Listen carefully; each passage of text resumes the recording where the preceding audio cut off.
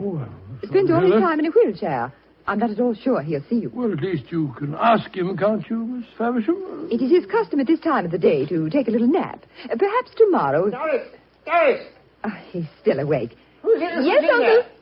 Some men have come to see you, Uncle. Well, bring him in. Follow me, gentlemen.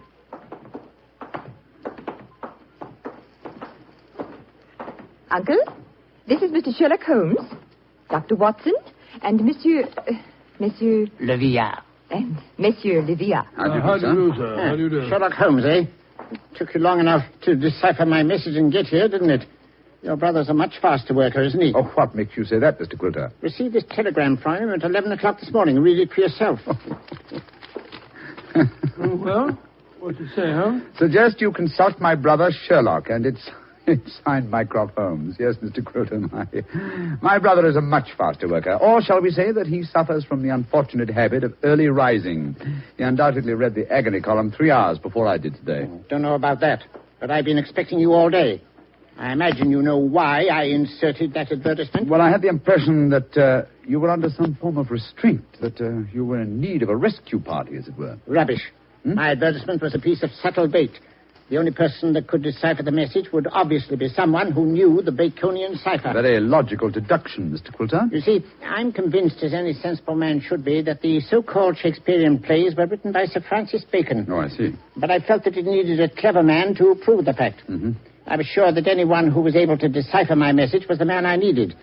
And what will it take, Mr. Holmes, to do the job? I'm a rich man. Name your fee. You mean to say that you inveigled Mr. Holmes down here just to do some research on the origin of Shakespeare's work? Oh, you needn't look so shocked, Dr. Watson. My uncle has offered to pay him a handsome fee. Well, what do you say, Mr. Sherlock Holmes? An interesting subject for research. I'll concede that Ignatius Donnelly and others have proved almost beyond doubt that William Shakespeare of Stratford-on-Avon did not write the plays, but I greatly doubt that Lord Bacon did.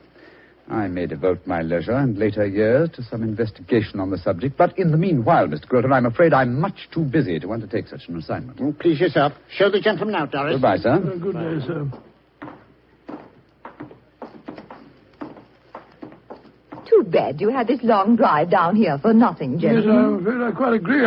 It would seem to me that your uncle has a distinct talent for practical joking, mademoiselle. Uncle? Oh, Uncle never made a joke in his life. Mr. Holmes, now that you're here, perhaps you'd like to indulge in a little shooting match. Thank you, Miss Faversham, but as I told your uncle, I'm a busy man. Good evening to you.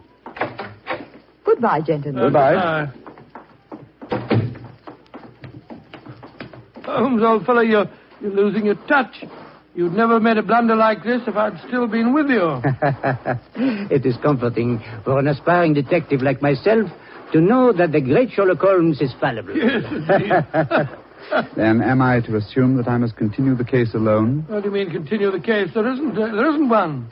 Quilter's in no danger. He's in desperate danger. What? I'm only afraid I may be too late to save him. But we have just spoken to the man. Oh, no. Did neither of you notice the traces of fresh loam on the boots of that supposedly paralyzed man? Gentlemen, I fear the agony column has led us to murder.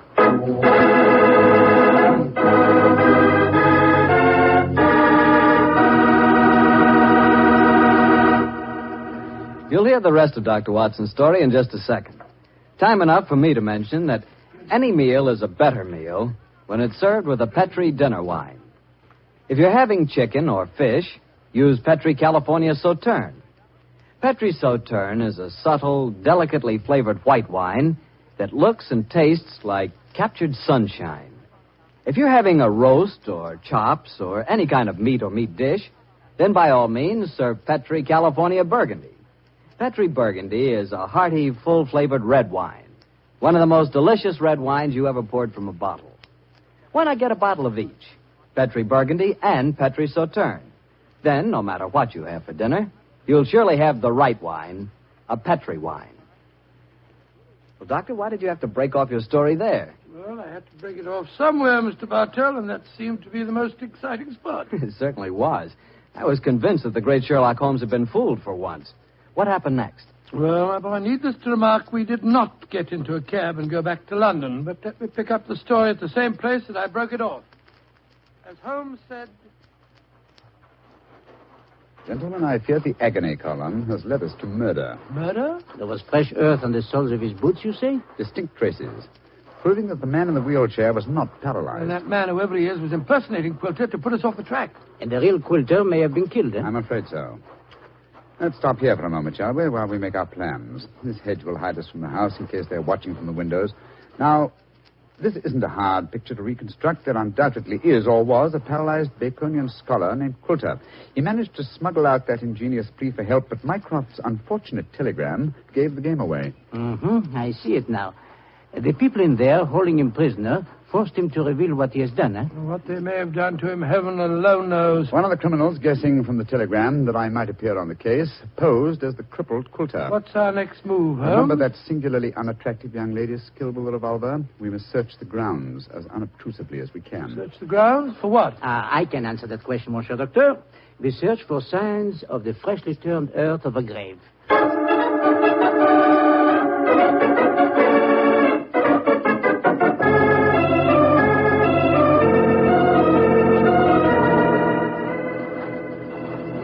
We didn't find any traces of the poor devil's corpse, thank heaven. No. A great disappointment. Dear me, you're very bloodthirsty, Livia. Hello. Look at the old fellow trimming the hedge over there. Must be the gardener. Let's have a chat with him, shall we? May be able to give us some information. Good evening to you. Evening to you, gentlemen. Really?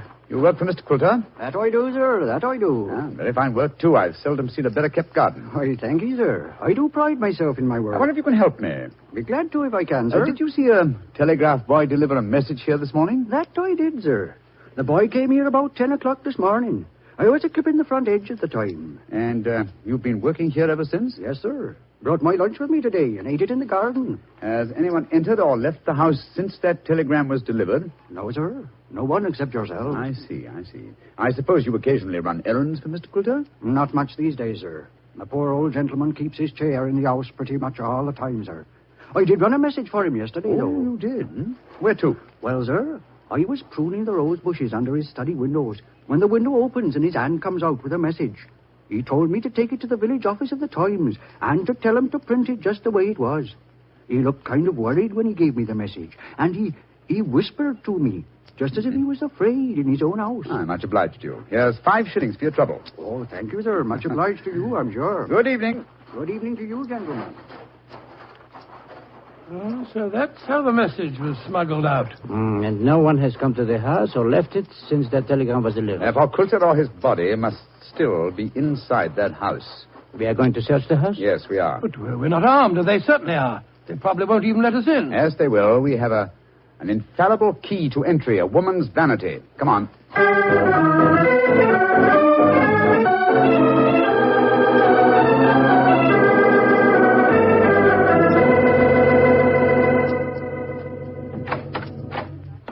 Oh, so you came back. I thought you wouldn't be able to resist my challenge to a pistol match, Mr. Holmes. Exactly, Miss Faversham. We had difficulty in finding a cab and decided to take a train back to London. It was an hour's wait, so I thought I'd accept your challenge. Good. Come in. We'll go into the back garden. Thank you. Don't talk loudly. I think Uncle's asleep in the next room. Don't bring anybody in here, Doris. I want to see. All right, Uncle. This way, gentlemen. If your uncle wants to sleep, seems a funny sort of alibi. Oh, well, he's used to that, Doctor.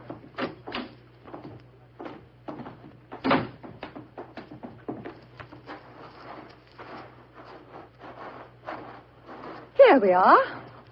This is the 50-yard range, Mr. Holmes. 3 shots. Best aggregate score wins. How much do you want to bet? You name the stake. Name the stakes, Miss Faversham. A sovereign? Certainly. You take the first 3 shots? Very well. I must just check that it's loaded. Yes, 6 bullets. All right, here I go.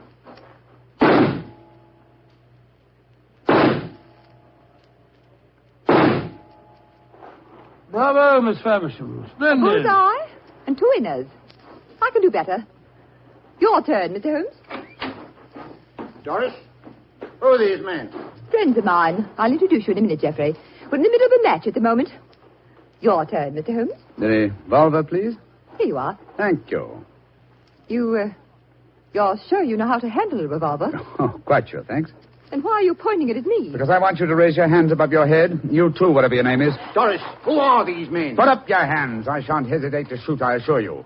Come on. That's it. What in heaven's name do you think you're up to? Finding out what became of the real Mr. Quilter. Search the man, Watson. Right you are, Holmes. VR, go to the house, will you, and search it. Yes, but of course. Hello, this man had a revolver on his hip. Keep him covered with it. Here, stand still, you. Now, sir, who are you? From your resemblance to the man in the wheelchair that we saw earlier, I should say that you're a member of the same family. We're both relatives of Mr. Quilter. That's right. My name's Davis. I'm from the Australian branch of the family. Relatives, yes. And doubtless you stood to inherit his estate in the event of Quilter's death.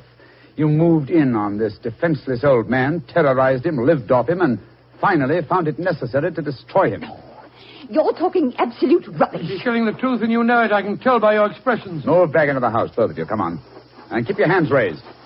All right, that's it. Come on. Lead the way into the study. The man posing as Mr. Quilter is still there. We heard him call out as we came in. Yes, we might as well confront the three of them together. Yes, he's still seated in the chair. He seems to be asleep. Leah! Did you find anything? Not a trace of the missing men, Monsieur Holmes. Davis, what did you do with Mr. Quilter? I didn't do anything with him. Of course not. He's sitting there in that chair. It's no good lying to us. We know that man's an imposter. This is a fantastic situation. Nobody has left this house since the telegram arrived, and nobody has come to it, and yet Mr. Quilter has vanished. Good Lord, how can he sleep through all this talk? You'd think he'd been drugged. Pia! We're idiots.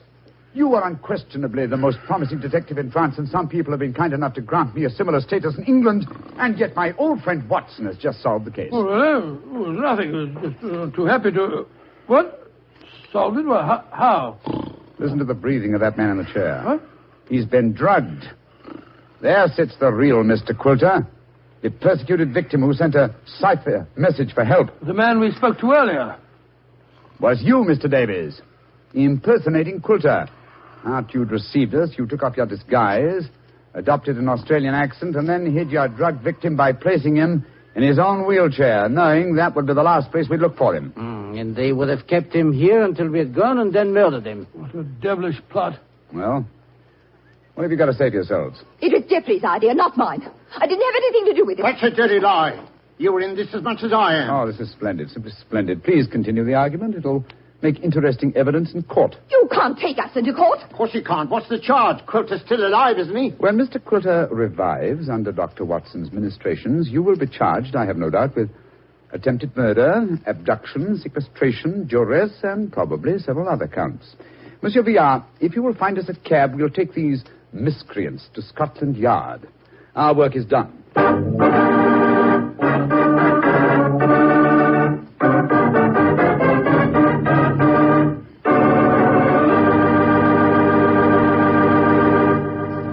Sherlock Holmes considered himself as the only unofficial consulting detective, and rightly so. In point of fact, Holmes worked outside the law. If he'd been a policeman working for Scotland Yard, he would certainly not have had the freedom that allowed him to use his unorthodox methods. This both pleased the police and frustrated them. Pleased them because he almost invariably let such men as Inspector Lestrade and Inspector Gregson take the public recognition for a case that he had solved. Frustrated them because he could literally work on a case using his own specialized abilities while they had to stay within prescribed limits. Yet Holmes did respect the law, for he was in fact an amateur, and felt it best to have a healthy relationship with the professional police.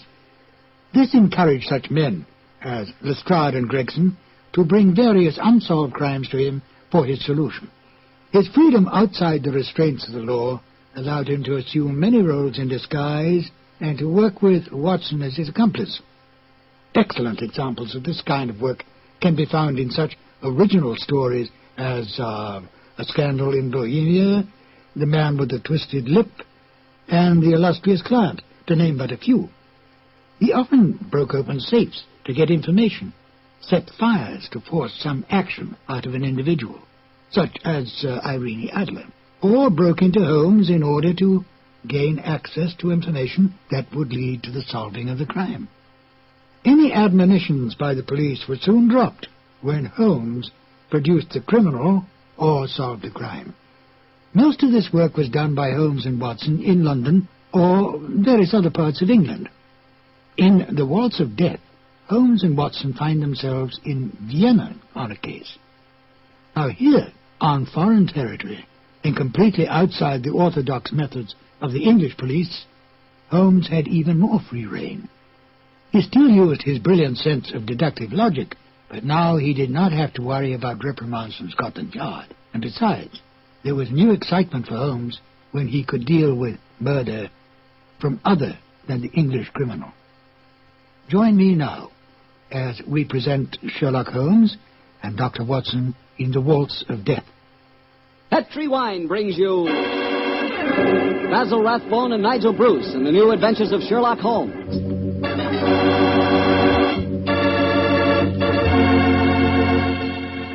The Petri family, the family that took time to bring you good wine, invite you to listen to Dr. Watson as he tells you another exciting adventure he shared with his old friend, that master detective, Sherlock Holmes.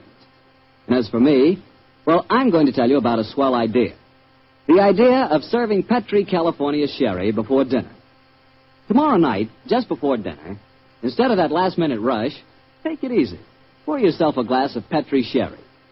Now, if you'll do that just once, I wouldn't have to say another word about Petri sherry. You'd be a customer for life. Because Petri sherry is good wine with a capital good. Judge that Petri sherry any way you like. By its beautiful amber color, its heart-of-the-grape aroma, or by the best test of all, its flavor. Petri sherry is delicious. And you have a choice of two kinds, Petri regular and Petri pale dry sherry. If you're not sure which you'll like better, try them both. Don't buy one, buy two. But remember, always buy Petri.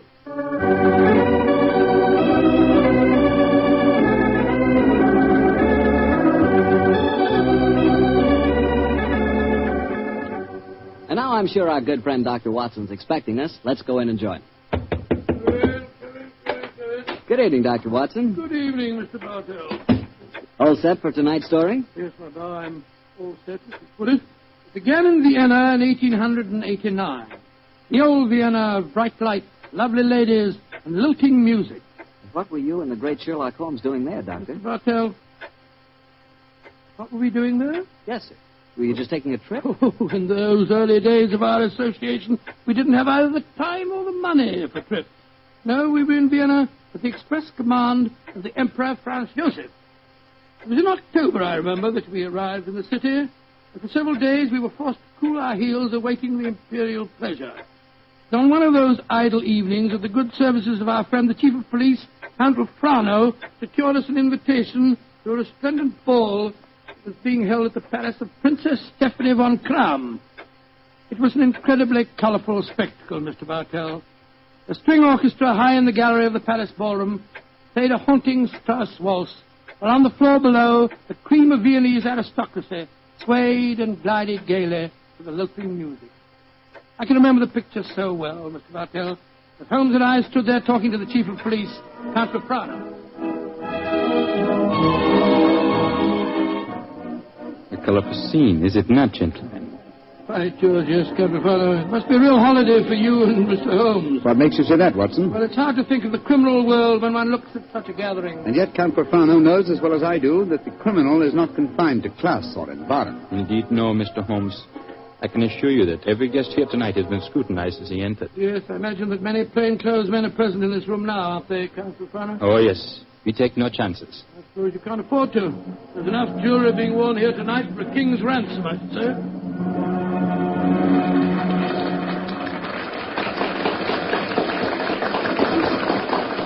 The waltz is finished. Now I can present you to our hostess, Princess von Kram.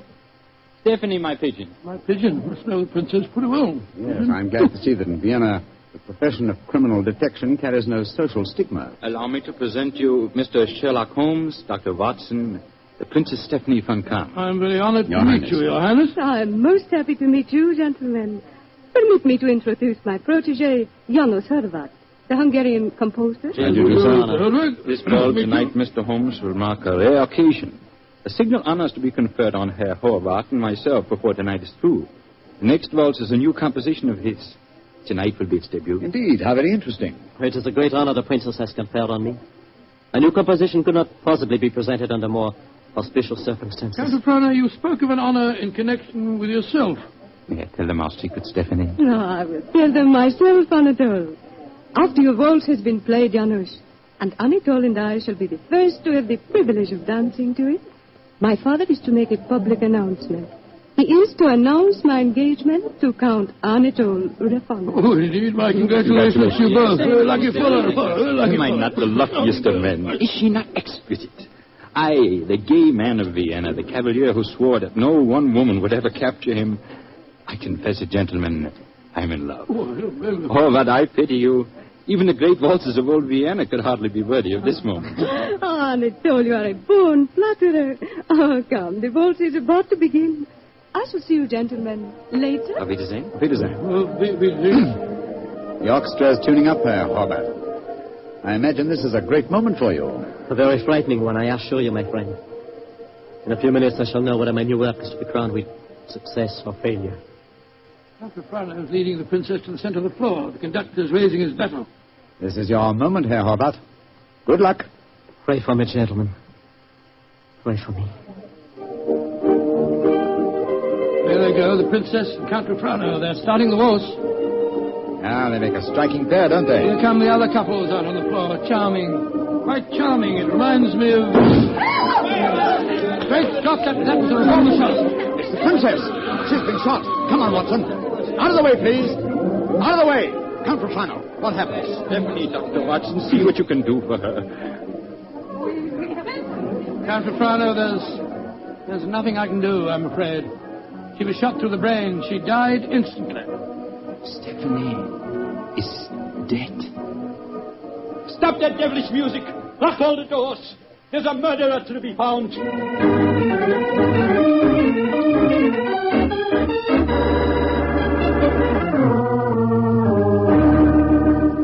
Count Prana, have you found any clues? One of my men found a revolver. It had been thrust into the earth of a potted palm. May I see it, please? Of course, here. Rammed into the soft earth. Confound it. Count Prana, your fiancée was an extremely beautiful woman. You must have had rivals? Yes, several, but none of them are present tonight. Who will inherit her estate? A 6-month-old nephew. Who's his guardian? The Emperor Franz Joseph himself. No, Mr. Holmes, I know of no obvious motive for someone wishing poor Stephanie dead. Well, perhaps it was a political crime. She was a wealthy aristocrat and a very prominent one. Yes, it's very possible. Many nihilist assassins have been active in my country recently. Meanwhile, we have a ballroom full of suspects waiting for us. I was just going to suggest we went back there. We can't find out very much by staying here in the library. It's a delicate matter. Almost everyone present tonight is known to me personally. May I suggest that you go back to the ballroom and have the male guests file past you? Detain for questioning anyone whose evening clothes do not fit perfectly. Clothes don't fit? What's the cut of a man's clothes got to do with this? Anyone invited to such a ball as this would naturally have his own tailor. I think, Count Prana, if you found a man who had to hire his costume, he might be an impostor and may well prove to be your assassin.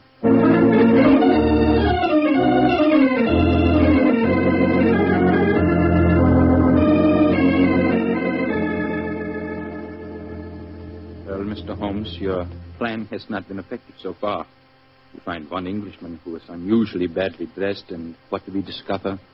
He's an English milord whose luggage was lost on the train. Yes, and the second suspect proved to be a perfectly respectable Viennese doctor whose nasty little child had taken a last-minute snip at his tailcoat with a pair of scissors. And the third was poor Horvath, the composer, who cannot yet afford a good dress suit, eh? Well, Count Prana, why not have the next suspect shown in? Yes, of course. Schober, bring in the next man. Ja, Herr Franz. Kommen Sie herein, bitte. Ein bitte, what a frightful-looking fellow. Your name, please. My name is Gröning. What do you wish with me? Gröning? Your name was not on the list of invitations. One moment, please. Let me see your right hand, Herr Gröning. You have no right to touch me. Where did you get these fresh earth stains? Your right thumb is pitted and the nail is full of dirt. What does that poor policeman... Not a short while ago, you tried to hide your revolver by ramming it into an earth-filled flower pot. You know that revolver, please, Count Prana. It will be easy to compare the samples of earth. It will not be necessary. Well, you admit that you murdered the princess tonight, then? Certainly, I admit it. Why did you kill her? She was an aristocrat. She was an oppressor of the poor. I'm glad I killed her. One day, I and my party will kill all of you filthy aristocrats. Capitano, put down that revolver. Shoot him like the dark he is. No, Capitano. Even you can't take the law into your own hands. Why do you not shoot me? I'm not afraid to die. Have him taken away, Schober. Nehmt den Hund ins Gefängnis. Thank you for stopping my hand just now, Doctor. But when he spoke of Stephanie that way, I could have killed him just as he killed her. Very understandable impulse, sir, but one that would have ruined your life. My life? Now that she is dead, my life is empty. What right do love and beauty have to exist in a world that no longer holds Stephanie? She was all light and life, loveliness. And now... But I am hardly displaying my Viennese blood, am I? The murder is caught, thanks to you, Mr. Holmes, and my life, such as it is, must go on. Somehow. That's how the story began, Mr. Bartell. Began? It sounds like the end of a story to me, Doctor. Far from it, my boy. The next day, Holmes and I had our interview with His Imperial Majesty and learned the nature of the services expected of us. Services that required our leaving the city. And that's why, my boy, we were gone from Vienna for some weeks. We didn't know that during our absence, Herr Holbert's waltz, which had had such a tragic debut, was beginning to make a sort of morbid... The Hobart Waltz. We have had many requests for it. Gladly, we will play it, Herr Baron.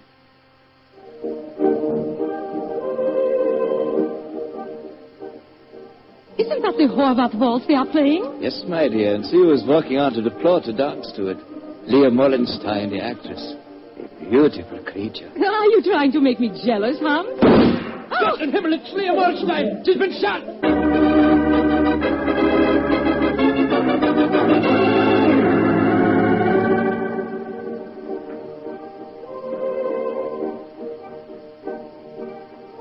A new ballet, and to the music of the Horvath Waltz. Magnificent. Never has Krasnova danced better.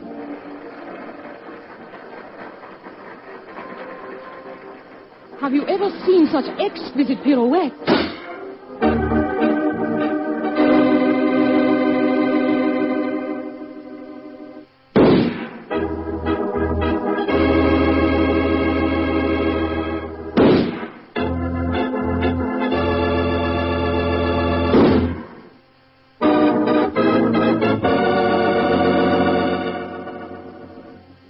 Six deaths in 4 weeks, Schober. All beautiful women and all killed to the music of the Horvath Waltz. There's a homicidal madman at large in Vienna. There's only one thing to be done. We must forbid absolutely the playing of that waltz by imperial decree. We are all of this, Mr. Bartell, until we return to Vienna. And then, I suppose, Sherlock Holmes was drawn into the case again, Doctor. Yes, my boy. Holmes immediately made a close study of the newspaper reports on the tragedies, and it was with great difficulty that I tore him away from his investigations to attend the reception at which the Emperor was to thank us for our services on the mission that we just completed. As we arrived at the Imperial Palace, almost the first person we ran into was the Hungarian composer, Janos. Dr. Watson, you have heard of the tragedies connected with my waltz? Yes, we have indeed, sir. We have I was indeed. making a close study of the newspaper reports on them just before I came here. You must do something, Mr. Holmes. People will hardly listen to other music. They want my waltz. But that is forbidden. I'm losing a reputation and a fortune while that waltz remains unplayed. Or perhaps, Herr Horvath, you are laying an excellent foundation for a later reputation and fortune. What do you mean? All this publicity, however distasteful to you at the moment, must in the long run prove invaluable. Ah, there you are, my dear Count Rufano. Mr. Holmes, Dr. Watson, I'm glad to see you back in Vienna. You've heard of the murders? Yes, Count, we were just discussing them. I need your help again, my good friend. For over a month now, the murder has been at large, and I cannot seem to get on the trail. Well, I'm grooming the first killer. What have you done with him? Released him. What? Released him? Great Scott, why? At the hearing, it was obvious the man was an egomaniac. He boasted of the murder of Stephanie, apparently out of pure vanity. The liberal newspaper editors made quite an issue of the case. They brought pressure to bear, and we had to let him go. Confound it. I wish I hadn't left Vienna. Well, if the fellow's at large again, Count Refrain, it's pretty obvious that he's the murderer of the other women, too. On the contrary, Doctor, he was in prison until yesterday. The last of the murders was committed 3 days ago. Oh, here comes His Imperial Highness Franz Joseph. Good evening, gentlemen. Your Highness. Good evening. Your Highness. Well, I see we have very distinguished company tonight. Not only the masterful Sherlock Holmes and his colleague, Dr. Watson, are English friends of your honoring, but I see that we have a distinguished representative from our Hungarian Empire, Janos Horváth. A worthy successor, I'm told, was a breed of composers for whom Vienna is famous. Your Imperial Highness is most kind. There's a pipe organ in here. It's in excellent condition, I am told. Will you not play as one of your compositions, Herr Horváth? I shall be most honored, Your Highness. Sit down, gentlemen, sit down. Thank you. What shall I play, Your Imperial Highness? Anything you wish, young man. Anything you wish. Thank you, Your Highness. With your permission, I choose to play... Great heavens! He's playing the Death Waltz. On your guard, Watson. Even in the Imperial Palace itself, this twirling tune may invoke murder.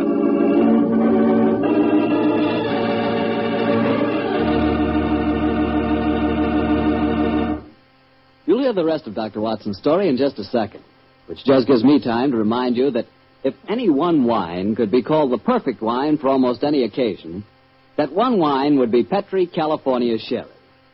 Petri Sherry is not only a fine before-dinner wine, but it's wonderful after dinner, too. And, of course, when you're entertaining or when guests drop in, whether in the afternoon or evening, there's nothing better than a glass of Petri Sherry. And it's comforting to know that you can serve Petri Sherry proudly, because the name Petri is the proudest name in the history of American wines. Dr. Watson, you certainly left me hanging on a cliff that time. You broke off your story just as the Hungarian composer started to play his ill-fated waltz to the Emperor Franz Joseph. What happened? At the time, my boy, fortunately, nothing happened. Horváth completed his composition without apparent incident, and shortly afterwards we attended a banquet that was given in our honor, a banquet that concluded with a rather curious ceremony in which the Emperor presented Sherlock Holmes with a medal to commemorate his services. What everything was. Never mind about that. Finally, it was shortly after 10 o'clock, I remember. Holmes and I, together with Count Refrano, left the royal chambers and started to descend the spiral staircase leading to the main hall. You were greatly honored tonight, Mr. Holmes. I've only known His Imperial Highness to make 3 such presentations before, and they were all to my own countrymen. He might have made another one. It was about Please, Watson, please. Oh, the Emperor was most kind. I can't help feeling that he over-evaluated my services. You're being unusually modest, Holmes. Perhaps because I feel that my visit here is incomplete until I've solved the Death Waltz murders. I hope you'll be able to stay in Vienna long enough to do that. I confess I am at my wit's end. I've been giving the matter a great deal of thought, Count Refrano. I have a plan for trapping the killer. It's in rather an embryonic stage at the moment, but over a few pipes at the hotel tonight, I expect to develop it thoroughly. I shall call at your office in the morning and explain it to you. I shall be awaiting your visit eagerly. One more of these murders in the newspaper outcry might become so loud that I should have to resign my post as chief of police. Well, when Horváth made that daring gesture and played the Death Waltz tonight, it proved one thing. It's not infallible. The death of a beautiful woman doesn't always follow the playing of the melody. Very true, Doctor, but... Watson. Yes, sir? Strike a match, will you? Huh? There's a figure here slumped on the landing. It's got it. Body of a girl. And a very beautiful girl, too. Shot through the forehead. You were wrong, Watson. The Death Waltz is infallible, but I swear to you that the killer has struck for the last time.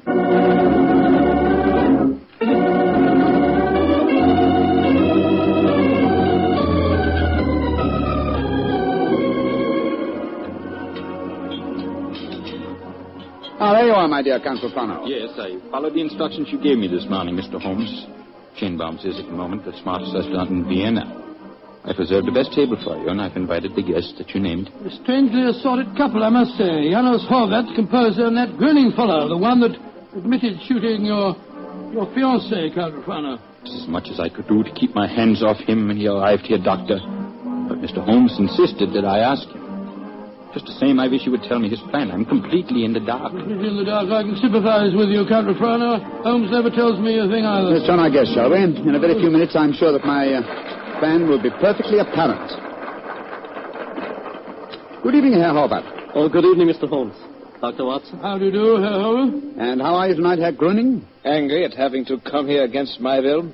My party does not approve of these aristocratic, padded pigsties. But Count Refrano informed me that if I did not come here tonight, I could expect to find myself back in prison.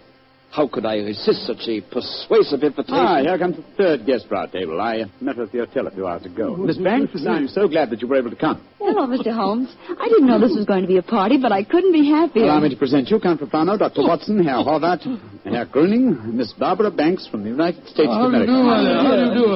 Holmes, I wish I knew what you're up to. And how can a young American girl afford to come to Vienna, may I ask? Of course you can ask. My father made a lot of money, and he wanted me to have the advantages he never had. Your father made money because he ground the faces of the poor. Oh, my father never ground a poor face in his life. He was a capitalist. I spit on him. Oh, that's rather unfriendly. And also, geographically speaking, something of a problem. You see, he's living in Wyoming. You make fun of me. Only because you made fun of me. Mr. Holmes, I did as you asked me. I'm very grateful, Miss Banks. The orchestra leader didn't want to play it. He seemed scared. But I waved a lot of money in front of him, and I promised to pay the fine as well. Splendid. Great Scott, I see it all now. So do I. You persuaded Miss Banks to bribe the orchestra leader to play. My waltz. My forbidden waltz? Yes, Herr Horvath. I thought that if the request came from a young American, it might seem quite reasonable. Particularly if the request were accompanied by American dollars ground out of the faces of the poor. You are being unpleasant to me, aren't you? Playing it, your waltz, Herr Horvath. The death waltz. Mr. Holmes, this is against the law. The Horvath waltz is forbidden by imperial decree. True, nonetheless, my dear Count, I implore you not to arrest the orchestra leader until after the waltz is completed. In which case, since I requested it and it's still playing, I'd like a partner. Will you dance with me, Count Refrano? I'm sorry, Miss Banks, but to this melody I shall never dance again. Oh. Well, how about you, Dr. Watson? Oh, I'd like to very much, dear, but I'm afraid I'm not as light on my feet as I used to be. In any case, I was never much of a hand at the waltz. The polka's more in my line. Dear me, I'm getting an inferiority complex. Oh, please do not, Miss Banks. You'll observe that the general public seems singularly unwilling to dance, too.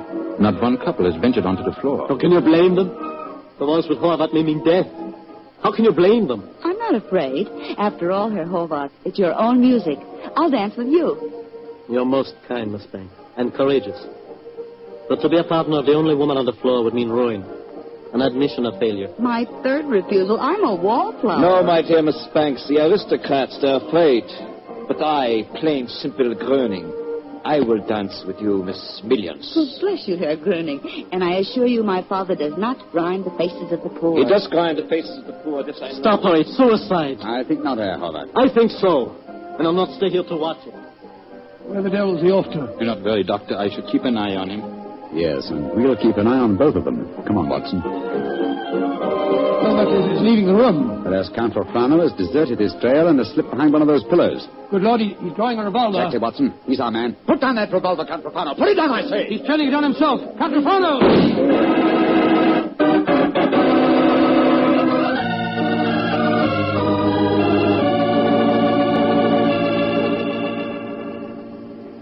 I still can't believe it, Holmes. Not the fact that Count Refrano blew his brains out, but the fact that he was a murderer. Yes, I was slow to believe it too, old chap, and I blame myself in consequence. Two things should have been instantly apparent about the madman who killed beautiful women when he heard the Horvath waltz. Firstly, he must have had some motivation which drove him to such an act. Secondly, he must have carried a revolver with him at all times, since he was invariably armed when the occasion presented itself. Exactly, and that factor made me think of the police official. Then, of course, I saw Refrano's motivation. He loved the Princess Stephanie dearly. Her death in his arms was a psychological shock that was more than his mentality could stand. And when he heard that music, it reminded him of the dead princess and forced him to kill. That's right, old fellow. You will recall that what he said to us after his fiancée's death. What right do love and beauty have to exist in a world that no longer holds Stephanie? When he heard the music, he couldn't bear to think that other loveliness existed, and so, well, he destroyed it. But who killed the Princess Stephanie? The man who was first arrested for it, Herr Gröning. He admitted it. After a little persuasion, when the police arrived, taken back to prison in the carriage that just took Count Refrano's body. Shocking to think that 7 innocent women have been murdered before this case is solved. Yes, a fact that will be a constant reproach to me, I assure you. Oh, I didn't mean that, my dear fellow. We weren't even in Vienna when 5 of the killings took place. Hello. Here comes Miss Banks. Mr. Holmes, what happened to that funny little man who danced with me? Herr Gröning? He went to prison, Miss Banks. He was a murderer. Well, I must say this is a strange kind of a party you asked me to, Mr. Holmes. One of the guests blows his brains out, and the other, the only man who danced with me, turns out to be a murderer. Oh, I see now why Father sent me to Europe. An evening like this could never happen in Wyoming. Look. Helvet's walking out in front of the orchestra. Ladies and gentlemen. Shh. Listen. Ladies and gentlemen, I, Arnold Horvath, wish to assure you, upon the word of the great English detective Sherlock Holmes, that never again shall my new waltz be an accompaniment for murder. Henceforth, its melody will be for life and love and laughter. I have ordered a bottle of the finest potee sent to each of your tables. Raise your glasses and pledge me as I now conduct my waltz. Free at last from the kiss of death.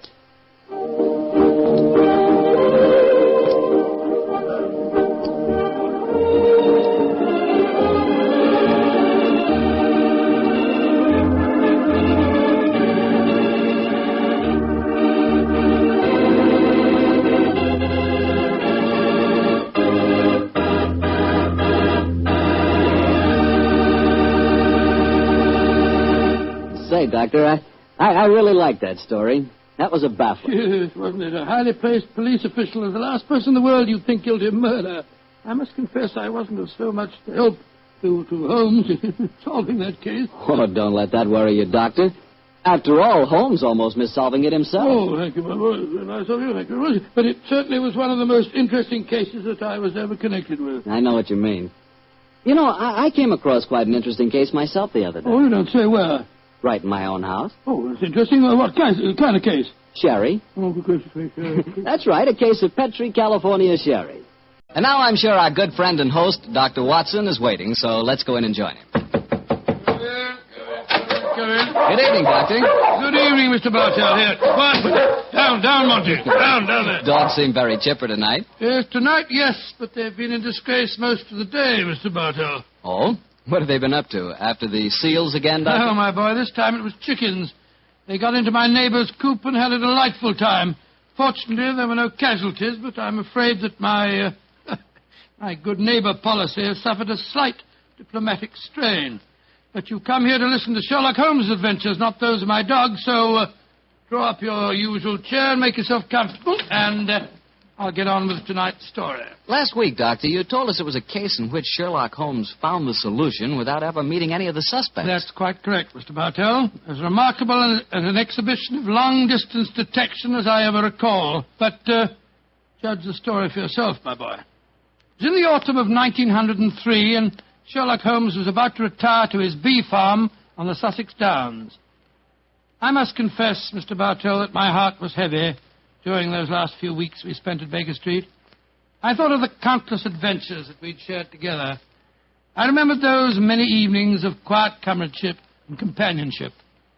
A fire blazing away in the hearth as Holmes lay back in the shadows playing his beloved violin.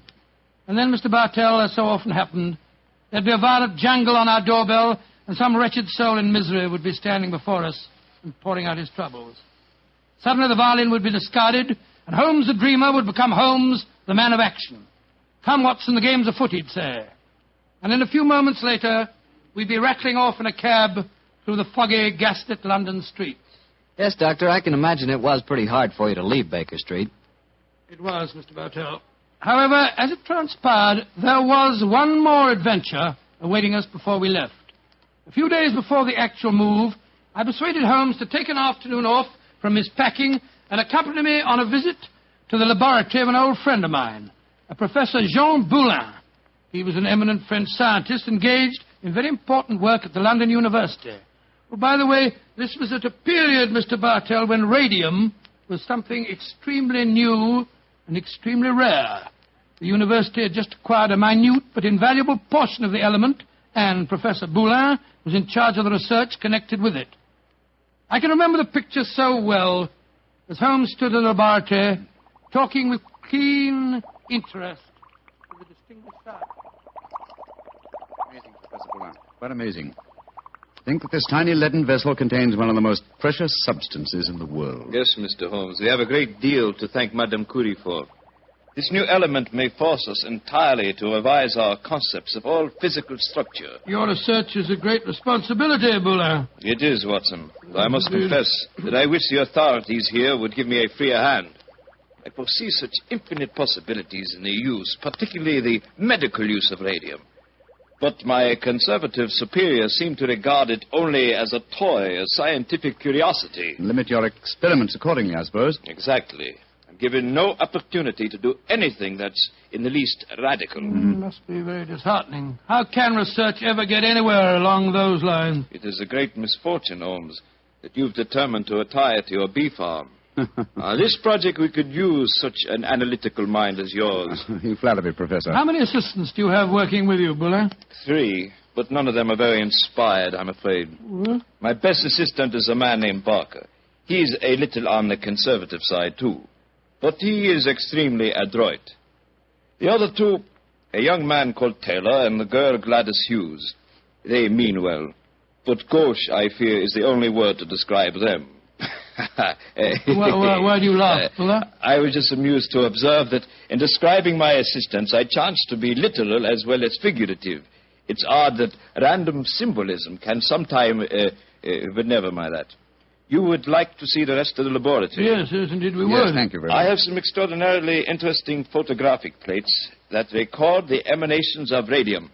They're over here. I think you will find them most fascinating.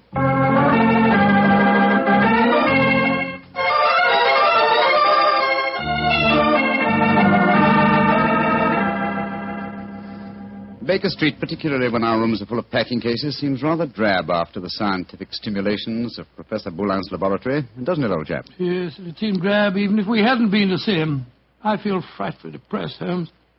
I just don't know what I'm going to do without you. Oh, you're still a young man, Watson, and a susceptible one.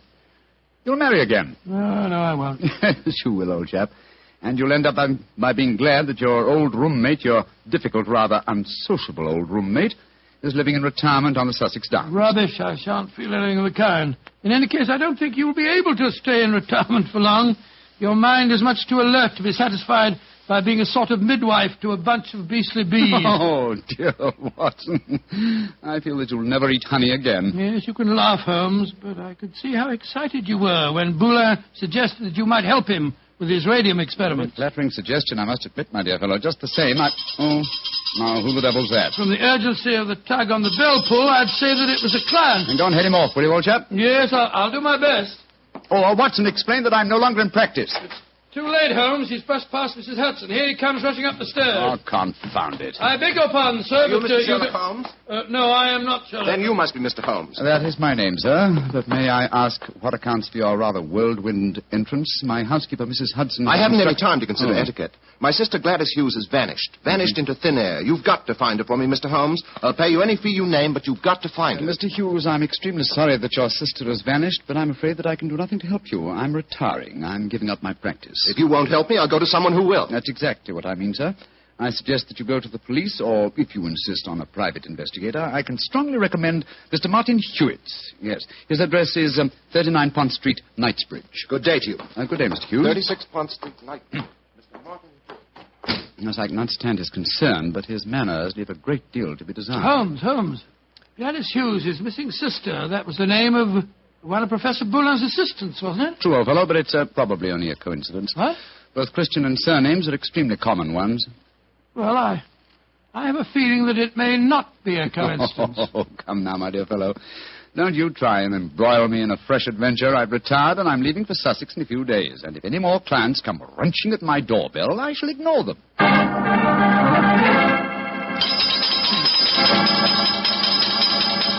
But, Mr. Holmes, you've got to help me. My son, Geoffrey Barker, has disappeared. I'm sorry, Mrs. Barker, but I'm afraid I'm... Holmes, Geoffrey Barker was the name of Professor Boulin's chief assistant. Watson, please believe me when I say that I am not to be inveigled into any further...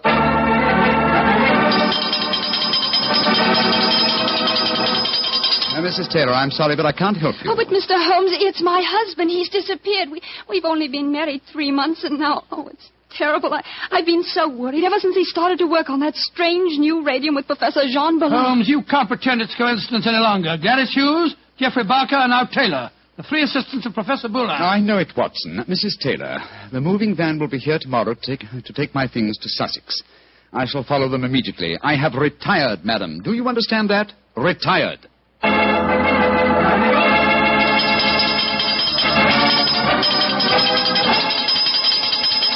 Yes, another telegram for you, Holmes. That'll be the 4th today. Why won't Scotland Yard leave me alone? Well, it's a pretty strange business. 3 people engaged in research of this new element radium have all disappeared within 48 hours.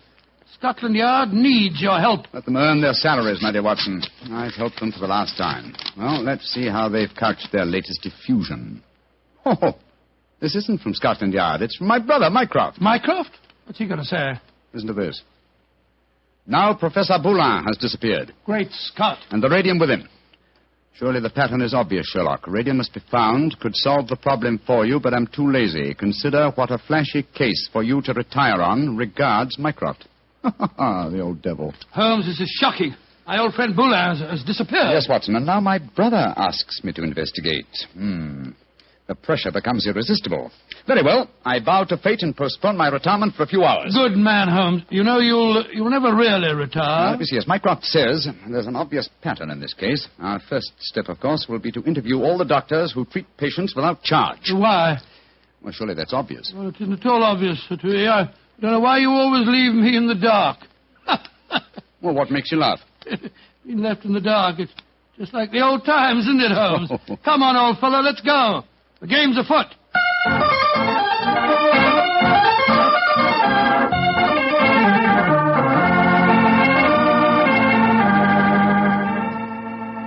Dr. MacDonald, this is Mr. Sherlock Holmes. Mr. Sherlock Holmes. I'm very glad to meet you. And are you, Dr. MacDonald? I swear that I've never been in as many doctors' offices as I have today. But Mr. Holmes is in search of some information. Perhaps, Doctor, you can help him. I'll do my best. What do you want to know, Mr. Holmes? Whether you have any charity patients with skin eruptions or growths of any kind. I mean, patients that have not kept their appointments recently, perhaps. Now, let me see. Why, yes, I do. Old Mrs. Pendle. She has a very bad case of lupus. She was due for a treatment here yesterday, and I've seen nothing of her. Splendid. Can you give me her address? Why, certainly. It's in my book here. Well, I hope this isn't a false trail, Holmes. You can only explore it and see, dear chap. Here we are. Mrs. Pendle, 36 Elm Gardens, Clapham. Mrs. Pendle, 36 Elm Gardens, Clapham. Thank you, Doctor. I'm greatly obliged to you.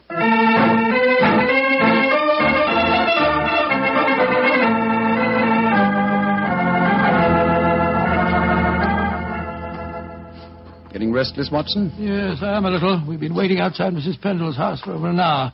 Why don't we knock on the door and see if she's at home? Oh, no, my dear chap. We mustn't frighten her. I hope that she's going to lead us to our quarry. You see... Shh. Front door's opening. A woman's coming out. Yes, it's Mrs. Pendle, beyond doubt. Look at that bandage around the upper part of her face. Yeah. Hello, she's turning down the street. We're going to follow her, I suppose. Naturally, but let's give her a start, shall we? We don't want her to spot us. Well, while we're waiting, perhaps you'll clear up 1 or 2 points for me. I'm still very much in the dark. With pleasure, old chap. What puzzles you? Well, one of the things that Come on. What? We've given her enough of a start. Let's follow her. Oh, very well. But look here, Holmes. You asked me what I didn't understand. 2 things puzzle me. What did Mycroft mean by the pattern of the case? Why are we following a poor sick old lady through the London streets? I'll answer the first question, and I think the answer to the second will be self-apparent. The pattern of the case is clear. Professor Boulin and his 3 assistants have vanished together with the radium, but their disappearances were not simultaneous. Had they been so, it would have been a transparent case of theft. But with the disappearances gradual rather than simultaneous, the emphasis has been subtly shifted. Yes, I can see that, Holmes, but what do you suppose is at the back of the whole business? Can't be a simple case of theft. Radium is enormously valuable, but it'd be hard stuff to sell again. Not to an unscrupulous criminal with a knowledge of medicine, Watson. My own theory, and I admit at the moment that it's purely a theory, is that Professor Boulin was worried because he was so hampered in his research.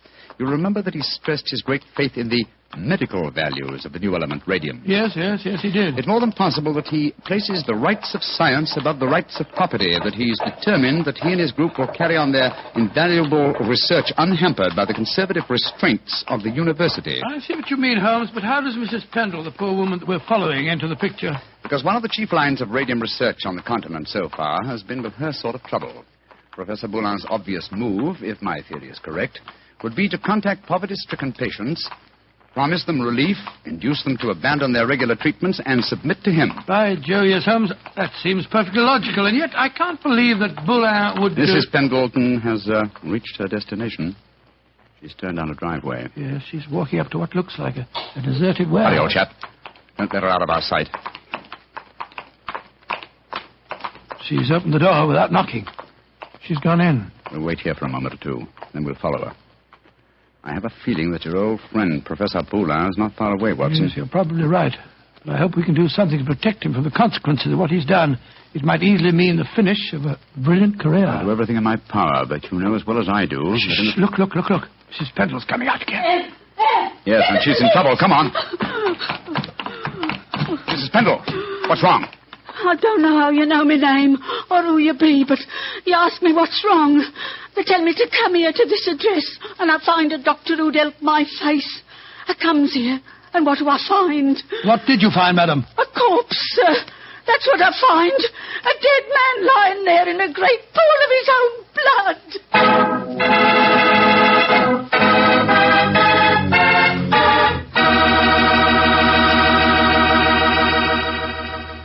You'll hear the rest of Dr. Watson's story in just a second.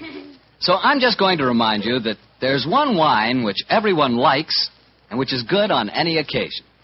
Petri California Sherry. You want a swell wine to serve before dinner? The perfect answer is Petri Sherry. If you want a wine that's delicious after dinner, or later in the evening when you're just talking things over with your friends, again you want Petri Sherry. And if you want a wonderful wine to serve at cocktail time, naturally you want Petri Sherry. Sherry is a wine that's good at any time. And Petri, well, Petri is the wine that's good all the time. Well, Dr. Watson, so following the tracks of old Mrs. Pendle led you to a corpse, huh? Yes, Mr. Bartell. Of course, Sherlock Holmes and I went at once into the broken-down warehouse to examine the scene of the tragedy. Slumped over a desk in a dark and shabby room, a flickering candle giving a macabre lighting to the scene, was the body of a man. I think I knew its identity even before Holmes turned to me and said... Professor Boulin. All right, Watson. Poor devil. Murdered, of course. Yes, but examine him for yourself, will you? Yes. Yes, there's no doubt about it. This wound couldn't have been self-inflicted. The right auricle of the heart has been pierced. How long ago would you estimate death took place? Not more than a couple of hours ago, I should say. Not hard to reconstruct the killing. The murderer came up from behind Boulin as he sat here, crooked an arm around his throat. Yes. See the finger marks on the right-hand side of the neck? Here? Then stabbed him in the chest. And then withdrew the weapon and disappeared. Leaving no traces, confound it.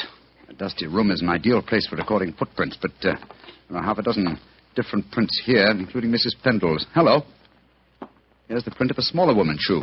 Well, must be that of Gladys Hughes, his assistant. Undoubtedly, but that really proves nothing except that she was here with him. In fact, that we were convinced of anyway. Question is... Come on. Let's go outside and talk to Mrs. Pendle again. Poor old Boulin. What a shocking way to die. And what a great loss to science. I suppose the murderer must have stolen the radium. We found no trace of it in there. Undoubtedly, the possession of the radium was the motive for the murder. Mrs. Pendle. The poor man is dead, ain't he, sir? I'm afraid so, madam. I knew it. I never should have come here. I never should have left Dr. MacDonald. Mrs. Pendle, let me ask you a question. I can't be answering no questions, sir. I don't know nothing about how the poor soul got himself murdered. What would a poor woman like me know about such things? No, my good woman. My friend isn't suggesting at all that you know anything about the murder. Then what do you want to know, sir? Who told you to come to this address today, Mrs. Pendle? A young lady. Nice young lady she was, too. She met me coming out of Dr. MacDonald's yesterday and told me that if I come here today, I'd find a doctor who could cure me. Yeah, that was obviously Miss Hughes. Holmes, I believe that your theory was right. Come on, Mrs. Pendle. We'll escort you to the nearest police station where you can report the murder. Yes, sir. And then, Watson, we must keep on the track of the radium. That, perhaps, is more important than any life. Well, how are we going to do that? We haven't a clue to go on. Remember that Professor Boulin's 3 assistants are still missing. We must go to the homes of each of them and see what can be found out. Mr. Hughes, you must realize by now that your sister's disappearance is part of something vastly more significant than you think. I must ask you in the My first... sister didn't disappear, Mr. What do you mean, sir? You came to us and said that you had. Oh, it was all a mistake, gentlemen. She came back today. She had just been down to the seaside for a short rest, and she'd forgotten to let me know.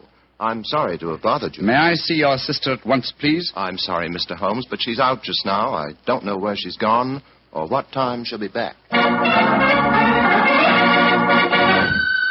Mrs. Barker, I've come to you about your son's disappearance. I'm afraid that... But my son didn't disappear, Mr. Holmes. It was all a misunderstanding. He came home today. Then may we speak to him, please, Mrs. Barker? Oh, I'm afraid that's impossible. You see, he did... Mrs. Taylor, I want to talk to you about your husband's disappearance. Oh, that. He came home this afternoon, Mr. Holmes. At first I was so suspicious, but when he explained, well, I'm sure you know how it is in the first few months of marriage. Those little tips.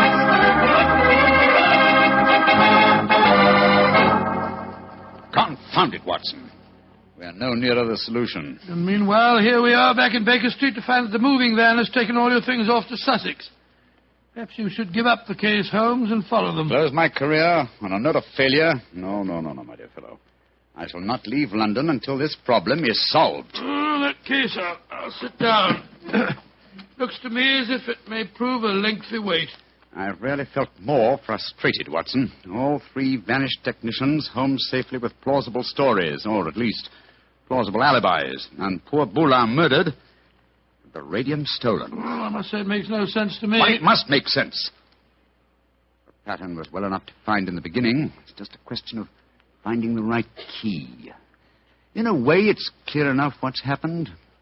One of the 3 assistants, placing the financial value of radium above its value to science, murdered Boulin to obtain the prize. The other 2, fearing that their complicity in the original plot would involve them as accomplices in murder, ran home and established an alibi. And the murderer did the same thing, for it's obvious one of the 3 must be the killer and the thief. Yes, the question is, which one of the 3 is the culprit? If only poor Boulin were alive, he could help us. My dear chap, if Boulin were alive, there would be no murderer. Oh, of course it wouldn't. Now, let's see. Boulin gave us a few bare facts about his 3 assistants. I wonder... But, of course, Watson! I have the answer. The case is solved. What do you mean, Holmes? How can it be solved? You haven't done enough investigation. If it comes to that, you haven't even seen any of your 3 suspects. That isn't necessary.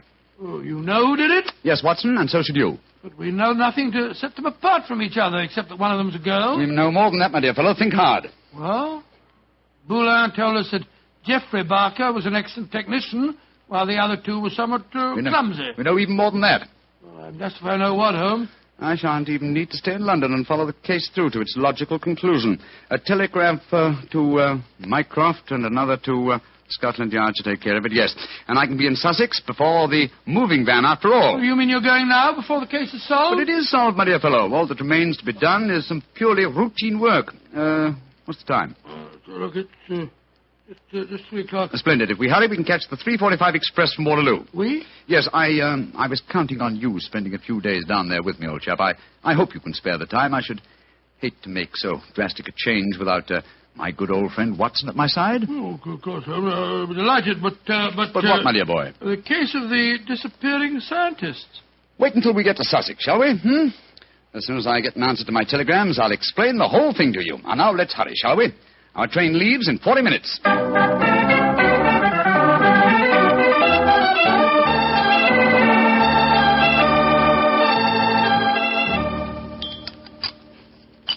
More tea, Watson? Thanks, old boy. Peaceful down here, isn't it? Extremely. At the moment, I must confess, I find it rather nerve-wracking. Oh, why? You know why, Holmes. I want you to open that telegram and tell me if your solution to the Boulin case was the correct one. Very well, my dear chap. Let's see. What is it? It's from Mycroft. Listen. Murderer arrested and radium recovered. Well done, Sherlock, though you took longer than I expected. Regards, Mycroft. Congratulations, Holmes. And now perhaps you'll condescend to tell me how you solved it. Don't be angry with me, old chap. I only wanted to make sure that my solution was correct. You remember the nature of the fatal wound on Boulin's body? Of course. He'd been stabbed through the right auricle of the heart. From behind. Proving that the murderer was clearly right-handed. Oh, what does that signify? Almost everybody's right-handed. Oh, no, not in this case. If you recall, Professor Boulin said that Geoffrey Barker was adroit, while his other two assistants were gauche. Then he laughed because he said his remark was true both literally and figuratively. I still don't see what I was talking about. Oh, come now, Watson, come. Think of the origin of the word adroit. Ardois. Droit is the French word for right. And gauche is the word for left. Meaning the two gauche assistants were left-handed, and therefore only the adroit, the right-handed Barker, could have inflicted the fatal wound. I see it now, Holmes. You know, if you'd remembered that mark of Boulin's at the time we found his body, you could have solved the case much sooner. That's true, old fellow, very true. And when my old friend Watson points out that my memory is failing and my mind sluggish, then I know that my retirement has been postponed for far too long.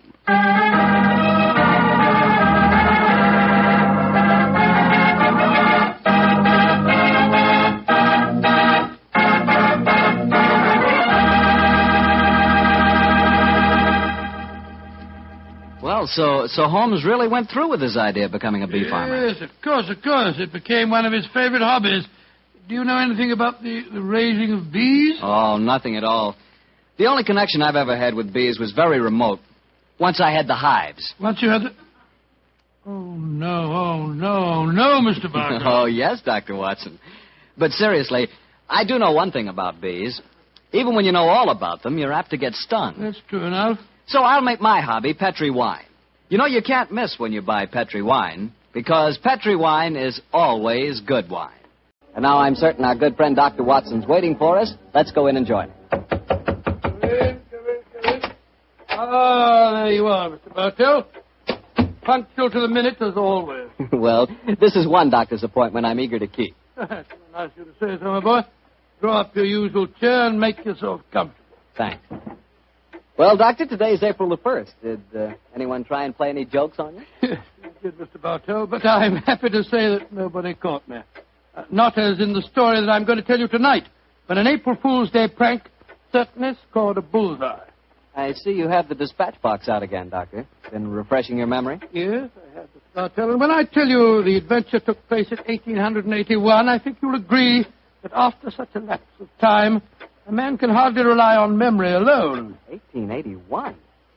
Say, Doctor, tonight's adventure must have been one of the really early ones. Yes, it was indeed. In fact, to be exact, it took place only a little while after Sherlock Holmes and I had first met and had taken up lodgings together.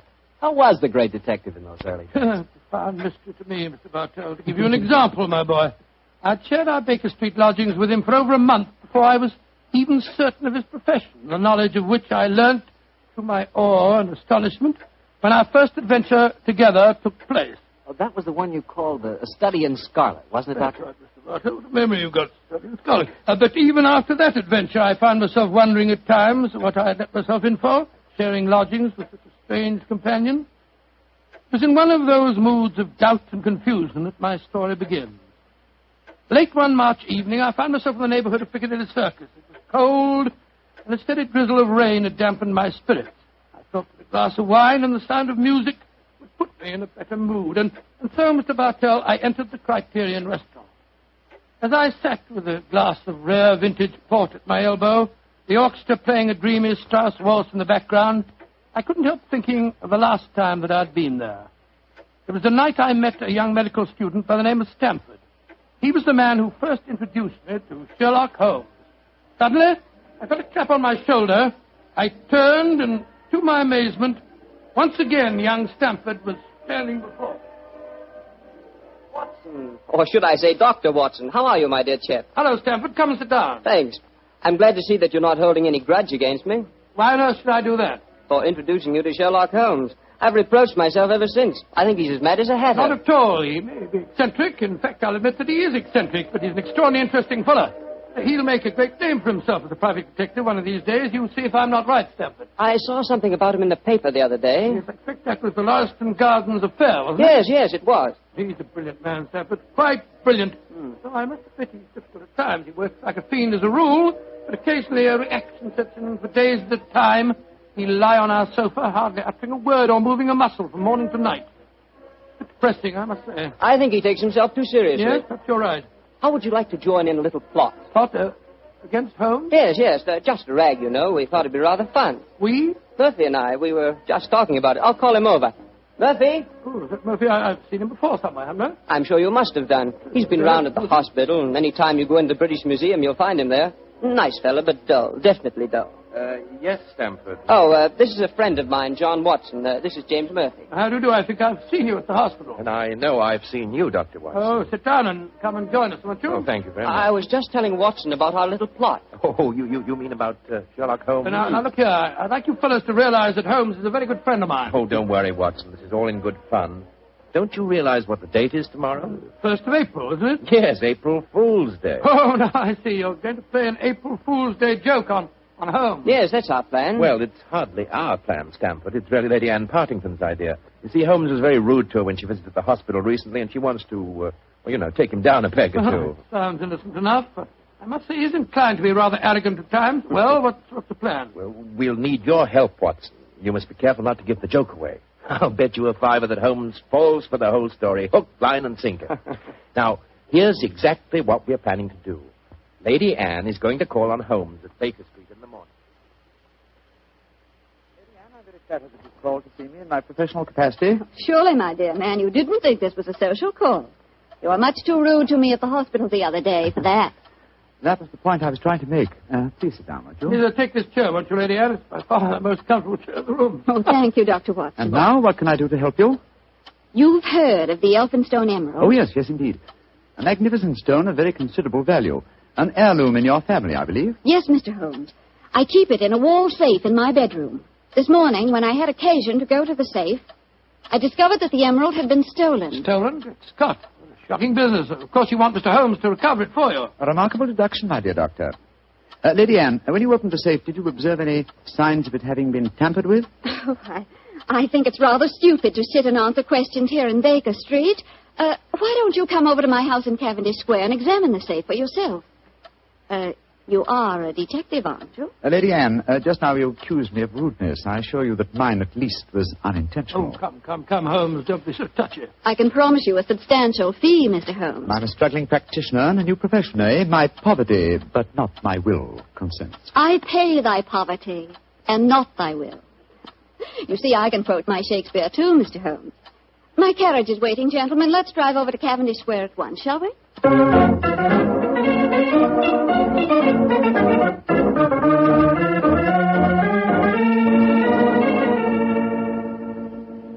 This is the wall safe, Mr. Holmes. Not too difficult a safe to crack for an expert.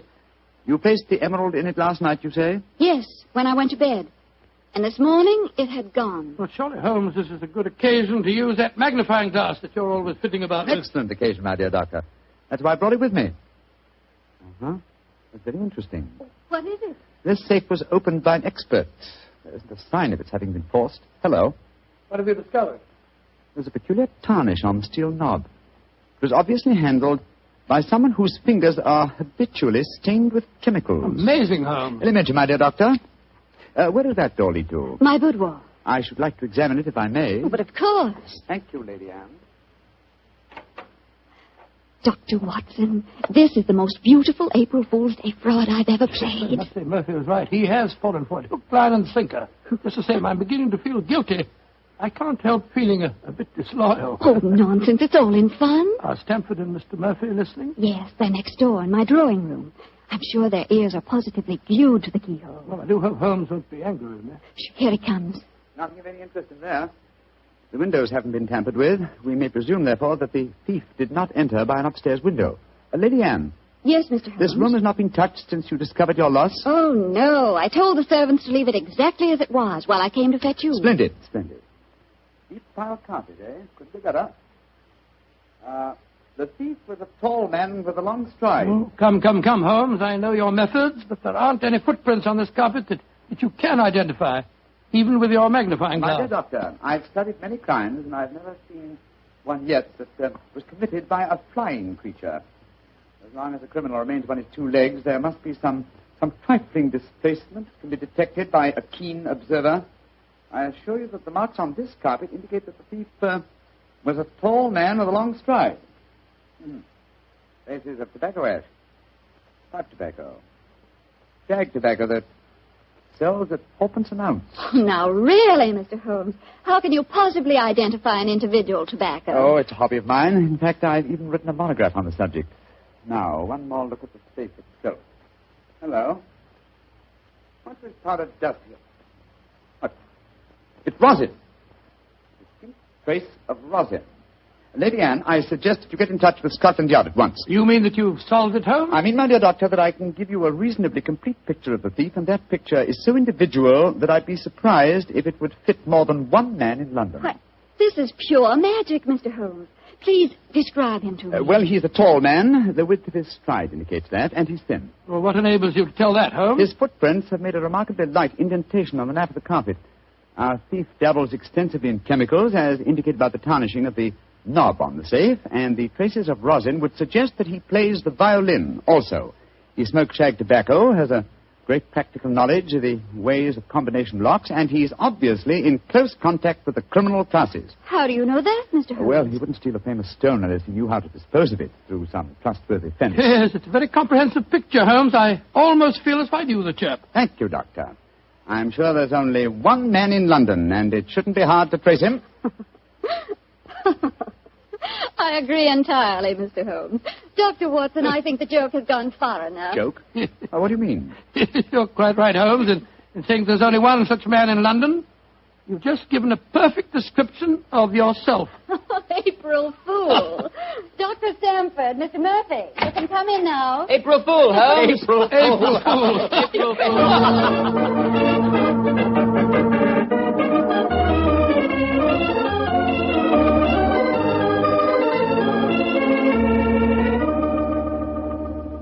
Here, into the drawing room, everyone. Let us drink a glass of wine to Mr. Holmes, who has so graciously forgiven us for the little trick we played on him. And also to Dr. Stamford, who thought of the whole idea. No hard feelings, Holmes. Oh, no, Doctor. Oh, it was a rather embarrassing experience. When Murphy told me about the plan, I just couldn't resist joining him. Ah, here you are, Holmes. Here's a drink. Thank you, Stamford. You know Murphy, don't you? No, I don't think we've met. How do you do, sir? How do you do, Holmes? How did you like the little game we played on you? It was rather a salutary experience. I suppose you gave them all the details to build up the picture of me, eh, Doctor? Yes, I did, Holmes, and knowing some of your methods, we tried to plant every clue that you'd pick up.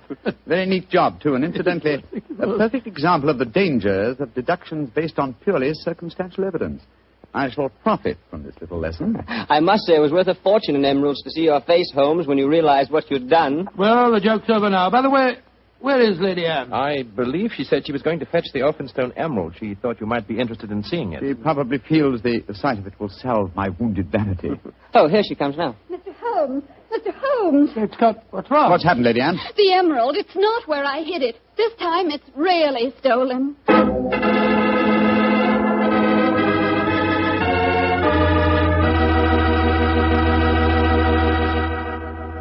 Dr. Watson's story will continue in just a few seconds, so I've just time to remind you that there are many, many different types of wine. But if you want one wine that's fine for almost any occasion, then you want Petri California Sherry. Petri Sherry is fine before dinner, of course. But Petri Sherry is good after dinner, too. And it's the perfect wine for cocktail time or any time friends drop in. Everybody will love the real heart-of-the-grape flavor you get in every sip of Petri Sherry.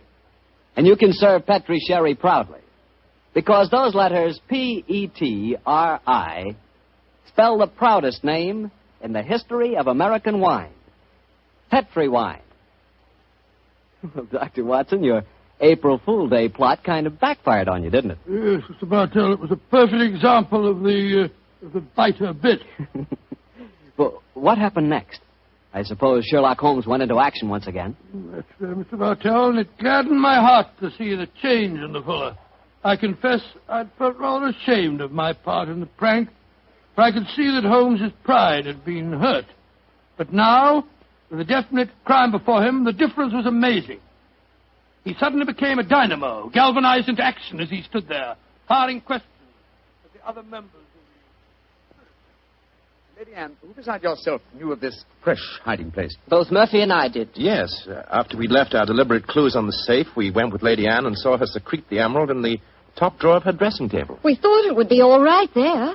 After all, as soon as the joke was over, I was going to put it back in the safe. Now, I think our wisest plan before we question the servants would be for each one of you who were in this April Fool's Day prank to submit to being searched. Holmes, surely you don't suggest that any one of us took the emerald? No, Stafford, I don't.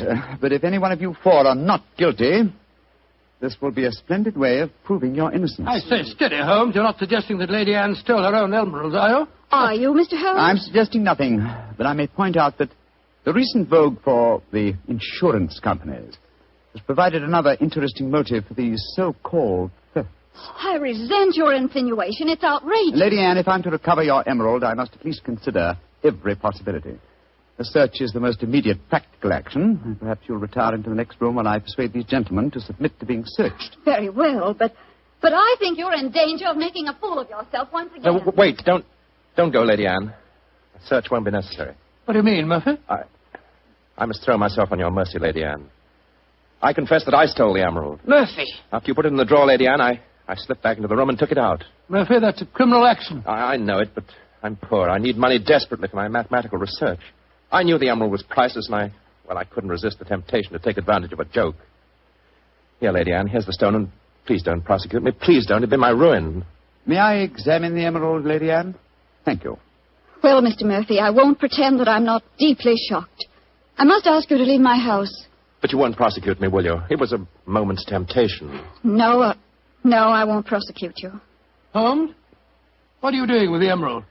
Well, knowing something of the deceptive ways of thieves, I came on this case fully prepared to test the emerald when I found it. Now, a drop of this acid from this vial, so... Mr. Holmes, what are you doing? You'll injure the stone. No, not if it's a true emerald. Uh-huh, look at that. Good Lord, the acid's eating to the stone as if it was sugar. But then that means... It means, Lady Anne, that Mr. Murphy has just imperiled his honor and his freedom to steal a singularly beautiful fake.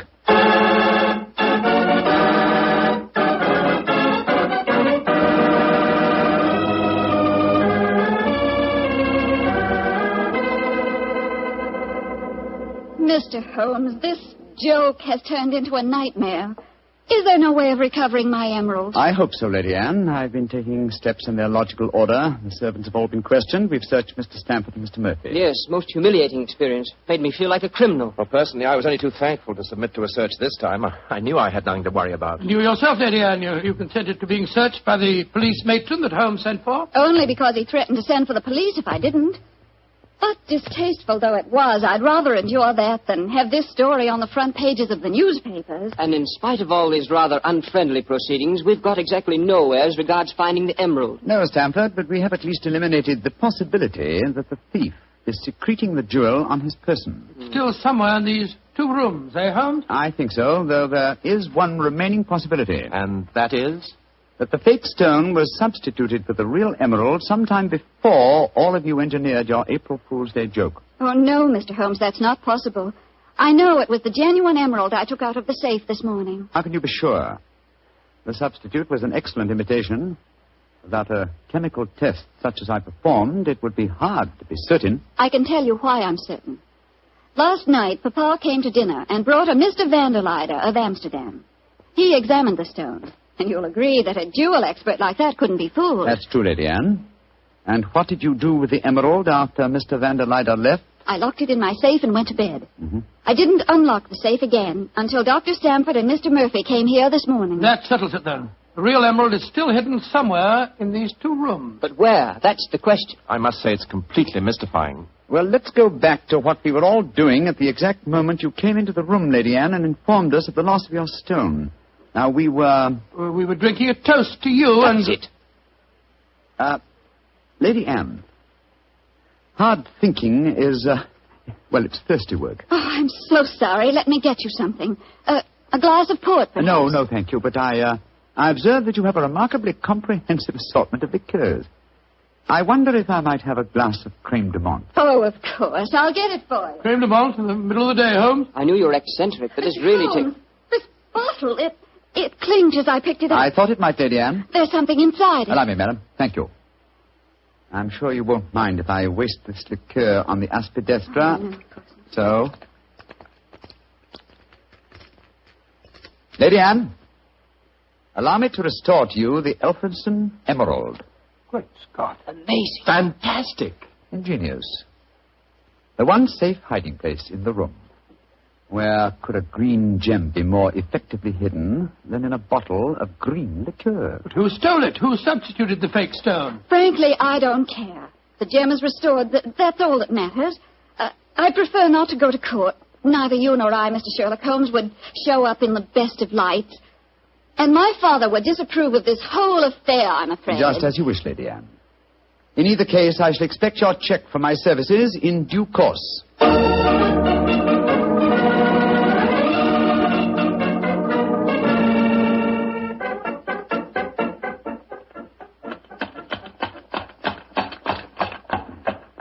Well, here we are at the Criterion again, Stamford. Won't you come in and join us for lunch? Thanks, Watson, but I'll keep the cab and go on. I actually have a patient this afternoon. A rare and delightful experience for a young doctor, as you probably know.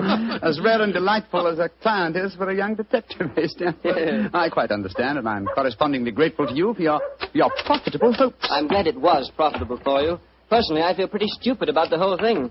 Well, goodbye. Goodbye, old fellow. Goodbye. 39 Onslow Square, cabby. You're remarkably quiet, Milford.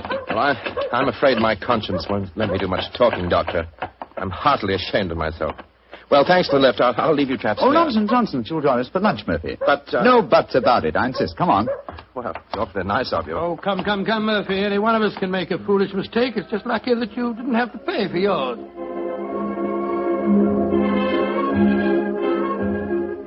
Monsieur wishes a table. Yes, for 3, please. This way, monsieur.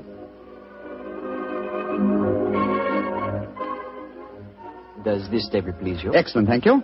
George, I'm as hungry as a hunter. How about you, Murphy? No, I'm afraid I have very little appetite. This whole case has upset me dreadfully.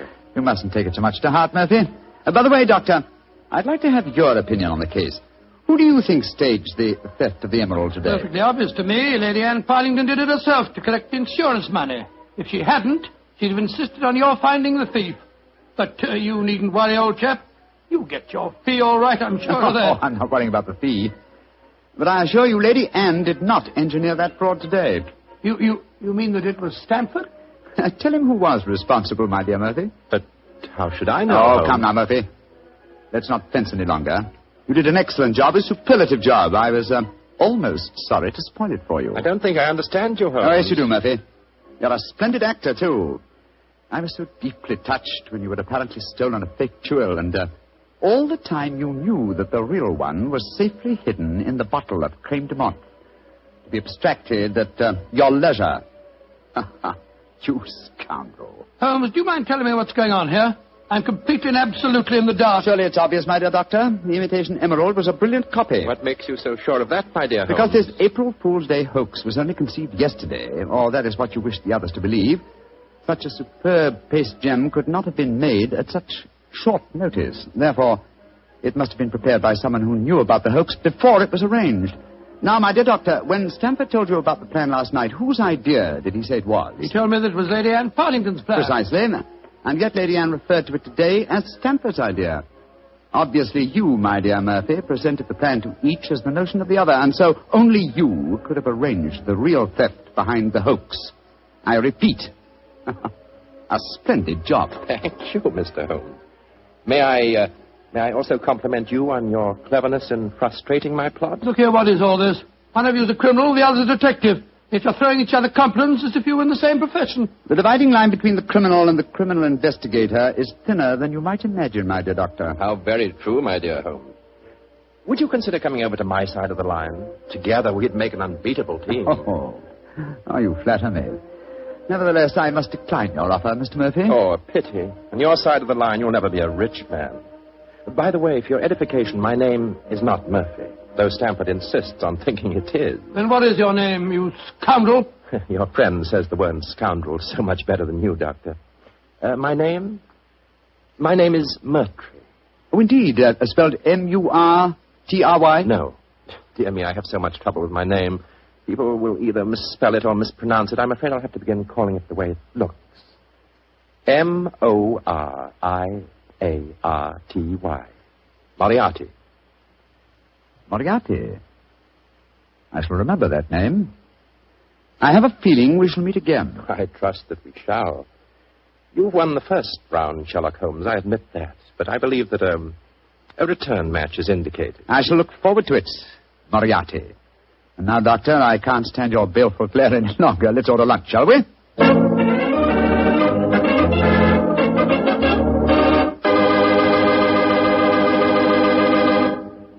Doctor, that was a pretty hectic April Fool's Day. Yes, it was. I never want to see another one exactly like it. I don't blame you. You know, I'd sure hate to have someone come to my house and pull a trick like that on me. Why, Mr. Bartell, do you have a precious emerald you fear may be stolen? Are you kidding? I wouldn't know the difference between a precious emerald and a piece of green glass.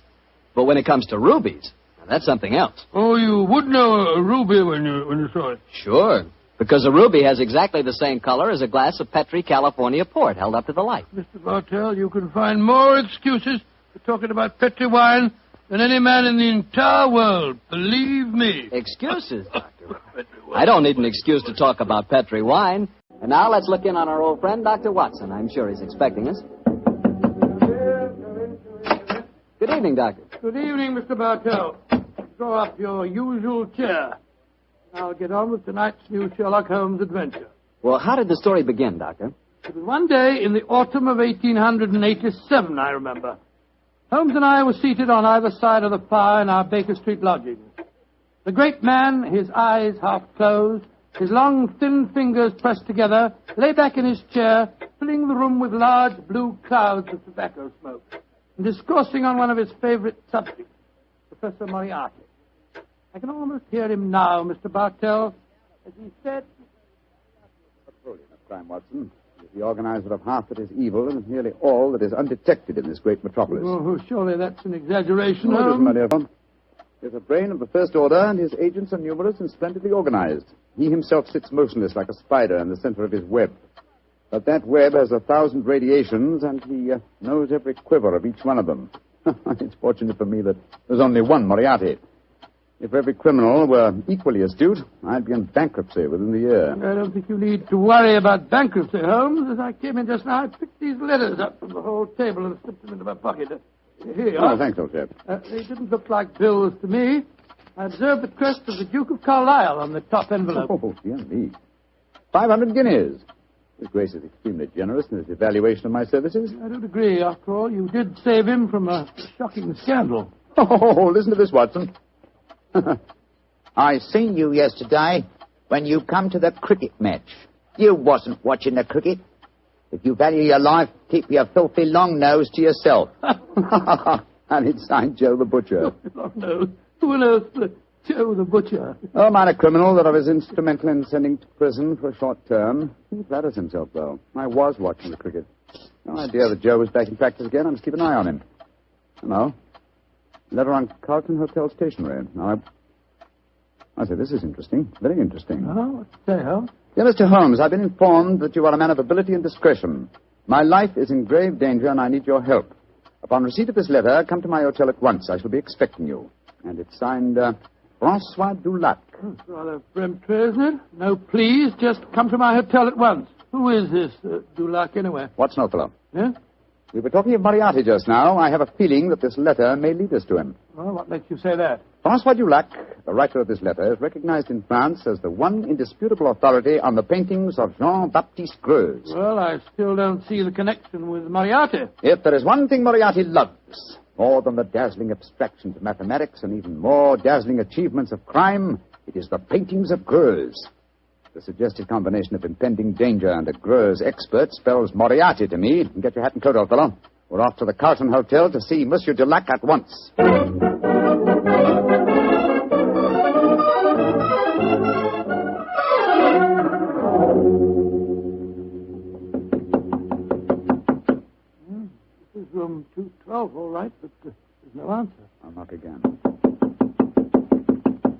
I go and get someone to unlock the door? No, old chap. Huh? We don't want to attract attention to our prospective client. The hotel lock shouldn't be very hard to pick. Here. The skeleton key should do the trick quite easily.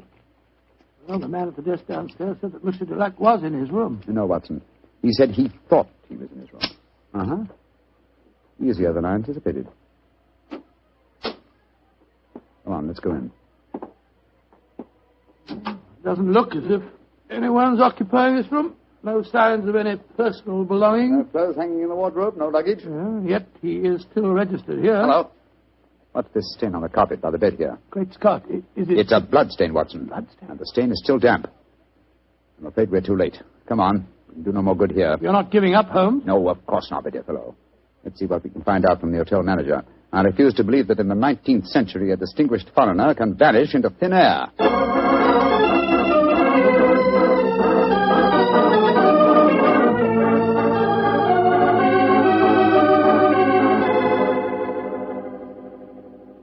Yes, Monsieur Dulac did have a visitor early on today, Mr. Holmes. Do you remember his name? I think it was Perkins or Parsons, but I'm not sure. Can you describe his appearance? I think so, Mr. Holmes. He was a very tall gentleman, tall and thin, with deep-sunk eyes. Clean-shaven? Oh, yes, sir. He had a high forehead and a funny way of moving his head from side to side. Oh, yes.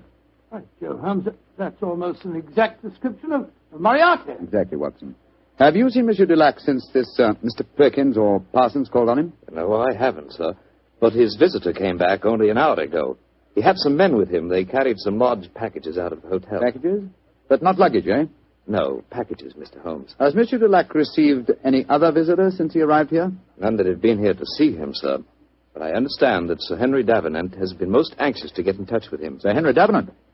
Thank you. I'm extremely obliged to you. Come on, Watson. Always proud to be of service to Mr. Sherlock Holmes. The plot begins to clear, Watson. Well, what makes you say that, huh? Sir Henry Davenant is a millionaire whose art collection is world famous.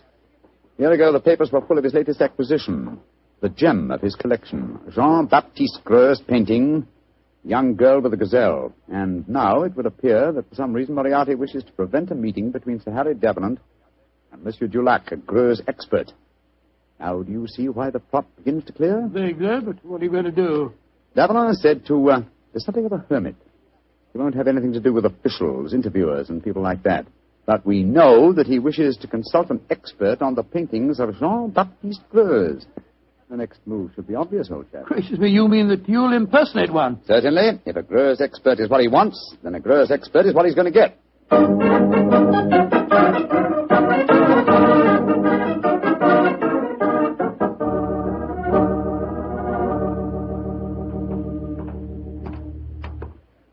Holmes, I must say your disguise is amazingly effective. Monsieur, you do me the great honor.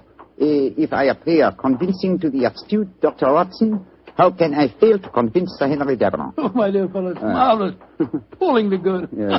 Here we are, sir. Sir Henry's house. Let's hope for the best, old fellow. I don't know exactly what a French art expert looks like, but I could certainly believe that you were one. I only hope that I can be equally convincing in the role of a patron of the arts. You certainly look your part, old chap. Good afternoon. Can I help you? My name is Vernet. André Vernet. I am most anxious to make the acquaintance of Sir Henry Davenant. I'm afraid that Sir Henry is extremely difficult to see, sir. I can tell him you're here, but he very rarely gives interviews. That is a great disappointment to me. Perhaps you would just go and tell him I am a pupil and a disciple of the great François Dulac. I will do what I can, sir. Come in, won't you, gentlemen? If you'll wait here for a moment, I'll take your message. What was the name again, Vernet, sir? André Vernet, and this gentleman is Mr. Watson. Very good, sir. Well, we got into the house. Now let's hope that you can impress the master of it. Now, there's easier task, I fear, old fellow. I've had to match opinions on the paintings of Greu's with an expert. My own knowledge of the subject is somewhat sketchy, I'm afraid. Yes, and mine is absolutely nil. Greu's was a naturalistic painter who flourished at the close of the 18th century, and though his paintings command a fabulous fee in this day and age, he himself died in great poverty. Someone's coming. Monsieur Vernet, will you and Mr. Watson come with me, please? Sir Henry is most anxious to meet you. Merci, mademoiselle. My name is Violet Jackson. I look after Sir Henry's art collection. Indeed, a very pleasurable job, I'm sure, my dear. From what I hear, he has a magnificent gallery. He has one of the finest in the world. Yes. His latest acquisition is the famous young girl with the gazelle by Greuze. Oh, but I'm sure you know all about that, Monsieur Vernet. I think you said in your message you were a student of the great Dulac. I have that inestimable privilege, mademoiselle. Oh, this is Sir Henry's study.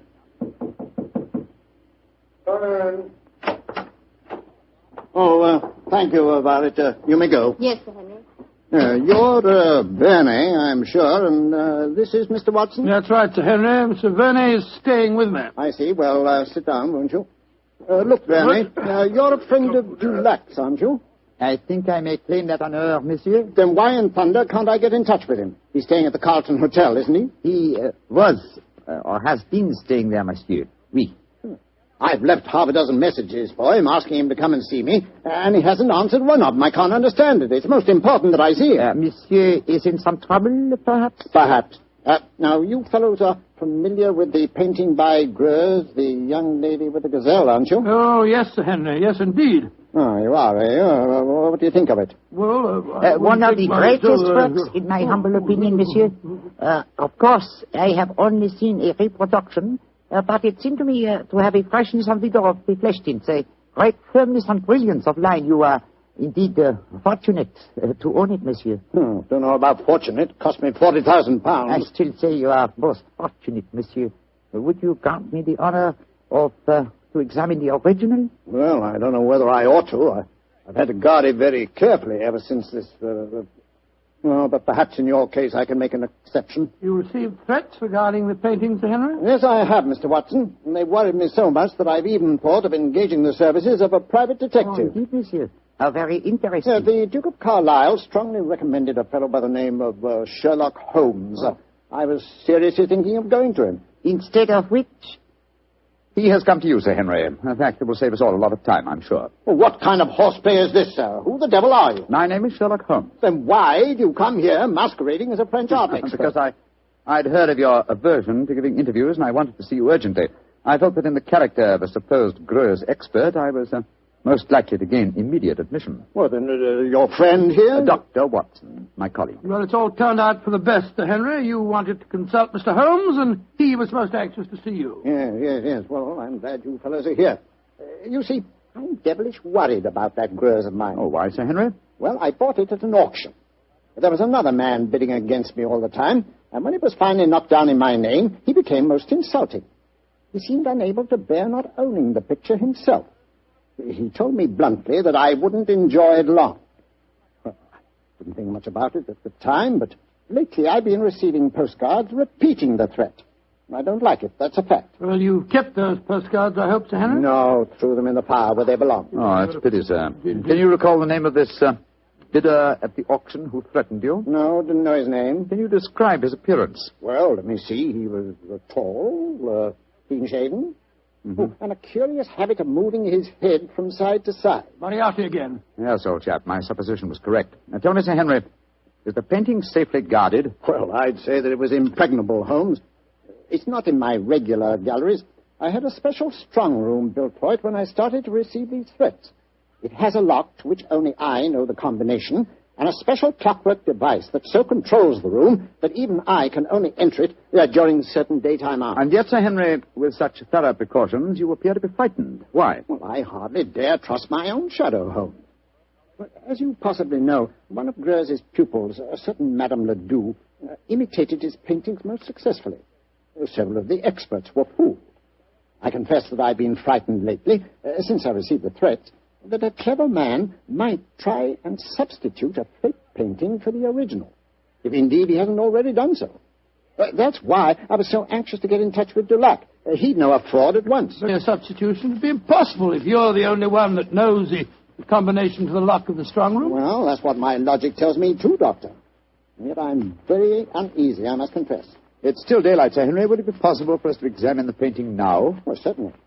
By the way, what happened to Francois Dulac? Did he leave the Carlton Hotel? He did, sir. So the circumstances of his departure made us distinctly uneasy. In what way? His room was empty. There were no signs of luggage, and yet... Come in. Yes, Violet, what is it? It's note was just left for you, Sir Henry. I was asked to deliver it at once. Who left it, Violet? Well, he didn't give his name, Sir Henry. But he was a tall, thin man with deep, sunk eyes. Oh. What's the note say? Why, it's the same fellow again. Listen to this. I told you you wouldn't enjoy the painting for long. You didn't, did you? Great Scott, it's Moriarty. Holmes, I don't see anything funny about this. What makes you laugh? It's obvious that my painting has been stolen. I find nothing funny about it either, Sir Henry. But I must admit a certain pleasure. Once again, I'm crossing swords with an adversary who was more than worthy of my steel.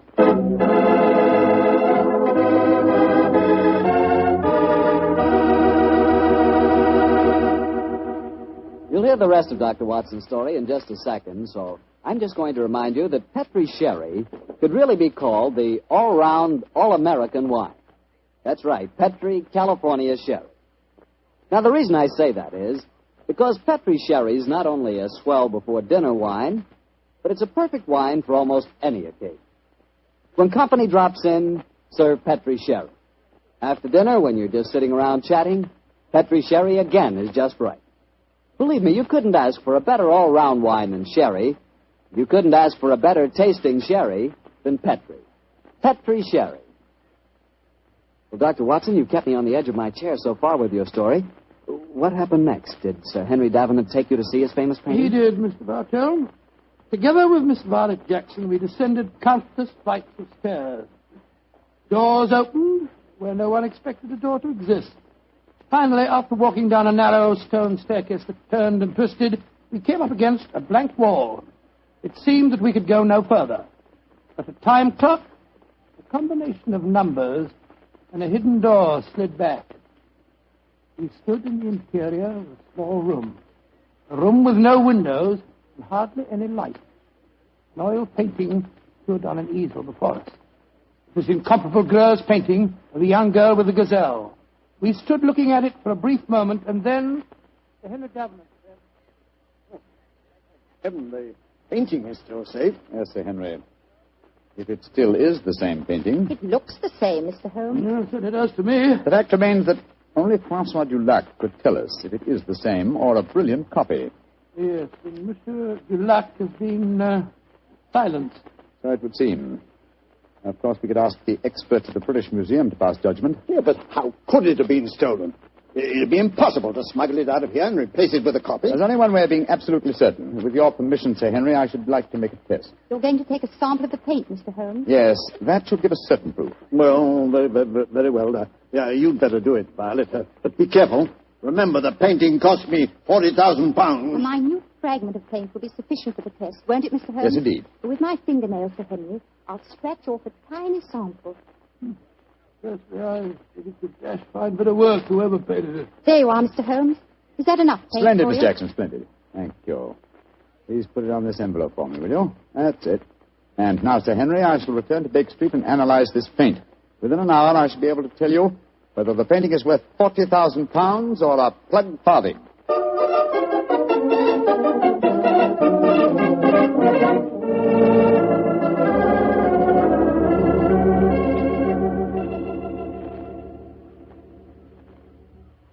Well, Holmes, did you make the test? I did, Sir Henry. And?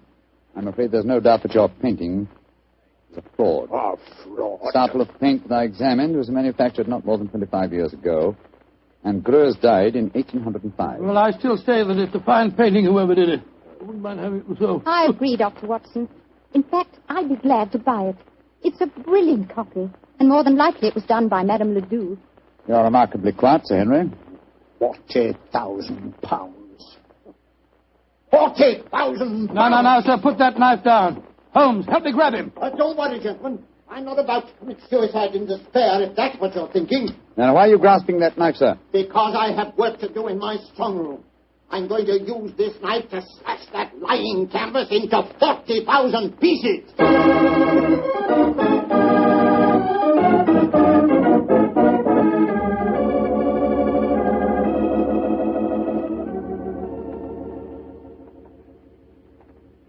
Yes, well, I suppose you're right, Violet. It's childish to mutilate this daub. It's a brilliant fraud, Sir Henry. I'd like to have it. I'll buy it from you gladly. Buy it from me? You can have it. Go and make arrangements to have the wretched thing taken away at once. I don't want any frauds in my collection. Yes, Sir Henry, and thank you. Now, Mr. Sherlock Holmes, I'll pay you any fee you name if you can tell me how the original painting was stolen. Well, Sir Henry, the how must here precede the who. And the how, I must confess, seems impossible. Yes, I agree. This is the sealed metal room. The only entrance is through the door. That has a combination that only you know, Sir Henry. Perfectly true. It's impossible for anyone to enter this room without my being present. Or I would have sworn it was. Let's examine these walls, Watson. Must be a secret panel. Ventilator. No method of entrance here. Well, you'll find no flaws, I'm sure. This room is built like a giant safe. And the time lock on the door is equally solid. Is the time lock working now? Yes. It started 5 minutes ago when we opened the door. But don't worry. It's perfectly safe with the door open. But when the door's closed, it couldn't be reopened again, I take it, Sir Henry. Not until the morning, Doctor, no. I had the lock specially designed. Very ingenious. This presents as pretty a problem as ever I've tackled, Sir Henry. A large painting stolen and a fake one substituted in a sealed room to which only you have access. I must confess the how seems utterly impossible. Remember what you always say, Holmes.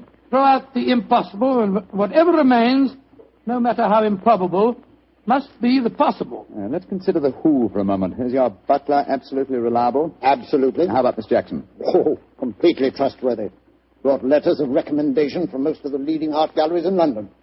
Intelligent, too. And serious-minded. She's made a deep study of mathematics as well as her knowledge of painting. Mathematics? How do you know that, Sir Henry? Well, she had a book with her the other day. I was surprised at the title. Could have been a novel, but no. It was called The Dynamics of an Asteroid, and it was inscribed to her by the author. Dynamics of an Asteroid, and inscribed to her by the author. Thank heavens for your memories, Henry. That book was written by Professor Moriarty. Violet Jackson must be an accomplice of his. Violet? The door! Someone slammed it shut. Yes, and it's not very hard to guess who that someone is. Oh, but I can't believe that Violet is a criminal. Look, there's a note being pushed under the door. I'll strike a match, will you, old fellow? Right, you are. What's it say, Holmes? Forgive my unladylike eavesdropping, but with Mr. Sherlock Holmes as near the truth as he is, I'm afraid it would be unwise for me to remain here any longer. On the other hand, you are in no danger of smothering in the strong room, but your imprisonment should delay my pursuit till morning. Violet Jackson. She's escaped us, Holmes. Don't worry, Watson. Jackson's failure to procure the painting for Moriarty will land her in a far worse dilemma than anything we could subject her to. Moriarty has never tolerated failure on the part of his minions. A brilliant plot, old fellow, a brilliant plot. Moriarty is at the zenith of his powers. How fortunate that we were able to foil him. What do you mean, foil him? My painting's been stolen. Your painting, Sir Henry? Oh, no. It's here in this room. What on earth are you talking about, Holmes? You reminded me of my own dictum, Watson. I discarded the impossible. It was impossible that the picture had been stolen, therefore it had not been stolen. You mean that this painting is the original, Grose? Yes, of course, sir. Surely the whole plot is crystal clear now. Just about as clear as porridge to me. Well, then let me explain. The whole episode of Francois Dulac, the note to me, the empty hotel room, and the significant bloodstains and the apparent disappearance of Dulac were all part of Moriarty's plot. The real Dulac never left France. Moriarty created him in England to lure me into the case. Why in thunder should he want to do that, Holmes? Yes. I should think you're the last person he'd want on the scene. Oh, on the contrary, sir. He knew that I'd grab at his bait, the apparent murder of a Greuze expert who would make it seem likely that your painting had a substitute, Sir Henry. He wanted me to test the painting, which I did. I fell into his trap very neatly. The paint, Holmes. You said that it was no more than 20 years old. Yes, my dear fellow, the answer should be obvious. I see it. Violet was his accomplice, had prepared the painting beforehand, and carefully scraped off a piece of modern paint. Exactly, Sir Henry. And Moriarty had assumed, quite correctly as it turned out, that as soon as you thought your painting was a fraud, you'd want to get rid of it. And that girl was going to take it out of this house with your full approval. And, of course, turn it over to Moriarty. What a fantastic scheme. A devilishly clever one, old chap. If it hadn't been for your chance remark about the book on mathematics, Sir Henry, I'm very much afraid the young lady with the gazelle might even now be on our way out of your house. Holmes, I can't tell you how grateful I am. And I'm going to express that gratitude in a very material manner, I assure you. Thank you, Sir Henry, but I wouldn't dream of accepting a fee for this case. I've been shockingly obtuse. I might easily have let them walk away with your treasure right under our noses. We locked in here for the night, sir? I'm very much afraid so, Dr. Watson. Oh, I shouldn't be surprised if the butler notices our disappearance and comes looking for us. But he won't be able to open the door. It'll need a professional locksmith to get us out of here. Well, really, it looks as if we'll spend a very cheerful evening. Don't be gloomy, my dear fellow. Oh, gloomy.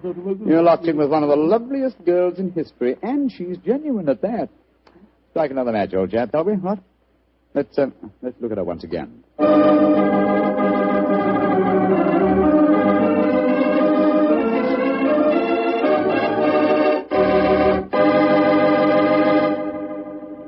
Doctor, that was not only a swell story, but I really learned something. Oh, good, Mr. Bartell. And just what did you learn? Well, this fellow Greuze, the painter... Yeah? I know this must sound stupid to you, but until you mentioned his name, I'd never heard of him before. Holmes mentioned his name to me. I've never heard him before either. But then...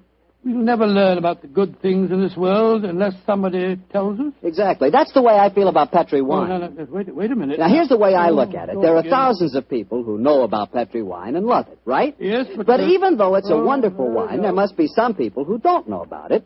So I tell them about it. Ah, there you are, Mr. Bartell. Good evening, Doctor. Say, where are the puppies this evening? Mr. Bartell, don't you think it's about time you began to refer to them as the dogs? They're almost a year old, you know. I stand corrected. Where are the dogs this evening? Well, they had another furious battle with a dead seal on the beach today. My housekeeper, Mrs. West, is giving them a much-needed bath. They certainly have an aversion to seals, don't they? Well, Doctor, are you all ready with tonight's new Sherlock Holmes adventure? Yes, my boy, and as yesterday was St. Patrick's Day, I decided to tell you a story that took place in Ireland a few years before the turn of the century. I imagine that you've heard of kissing the Blarney Stone, haven't you? Oh, yes, Doctor, though I've never understood exactly what it meant. Well, let me explain it to you, because the ceremony plays a very important part in the story tonight. Blarney Castle is an imposing 15th century ruin a few miles outside the town of Cork. The castle is many stories high, and in the foremost tower, the famous Blarney Stone is situated. What's supposed to be the point in kissing it, Doctor? The stone is considered a powerful talisman, and the legend runs that whoever kisses it is endowed with eloquence for life. Say, Doctor, if I ever get over to Ireland, I'll certainly kiss that stone. But you're such a storyteller yourself, Doctor. I bet you've kissed it, huh? No, Mr. Bartell. I'm afraid I never had quite enough courage. Courage? Why does it need courage, Doctor? Well, because the Blarney Stone is set in a most inaccessible position on the outside wall. To kiss it, it is customary to lower the candidate for eloquence over the rampart, head foremost, with a friend hanging on to his heels. From the top of a castle? It does sound dangerous, Doctor. It was, my boy, so much so that in recent years a great row of iron spikes was put round the parapet to prevent an accident. Though, of course, at the time tonight's story took place, there was no such guard. And I have a feeling that an accident did take place, Doctor? No, Mr. Bartell, let me tell you the story from the beginning. Sherlock Holmes and I were staying in the city of Cork, where the great man had just solved a singular affair which the local press had referred to as the Leprechaun Murders. A few days before our departure for England, we paid a visit to Blarney Castle. I must confess that I had a certain desire to test the miraculous powers attributed to the Blarney Stone. I very soon changed my mind, however, as Holmes and I stood there, high on the turrets of Blarney Castle, and watched a terrified initiate being hauled up by his ankles and yelling at the top of his voice. Pull me up! Pull me up quickly! I think I'm going to faint! Great Scott, I had no idea that kissing the Blarney Stone was such a hazardous proceeding, huh? Yes. It would seem that eloquence could be more easily obtained than by hanging suspended by one's ankles from a battlement with 100-foot drop below and kissing a piece of stone. Oh, I'll never do that again. Oh, I'll never. I must say, I don't blame the fellow. And yet, my dear chap, on our way over here, you expressed a sneaking desire to kiss the stone yourself. I'll be very happy to hold your ankles if you want to try the experiment. No, thank you. After witnessing the ceremony, I've changed my mind. Then I suggest we make our way back downstairs.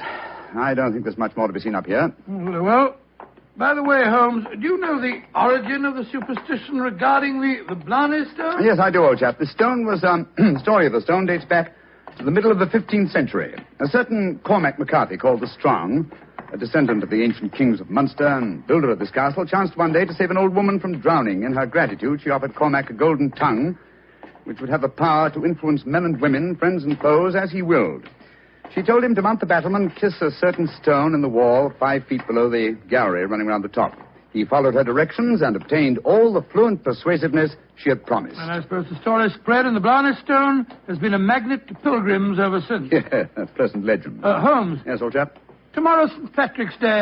I bet there'll be quite a bit of excitement in the village tonight. Don't you think it'd be rather fun to pay a visit to one of the local inns? Splendid idea, old chap. Our rather arduous work here in Ireland is concluded, and I think we're more than entitled to a little gaiety.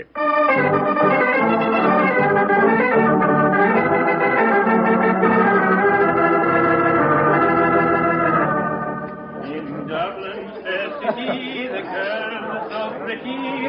'Twas there that I first met sweet Molly Malone. She wheeled her wheelbarrow. Charming, quite charming. A waiter and singing at his work. Singing very well, too. Just the same. I wish someone would come and take our order. Ah, there's a barmaid. I'll see if I can catch her eye. Hi, miss.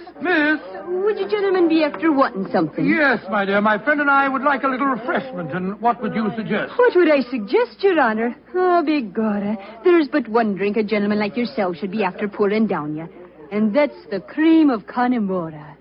Whiskey that'll soften your heart and make you glow with a good feeling, so that the little people will be after visiting you. It sounds delightful.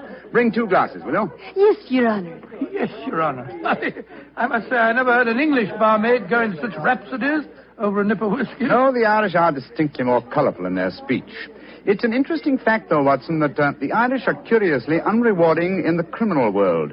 England, Scotland, America, Australia have all produced classics of crime, but the Irish murders, almost without exception, have been purely physical, affairs of hot blood. You say that rather regretfully, Holmes. No, my dear chap, no. I say, Watson, look at this rather florid-looking gentleman coming towards our table. It looks to me as if he's a little under the weather. You fellas have got to have a drink with me. Oh, thank you, sir, thank you, but we've just ordered one. Well, you've got to have it with me. I went to the races at Cork today and made a killing. I'm going to buy all the drinks here tonight. I'm afraid that... Nothing to be afraid of. I'll sit down with you for a moment. There. My name's Hankin, Geoffrey Hankin. What's yours? Mine is Holmes, and this is my friend, Dr. Watson. How do you do, sir? How do you do? Your Honors, that'll be 1 and 6. Here, I'm paying for these. Here. £1 crown, and you can keep the change. Oh, blessings on you, Your Honor. Oh, well, if you insist on paying for our drinks, Mr. Hankin, here's your very good health. Yes, indeed. You're both English, aren't you? Yes, sir. So am I, and it's certainly a relief to hear an English voice again. Oh, you don't like the Irish lilt, sir? Can't bear it. Personally, I find it rather charming. Yes, indeed, so do I. Well, you wouldn't if you had to live with it all the time. Sometimes I think that if I hear one more Irish tenor singing Molly Malone, or one more reference to the little people, I shall go raving mad. You live in Ireland, sir? Yeah, I have to. I own a half interest in the Tweed mill here, you see. In any case, my wife's Irish, and she thinks there's no other country in the world, so I suppose I'm stuck here. See that couple sitting at the table over there? You mean the fellow with a very beautiful girl? Yes. Man's Michael Corcoran, my partner. Oh, the girl's absolutely ravishing. You'd like to meet her? I'd like to, by George, yes. What do you say, Holmes? Oh, very well, Watson. The combination of my natural curiosity and your taste for a pretty face would seem to suit the occasion admirably. I might as well warn you, Doctor, that the pretty face belongs to my wife. Your wife? Oh, good gracious me. I didn't mean to... Oh, well, you better bring your glasses with you.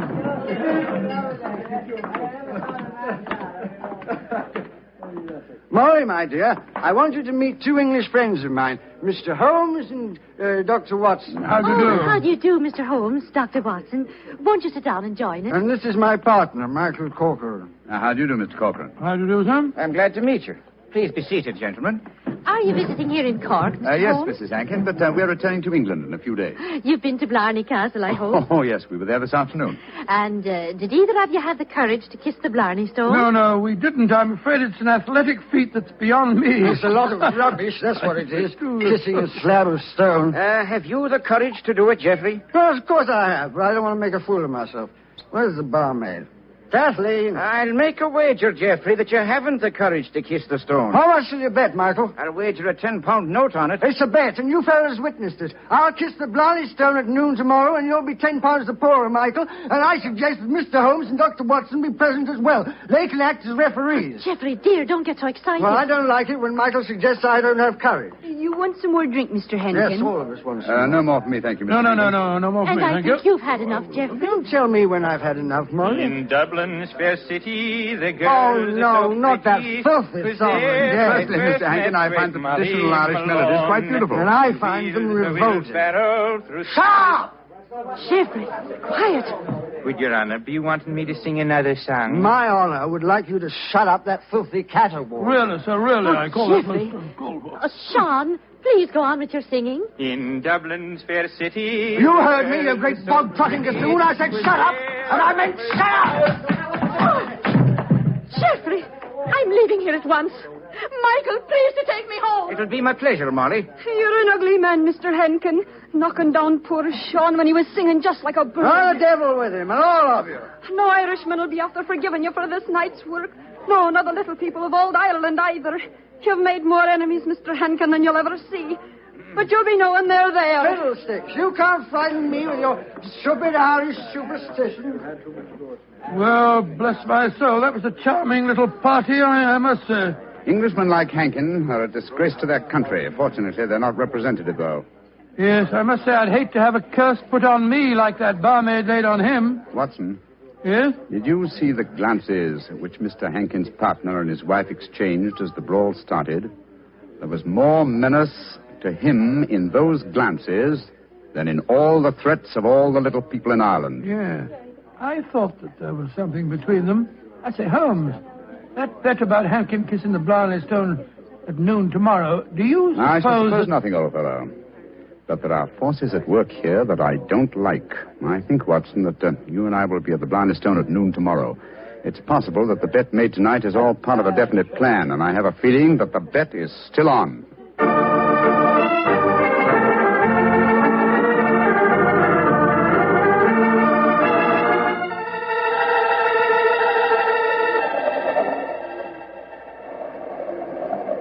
Quite windy up here today, old fellow, at the top of the tower, isn't it? Yes, it's just past noon. I wonder if that man Hankin is going to keep to the terms of his bet. We shall soon learn. In the meanwhile, are you sure that you wouldn't like to change your mind and kiss the Blarney Stone yourself? I'm quite sure, thank you. Ah, here they come now. Yes. Hankin and his partner, Mr. Corcoran. The bet is on, Watson. Good day to you, gentlemen. Oh, hello. It's my friends from last night. Well, I see you're going through with the bet, son. Oh, yes. Geoffrey set his mind on the £10 of mine. Your wife didn't accompany you, Mr. Hankin? No, she didn't. I'm afraid I'm rather in disgrace for my behavior last night. Molly made me go round and see that waiter fellow that I hit. I offered him money, but he wouldn't take it. Did you offer him an apology? Apologize? To a waiter? I should say not. Well, come on, let's get this stupid farce over with. Are you sure your nerves can stand it, Geoffrey? There's a drop of 100 feet or more below you. Oh, don't worry about me, Michael. Just hold on to my ankles tightly and don't let go. I'll climb onto the parapet. There we are. Now hold on to my feet, Michael, and lower me gently. I'm holding you, Geoffrey. Then lower away. Right you are, Geoffrey. Great Scott, I wouldn't do that for £100. Sliding head first down a vertical wall. That's enough, Michael. I can reach the stone. Oh, his boots! They're slipping through my fingers. I can't hold it. Let me help you. I'm slipping. Pull me. Hold on to him. Hold on to him. Oh, he's gone. I just couldn't hold him. Great heavens. No man could survive that drop. Mr. Corcoran, you deliberately let your partner slip to his death. This is murder. Yeah, but I don't understand. I'm a strong man, but he just vanished out of my hands like a greased pig. Let me see your hands, Mr. Corcoran. This is dreadful. Dreadful. There's grease on your hands. Grease. And with a faint trace of boot blacking. Good Lord, Holmes, that means that... Watson, that someone, knowing that Hankin was going to kiss the Blarney Stone, smeared his boots with grease so that he would slip out of the grasp of whoever was holding him. As clever a method of indirect long-distance murder as ever I've encountered.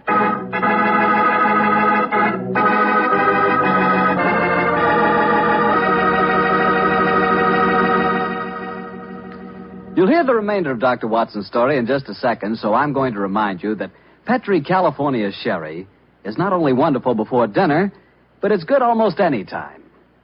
If you had to choose just one wine for almost any occasion, that wine would be Petri Sherry. Petri Sherry is a perfect wine to serve in the afternoon or in the evening. It's good before dinner, yes, but it's swell after dinner, too. In fact, with a bottle of Petri Sherry on your shelf, you've got practically a small-sized wine cellar. So get a bottle of Petri Sherry soon. And remember, you can't miss with any wine that has the letters Petri on the label, because all Petri wine is good wine. Well, Dr. Watson, this is quite a story you're telling us tonight. What happened next? I suppose you went down into the castle grounds and looked for the dead man's body? Well, we tried to, Mr. Bartell, but the authorities were curiously uncooperative. They refused to let us search, insisting that the police be called first. And so, Mr. Bartell, half an hour after the tragedy, Holmes and I found ourselves standing in a tiny police station as we told the story to the local sergeant. Sure the saints be praised, Mr. Holmes. 'Tis a terrible story you've told me. Tomorrow I'll be after arresting Sean O'Flaherty. Sean O'Flaherty? He's the waiter at the inn, the one who sings. That he is, and he sings like a breath of spring. I'll be sorry to see him hang. But you've got no proof that he was responsible for the murder? Proof, you say, sir? Well, I can't arrest a big manufacturing man like Mr. Cochran, can I? Or a fine lady like Mrs. Hankin. But you can't arrest a man without any evidence of guilt. Oh, I can't I? Then supposing I tell you that Sean O'Flaherty cleans the boots at the hotel where Mr. Hankin was staying. He does, eh? Then he had the perfect opportunity for the greasing of Hankin's boots this morning. And we know he had a motive for harming him. You're right, sir. And from what I have heard of the dead man's behavior last night, half a dozen people could have heard him make the bet that he'd kiss the Blarney Stone today. Sean O'Flaherty's our man. I'll have to arrest him tomorrow. Tomorrow? But good heavens, man, aren't you going to do something today? A murderer's at large. Today is blessed St. Patrick's Day. Oh, sure, let the poor fellow have the day in peace.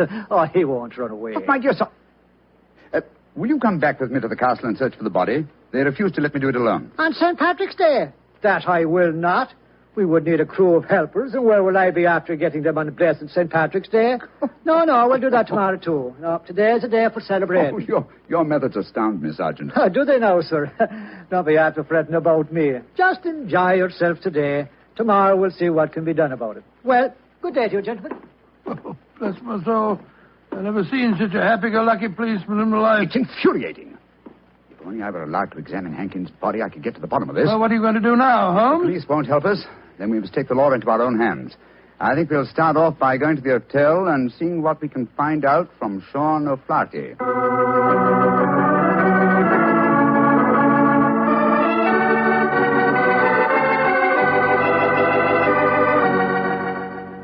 As I was going to Ballynewer a day, I well remember, for to view the lads and lasses on the 5th day of November with a meringue a day and a meringue a daddy. Oh, your honors would be after speaking to me, Sean O'Flaherty, perhaps. Yes, Sean. Did you know that Mr. Hankin, the man who struck you last night, was dead? Dead? Well, if ever a man deserved to be beneath the sod, 'twas Geoffrey Hankin himself. A mean, ugly man. The saints be praised that he's gone. How did he die, sir? He was murdered. Murdered? Well, bedad, I'm not surprised to hear it. Who murdered him, sir? At the moment, the police seem to think that you are the culprit. Myself? Well, how would I be after murdering the man, sir, when I don't even know how he died? He died when he fell from the top of Blarney Castle as he was trying to kiss the stone. He fell because Mr. Cochran, his partner, couldn't hold on to his feet. His boots had been greased. And we know that you have been cleaning his boots, Sean. That I have, sir. I cleaned them this very morning. But I put no grease on them, if that's what you'd be after suggesting. I'm suggesting nothing. I'm trying to establish a few facts. Do you know Kathleen, the barmaid? Oh, and why shouldn't I know her, sir? She's to be me wife before the winter sets in. She pronounced a curse on the dead man last night, just after he had knocked you down. It's possible that she met... Here she comes, huh? Sean, my darling, what are the fine gentlemen doing here? Oh, Kathleen. They've come to ask me questions about the death of Mr. Hankin. He fell off Blarney Castle today and got himself murdered, they say. The saints be praised. But what has that to do with you, my darling? Well, the gentlemen tell me that the village police think that I might have greased his boots so that he slipped to his death. The village police is as stupid as my father's big sow. If Mr. Henkin fell to his death today because his boots were greased, I can tell you who did it. Indeed, who? The little people. I warned Mr. Henkin last night that the little people would be after him. He insulted the Irish. Oh, come, my dear. You don't seriously expect us to believe in the little people? And why not, Your Honor? We have them here. Oh, there'll be those that say the fairies all be dead, but I know different. I've seen them. When I was a slip of a girl, close to where I lived, there was a rath. That's a fort, you know. And the rath was a fairy's fort. We never dared touch it with a spade or cut down a tree growing on it or carry away a stone. We'd put our ear to the ground at night and we could hear the fairy music rising up from under the ground. Ah, they're gentle people. Most of the time. But they'd grease the boots of a man like Mr. Henkin if they didn't like them. That they would, Your Honor. Holmes, I'm certain that we're wasting our time here. I feel so, Watson. You get the whole thing turned on the greasing of those boots. If only I could have the boots in my hands. If only I could make laboratory tests. But until that dolt of a police... But of course! I have it, Watson. You have what, Holmes? The answer, I hope. Get hold of Mrs. Henkin and Mr. Corcoran. Have them meet me in the Blarney Stone Tower in half an hour. And you, where are you going? To the police station to try and convince the sergeant that even though it's St. Patrick's Day, it's his duty to help me trap a murderer.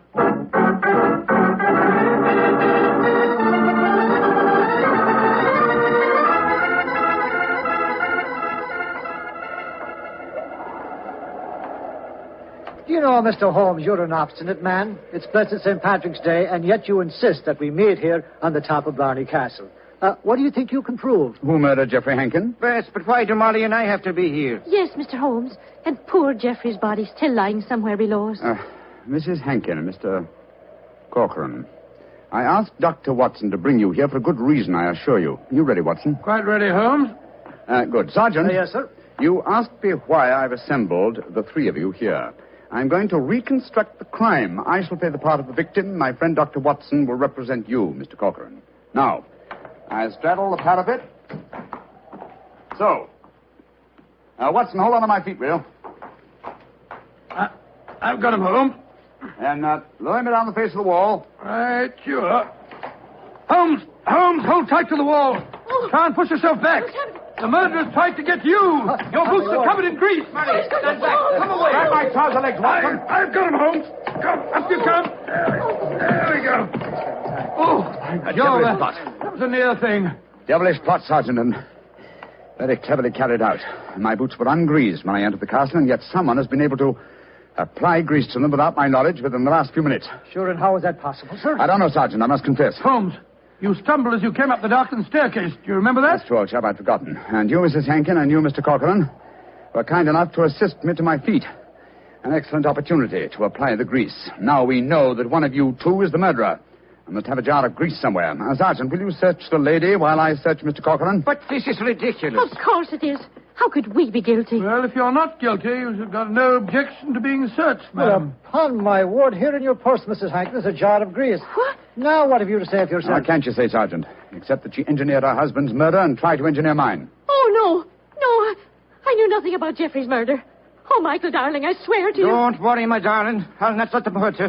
I'm telling you, you're wrong, Mr. Holmes. I was the murderer. Oh, no, Michael. You mustn't sacrifice yourself for me. I think this little play acting has gone far enough. Mr. Corcoran, you have just offered us what you think we will accept as a false confession. But I've established the one thing I wish to know, that you love your late partner's wife and she you. I'm proud to admit that, Mr. Holmes. And now that she's a widow, I can say it in the open. But what are you implying? That you murdered your partner. But the grease on your own boot, sir. I just found a jar of it in Mrs. Hankin's handbag. Oh, that, my dear Sergeant, was all part of my little plan. As to the grease on my boots, I confess I placed it there myself, just as I planted the jar of grease in your bag, Mrs. But why, Holmes? A fraud accomplished two ends. It forced you, Mr. Corcoran, into a betrayal of your love. But what was more important, it proved from what Dr. Watson's natural reactions were that a man holding the greased boots could not fail to realize that fact at once. You brazenly committed murder before our very eyes, Mr. Corcoran, hoping to appear as an innocent victim of another's plot. Your theory is an ingenious one, Mr. Holmes, but how can you prove it? I can claim that my hands are unusually insensitive, not the delicate fingers of a doctor like your friend. Yes, he's right, sir. How can you prove it? When, with your kind cooperation, Sergeant, we find the body of Mr. Hankin and examine it, I shall study his boots. If the grease was applied at the hotel, as it would have been if Sean O'Flaherty had done it, the boots will reveal dust from the walk here. If there is no dust, the grease must have been applied as you grasped your partner's boots with grease-smeared hands, Mr. Corcoran. You should know best what my tests will Grab reveal. him, Sergeant. Grab him. He's Come back heading here. for that Come back parapet. Oh, Michael, don't! Please don't! Goodbye, Molly, me darling. No! Great Scotty. He jumped off the parapet. Now, Mr. Holmes, you can see that I was right, sir. Wasn't I? What do you mean, Sergeant? In waiting until tomorrow to get the search party. Now we can be after finding both bodies at the one time.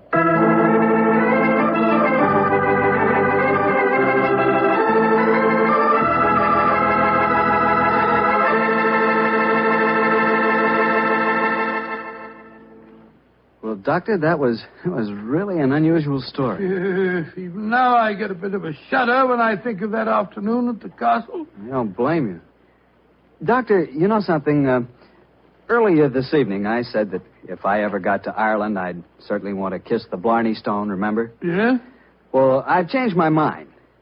I'd no more want to hang by my heels to kiss that stone than, well, just let's forget it. But, my boy, don't forget, if you kiss that stone, you get the gift of eloquence. You'd be the most convincing fellow in the world. So?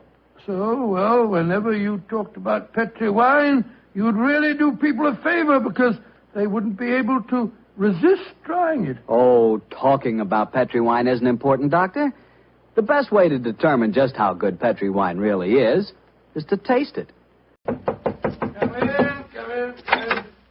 Ah, there you are, Mr. Bartell. Good evening. Oh, excuse me, Dr. Watson. I didn't know that you had company. Shut the door, my boy, and come in and join us.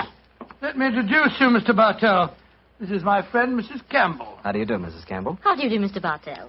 Mrs. Campbell is a very old friend of mine from England, and when she called on me today, I persuaded her to stay and have dinner, and then join us in this little session of storytelling.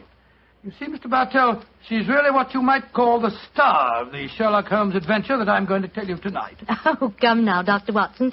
I actually played a very small part in the story. In any case, I was much too young at the time to know what was really going on. Say, this is a great idea, Doctor.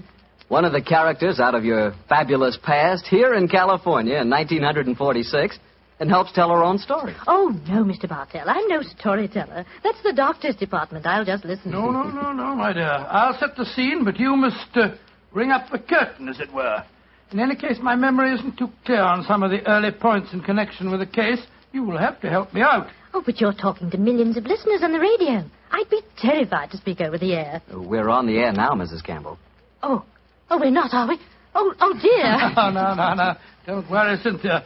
If they're kind enough to listen to me week after week, I'm sure they'll be delighted to hear you. And now, to get on with the story.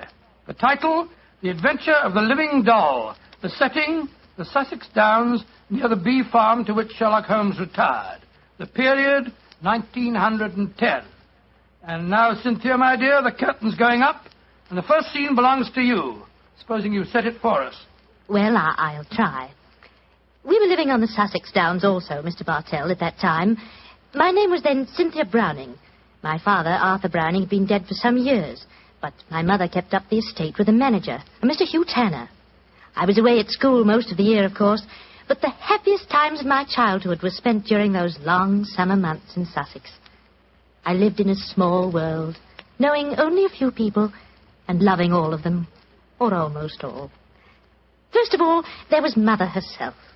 She was the most beautiful woman in the world, and the sweetest. I remember she gave me a puppy on my 12th birthday. His name was Dusty, and he was so sweet. I talked to Mother about him one day. I must have sounded terribly young.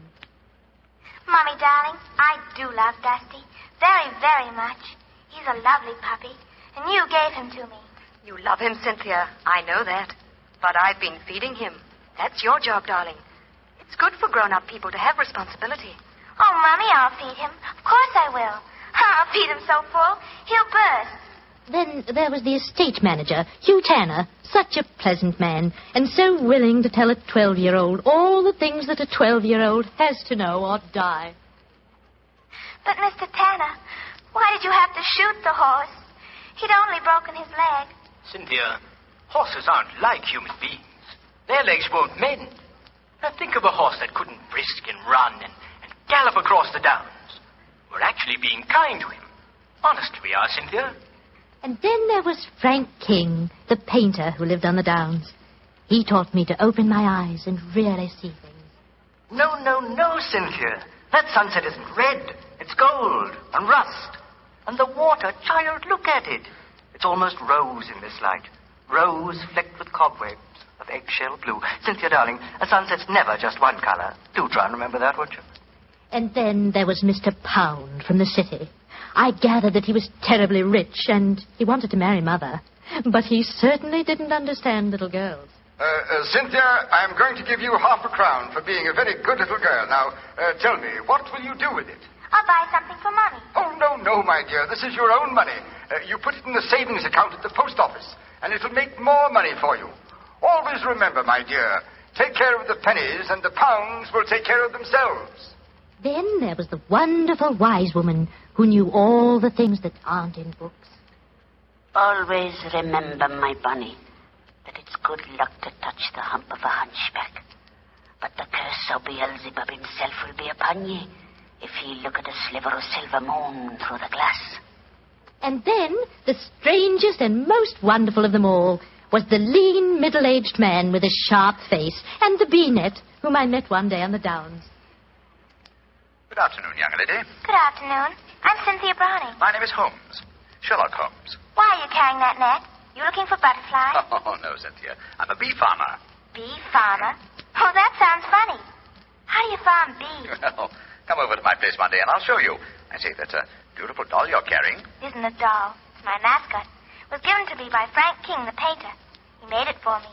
He made it to look as much like me as possible. I call her me.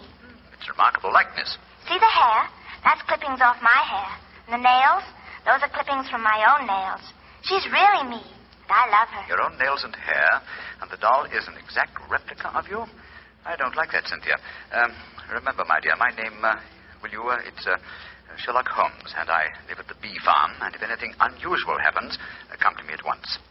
Of course, Dr. Watson. I'll confess that first meeting with Sherlock Holmes rather frightened me. You didn't understand why he was so worried about the doll, eh? No, but I remembered what he said about coming to him if anything unusual happened. And I'm sure that unusual something did happen. Yes, Mr. Bartell, and within a very few days. But at this point, I think Dr. Watson should take over the story. It's where he and Mr. Holmes really entered into it. Oh, very well. As I mentioned earlier, Mr. Bartell, I was staying with Holmes. Late in the afternoon, as I remember, that you ran over to the bee farm where I first met you, Cynthia. A few moments before you arrived, Holmes and I, each of us with a cup of tea in our hands, were seated on the veranda, gazing out across the downs, and discussing the mutability of human affairs. It's strange, Watson, that after a lifetime devoted to the more flamboyant aspects of everyday life, that now, in what is the fast approaching twilight of my days, I find such peace and companionship in the exact and predictable behavior of bees. I wonder what Moriarty would have thought. Oh, you talking as if you're an old dodder of 90. You say what you like, but I don't think that you'll ever really be happy in retirement. You miss the danger, the excitement of the chase, the public acclaim. What are you talking about? My work was never for the public. What did the public, the great unobservant public, who could hardly tell a weaver by his tooth or a typesetter by his left thumb, care about the finer shades of analysis or deduction? In any case, Watson, I chose a happy time to sink into oblivion. In comparatively recent years, the criminal seems to have lost all his originality and enterprise. My own little practice, when I gave it up, seemed to be in danger of developing into an agency for recovering lost lead pencils or giving advice to young ladies from boarding schools. Oh, talking of young ladies, who's this little girl running up your driveway? Oh, great Scott, it's little Cynthia Browning. Oh, and who's she? Oh, a charming young neighbor of mine. Hello, Cynthia. Hello, Mr. Holmes. You've come to see how I farm bees, haven't you? No, Mr. Holmes. You told me to come to you if something unusual happened. It has. Something that's frightened me. Well, now, sit down, my dear. This is my old friend, Dr. Watson. Oh, how do you do, Cynthia? How do you do? Now, Cynthia, dear, what has frightened you? It's my mascot. My me. Look, somebody stabbed her through the heart. Great Scott, a doll that's an exact replica of her. With a penknife thrust into it. Good gracious me. When did you find your mascot like this? Just after tea. Mummy had some gentlemen calling on her. And afterwards I went up to my room and found poor me on the bed. I remembered what you told me about anything unusual. And so I came over here as fast as I could. Yes, I'm glad that you did, Cynthia. But did you tell your mother where you'd gone with her? No, I didn't. She was still talking to the gentleman. Well, she'll worry about you when she discovers your disappearance. No, don't worry, Watson. I shall go over and talk to her at once. Cynthia, my dear. Yes, Mr. Holmes? Who were the gentlemen calling on your mother? Well, there was Mr. Tanner. Yes. He's the man who looks after the estate for Mummy. Mhm. Mr. King, the painter. Mr. King is the man who made this doll, eh? Now, who else was there? Mr. Pound. He's a businessman from London that's staying with Mummy. And they were all present in your house when you found the mascot lying on the bed. Yes, Mr. Holmes. Watson, old chap. Yes, sir? I'm going over to see Cynthia's mother at once. I want Cynthia to stay here with you. Guard her, old chap, as you would your life.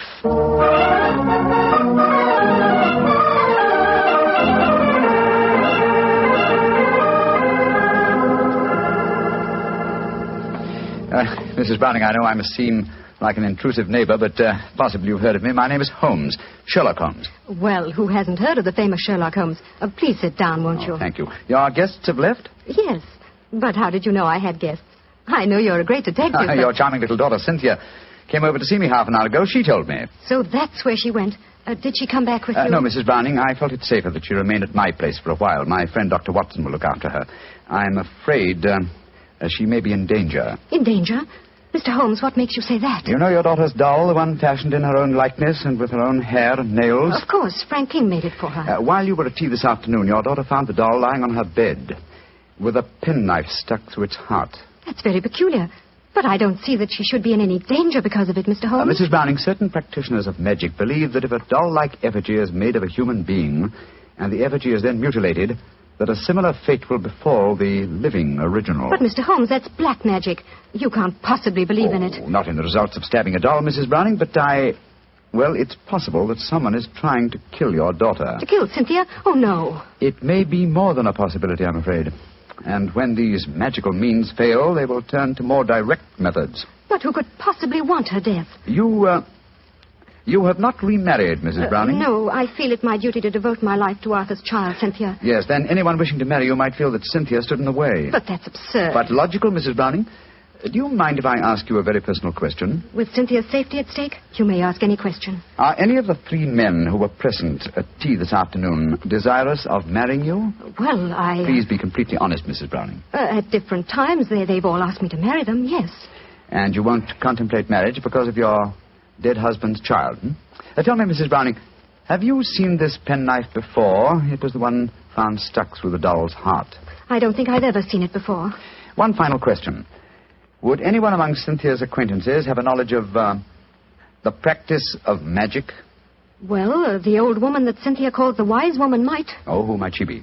A strange creature that lives in some hovel on the downs near here. Mm-hmm. She brews weird concoctions with herbs, love philters, and all that sort of thing. I'd be a suitable companion for your daughter, Mrs. Browning. I know it, Mr. Holmes. I've told Cynthia over and over again that she mustn't stray off and see the old woman. But you know how disobedient children are at her age. I'm sure she's been over there recently. I'd like to talk to this woman. Where does she live? I don't know exactly, but Frank can take you there. He used her as a model. Frank King, the painter? Yes, he lives in the village. Then I shall call on him at once and persuade him to accompany me. We must find that wise woman and I hope save your child from magic. Magic and possible murder.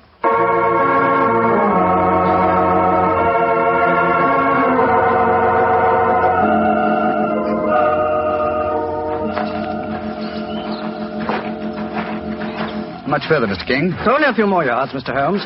A little cottage is just behind the trees there. It's a pretty broken-down place. Poor old girl has only a few pennies to her name, I imagine. Mrs. Browning was telling me that you used this old woman as a model. Yes, she was a fascinating subject. I painted her. She was mixing up some devil's concoction of herbs and spices. I had her standing over a smoking cauldron with the firelight playing on her. It was quite effective. Yes, it must have been.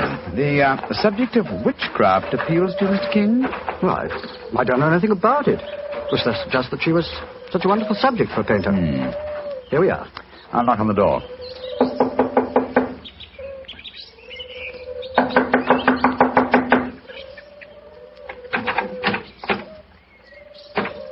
I think we'll take the liberty of going in, shall we? I don't see why not.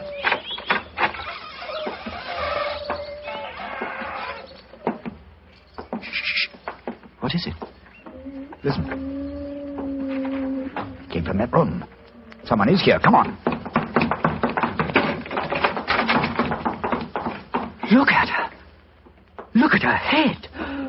Poor devil. Yes, she's still alive. She isn't long for this world. Can you hear me? Here, let me lift you up a little. Can you understand what I'm saying? Tell me, who was it that did this to you? She's too far gone to speak. Got a piece of paper and a pencil? Yes. Wait a minute. Here you are. Thanks. Now, can you write the name of the man who did this to you? She's pushing the pencil away. I don't suppose she knows how to write. She's trying to show you something, Mr. Holmes. She's trying to crawl over to the wall. Yes. Here, let me help you. Must be a hiding place of some kind. Look. She's taking a brick out of the wall. What is it? Great Scott! Money. Veritable jackdaw's nest of pennies. And small silver. And at least a dozen golden sovereigns. That must be the money. Look! She's picking out one of the silver coins. She's trying to give it to you. A sixpence, but what? Oh, poor woman, she's dead. And just as she was trying to tell me something. I can't understand it. Golden sovereigns in this hovel, and she was showing you a silver sixpence as she died. Mr. Holmes, what are you going to do? First, check on the young girl's safety. Meanwhile, I should like you to go back to my mother's. Assemble the other two men who were present at tea time this afternoon and keep them there until I arrive. I shan't be long. But the police. I shall summon them, Mr. King, when I have the murderer to offer them. And I'm convinced that will be before the sun sets tonight.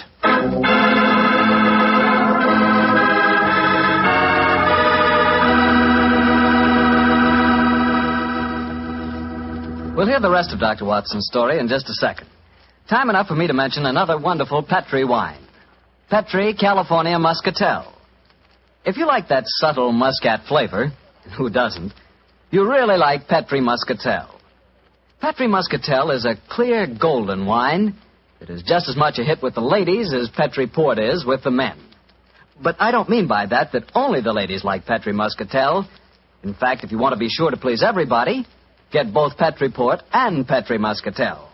In other words, don't buy one, buy two. But do be sure you always buy Petri. Now back to Dr. Watson and his guest tonight, Mrs. Campbell, who played a most important part in the story herself. Oh, not nearly as important a part as that played by Mr. Holmes and Dr. Watson. Well, Dr. Watson, what happened when Sherlock Holmes rejoined you at the bee farm? Well, first of all, he made sure that the little girl was safe. Then he told me of finding the dead woman and of his theories as to the killing. I can almost hear him now, Mr. Bartell, as he said... Watson. Someone wanted the little girl out of the way because they knew the mother would never marry while the child was alive. And that someone persuaded the old woman to do the job for him, I suppose. Undoubtedly. And she, believing in the powers of black magic, mutilated the doll, firmly convinced that in so doing she was destroying the young girl it was fashioned after. And then, I suppose, when the potential murderer discovered the woman was merely indulging in stupid folklore, he killed her, realizing she was only a hindrance to him, and with her knowledge of the plan... a dangerous hindrance. Exactly, my dear fellow. But how do you suppose we account for the hoard of money? Golden sovereigns, don't forget, that we found in the hovel. Well, no doubt it was a sum that she was already being paid for the murder that she was going to commit. As she died, she tried to give me the clue to her murderer by selecting certain coin. Now, in her possession, she had gold, silver, and copper. She chose a silver coin. And yet I can't see its significance, I must confess. Well, at the moment, possibly not. And yet, before the evening's over... I bet you that... What did you say, Watson? I said before the evening's over, I bet you... Thank you, old fellow. That's the clue. You bet me. What on earth are you talking about, Holmes? I just say... You've just given me the answer to the whole problem, Watson. What? I'm much obliged to you. Stay here, will you, old chap? And look after Cynthia a little while longer. Within a very short time, I shall have her intended destroyer under lock and key.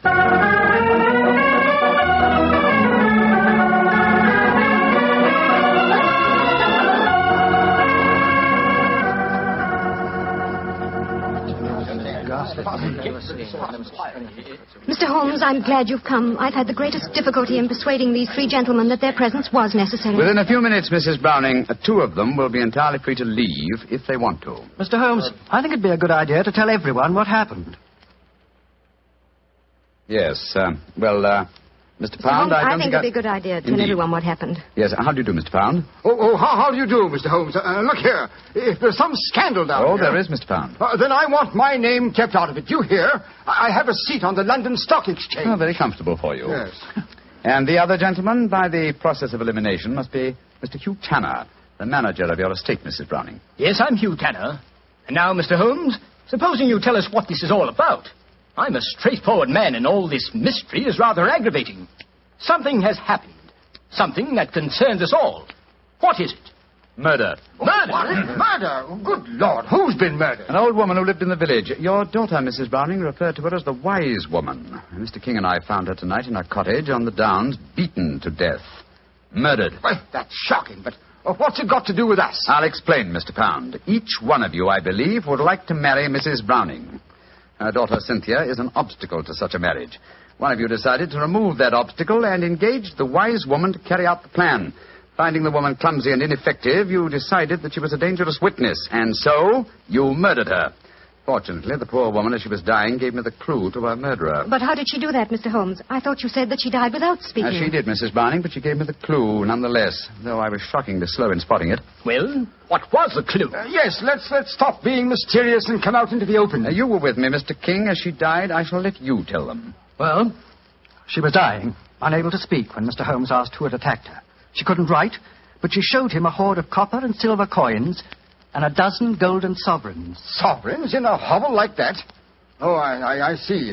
She meant her murderer was the man who had paid her. And with all that ill-gotten wealth, she died clutching a silver sixpence. And you still don't see who the murderer is? Come along, gentlemen.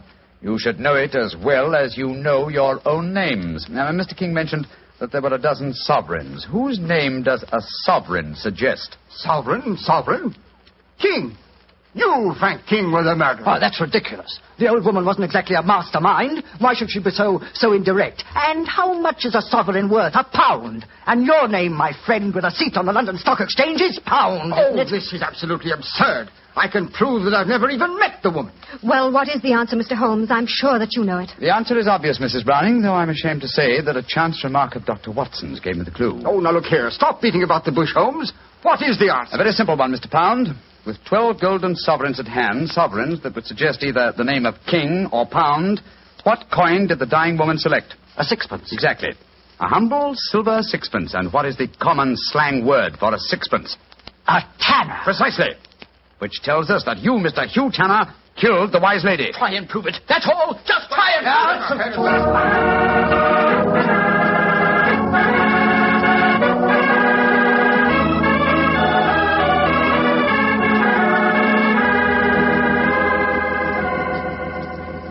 Holmes, what happened? I found the murderer, old chap, thanks to you. What do you mean, thanks to me? Well, I was thinking of a sixpence, the coin the dead woman clutched in her hand, as a sixpence.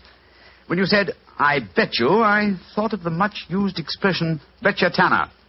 That gave me the clue to the whole business. The dying woman was obviously trying to indicate that Hugh Tanner was her murderer. He confessed, you say, before the police arrived. Yes, after Frank King, the artist, had started to give him something of the thrashing he deserved. Oh, I take no particular pride in the case, Watson. Without your chance remark, I might easily have overlooked this obvious clue that the dying woman gave me. As I've said before, old chap, I should not attempt to emerge from my retirement. Yes. It's obvious that my reflexes are shockingly slow. Rubbish. The police would never have solved it. Oh, my dear Watson, when you compare me with the police, I realize that my retirement should be permanent.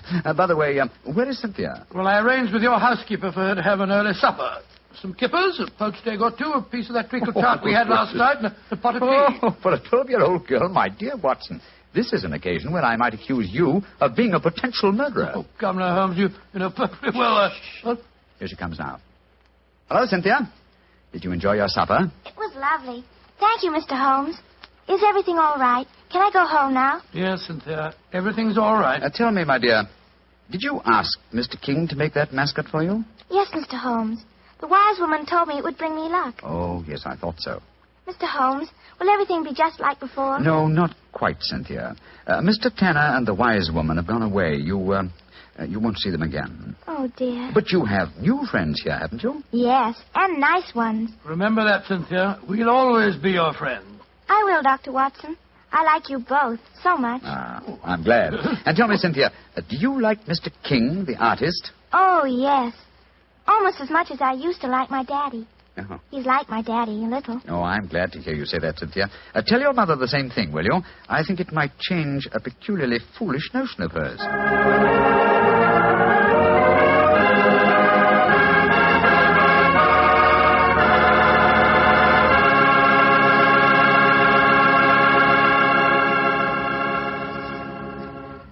Well, Dr. Watson and Mrs. Campbell, that was a really different kind of story. I'm sure glad you were here tonight, Mrs. Campbell. Tell me, has Dr. Watson changed much since you last saw him? Well, yes. I think he's grown handsomer. No. And what about Mrs. Campbell, Doctor? Has she changed? Well, she is more grown up than the last time I saw her, but she hasn't changed much in one respect. What's that, Doctor? Your appetite, my dear. Oh. I remember how Holmes was amazed at the amount you ate when you were a child, but you certainly had just as hearty a dinner this evening. Well, that was your fault, Doctor. Your dinner was too good. Oh, Cynthia, don't talk about the wine. Well, why shouldn't I talk about the wine? It was wonderful. Sure it was. It was Petri wine, that's why. You see? Now you got him started. And Mrs. Campbell, Petri wine is always good wine. And now I know our good friend Dr. Watson's expecting us. Let's go in and join him. Come in. Good evening, Doctor. Good evening, Mr. Bartell. Say, how are you feeling, Doctor? All over that attack of flu you had? I'm feeling very much better, thank you, my boy. I'm still a little weak. We old fossils take much longer to get over that sort of thing than you young fellas. Well, you take good care of yourself, Doctor. You've got a lot of friends, you know. Oh, I'm very glad to hear that. Thank you, Mr. Bartell. And now settle yourself down, and I'll get on with tonight's new Sherlock Holmes adventure. Where did it take place? You may not be familiar with the names of Jersey, Guernsey, Alderney, and Sark, but those are the 4 principal islands that make up the group known as the Channel Islands. Oh, yes, Doctor, I have heard of them. Somewhere in the English Channel, aren't they? Between the southern coast of England and the northern coast of France? That's quite right, my boy, though I very much doubt if you ever heard of the tiny island on which this story happened. It was the island of Garth, a minute but self-contained spot with a population of just under 1,000 inhabitants, subsisting, and from what I saw of the island in those days, subsisting very well on its dairy products. Was it under the rule of the British government, Doctor? No, Mr. Bartell, not exactly. You see, the island belonged to a family by the name of Horn. The head of the family, who was known as the Seigneur of Garth, was an independent ruler owing nominal allegiance to the King of England. That allegiance was expressed by one of those traditional ceremonies in which the Seigneur annually presented 1 pound of freshly churned butter to a representative of the British Crown. Times haven't changed much, have they, Doctor? Pound of butter is still worth a king's ransom. But tell me, what were you and the great Sherlock Holmes doing on the island of Garth? Well, I just coming to that, my boy, if you'll give me a minute. It was in the summer of 1896 when, to my utter amazement, Holmes informed me that we were going to the island of Garth as the official representatives of the British Crown to accept the annual presentation of butter. At the time, I must confess, I couldn't see why Holmes wanted to accept such a ridiculous mission. It was only as we approached the island in a small fishing boat that he told me a great deal more was at stake than a pound of butter. Unfortunately, Mr. Bartell, I'm not much of a sailor, and as the wind was blowing hard and the sea racing, I'm afraid I wasn't a very intelligent companion.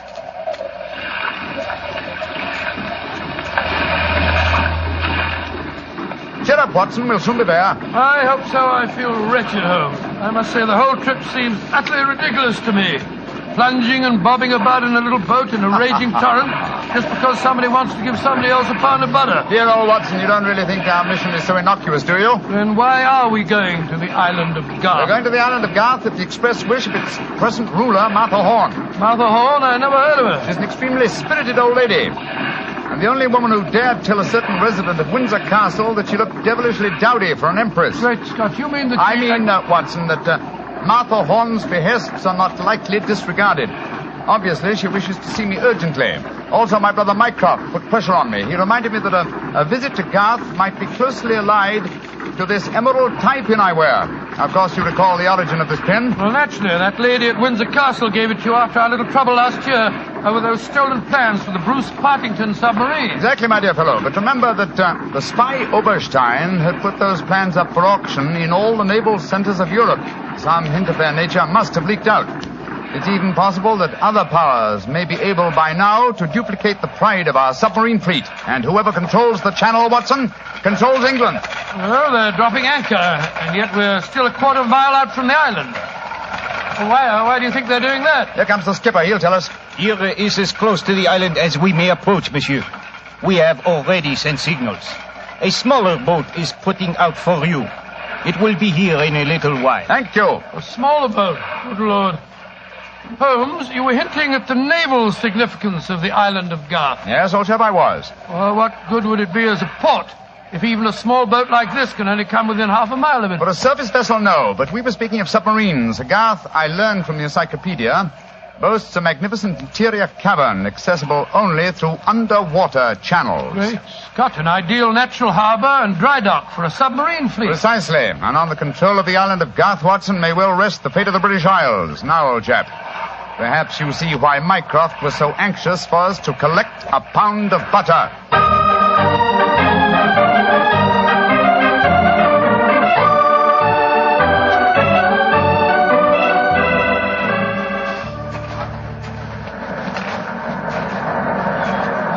Doesn't it seem wonderful to be on land again? First the fishing smack, and then that wretched little rowing boat.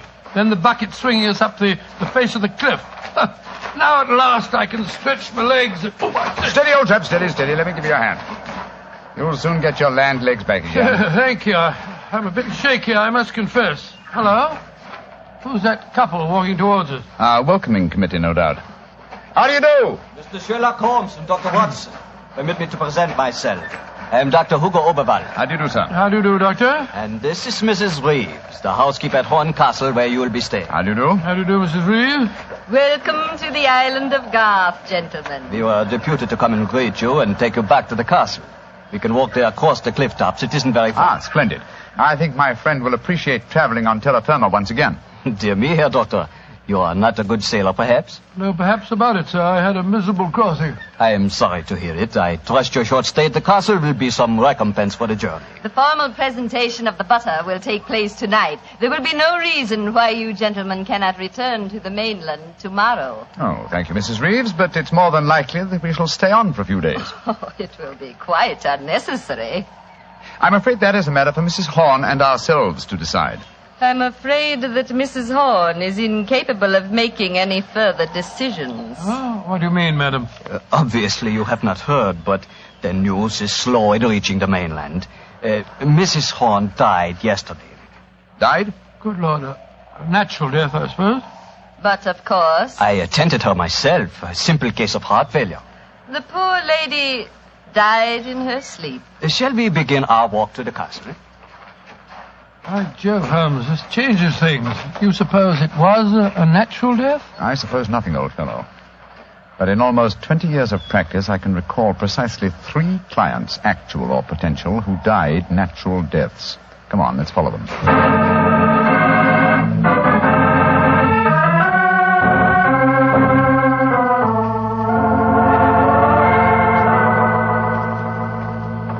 Mr. Sherlock Holmes, Dr. Watson, this is Mr. Christopher Horn, grandson of Mrs. Horn and the new ruler of Garth. How do you do? Hello. How do you do, sir? Jolly nice of you fellows to come over here. Too bad you had to arrive just as the poor old gal kicked the bucket, though. Allow me to offer my condolences on your grandmother's death, sir. Yes, indeed, Mr. Horn. Thank you. It was a ghastly business. I found her, you know. Christopher. Frightful sight. There was an awful silly grin on the old dear's face, and... Don't you think it would be more to the point if you were to explain the ceremony in connection with tonight's presentation? You're right, Reeve. Reeve is a terrible tyrant, but she is efficient. Don't know what I'd do without her. Always ran everything for poor old Granny. Why, when the old girl was ill, she... Christopher, I gave you a schedule of the ceremonies this morning. What did you do with it? Dash it, Reeve, I don't know. Must have lost it. And I have my own copy in the study. I swear I don't know what I'd do without you. Excuse us a moment, gentlemen. I'll be back in a jiffy. Holmes, what in thunder's going on here? That boy's completely under the thumb of Mrs. Reeves. He was trying to tell us something, but that frightful woman kept changing the subject. He spoke of an awful, silly grin on the dead woman's face. Didn't that suggest something to you? By Jove, that's one of the characteristic symptoms of strychnine poisoning. Exactly, old fellow. And perhaps he was going on to mention the equally characteristic arching of the body. We've got to get Mr. Horn to ourselves for a little while, and you've got to examine the body of the dead woman. But it's going to be difficult. Is that a balcony outside the window? Yes, it is. Come along. Let's see what it leads to.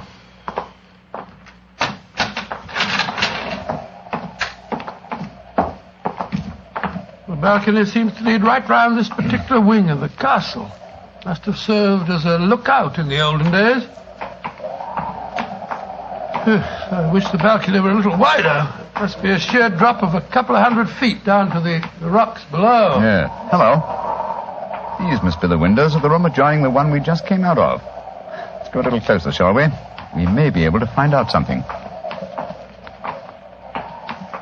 Can you see anything? Yes. They're in there. Mrs. Reeves and the boy. She's leaving the room. Now's our opportunity. I'll tap on the window. He's seen us. He's coming to open it. What are you two doing out there? Admiring the view? Yes, my boy. It's quite beautiful. Mr. Horn. Yes, Mr. Holmes? I was a great admirer of your grandmother.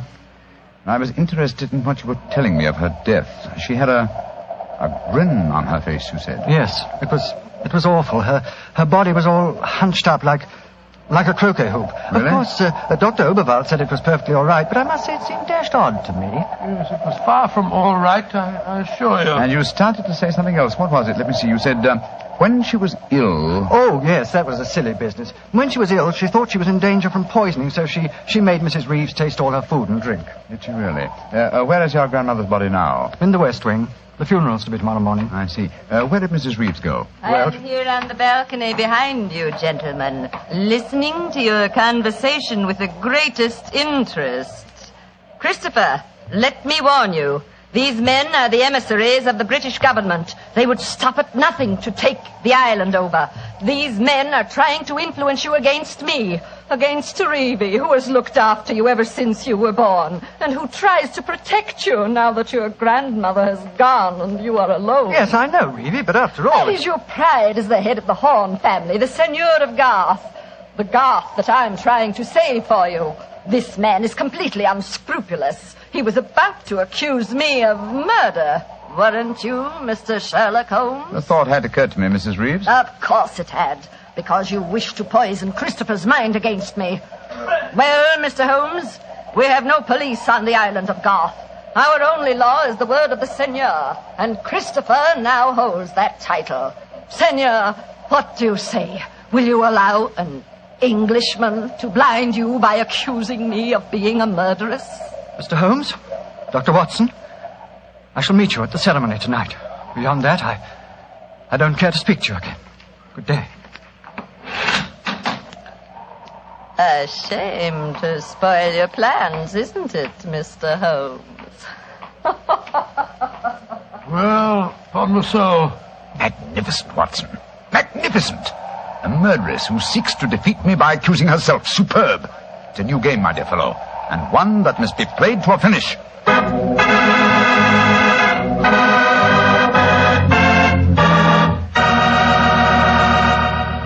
We'll hear the rest of Dr. Watson's story in just a second, so I'm just going to remind you that right now is one time you'd really enjoy a glass of Petri California Port. You couldn't ask for a more delicious wine. Petri Port, with its deep, rich red color and its heart-of-the-grape flavor, is one of America's all-time favorite wines. Petri Port is wonderful after dinner and perfect to serve when company comes. Try it. But just remember that when you want the kind of port I'm talking about, you've got to make sure it's Petri Port, because all Petri wines are good wines. Dr. Watson, this is certainly an unusual story you're telling us tonight. What happened after Mrs. Reeves left you and Sherlock Holmes standing on the balcony? We retired to our rooms and had a quiet and lonely lunch. Though the great man said little, I could see that he was deeply excited and that his keen brain was evolving some plan that would enable us to solve the mystery of Mrs. Horn's death. After lunch, we started to descend the stairs leading to the main hall of Garth Castle. As we did so, Holmes said... Watson, we're in no danger ourselves. Mrs. Reeves knows that we're here as emissaries of the British government. Yes, and if we didn't return with the butter within a few days, there'd be a British dreadnought here looking for us. However, I am in danger of one of my worst defeats. My professional pride is piqued. If only I could... Watson. Yes, Holmes? If at any time today I slip you a note, don't read it at once, but... Here comes Mrs. Reeves. Precisely, Watson. I entirely agree. If I do not make the test on Mrs. Horn's body within 24 hours of her death, it will be useless. I must make it by 3 o'clock this afternoon. Mr. Holmes. Oh, yes, Mrs. Reeves. I want to apologize for my behavior before lunch. I was intolerably rude. Oh, please, no. Whatever my quarrels may be with British politics, I at least owe to both of you the duties of hospitality. That's very gracious of you, Mrs. Reeves. I wonder, would your hospitality also include a personally conducted tour of the subterranean caverns for which this island has become internationally famous? Would they really interest you? Well, I'm afraid that my friend and I won't have the time. Oh, yes, not at all, Watson, not at all. We have plenty of time, as long as we're back here by 3 o'clock. I'm sure Dr. Oberwald would be delighted to join us. He has made quite a study of the unique rock formation. Oh, that's splendid. It should prove a most interesting excursion. But, Holmes, why do we want to go stomping around a lot of damp and smelly caves? Well, the exercise will do us good, old fellow. Will you lead the way, Mrs. Reeves? And please remember that it's most important that I return here... I remember, Mr. Holmes. You must be back here by 3 o'clock.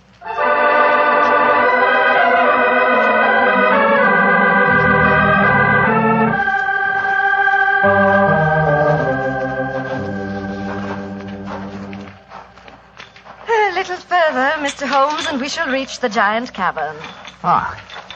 Most interesting. Watson and Dr. Oberwald seem to have lagged behind us somewhat. They will be here in a moment. There. This is the giant cavern. Magnificent. Truly a miracle of nature. It's a natural submarine dry dock hewn out of the rocks. Yes, Mr. Holmes. And in the olden days, only the smugglers who inhabited this island knew the entrance that leads to this cave. The first seigneur of Garth found a cache of untold wealth hidden here. Really? Silks, jewels. There are still the remains of some of the finest Calvados brandy stored among these rocks. Indeed. An incomparable drink. Would you care for some? It is our custom whenever visitors honor us with their presence to offer them a glass. I should be delighted. There is a natural shelf here in the rocks. Perfect hiding place. Here you are, Mr. Holmes. And here is a glass. This is a rare privilege. I imagine that very few people have been offered it. Only our most distinguished visitors, I assure you. This cavern is completely inaccessible from the outer sea, I presume. Completely. Unless, of course, ships could swim under the sea. Which, as you know as well as I, they can, Mrs. Reeves. Even outside the imaginings of Jules Verne. Indeed. Would you care to explore a little deeper? The others will be with us soon.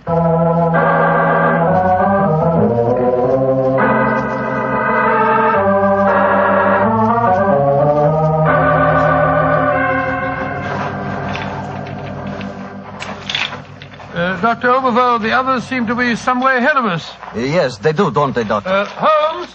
Holmes! Where are you? Dear me, I'm afraid we cannot follow them. What do you mean? The next cavern is already cut off by the rising tide. Great Scott, you mean that they're cut off? I am afraid so. But do not worry here, Doctor. In a few hours, the tide will recede. They are in no danger.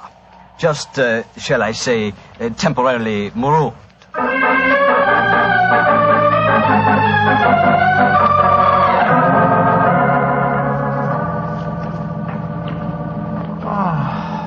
I can't understand it. I'm getting confoundedly sleepy. I'm so sorry. I'm afraid that we stayed here longer than I intended. I fear that we are cut off by the tides. Cut off? By the tides? We're in no danger. In a few hours, we shall be able to return. But I'm afraid I cannot get you back at 3 o'clock, which was the time I promised. But it's vital. Absolutely vital that I can get back. I'm so sleepy.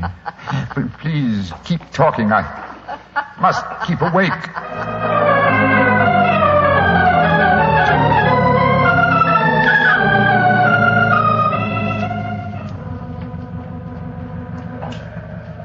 But, Dr. Oberl, I must get to Sherlock Holmes at once. I am sorry, Herr Doctor, but we are not able to control the forces of nature. We cannot force the water to recede. Your friend is in no danger. No, but he's got a most important test that he must make by 3 o'clock. I am afraid that will be impossible. I've got to do something. I should have come to these blasted caves in the first place. I don't know what on earth I ought to do. By Jove, that note that Holmes gave me, he told me to open it if... where did I put it? Ah, here it is. A note from Mr. Sherlock Holmes, eh? Vital that you make medical test. Great Scott, Dr. Overall, it's absolutely necessary for me to return to the castle at once. Indeed. A note from Mr. Sherlock Holmes, and now it is most important that you return to the castle. No, my fine English friend. I am afraid I cannot allow you to. Oh, I don't know how you propose to stop me, sir. You see this revolver? And do you see this stick? I warn you, Herr Doctor. Oh, no, you don't. I'm sorry you can't hear me, Dr. Overville, but when Sherlock Holmes gives me orders, I carry them out.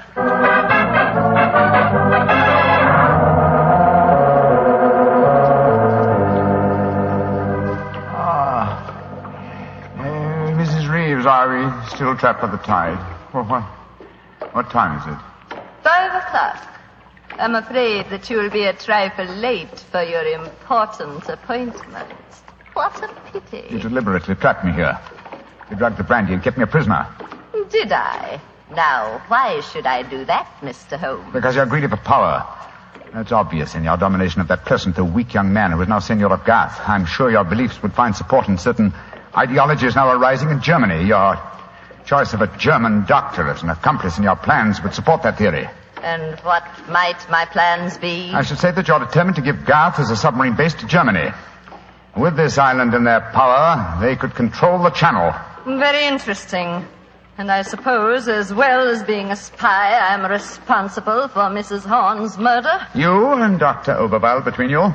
She was too strong for you. You had to get her out of the way. You probably made subtle attempts on her life at first, the origin of which you did not realize, but which caused her eventually to send for me.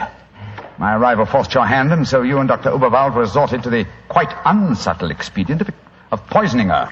All pure supposition, Mr. Holmes. The only law on this island is Christopher Horn. Do you suppose he'll believe you? No, I suppose he won't. You've outwitted me, Mrs. Reeves. I walked into your trap just as you intended me to. Then in that case, you may collect your pound of butter tonight and return to the mainland tomorrow. Mrs. Reeves, how much longer do we have to wait for the tide before we can make our way back to the castle? We can leave now. We could have left at any time. There's another secret entrance that is above the tide level. I merely had to make you overstay the hour of your test. I could not risk Christopher's seeing definite proof. Come now. I shall lead you back. You fool.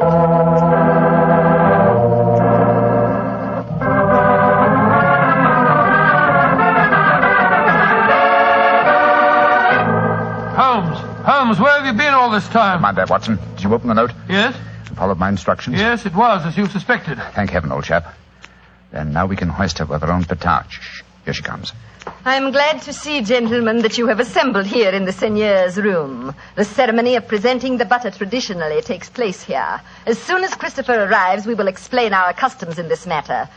Dr. Watson, I trust that Herr Oberwald proved an interesting companion on your excursion this afternoon. Yes, indeed, most interesting. We had a discussion of the relative merits of the walking stick versus the revolver. I think I was able to make my argument fairly convincing. Where is Dr. Oberwald now? I imagine he's lying down. He had all the symptoms of impending headache when I saw him last. Why are you smiling, Mr. Holmes? What's been going on? I'm afraid, Mrs. Reeves, that your plans have misfired rather badly. As soon as Mr. Horn arrives, I expect you will be under arrest for murder and high treason. Christopher would never believe you. Wouldn't I? Mrs. Reeves, you poisoned my grandmother. Christopher, what lies have these men been telling you? You're the one that's been telling me lies. I believed you when you said you'd been tasting the old lady's food. But when Dr. Watson showed me the results of his test this afternoon, it was as clear as daylight. But the tests could prove nothing after 24 hours had passed. You said so yourself, Mr. Holmes. A deliberate lie, Mrs. Reeves. I'm afraid that I invented that mythical 24-hour test. I knew that as soon as I mentioned it, you would attempt to prevent my carrying it out. So I was delighted when you fell into my trap. You thought that you were shanghaiing me, whereas in reality I was shanghaiing you. My job is to prove your guilt to the senor. With your dominant presence away from the household, it was easy for Dr. Watson to make his test. You devil. You knew all the time. Of course I did. But I had to deceive you. I'm glad my performance was sufficiently convincing. By the way, Mrs. Reeves, the drugged brandy was dreadfully clumsy. You didn't drink it home? Why, of course I didn't. But it was very unflattering to me that Mrs. Reeves thought I might. Mrs. Reeves, you realize what this means, don't you? I'm going to ask these gentlemen to take you and Dr. Oberwald back to the mainland with them tomorrow. And stand trial in a British court? Never. I was born on the island of Garth. I have lived here all my life, and I shall die here. Reevy, what are you up to? Stop her! She's going out on the balcony. One day Garth will belong to Germany. One day the whole world will belong to Germany. Goodbye, you meddling fool. Goodbye. Great Scott, she's gone. It must be a couple of 100 feet to the rocks below. What a dreadful thing. I still can't believe she was a murderess and a traitor.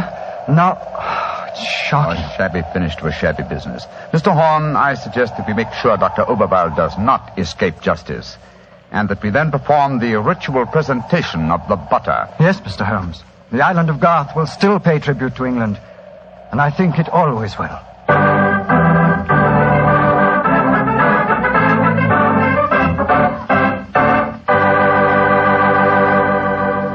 Well, Doctor, that was some story. So Germany didn't get the island of Garth after all. No, Mr. Bartell. In fact, in after years, the island proved to be an invaluable submarine base for England. Say, what about the pound of butter? Did Holmes get it? Oh, yes. But why are you so interested in the butter? Are you kidding? In our house, butter is our second most favorite topic of conversation. Your second most favorite? Well, what's your favorite topic of conversation? Remember, you asked me. Petri wine. Oh, as if I didn't know. And now it's time to keep the weekly appointment with our good friend, Dr. Watson. How are you this evening, Doctor? I never felt better, thank you, Mr. Bartell. Draw up your usual chair and make yourself comfortable. Thanks. That's it. Oh, I see you've had the old tin dispatch box out again. I suppose you've been going through your notes on tonight's new Sherlock Holmes adventure? Yes, Mr. Bartell, and I think you'll find it as pretty a little problem as we ever encountered. The story began in 1887. A very busy year for us, my boy. It was the same year that Holmes solved the case of the Amateur Mendicant Society, who held their meetings in a luxuriously furnished vault below a furniture warehouse. Oh, I remember that story, Doctor. And wasn't 87 the year you both escaped from death in the Paradol chamber? It was indeed. You've got a very good memory, Mr. Bartell. The story I'm going to tell you tonight topped off this unusually exciting year. It was late in October, and the equinoctial gales had set in with exceptional violence. All day the wind had howled and the rain had beaten against the windows of our Baker Street lodgings. Finally, it was nearly midnight, as far as I remember. The storm grew higher and louder, and the wind in the chimney sobbed like a child. Suddenly, much to our surprise, the doorbell jangled, and a few moments later, our midnight visitor stood before us. He was a man of about 45, and as he looked about him anxiously in the glare of the lamp, I could see that his face was pale and that his eyes heavy, like those of a man who was weighed down with some great anxiety. And yet when he spoke, his tone was businesslike and almost aggressive. I've come to you for advice, Mr. Holmes. That's easily obtained. And help. That is not always so easy. Help the gentleman off with his coat, will you, Watson? Yes, indeed. Here you are, sir. Let me hang it up for you. Thank you, sir.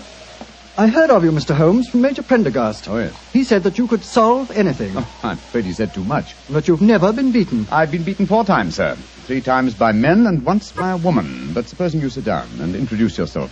My friend's name is Watson, Dr. Watson. How do you do, sir? How do you do, Doctor? My name is Lovelace, Edmund Lovelace. And what brings you to me at this hour of the night, Mr. Lovelace? I'm in terrible trouble, Mr. Holmes. You don't know anything about me, but if you'll accept my case, you can save 4 lives. I wouldn't say that I know nothing about you, sir, though it's true that I know little beyond the somewhat obvious fact that, you're single, that you keep a dog, but not a manservant, and that you are much preoccupied with your business, which I take to be some form of insurance. Oh, come. Oh, steady. Now, what is this? Well, magic? I'll wager that my friend's right, though. Isn't he, Mr. Lovelace? Perfectly. But I'll be hanged if I can see how he knows it. It's a practical application of logic, sir. The briefcase that you carry might at first indicate a barrister or some other professional man, but your brusque, businesslike manner counteracts that suggestion. An insurance broker who must visit clients at odd hours is the likeliest man to combine that manner with a briefcase at midnight. But the wife and the manservant, and the fact that I'm preoccupied with my business. Your cufflinks don't match, sir. Each is from a different pair. That would suggest preoccupation, and it's a mistake that neither a wife nor a manservant would have allowed to pass. Yes, but how about the dog? Oh, surely that's obvious, Watson. Well, I can't see it. I shall let you ponder on that matter while Mr. Lovelace tells us his problem. Mr. Holmes, are you as interested in preventing a murder as in solving one? Well, naturally I am, Mr. Lovelace. Even more so. But please tell me your story. I live with 4 cousins of mine in an old house in Camberwell. My grandfather left the house and a sizable fortune to the 5 of us on condition that we lived together and maintained a family unity. It probably won't surprise you to know that we've grown to get pretty much on each other's nerves. Well, what happens if one of you dies, Mr. Lovelace? His share is divided among the others, Doctor. Oh, yes. The wonder to me is, sir, that not that a murder may take place, but that it has not happened long ago. Who's responsible for the administration of the estate? My cousin Gerald. He's much older than the rest of us, and he's a thoroughly unpleasant, cantankerous man. Yeah. He gets an extra share in the estate as administrator, and in consequence he doesn't work. We feel, of course, that he lives off us, and we're continually quarrelling with him about it. Sounds like a jolly household, I must say. There's going to be trouble, Mr. Holmes, I know it. Gerald hates us, and he's jealous of our share in the estate. You spoke of preventing murder just now. Yet I can see that you've selected your cousin Gerald as the potential murderer. Am I right? Yes, you are. Mm-hmm. But don't think it's personal prejudice that makes me suspect him. I have good reason for doing so. Oh, what reason? This evening, just before dinner, I helped Gerald off with his topcoat and went to hang it up for him. As I did so, I heard a strange metallic clink in one of his pockets. I slipped my hand inside it and found a hypodermic syringe and a small phial of liquid. I opened the phial and smelled it. Gentlemen, it reeked of bitter almonds. Bitter cyanide, eh? And what did you do? I thought of destroying it, but I realized that would put him on his guard, so I replaced it in his pocket. Of course, I warned the others, and we decided that I'd come to you. I had to see a most important client tonight, or I'd have been here earlier. Yes, it seems odd that you didn't come directly to Mr. Holmes as soon as you'd made the discovery, Mr. Lovelace. After all, if a potential murderer is walking about with a pocket full of cyanide, I should have thought that itself was more important than business. Well, Yes, I suppose it might seem so to you, Doctor. Now, that's a most interesting stick you carry, sir. May I examine it? Of course. Here. Oh, thank you. Now I see how you deduced that Mr. Lovelace had a dog, Holmes.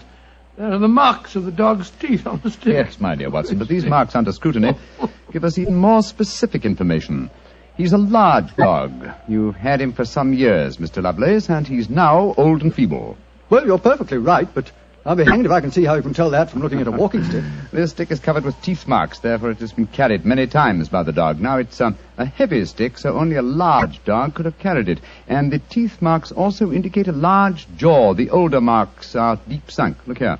The fresh ones, where the wood is not yet darkened, are shallow. Yes, it's obvious that the jaws are losing their strength. That's very clever of you, Mr. Holmes, but I don't see what it has to do with the case in hand. Oh, neither do I, Holmes, I must confess. No, surely it tells us that your story, Mr. Lovelace, may bear a less terrifying implication than you think. On the other hand, its implication may be even more terrifying. Though it's late at night, I feel that any further delay in this matter would be extremely dangerous. I suggest that we get a cab and come to your house in Camberwell at once.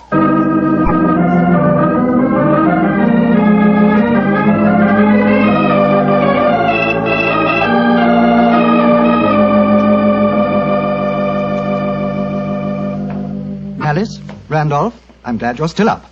I was able to persuade Mr. Sherlock Holmes and Dr. Watson to come back with me. Gentlemen, this is my cousin, Alice Harley. How do you do? How do you do, Miss Harley? How do you do? And my cousin, Randolph Lovelace. How do you do? How do you do, sir? How do you do, Mr. Lovelace? I've told him about the whole business, Randolph, so we can all speak perfectly freely. Let's begin by sitting down, shall we? Randolph and I had just finished a little cold supper. We've been to the theatre tonight. Well, Mr. Holmes, I suppose Edmund told you about finding the hypodermic syringe and the cyanide in Gerald's coat pocket. Yes, indeed. May I ask where your cousin Gerald Lovelace is now? We left the house at 7, but I imagine Gerald went upstairs at 8, as usual. Didn't he, Edmund? On the stroke of 8, Alice. He's very fixed in his habits, Mr. Holmes. He goes up to his room every night at 8.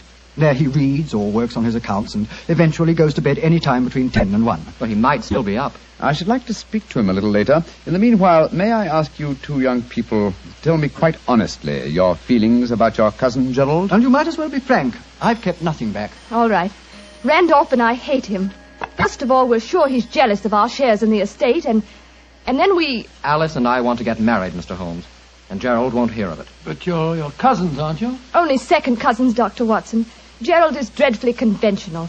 He's threatened us that if we do get married, he'll go to court and try to have our shares in the estate annulled. And from the way the will is worded, I wouldn't be surprised if he could do it. So you can see why we have no great love for him, and why we're afraid of him. Well, he sounds an extremely unpleasant person to me.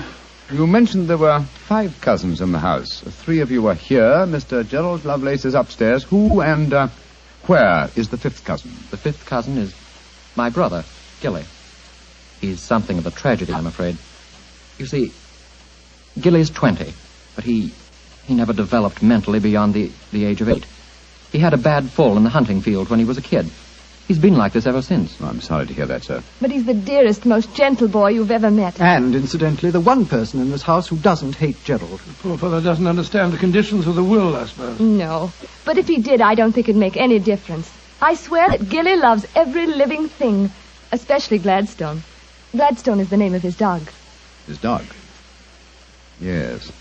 The dog may be the key to this whole matter. The dog? What makes you say that, Holmes? When a man brings a quick and painless poison home to a household containing an old and feeble dog, it's more than possible that he has obtained that poison, quite legitimately, to give the dog a merciful death. To kill Gladstone? Oh, no! After all, Alice, dear, he is old. And almost blind But, now. Mr. Holmes, if you think Gerald brought home the poison to put Gladstone out of the way, well, and I admit it sounds perfectly logical, what made you decide to come here tonight?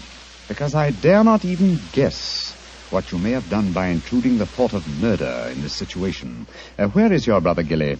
In his room upstairs, asleep. I wonder if we might go up to him. I should like to talk to him, if you don't mind. And after that, I want a few words with your cousin, Gerald Lovelace.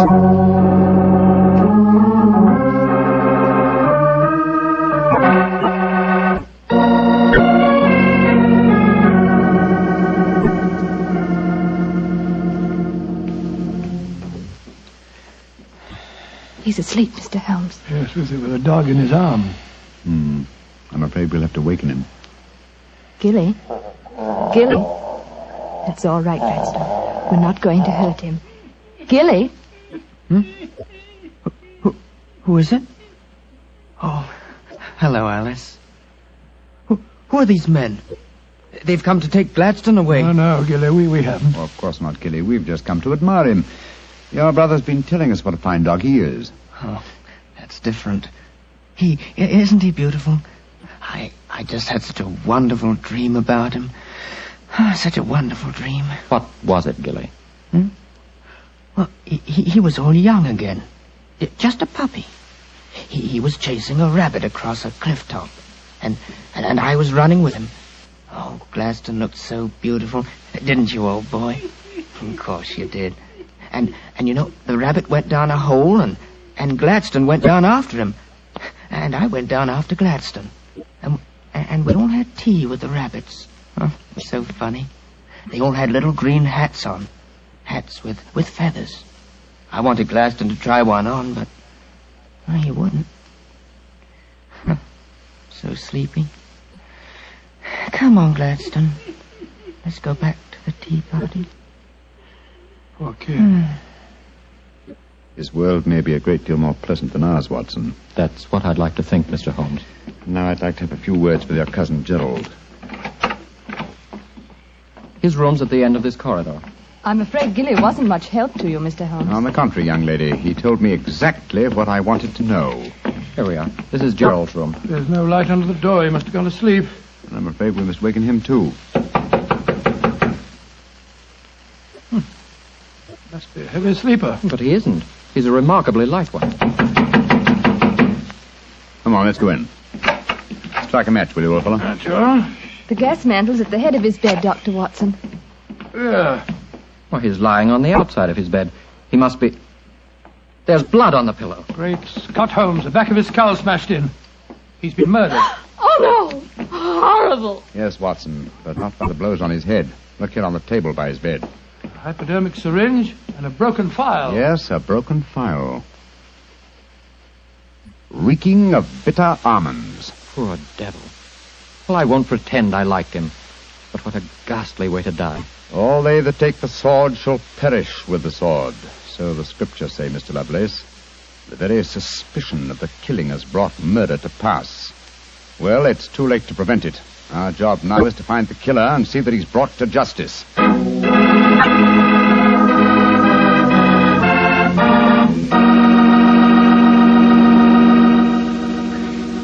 Dr. Watson will tell you the rest of his story in just a few seconds. Just time enough for me to tell you that if there's one wine that's perfect for any occasion, it's Petri California Sherry. With a bottle of that rich, amber-colored Petri Sherry on hand, you can make that time before dinner a main event. And Petri Sherry is the perfect answer to the question of what to serve when company comes. Serve Petri Sherry alone and let its full, wonderful flavor speak for itself, or serve Petri Sherry with hors d'oeuvres or party sandwiches. And remember, you can serve Petri Sherry proudly, because Petri is the proudest name in the history of American wine. Well, Dr. Watson, so you found Gerald Lovelace dead in one of the bedrooms of the house in Camberwell. What did you do? Send for the police? Not at once, Mr. Bartell. Sherlock Holmes persuaded the remainder of the household to give him the opportunity of examining the scene of the crime carefully before the police were sent for. And so, a few minutes before 1 o'clock that October night, Holmes and I stood alone in the room of death. Turn the gas a little higher, will you, old chap? Right you are. You know, Holmes, I think you should have sent for the police right away. In a case like this, Watson, I prefer to be my own police. When I have spun the web, they may take the flies, but not before. What are the results of your medical examination, old chap? Well, it's exactly as you reconstructed it, Holmes. He was first beaten on the head with that poker lying on the floor. Then he had the full phial of cyanide injected into his left wrist. Can you estimate the time of death at all accurately? No, this room's confoundedly hot. He might have died any time from 1 to 5 hours ago. Yes. It's now 1 o'clock, and we know that he was alive at 8. Mr. Edmund Lovelace saw him leave for his room at that hour. Yes, if he was telling the truth. One thing we do know for a fact is that this man was murdered at the exact moment he was going to bed.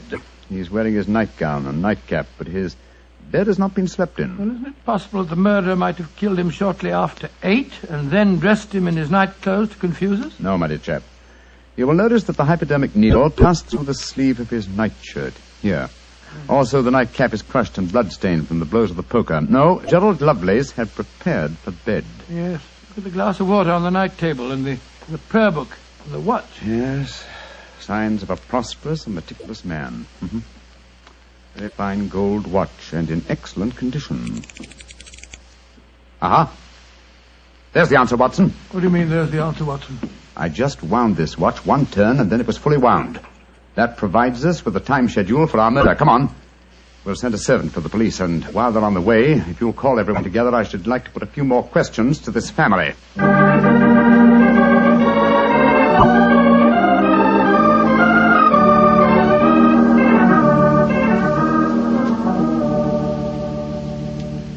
Before the police arrive, I should like to hear your statements again very carefully, if you don't mind.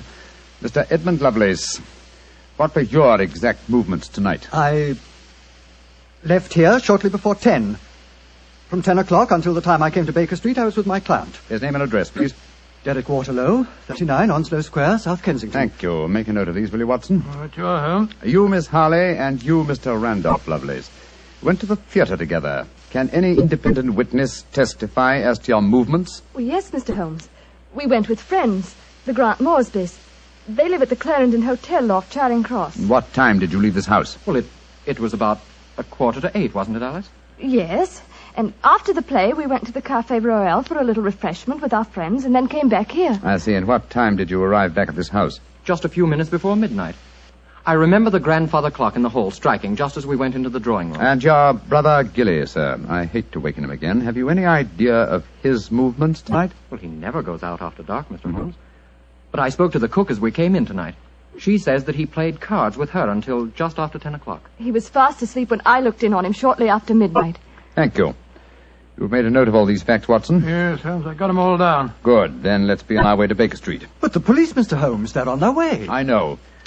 Please give them my regards, will you? Apologize for my informality and tell them that I shall have the answer to this matter probably in a little over 24 hours.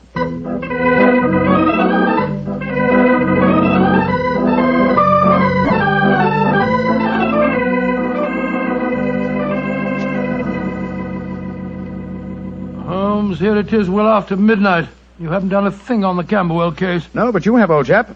You've checked on all the time alibis and found them valid. I'm much obliged to you. Yes, Inspector Lestrade was here tonight, you know, and he made some pretty caustic remarks, I can tell you. Oh, didn't you inform him that I'll have the answer to the problem before many hours have passed? I did, but you know, Lestrade, he wanted action. He shall have it. Is the watch still running? Yes, there's another thing. What'll Lestrade say when he finds that you took the dead man's watch? I've no idea. Oh, why did you take it anyway? You sound sleepy, old chap. Yes, I am confoundedly sleepy. Well, why don't you go to bed? What are you going to do?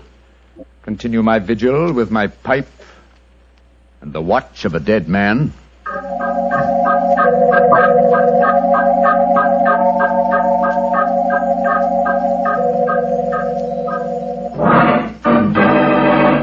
Watson, wake up! What time is it? 5 o'clock in the morning. Good Lord, what are you doing up at this hour? The watch has just stopped. I'm about to rewind it. What are you rewinding it for, Holmes? You waited over 24 hours for it to unwind. When I know how many turns it takes to wind it fully, I shall have the answer to the whole business. 10, 11... You're being confoundedly mysterious, as usual. 14 turns, and the watch is fully wound. Get your clothes on, old chap. Where are we going on this hour? To the house in Camberwell. Now I know who murdered Gerald Lovelace.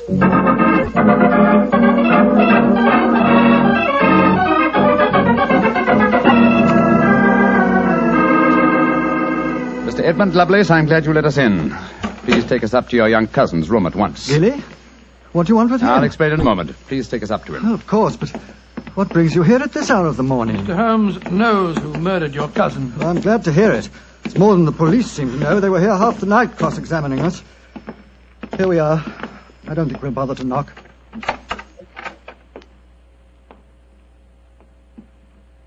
Gilly? Gilly? I'm awake. We heard you coming up the stairs, didn't we, Gladstone? It's the same man again. You're not going to take Gladstone away, are you? Please don't take him away. Don't worry, Gilly. We're not going to touch him. Oh, that's all right, then. Oh, Gilly. Yes? You really love that dog, don't you? Of course I do. More than anything or anybody. I believe you'd even kill a man who tried to hurt Gladstone. Wouldn't you? Oh, yes, sir. I would. Gilly! No. Great Scott. Gilly, I don't think you'd really kill a man. I don't think you could. Couldn't I, though? How would you kill him? I'd hit him first. I'd take a poker and hit him on the head so he couldn't fight back. And then I'd take the nasty needle he told me he was going to stick in Gladstone, and I'd fill it full of that water he showed me, and I'd stick it in him. That's what I'd do. Then he'd be dead. And he couldn't hurt my Gladstone anymore. Not ever. Let's leave him, shall we? Goodbye, Gilly. Pleasant dreams. Goodbye, sir. Good old Gladstone. You satisfied, sir? Yes. Poor Gilly. There's no doubt about it, of course. Can there be no one who described the murder to him, and yet he's just given an exact description of its method? What'll happen to him? They won't try him. No. A little pressure in the right places, and he'll be released to a private nursing home. I'll do everything I can, Mr. Lovelace. Thank you, Mr. Holmes. Thank you very much.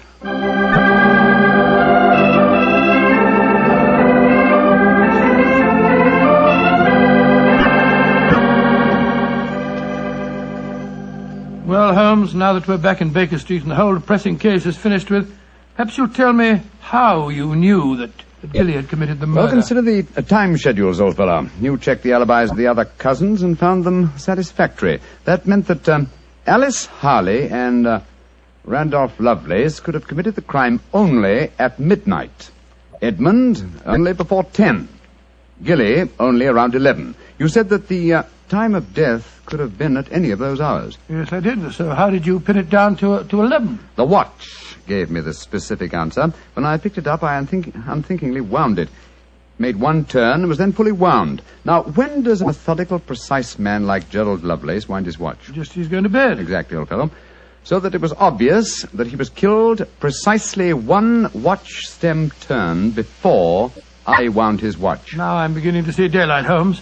So you let the watch run down? That's what I did. It took 28 hours, from 1 o'clock the night before last until 5 this morning. Now, how many turns did it take to rewind it? 14, wasn't it? That's right.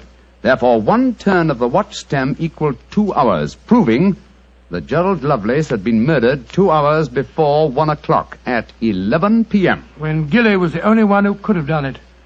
You know, Holmes, I still find it hard to believe that boy was capable of such a ghastly crime. He seemed so gentle. Oh, he is. Except when his beloved dog's life was at stake, probably out of some mistaken notion of kindness. Gerald Lovelace warned the boy of his intentions regarding the dog. Oh, it's a sad business, Watson, a sad business. I hate to think of that boy spending the rest of his life in a mental home. I have one prayer for his future. What's that, Holmes? The dog Gladstone can't live very long. I pray that Gilly does not long outlive him.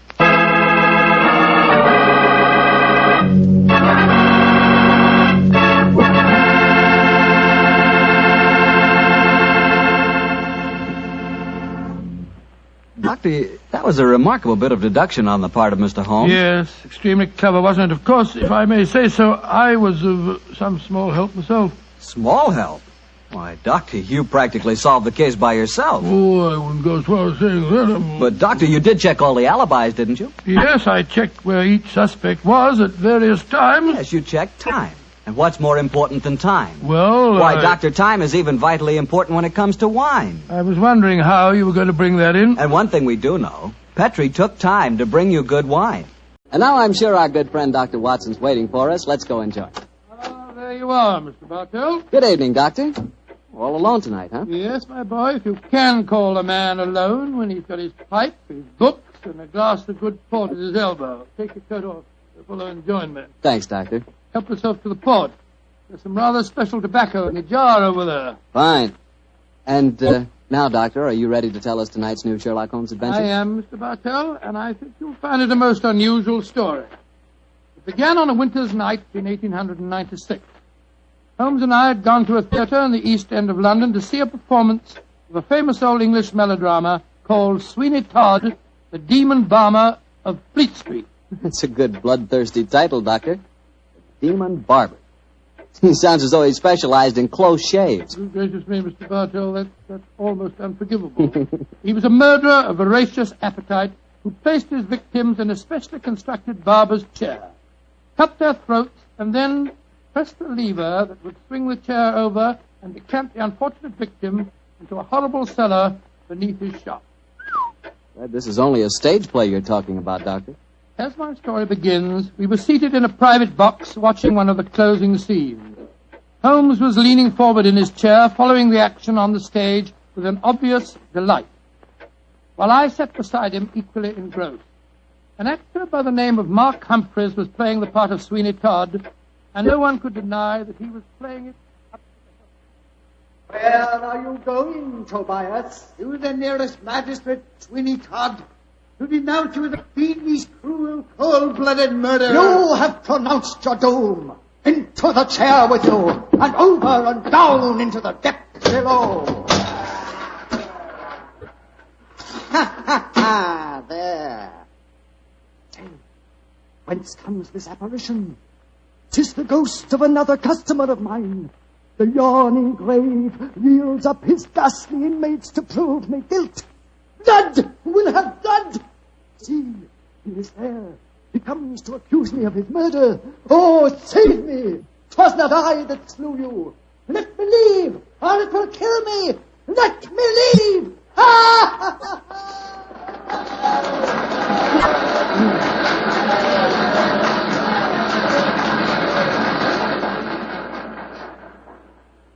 Oh, upon my soul, Holmes, that fellow Mark Humphreys is the most florid actor that I've ever seen on a stage. I find him enchanting, Watson. It seems to me he's really caught the flavor of this murderous monster piece. After all, a restrained performance of a barber Sweeney Todd would be unthinkable. Yes, I suppose it would. But I must say his makeup seems rather overdone. No barber would wear such an enormous beard. It would be most impractical. Probably get in the customers' faces. By the way, I noticed from the program that Mark Humphreys, as well as being the principal actor, is also the owner of the company. Yes, the current trend towards the actor-manager is a pretty healthy sign, I think. Come in. Excuse me, but is one of you gentlemen Mr. Sherlock Holmes? Yes, I am. Oh, I was asked to give you this note. Thank you. Now, who on earth knows that you're at the theatre, Holmes? We'll soon find out. This note is from Mark Humphreys, our actor-manager. What's it say? Dear Mr. Holmes, I recognize you in your box. Please come to my dressing room after the performance. My sanity, and even the safety of London, perhaps, depends on your compliance. Oh, my sanity and the safety of London. I wonder what on earth he means. That, my dear fellow, we can only discover by going backstage to meet him. As it is, the curtain's going up in the last scene I see. For a little longer, we must possess our souls in patience.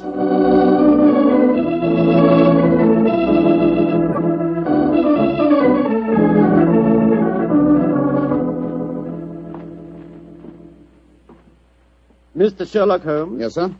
Oh, my name is Lindsay. Derek Lindsay. I'm the business manager. Mr. Humphreys asked me to meet you at the stage door and take you to his dressing room. Thank you very much. This is my colleague, Dr. Watson. How do you do? Oh, how are you, Doctor? Will you follow me, please? Excuse me asking, Mr. Lindsay, but surely you must be related to that distinguished actor of some years back, Lytton Lindsay. He was my father, Mr. Holmes. Ah, indeed. The resemblance is extraordinary. With such a heritage, Mr. Lindsay, you must love the theatre. It'll probably sound like heresy, but I hate it. However, it's the only thing I was trained for, and there's good money to be made in it, sometimes. And money's a thing I both like and want. Oh, Mr. Holmes, I do hope you'll be able to help Mark Humphreys. He certainly needs it. Oh, really? What seems to be his trouble? Oh, he'll have to tell you that for himself. But his wife and I think... There's Mrs. Humphreys now. Maria! Maria, this is Mr. Sherlock Holmes and Dr. Watson. Mrs. Mark Humphreys. How do you do? Oh, Mr. Holmes, I'm so grateful that you're going to see Mark. He's in such a dreadful state. There have been times lately when Mr. Lindsay and I have been afraid he's going out of his mind, haven't we, dear? Indeed we have. We're both dreadfully worried about him. In that case, I hope I can be of service. Which is his dressing room? Number 1, next door to mine. Derek, I think it'll be better if Mr. Holmes and Dr. Watson go in alone. I'm sure Mark will speak more freely if we're not in the room. I think perhaps that is a good idea, Mrs. Humphreys. We'll see you later on. Come on, fellow. That's all.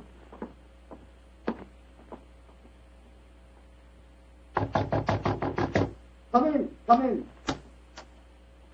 Holmes, thank heaven you're here. Close the door. Mr. Humphreys, this is Dr. Watson. Watson, eh? Yes, I know of you, too. How do you do, sir? Sit down, won't you, gentlemen? You're wondering why I asked you to come back and see me, of course. Naturally, sir. Well, I won't beat about the bush and waste your time. I'll come straight to the point. I'm going mad. Oh, come now. I know. It sounds fantastic, but it's true. I've often heard of actors beginning to live their parts off the stage. They play on it. Well, it's happening to me. I'm turning into another Sweeney Todd. The character I'm portraying on the stage. Are you suggesting, sir, that you're a potential murderer? Yes, I am. What reason do you have for holding that belief? Reason? Listen to this. 3 times in the past week, I've wakened in the morning to find my boots covered with mud and my razor stained with blood. God. You've had no recollection of any untoward events during the night? None. Have you ever been addicted to the unfortunate habit of sleepwalking, sir? Not to my knowledge, Doctor. And if I had been, surely my wife would have told me about it. Your wife? Where do you live, Mr. Humphreys? We have a flat here above the theatre. Above the theatre, eh? And Mr. Humphreys, you say that on 3 separate occasions on wakening in the morning, you have found a blood-stained razor and mud-covered boots. Can you show us this proof? No, I can't. I was always so frightened that my wife would see that I cleaned them before she had the opportunity of finding them. It is, sir. They would have been very valuable clues in a case like this. I couldn't risk my wife seeing evidence like that, Doctor. She'd know the truth. But at night times, while she's asleep, some devilish, unconscious urge has overcome me. An urge that causes me to prowl the streets of London. Razor in hand, looking for a victim. Mr. Holmes, you've got to help me. I'm certain that without knowing it, I've been committing murder, and if you don't help me, I'll go on and on. Mr. Humphreys, please. I'll undertake the case. It's a very unique assignment. In effect, I'm being engaged by a possible murderer to prove him guilty.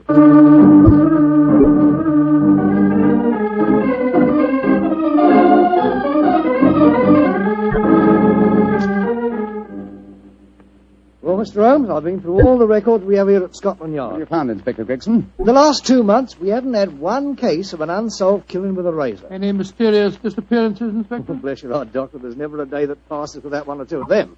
Here's a list of them, Mr. Holmes, if it's any use to you. Thanks. Come on, Watson. In the morning, we can go back to the theatre and set our friend's mind at rest. I'm much obliged to you, Gregson. Glad to be of service, Mr. Holmes.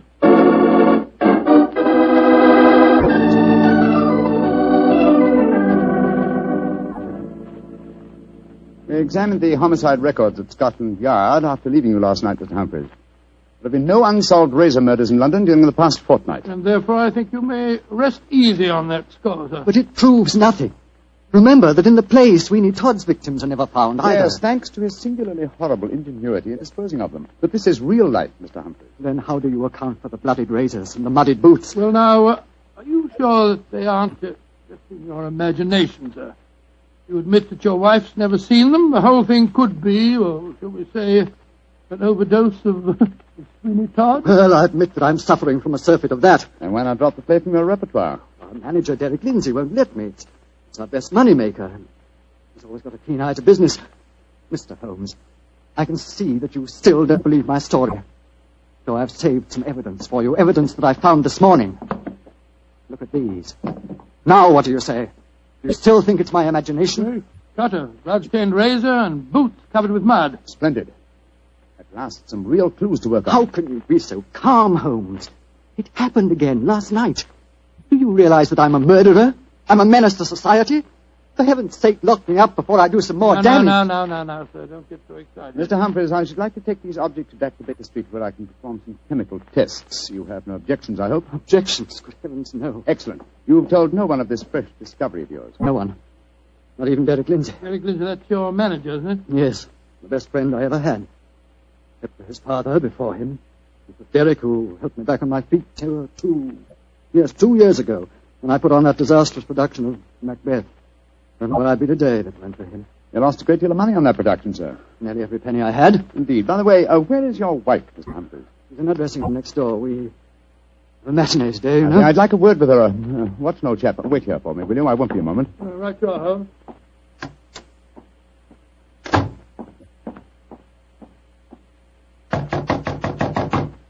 Who is it? Sherlock Holmes. You want to talk to me, Mr. Holmes? For a moment. May I come in, Mrs. Humphreys? Well, couldn't we talk on the stage? It's empty. I should prefer to come into your dressing room, if you don't mind. What I have to say is confidential. Very well, then. Come in. Mr. Holmes, may I introduce Signor Vanelli, our musical director? How do you do, sir? It is a great honor to meet the so great Signor Holmes. I have so admired you. Oh, often I have envied you. Many times I say to myself, Snipsy... Signor Vanelli, if you don't mind, I wish to speak to Mrs. Humphreys alone. Oh, I quite understand. Excuse me, Signor. Adios, Cara Maria. Mr. Holmes, I'm really awfully glad of this opportunity to talk to you. Tell me truthfully, please, what's your opinion of my husband? I haven't formed a definite opinion yet. Except that it's possible that he's the victim of a fraud. I just wanted to ask you a couple of questions, if you don't mind. Of course not, Mr. Holmes. Has your husband ever shown evidence of being a sleepwalker? A sleepwalker? Oh, no, never. I see. Are you a light sleeper? Yes, I am. Exceptionally so. Why? Oh, I'm just curious. You're being very mysterious, Mr. Holmes. Can't you tell even me what's going on? I promised your husband the answer to that question before tonight's performance. I'm afraid I can't tell you any more until then. Oh. And now may I ask a question? Oh, certainly. No, I won't promise to answer it. You said just now that my husband might be the victim of a fraud. What did you mean? Again, I'm afraid that you must wait for the specific answer to that question. However, there's another fraud being practiced on him that I can speak of now. What fraud? The fraud that you are indulging in, Mrs. Humphreys. What do you mean? Of course, this particular fraud is none of my business, but when I almost force my way into your dressing room and find your musical director Plenty of rice powder on one shoulder and suggestions of rouge on his cheek. It doesn't take a great deal of intelligence to deduce that your husband is being deceived. Get out of here, at once. That's exactly what I propose doing. Good day to you, madam. No doubt I shall see you later on.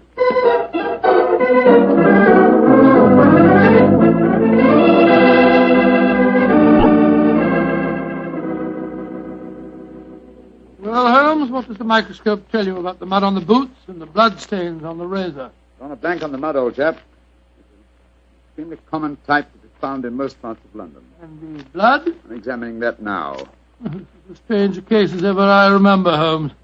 Here you are trying to prove a man innocent when he insists that he's guilty. By George, Watson! Here's the answer. What? This blood is definitely not human blood. It's probably canine. Now, a Sweeney Todd madness would hardly drive its victim to kill dogs. Therefore, it's obvious that Mark Humphreys is the victim of a devilish plot. And he's not a murderer. No, come on, old fellow. Let's go to the theater at once and give him the good news. Where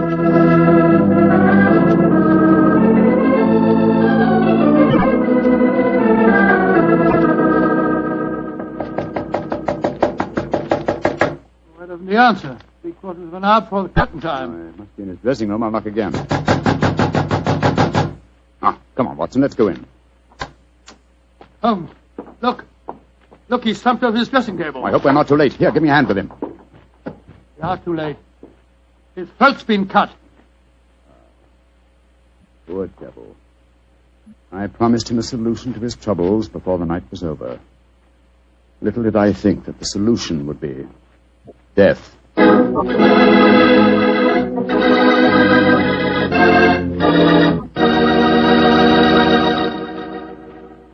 We'll hear the rest of Dr. Watson's story in just a second, so I'm going to ask you if you're one of those people who just eats to live, or whether you really enjoy good food. If you love good eating, you've just got to know about Petri wine. Petri wine makes good food taste wonderful. For instance, if you're having steak or a roast or any meat or meat dish, you'll love it served with Petri California Burgundy. Petri Burgundy is the last word in delicious red wine. Now, with chicken or fish, you can't beat the delicate Petri California Sauterne, a really extraordinary white wine. Just to make sure you don't miss either Petri wine, don't buy one, buy two. Buy both Petri Burgundy and Petri Sauterne.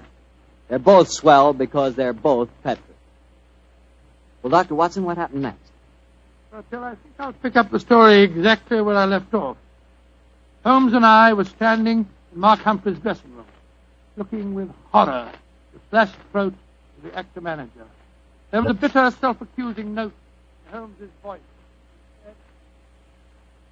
I promised him a solution to his troubles before tonight was over. Little did I think that solution would be death. This worry over his supposed madness caused him to commit suicide. Suicide rubbish, old fellow. It's murder. Look at the razor cuts in his hand. Undoubtedly placed there by the murderer before rigor mortis had a chance to set in. In any case, scrutinize the wound. Does that look as if it had been done by the hand of a suicide? Well, I don't see why not. Look closer, old chap. The depth of the wound is even, whereas a suicide cut always wavers towards the end. No, this is murder, Watson, and I think I know who did it. But I have little evidence. I must lay a trap. What kind of a trap, Holmes? I haven't time to tell you now, fellow. Every moment counts. Off with you to Scotland Yard and get Inspector Gregson. Bring him back here as fast as you can. Right you are. And Watson. Yes? Tell absolutely no one except Gregson of Mark Humphrey's death. And say that he's still alive and well and that his problems are solved. It's the performance of the play. Don't you worry about that, old chap. Off with you to Scotland Yard.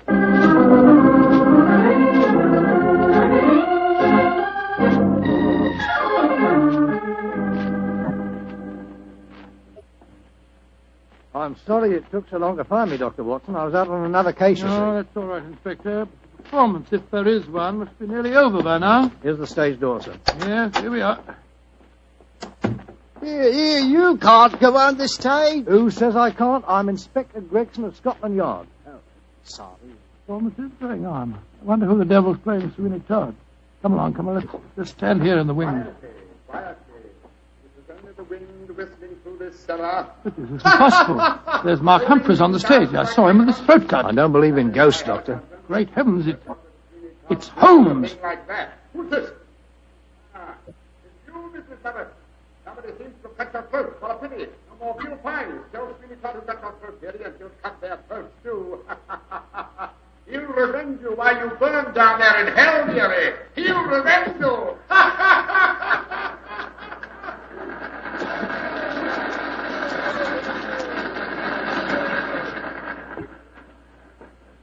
Here he comes now, Gregson. Amazing disguise. I never have recognized him. You're both here. Holmes, what are you up to? Surely that's apparent. I disguised myself as the dead man, hoping to force the murderer's hand. You're running a terrible risk, Mr. Holmes. Part of my profession, Gregson. Here comes Signor Vanelli, the musical director. My dear fellow, I had to leave the orchestra pit to come and congratulate you. Never have you given a finer performance. Bravissimo, bravissimo. Thank you. But it is true. You hardly seem the same person. Your performance is incomparable. Keep it up, Mark. Keep it up. I think he spotted you, Holmes. Yes, and I didn't like his look as he said that. Well, whoever it is, they've got to show their hands soon. The curtain's going up in the last scene. Keep your eyes open and suspect everyone.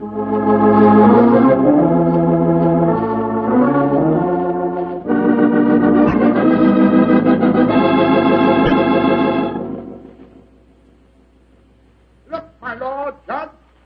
He's by your side. Do not consider your ermine robe is stained with blood. Sweeney, Todd, what dark deed presses on your conscience?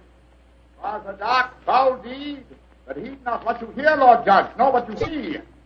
Still the figure sits there. I hear it come to this. It is useless to deny my guilt.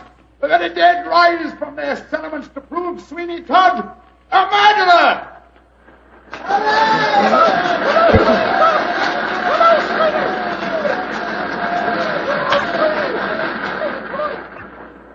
By George, what an actor he'd have made, Doctor. Yes, what an actor he is, Gregson. I'll be hanged if I know how he remembers the lines, though, even if he has seen the play half a dozen times. Here he comes now. Bravo, Holmes. You did splendidly. But it didn't work, Watson. It didn't work, confound it. Murderer still hasn't tipped his hand. Have I underestimated him? Looks as if you have, sir. And if you don't mind my saying so, I think you'd have been a lot wiser to let me handle the case as soon as you found his body, instead of going in for all this dressing up stuff. Oh, but of course. Now I see it. Only one person could have killed Mark Humphreys. Who, Holmes? Do as I say, and I'll show you. I'm going to Humphreys' dressing room now, alone. Give me a few moments' start, and then follow me. Out of sight, but within earshot. Dr. Watson, why does Mr. Holmes always have to be so blooming mysterious? Why can't he just say who the murderer is and take us to him? Well, I've been with Mr. Holmes on a great many cases, Gregson, and yet I can't answer that question. Come along. You've got a big enough start now. Let's follow him. I'm very fond of Mr. Holmes, you know, Doctor, and yet there are times when I get so angry with him, he shouldn't risk his life like that. Well, you know, Mr. Holmes, he will never change. And if he don't, one of these days he's going to wake up and find himself dead. Shut the door. Someone inside with him. You devil, Listen. Humphreys! How many times do I have to kill you? Great Scott, it's Derek Lindsay, the business manager. Come along, Gregson. No, Lindsay!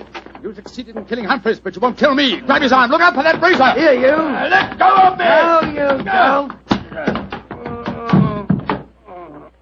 Very neat, Gregson. Are you all right, Holmes? Perfectly, thanks, old chap, though I'm a little tired. Gregson, my dear fellow, will you take over from here? I think I've had enough melodrama for one day.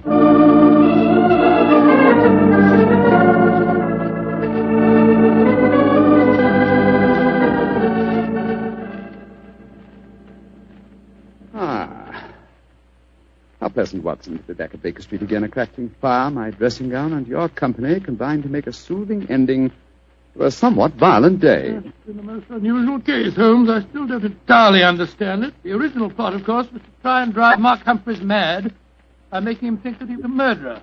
That accounts for the boots and the blood-stained razor. Precisely, my dear fellow. And the killer, having conditioned his victim by this trickery, then murdered him, trying to make it appear a suicide. Now, who had a motive? 3 people. Mrs. Humphreys, her lover, Signor Vanelli, and Derek Lindsay. I must say that I suspected the wife. Well, so did I for a while, and yet it was illogical. She knew, and we may therefore presume that her lover knew, that I was suspicious of her. And she must have known that you promised her husband a solution to his troubles before the night was out. It seems highly improbable that she or Signor Vanelli would have faked his suicide at that point. Quite right, my dear fellow. So I investigated Derek Lindsay's affairs, and I found that what Humphreys had referred to as the kindly act of a friend in helping him back onto his feet was in reality the mortgaging of his entire theatrical effects. Lindsay stood to inherit the theatre on Humphreys' death. Therefore, I was convinced that he was the killer. And then, after he'd murdered him, he saw what he thought to be Mark Humphreys on the stage. Ah. That's where I was slow and stupid, old chap. I couldn't imagine what motive gave the cold, clear nerve to suppress all reactions when he saw his supposed victim revived on the stage. Only at that moment did I realize. And what was the motive that made him hold his hand? The characteristic that ruled his life, Watson. Avarice. A morbid love of money. You see, if he'd attacked me during the performance, he'd have had to refund the money to the audience. His greed conquered all other passions. It made him wait until the performance was finished before he attempted my life. You know, Holmes, now that the case is solved, I'll tell you something in confidence. Please do, old fellow. What is it? At the end of the play tonight, I was afraid that you'd made a mistake, that you'd slipped up on the case. Gregson thought so, too. And I, Watson, will tell you something in confidence. Oh, what is it? There were 3 of us that felt the same way. Well, now you're being modest, no? I assure you I'm not, my dear chap. In fact, in the future, if it should strike you that I'm, well, getting a little overconfident of my powers, or perhaps giving less pains to a case than it deserves, kindly whisper Sweeney Todd in my ear, will you? I shall be infinitely obliged to you.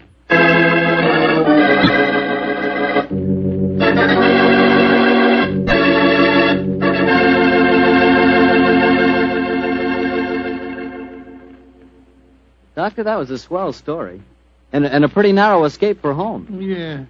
He said he almost solved the case too late. Fortunately, it ended well. Mm-hmm. The thing that sticks in my mind is the fact that this was one of the very rare occasions when Holmes almost made a serious mistake. Well, we all make mistakes at times, don't we? Bartell, I said we all make mistakes at times. I suppose so. You mean to stand there and tell me that you never make a mistake? Well, not when it comes to choosing a wine, I don't, because I always choose Petri. Bartell, you trapped me again. Could be. But honestly, Doctor, when you choose a Petri wine, you know it's a good wine. Come in. Good evening, Mr. Bartell. Good evening, Doctor. Well, the puppies seem very happy tonight. Yeah, tonight, yes, but you should have seen them this afternoon. I doubt if there were 2 more frightened little dogs in the whole of California. Come on, Winnie, now you control yourself. What happened, Doctor? Well, I took him for a walk on the beach. As we were scrambling round a rocky point, a seal popped his head up in the water quite close to us. What'd the puppies do? Oh, both of them barked at it furiously. And the seal? Blew a few bubbles and then barked right back. I don't know what the world's speed record is for short-legged dogs, but I'm sure they broke it. You know, Doctor, I'll have to join you on one of those afternoon strolls of yours. You always seem to be having such exciting adventures. Oh, and talking of that, how's about tonight's new Sherlock Holmes adventure? Well, I'm all ready for you, my boy. In fact, I was looking over my notes on the case just before you arrived. This is another story in which Sherlock Holmes' elder brother, Mycroft, played an important part. Mycroft Holmes was 7 years older than Sherlock, and some said it is superior in powers of observation and deduction. That sounds like heresy, Doctor. No, young fellow, my lad. Holmes himself was the first to admit it. In fact, if it hadn't been for his incurable laziness, Mycroft could have been a formidable rival to his younger brother. However, Mycroft did hold a position of considerable importance at the Foreign Office, and it was there that tonight's story begins. It was in the winter of 1899, and Mycroft Holmes, after a gourmet's lunch, was reclining full length on a leather settee. His eyes were closed, his hands were folded across his stomach, and his breath came rhythmically. A cynic would have declared that Mycroft Holmes was taking an after-luncheon snooze. But Mr. Holmes' secretary, a gentleman by the name of Gardner, was a realist. He tapped on the door discreetly. Then he rapped on it. And still there was no response, so he opened the door and entered. After a moment, he gave what he thought was a discreet cough. Mycroft Holmes opened his eyes and folded his hands and said, "Found it, Gardner. Must you come in here and bark at me so soon after lunch?" I'm sorry, Mr. Holmes, but I thought that... You thought that as I was lying down with my eyes closed that I must be bored, and so you came galloping in. Oh. Well, what do you want? There's an old lady outside, sir. She insists on seeing you personally. I've tried to get rid of her, but... What's her name? Mrs. Hudson, sir. Mrs. Hudson? Huh. Show her in, Gardner. Show her in. Very good, sir. Undoubtedly a message from young Sherlock. How are you, Mrs. Hudson? Oh, good day, Mr. Holmes. I'm sorry to interrupt you, but I won't take up much of your time. Sit down, won't you? Don't leave us, Gardner. I may need you in a few minutes. Very good, sir. Now, Mrs. Hudson, what's the message? Message, sir? Didn't my brother send you with some message that he was afraid to entrust to the ordinary channels? He's always so confoundedly dramatic. Oh, bless your heart. No, sir. I've come to you with a little problem of my own. I didn't like to bother Mr. Sherlock Holmes with it. He's been so busy lately, and he's looking very tired. And so you came to me. Delightful. I thought you wouldn't mind, sir. You've always been so nice and friendly to me. Pure laziness.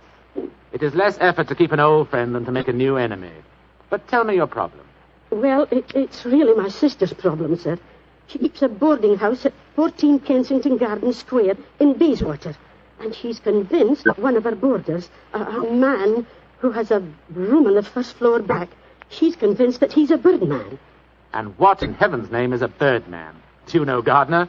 No, sir. I can't imagine. Oh, it's like a werewolf, gentlemen, except that the man turns into a bird. Oh, come now, Mrs. Hudson. Oh, I know it sounds daft, but my sister's in a dreadful state. Of course, I've been with your brother long enough, sir, to know that such things are nonsense. But how can I prove it to her? What reason does your sister give for holding a strange belief? She keeps finding pigeon feathers in the room. Now, the man doesn't keep pigeons, sir. My sister knows that for a fact. Has she found any traces of scattered food on the window ledge? None, sir. No signs of any pigeons, except the feathers. My sister's a wee bit fey, Mr. Holmes. She's the 7th daughter of a 7th daughter, and you know what that means. Just the same, she's not imagining things, sir.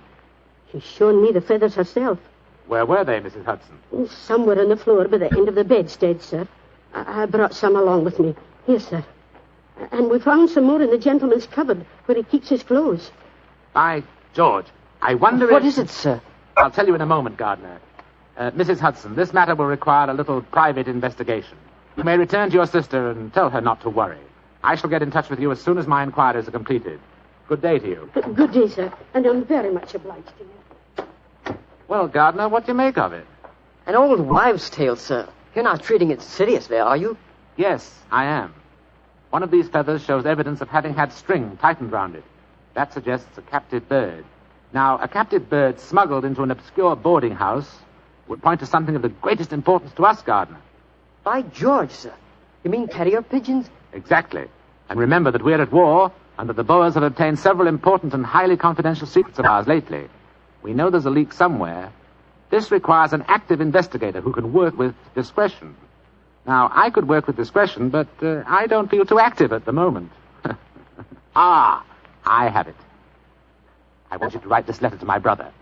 Disguise your hand, use plain, cheap notepaper, and don't sign the letter. He won't be able to resist that combination. Are you ready, Gardner? Yes, sir. Very well, then. My dear Mr. Sherlock Holmes, we know of your proposed investigation of the tenant in the first floor back at 14 Kensington Gardens Square. We warn you, as you value your life, keep away from the...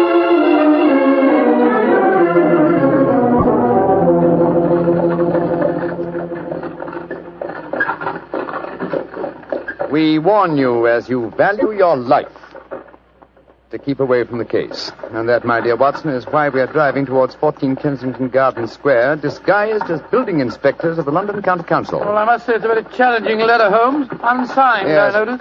Written on cheap notepaper and in a disguised hand. No clue there, I'm afraid. Well, we're entering the square, Holmes. Let's stop the cab here. You can drop us here, cabby. Right you are, Governor.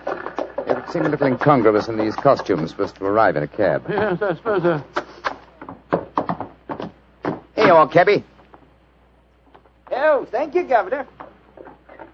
Supposing this mysterious tenant of the first floor back should be in his room when we get there. And we must hope that our disguises are convincing and keep our wits about us.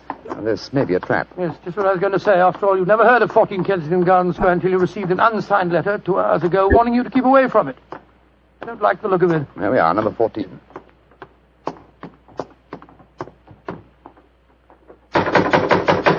I suggest that you let me do most of the talking. Good Lord, yes. My Cockney accent doesn't compare with yours. Who do you want to see? We're from the London County Council, we are. We've had complaints about a leaky gas jet in the first floor back. Oh, that's Mr. Green's room. He ain't home. Oh, that don't matter, my dear. We'll go up and take a look. Come on, Bertie. Right, you are, Alfie. Want me to show you the way? The missus is out shopping. No, thanks, dearie. Me and Bertie can't get lost, can we, Bertie? No, of course we can't. Of course we can't. Oh, look at him laughing. Come on, Bertie. Oh, I do like to be beside the seaside. Oh, I do like to be beside the sea. Dilly-um-pa-pum-pa-pum, dilly-um-pa-pum-pa-pum. Nice house, Bertie, ain't it? Yes, Elf. Nice as can be, this house. Oh, I do like to be beside the seaside. I do like to be beside the... Here we are. First full back. Better make sure the bloke ain't home. Oh, I do like to be beside... No, ain't home, Alfie. Oh? No, well, all right, let's go in. Oh. So this is the mysterious room, eh? Well, it looks perfectly ordinary, doesn't it? Yes, a depressing example of the squalor of boarding house life. Hello. What's this on the bedspread? Feathers. Must have come out of the pillow. No. These are pigeon's feathers, old chap. Look here, Watson. Attached to the bed rail. Yeah, it's only a piece of string. String, yes, but with a small metal ring on the end. A ring such as is used to place around a homing pigeon's leg. But why should someone keep carrier pigeons in an obscure boarding house like this? Yes, why indeed, why indeed? The answer could be that the tenant of this room is engaged in some sinister activity that requires the use of carrier pigeons in sending messages. Yes, there's no evidence of the birds being kept here. That's true, old fellow, that's true. Possibly the owner of this room is given a pigeon by one of his superiors, brings it here, affixes his message, and releases the bird. But why couldn't he just take the message to where they keep the birds? Well, in that way, he would run the risk of being picked up with dangerous and incriminating messages on him. What kind of skullduggery involves the use of carrier pigeons, you suppose? We're at war with the Boers in South Africa, Watson. What could be more logical than that a spy in their pay should be using this method to smuggle important information out of the country? By Jove, yes, Holmes, I wouldn't mind being... Shh! Somebody coming. Look out. Who are you? What the devil do you think you're doing in my room? Well, my name's Birdman, and I come here to look at your gas pipes. Don't lie to me. Who are you? It's like I say, Governor, my name's Birdman, and I come from the London County Council. Very well, then. If you won't tell me the truth, perhaps this revolver will make you change your Look mind. here, Governor, look here, Governor. Grab his revolver, Watson. Yes, right. Holmes, where were you? I slipped behind the doors. This gentleman opened it. Yeah, me, sir. Your overcoat seems extraordinarily well filled with chest, doesn't it? Why not slip it off? Yeah. It's a bit warm in here. Let me alone. Joe, you were right, Holmes. He had a pigeon under his coat. Yes. See if you can catch the bird, will you, old chap? All right, here. Come on, Pidgey. Pidgey, come on, little fella. Come along, Pidgey. There he comes. That's it. Look at the little fella. Snuggled up on my arm. Friendly little fellow, isn't he? Yes, Look out, Watson. The gentleman's revolver. He's going after when I get it, I'll... A beautiful uppercut, Holmes. I'm afraid he'll be unable to talk to us for some time. How fortunate he told us where the message was hidden before we indulged in this little set, What do you mean? He didn't say anything about a message? No, not verbally, but I was watching his reflection in the mirror as he entered the room. His eyes first glanced at this top drawer on the dresser here to see if we'd touched it. It was obviously the most important spot in the room. Let's see. Here we are. A message already rolled up and in its container. Oh? What does it say, Holmes? It's in code, which is not surprising, but I don't think it will be very difficult to decipher. Yes, and when you've done that? Then, my dear fellow, I shall compose a code message of my own and persuade this pigeon to lead us to its master.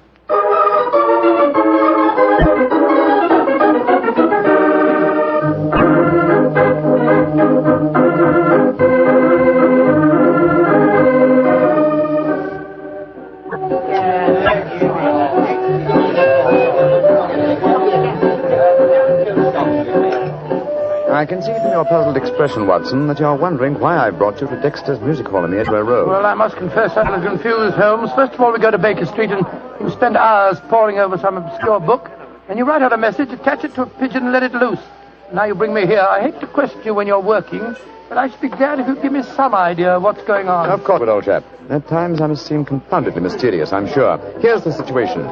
The obscure book I was studying was the table of ciphers. I was trying to decode the message we found in the room on the first floor Well, back. obviously you succeeded, or we wouldn't be here. Yes, the key word was Louis Botha, the name of the Boer leader.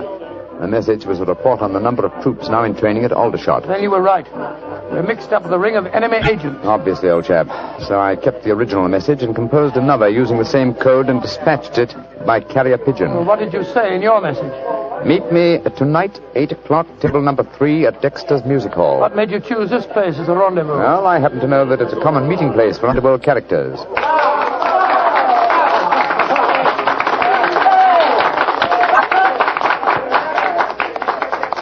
And which is table number 3? The one over there in the corner. I reserved it. Then why don't we go and sit down there instead of standing it here at the back of it? I thought we'd give our visitor the opportunity of showing his hand first. He won't be expecting Sherlock Holmes and Dr. Watson, I fancy.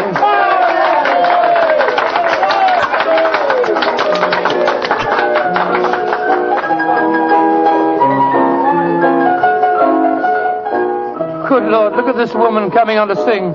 You ever see so many feathers? I'm not allowed to have a bow except upon the snow. So yesterday he came and took me walking through the Holmes, look. A man just sitting down at table number 3. What's with it? Look. It's Sid Trimble. Sid Trimble? Who's he? A dangerous criminal who once worked for the Moriarty gang. We've caught a prize pigeon, Watson. Better have your revolver handy, old chap. Undoubtedly, he'll recognize us. Right you are, Holmes. Come on, then. Out in the clover, they trembled since morning. Go and drive them, Maggie, to the old. I'm so glad you're able to keep your appointment, sir. Sherlock Holmes. It's a trap. Don't try any tricks. I've got a revolver here, Sid. How'd you like this table in your face? Watson! You didn't shoot him, did you? No, he knocked my hand. The revolver went off. The shot went wild. I swear it did. Yes, of course. Look at the wound. There are no powder burns. The shot was fired from some distance. Holmes, he's dead. Out of the way! Out of the way, please. Now then, what's going on here? Constable, this man has been killed. Yes, and it's easy to see who did it. Well, I didn't do it, Constable, if that's what you're thinking. No? Then why are you standing here with a smoking revolver in your hand? Come on, you're under arrest. But you can't arrest me. I'm Dr. Watson, and this is Mr. Sherlock Holmes. I don't care if you're the King of Siam and the Bishop of London himself. You're under arrest, and I'm taking you both to Scotland Yard.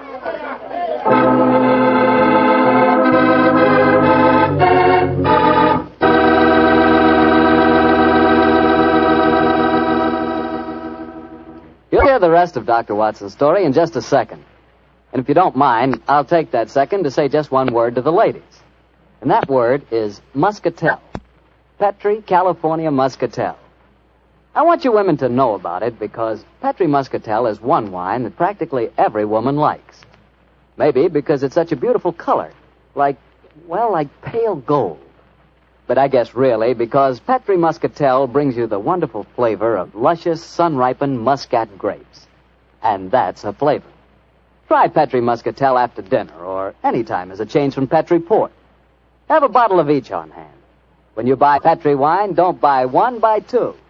Remember, if it's a Petri wine, you know it's a good wine. Dr. Watson, that was really one for the books.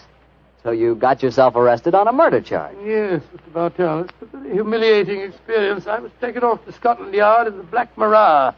Just like any common criminal. The wretched constable wouldn't listen to a word that I'd got to say. Well, Sherlock Holmes went with you, of course. Naturally, but after we arrived at Scotland Yard, my mortification was complete, and I found that I was led into the presence of our old friend, Inspector Lestrade.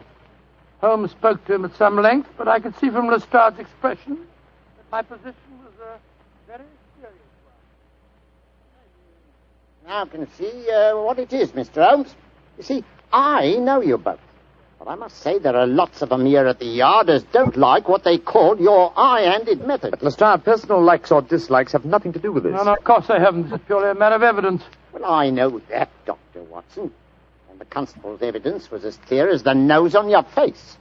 The dead man was shot through the head, and you were standing in front of the body with a drawn revolver But, my in dear your hand. Lestrade, there were no powder burns on the wound. Yeah, that's what you tells me, Mr. Holmes. But I'll have to wait for the official report on that. The police surgeon's examining the body now. You understand, gentlemen, I'm not saying I'm sorry that Sid Trimble's dead.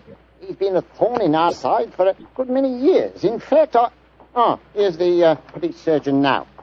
Dr. Hendricks, this is Mr. Sherlock Holmes and Dr. Watson. How do you do? How do you do, gentlemen? I'm a great admirer of you both, and I'm sorry to see you in such a very unfortunate plight. Thank you, Doctor. Thank you. What were your findings, Dr. Hendricks? Well, I just extracted the bullet, Lestrade, and I'm very much afraid it's the same make and caliber as the one missing from Dr. Watson's revolver. Yes, but that doesn't prove that I fired the fatal shot. A 45 Colt's a very common weapon, Doctor. It proves nothing. Dr. Hendricks, as I was just saying to Inspector Lestrade before you came in, the only fact that would show my friend guilty would be powder burns on the wound, thereby proving that the bullet had been fired from close range. I entirely agree with you, Mr. Holmes. Then, as there were no powder burns on the... but there are powder burns, Mr. Holmes. What? Very distinct ones, too. Lord, I don't understand, Holmes. I'm sorry, gentlemen, to be the bearer of bad tidings, but I have my duties to perform. Yes, and I'm sorry, too, Dr. Watson. Huh? I'm afraid I'm not going to be able to let you leave here. You must consider yourself under arrest.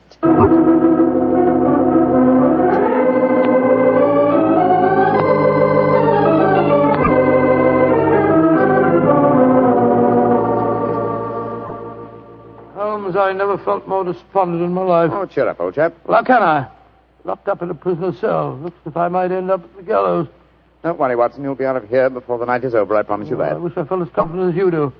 How do you propose to do it? Oh, with the aid of a little hard thinking. Thinking? That won't unlock any cell doors, thinking. But it will, old fellow. It's obvious someone's deliberately trying to incriminate us. Try and reconstruct killing logically. Sid Trimble was a member of an espionage ring. I sent him a false message. After he'd left to keep the appointment, one of his colleagues trailed him to the music hall and killed him before he could betray anything to us. Yes, that's undoubtedly the way it happened. The powder burns, Holmes. How do you account for them? There were none just after the shot was fired. We know that. And yet Dr. Hendricks assures us that there are very distinct powder burns now. May we come in, gentlemen? Yes, of course you can, Dr. Hendricks. Oh, hello, Lestrade. Yes, I thought we'd come and chat with you, Doctor. Well, that's very nice of you, gentlemen. Yeah, not a bit of it, Doctor. You know, it hurts me to see you in here, and that's a fact. And I can't bear to see a fellow medico in such plight without coming in to see what I can do to help, Watson. Yeah. You're very quiet, Mr. Holmes. Am I, Lestrade? I was thinking. You see, What, old chap? I have it. You have what? The answer. You'll sleep in Baker Street tonight after all. Mr. Holmes, what are you talking about? The murder of Sid Trimble. The incriminating powder burns were obviously faked. Watson and I know that, whether you and Dr. Hendricks believe it or not. The question is, how were they faked? I think I have the answer. Dr. Hendricks. Yes, Mr. Holmes? If a blank cartridge were fired at the wound after death, it would produce powder burns, wouldn't it? Undoubtedly. Yeah, but who could have done that, Mr. Holmes? Ah, that's the point, Lestrade. Who had the opportunity? The constable who brought the body here. True, old chap. Huh? Also, you, Dr. Hendricks. That's perfectly true. Yeah. Well, I had the opportunity too, Mr. Holmes. I spent half an hour in the morgue alone with the body when it first come in. Well, you've narrowed it down to 3 suspects, Holmes. I hope I don't hang before you find the real killer. I found him, Watson. Why, who is he, Mr. Holmes? The answer is simple, Lestrade. The powder burns were certainly faked by a blank cartridge. Now, if a blank cartridge were fired into a wound, the wadding would have penetrated and distorted the wound. Yes, but supposing the person had removed the wadding from the blank, Mr. Holmes. Its effect would still be quite apparent to the police surgeon who removed the bullet. Am I correct, Dr. Hendricks? Entirely. The surgeon could not fail to identify the marks, Mr. Holmes. Exactly. Therefore, only one person could have fired that blank cartridge without detection. The same person who made the incision necessary to remove the cartridge would also remove all traces of the shot. You yourself, Dr. Hendricks. Holmes, I believe you're right. That's an ingenious theory, Holmes. Surely you're joking. Am I? Then how do you account for the pigeon feathers on the collar of your coat? I'm not... The devil with you, Holmes? Here, come back here. Doctor, constable, don't let Dr. Hendricks get away. Great Scott. Scotland Yard itself harboring an enemy agent. Upon my soul, Holmes, you've done it again. I must say you've got sharp eyes. I didn't see those pigeon feathers on Hendricks' collar. Confidentially, my dear fellow, neither did I. But Hendricks' guilty conscience knew they might be there. It was a shot in the dark, and I had to take it. If you'd spent the night in a prison cell, I should never have heard the end of it, I'm sure. Never.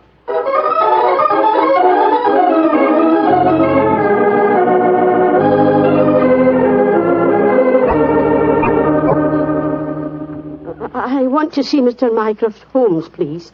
Follow me, Mrs. Hudson. He's expecting you. Aye, sir. Ah, there you are, Mrs. Hudson. Come and sit down. Oh, thank you, sir. I got your message and came over right away. In the first place, Mrs. Hudson, you may tell your sister that she needn't worry any more. I'm sure she'll find no more pigeon feathers in her room on the first floor back. No, sir, thank you. But she knows the fact. because the Birdman left her yesterday for good. Some strange men came and took him away, and today she's let the room to a nice young commercial traveller. I'm really sorry to have bothered you with her troubles, sir. I'm very glad you did, Mrs. Hudson. Thanks to your information, an enemy espionage ring has been broken, and the British government is deeply grateful to you. You're always one for a joke, aren't you, Mr. Holmes? Well, I'm glad you're not angry with me. I'll be going now, sir. Just one more favour I'll ask before I go, though. Anything, Mrs. Hudson. What is it? Please don't tell your brother about this, sir. He'd be so angry with me for wasting your time.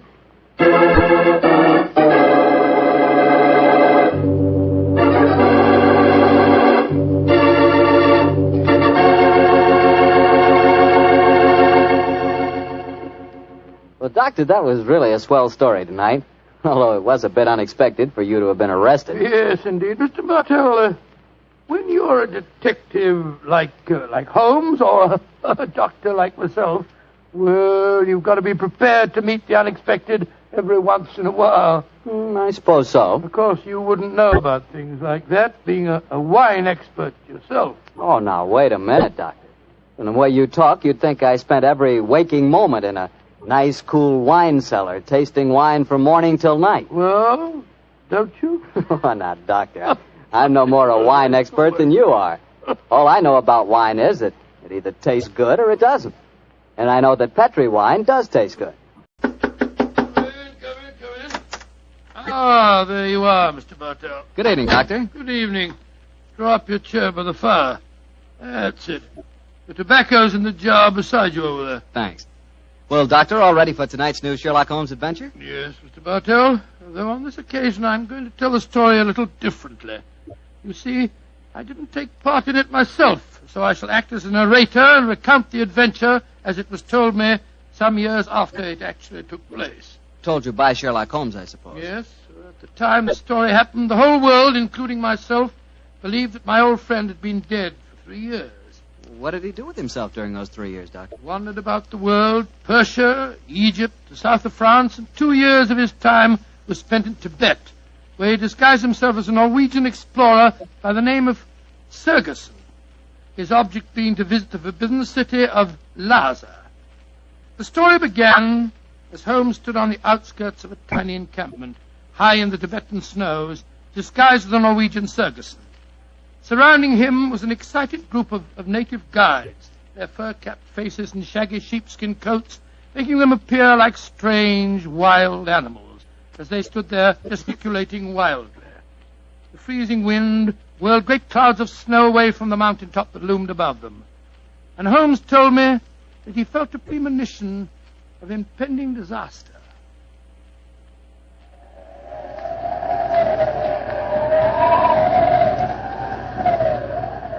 Sir, my men will go no further. They say the goddess of the mountain is angry. If we climb further, she will swallow us up. She will bury us. But we cannot go back now. We have come so far, 1,000 feet, 800 feet higher. We shall reach the pass. We shall be safe. I will not go. We can stay back there in the tents until the goddess of the mountain tells us we may go further. He is right. We can't go. We don't want to go anymore. It's too... Fools! If you stay here in the wilderness, in the village, and the avalanche comes, you will all be buried. You will be swept away. The only road lies upward. We will not go! Back to the tent! The wind is rising! Then I shall go on,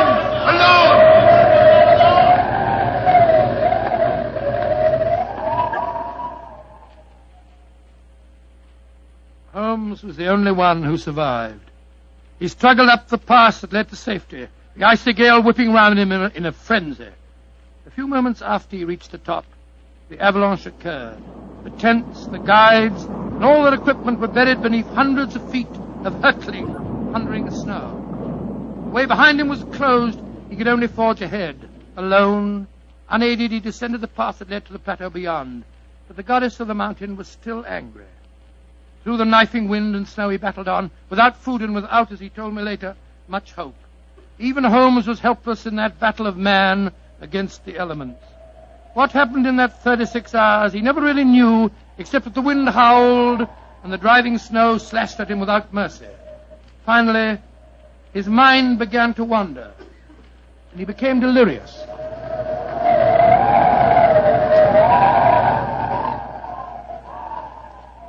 Watson, dear boy, hand me my violin, will you?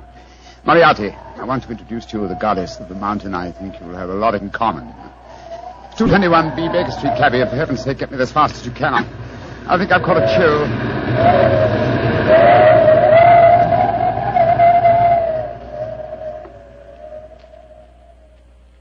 Though his mind was wandering, his great strength combined with the instinctive urge for self-preservation must have kept him on his feet.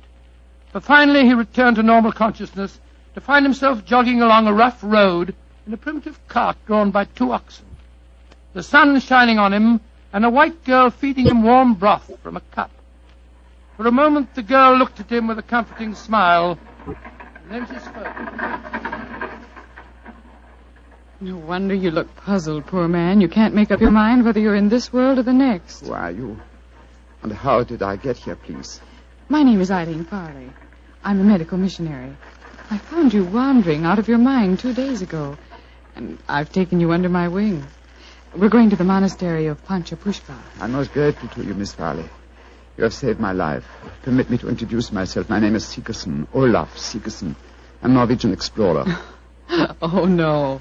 No, your name is Sherlock Holmes, and you're a famous English detective. Please, I don't understand you. Mr. Holmes, you've been delirious for the last 2 days. In your ravings, I was delighted to learn that the great Sherlock Holmes did not die 2 years ago at the Reichenbach Falls. I can see that further simulation is useless, my dear young lady. However, I must implore you to keep my secret. It's essential that for a while longer the world continues to think me dead. You don't need to worry, Mr. Holmes. I'm a great admirer of yours, and I promise that no one will ever learn your secret from my lips. Try drinking a little more broth. You're dreadfully weak. Thank you, sir. Help me, please. Please, to give me help. Another white man travels the road to Panchapushpa. Stop the cart! You need help? Stop! My own cart has broken the wheel. You're going perhaps to the monastery of Panchapushpa? We are. Good. Fyodor Dmitrievich Borodin, Imperial Russian envoy, will travel with you. Please to make room. Спасибо. Well, really? Remember my secret. The cart may proceed. Понимаешь? Your name, please, young lady. Eileen Farley. I'm an American medical missionary. I do not approve of missionaries, but you are very beautiful. So Borodin will forgive you. Who is this mujik lying on the floor? He looks half dead. I am half dead, Господин Borodin. My name is Sigerson. I am Norwegian. What is a Norwegian doing in Tibet? I have been exploring the mountains. And what, may I ask, is a Russian doing in Tibet, Господин Borodin? What is a Russian doing? You shall see, my friend. To Holy Mother Russia shall belong Tibet. But now let us be gay.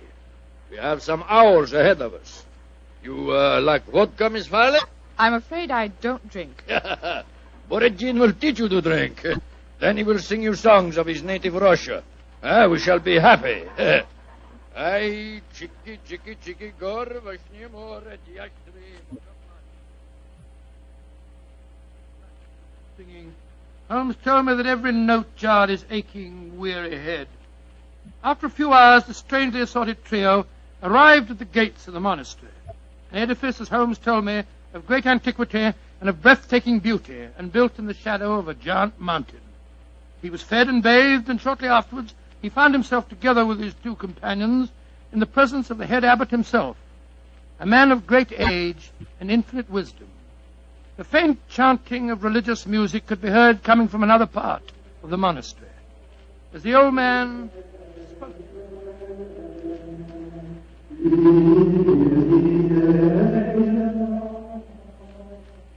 My dear Miss Farley, my dear gentlemen, I have welcomed you to the monastery, and yet each one of you has come to me separately and asked that he be given permission to go to the sacred city of Lhasa. I cannot give that permission, my children.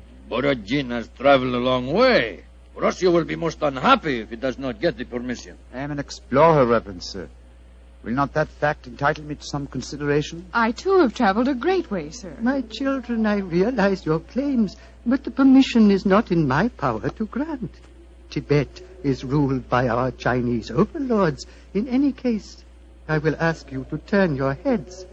The gentleman approaching us has preceded you in residence here. He also wishes to tread the road to Lhasa. You have new visitors, I see. Yes, my son. Permit me to introduce you. Sir Harvey Forrester, and this is Miss Eileen Farley. How do you do? How do you do, Sir Harvey? Gospodin Borodin from Russia. How do you do? One cannot travel the world without meeting an Englishman. And Mr. Olaf Sigerson from Norway. God dag, Sir Harvey. How do you do? Please be seated. My children, the Chinese ruler in this province has heard of your presence here. He has announced his intention of visiting you. Before he arrives, I should like to ask you each a question. 4 of you, all from different countries, have traveled here to the mountains of Tibet.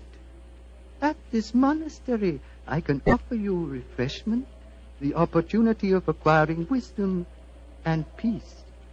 What more do you seek in Lhasa? I shall ask you each that question in turn. You, Miss Farley, what do you seek? I seek the opportunity to bring both God and health to your Tibetan people. And you, Mr. Sigerson? I seek to chart the true course of your mountains, and so to bring knowledge to the world. And you, Gospodin Borodin? I seek to bring about complete understanding between the great peoples of Tibet and Russia. If I succeed, the Tsar and his family may consider turning to Buddhism. Indeed. And you, Sir Harvey, as representative of the British government, what do you seek? I shall not join in this contest of wishful thinking. I merely remind you, sir, that your government has signed a treaty with mine. And was not that treaty forced upon us by our Chinese overlords? No, my children. You have advanced brave reasons, but I cannot help remembering that the streams of Tibet bear gold nuggets the size of hazelnuts. You foreigners, in your pitiful ignorance, esteem gold. That signals the arrival of Watson, the Chinese emissary. Your problems will soon be settled, my children. I will acquaint him with your request. Why are you smiling, Mr. Holmes? At the name of the Chinese overlord, Watson. Must avoid falling into old habits and saying, elementary, my dear Watson. Shh. He's going to speak. Silence! Silence! The abbot has told me your wishes. I will hold conference. American lady and Norwegian will not be allowed. Only Great Britain and Russia have treaties with my country. I insist that I have prior right over the Russian representative. Short wash me. I represent the Tsar, and Russia is your neighbor. I demand my diplomatic privilege. Follow me. I will decide these things, not you. I shall inform the British consul in Peking if proceedings... This is an insult to the Tsar.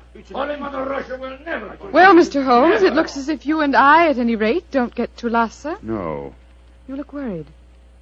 Does the journey to Lhasa mean so much to you? It isn't that. I'm worried about the potential danger that hangs over this monastery. Violent forces are at work. What do you mean, Mr. Holmes? As you know, Miss Farley, I have some specialized acquaintance with these matters, and I tell you that I have rarely seen more clearly exemplified that emotional tension which leads to one thing, murder.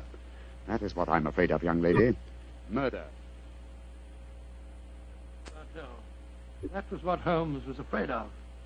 Later that day, as the sun was setting over the mountain top, the old abbot walked slowly in the monastery gardens as he talked to the man who he thought to be Sigerson. Mr. Sigerson, what can I do to help you? Our conversation has pleased me.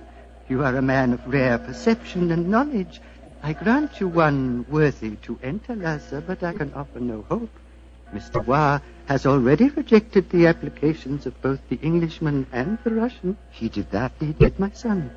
He told me they were both very angry and threatened him. If anything were to happen to the Chinese emissary, would you have the right to grant permission for the journey to Lhasa? Yes, until the new envoy arrived from Peking. But what are you suggesting, my son? This monastery is a haven of peace. a backwater far from the troubled stream of life. No violence has ever occurred here. I hope it never will, and yet... The Chinese envoy was threatened, you say, Reverend Sir? Yes, my son. He has left the monastery, of course. No, those who come here, even for a short visit, must break bread with us and sleep at least one night. Mr. Wah is quartered in the cell you see before us. Then do you mind if we call on him, Reverend Sir? Of course not, my son, though you will but waste your breath in talking to him. He will not give you permission to take the road to Lhasa. He sleeps, my son. Let us not disturb him. If you don't mind, Reverend Sir, I must waken him, if he can be wakened. What can be wrong? I think I know. I'm going in.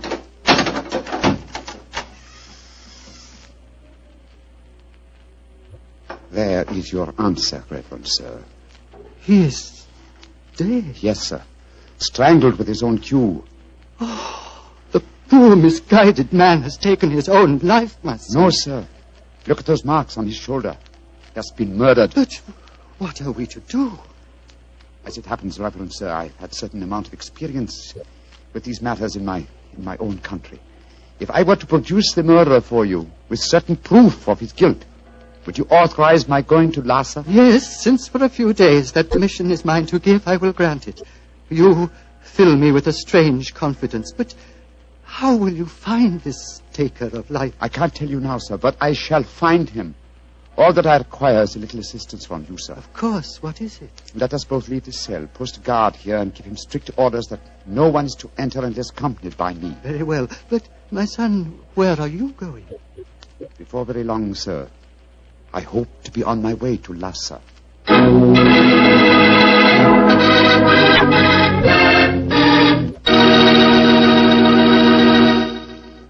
Dr. Watson will tell us the rest of his story immediately, so I'll just take a second to remind you that hamburgers, hamburgers, are practically an all-American food. We all love a good hamburger, but wait till you taste a juicy hamburger together with a glass of Petri California Burgundy. Boy, that Petri Burgundy is a hearty red wine that's just the best friend a hamburger or steak or any kind of meat dish ever had. So remember, if you want a red wine for dinner, you want Petri Burgundy. If you prefer a white wine, you want Petri Sauterne. And if you can't make up your mind which you want, it's simple.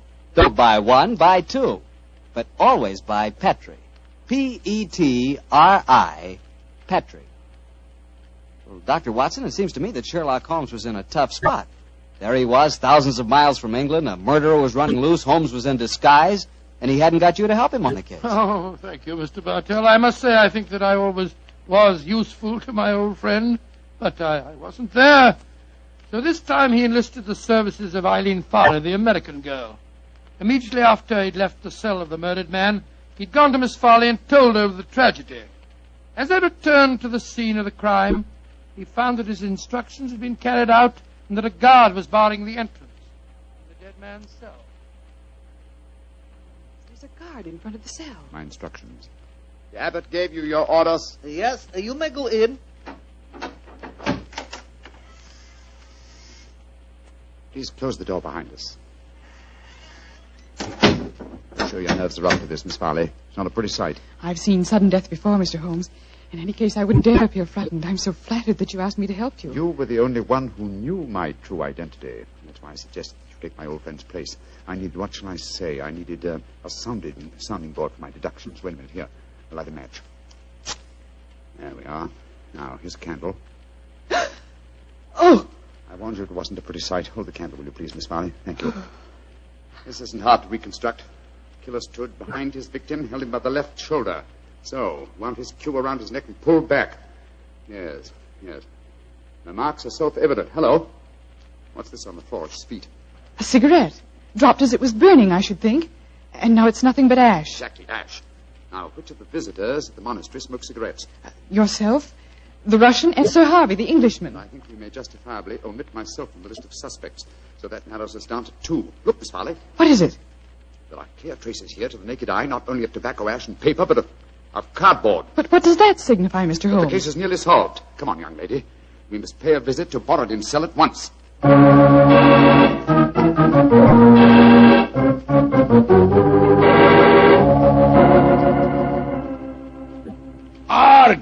Always, Sir Harvey Forrester, you give me the argument. But, my dear Borodin... I am not your dear Borodin. I'm Pyotr Dmitrovich Borodin, ambassador of Holy Mother Russia. I'm no friend of yours. Come in. The missionary girl and the sick Norwegian. Come in. We will drink vodka, and I will sing Russian songs for you. We haven't come here to listen to songs. The Chinese envoy was murdered tonight. So we have been told, my dear. Sir Harvey and I are very happy because of his death, are we not? Well, I won't pretend I'm heartbroken. Rasputin Borodin. What is it, Norwegian? You were in the cell tonight at the time of the murder. Huh? That's a lie. I can prove it. In that cell, I've just found ashes, of totally burned cigarette ashes that included fragments of cardboard. Only a Russian cigarette has a cardboard mouthpiece. What you can or cannot prove is of no interest to me, Sigerson. He's very obstinate tonight, Sigerson. We've just been having a political argument. Couldn't agree on a single point, except on the danger of the common man. He was telling me of the most extraordinary revolution in his estates. Do you know they chopped off one of his hands? Dreadful. Your hand, Borodin. Which one? As God was merciful, my left hand. The one beneath your glove? Is made of wax, my good Norwegian. Is made of wax. Well, see for yourself. Extraordinary. It's more than that. It is conclusive proof. What do you mean, Mr. Sigerson? I cannot tell you now. I must leave you here. Let me warn you, the three of you will be well advised to keep an eye on each other. Meanwhile, I must see the abbot. Why, Mr. Sigerson? Because now I know who murdered Vatsun.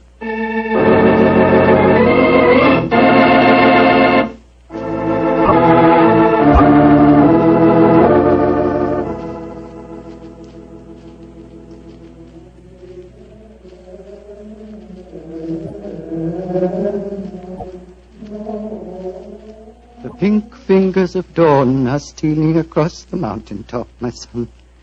Soon you will be on your way to Lhasa. Yes, Reverend Sir. You have kept your promise. You kept yours, Mr. Sigerson. The Chinese soldiers have arrived, and the taker of life has been given into their custody. Before you leave, my son, I want you to do something for me. Anything, Reverend Sir. What is it?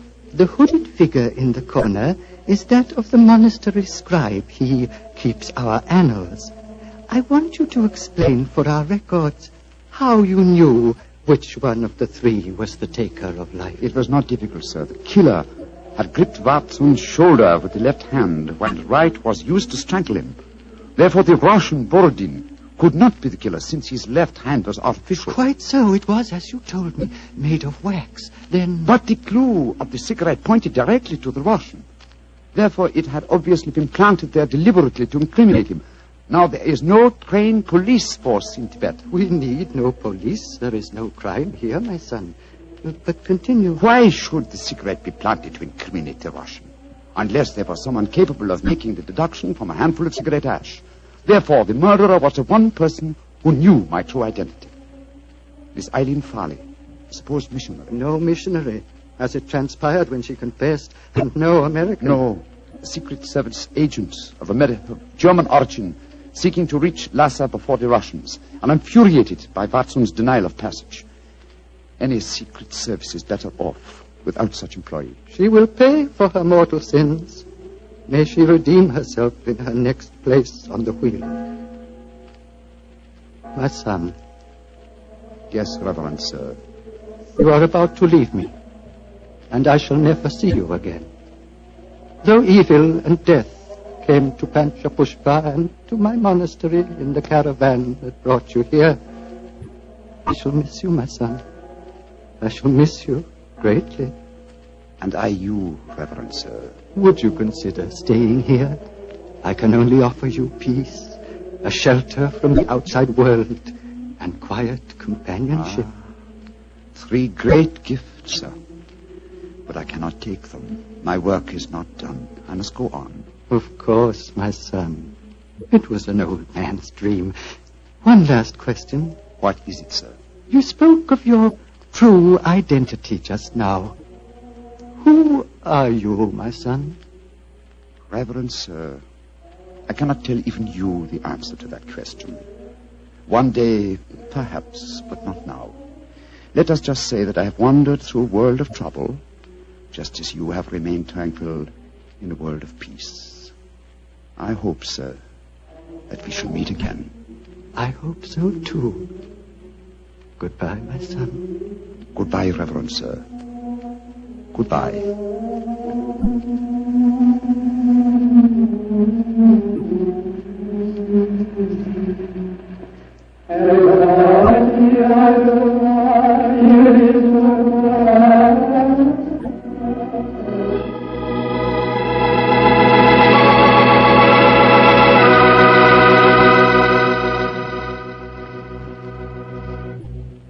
Doctor, that was really an unusual story. You told it so well, I felt you were actually a part of it. No, my boy, as I said, the story was told me by Holmes. I've never been to Tibet. Been to India, of course. I never really wanted to go to Tibet.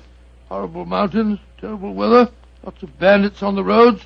Sort of dangerous place. Doctor, you're not afraid of danger, are you? 10 years ago, Mr. Bartell, a question like that would be an insult. Today I realize that all of us, unless we're stupid, have some fear of danger. I would say that I'm definitely not a coward, nor am I a thrill seeker, but I've done with searching for something new. Me too, Doctor. I'm through searching for something new also. Now that I've found Petri wine, I'm going to stick to it. Mr. Bartell, no matter what we talk about, when you say it, it always sounds like Petri wine. Well, why not? I can't think of a more delicious wine. Good evening, Mr. Bartell. Well, Doctor, your study seems a little bit than usual this week. Yes, my boy.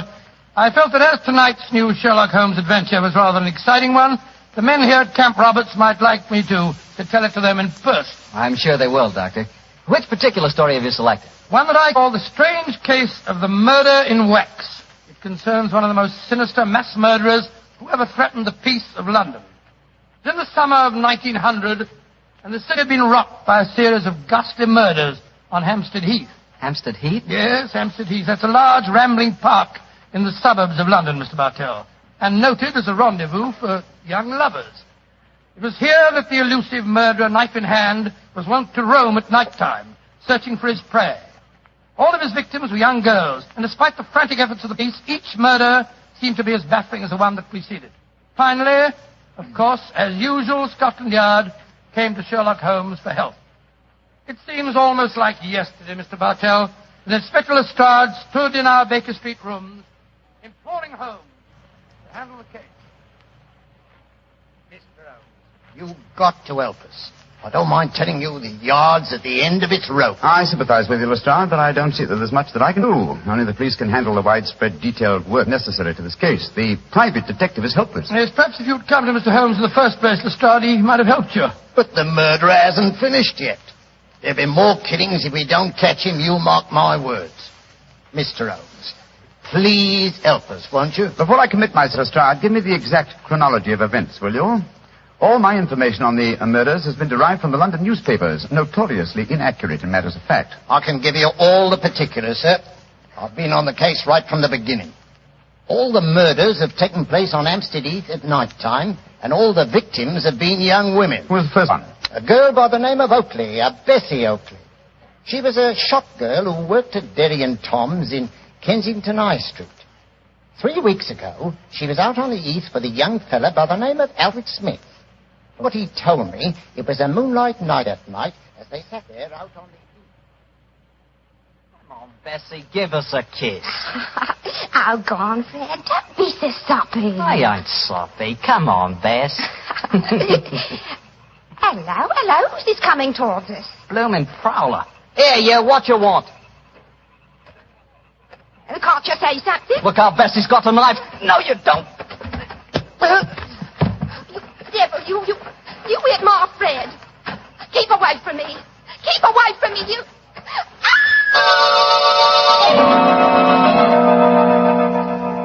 And that's all I know, Inspector Lestrade. I never got a good look at him. He caught me on the head, and when I come to, there was poor Bessie with her throat cut. Yeah, that's your story, young fella, my lad. All right, Sergeant. You can book him on suspicion of murder. George, we shouldn't be walking on the heath. Didn't you read about the murder here 2 days ago? It's a fine thing. I take you out in the moonlight, and you talk of murders. Let's talk about us, Violet, darling. It seems to me we should talk about your wife. My wife doesn't mean anything to me anymore. Violet, if I could get a divorce, There's someone behind that tree. He's coming towards us. Who are you, sir? What do you... No, you don't. Don't come near me. Don't.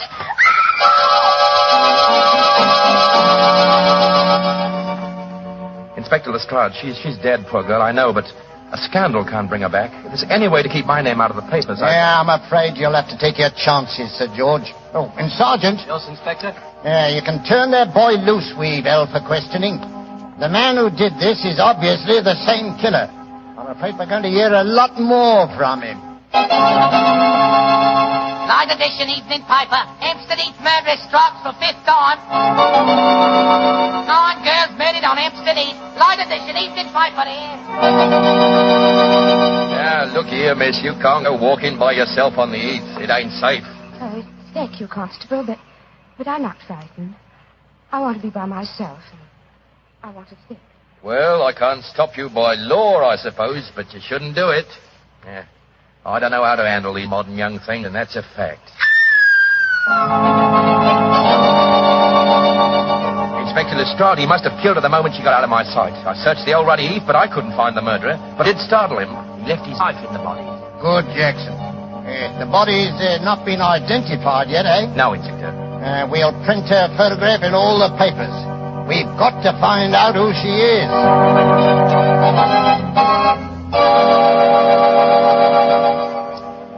Mr. Bishop, is this the body of your missing daughter? Yes, it's Rosie, my Rose. Inspector Lestrade, if I ever lay my hands on that murdering fiend, I'll kill him. I'll kill him with my bare hand.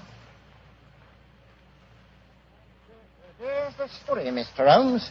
Rose Bishop was the 10th and last girl murdered. But she was the first girl murdered when she was alone. Eh, Lestrade? Yes, sir. You found no clues? Well, none that proved anything when we checked on them. Let me ask you a question or two, Lestrade. Well, anything you like, sir. You've taken the obvious precautions, of course.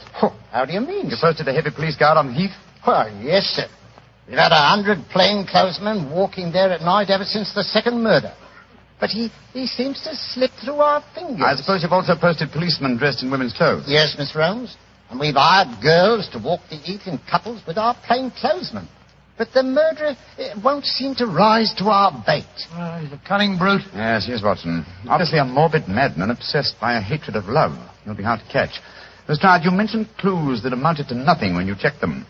What were these clues? Well, footprints, a couple of cigarette butts dropped at the scene of the crime.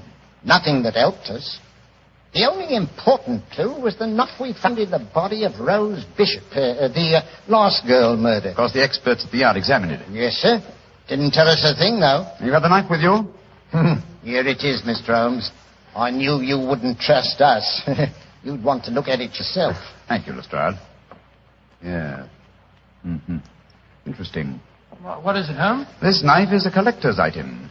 It's at least 100 years old, I should say. May I keep this overnight, Lestrade? I should like to conduct a few experiments of my own. Why, of course you can, sir. Then you're going to take on the case, Holmes? Now, let us say that I'll take it under advisement.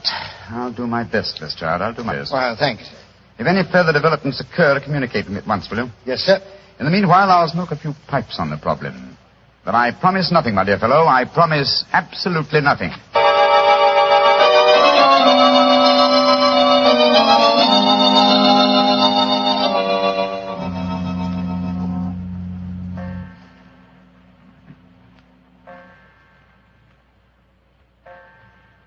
3 o'clock in the morning, Holmes. You're still peering through your microscope at that knife Lestrade left with you. That's true, old chap. That's quite true. You must be a very dull companion. Why don't you go to bed? Oh, because I'm afraid I may miss something. Confound it. Have you discovered anything? Yes, I think so. Oh, what? The handle of this knife is corrugated. On the underside, I observed a slight diffusion in the markings. Under the penetrating eye of the microscope, I found a minute deposit which had caused the diffusion. I have just analyzed that deposit. It's wax, colored wax. Colored wax? Well, what does that signify? Oh, by itself, very little. But when you combine it with a knife that definitely belongs to another century, it does suggest a certain origin. I got an idea. Perhaps it came from the theater. An 18th century dagger could belong in a period play. And the colored wax might easily be part of an actor's makeup. Excellent deduction, Watson. Oh, thanks so much. However, my own theory would be that this dagger came from a waxworks exhibition. Oh, wrong again. Putty is used in theatrical disguises, but I don't recall the use of colored wax. Whereas it is used in making wax and effigies. And, of course, the dagger would belong as part of the costume. Precisely, my dear fellow. It's a long chance, but I think in the morning we'll make a tour of the various London waxworks exhibitions. If my deduction is a false one, at least we'll have the pleasure of a busman's holiday. We can visit all our old friends who died on the gallows.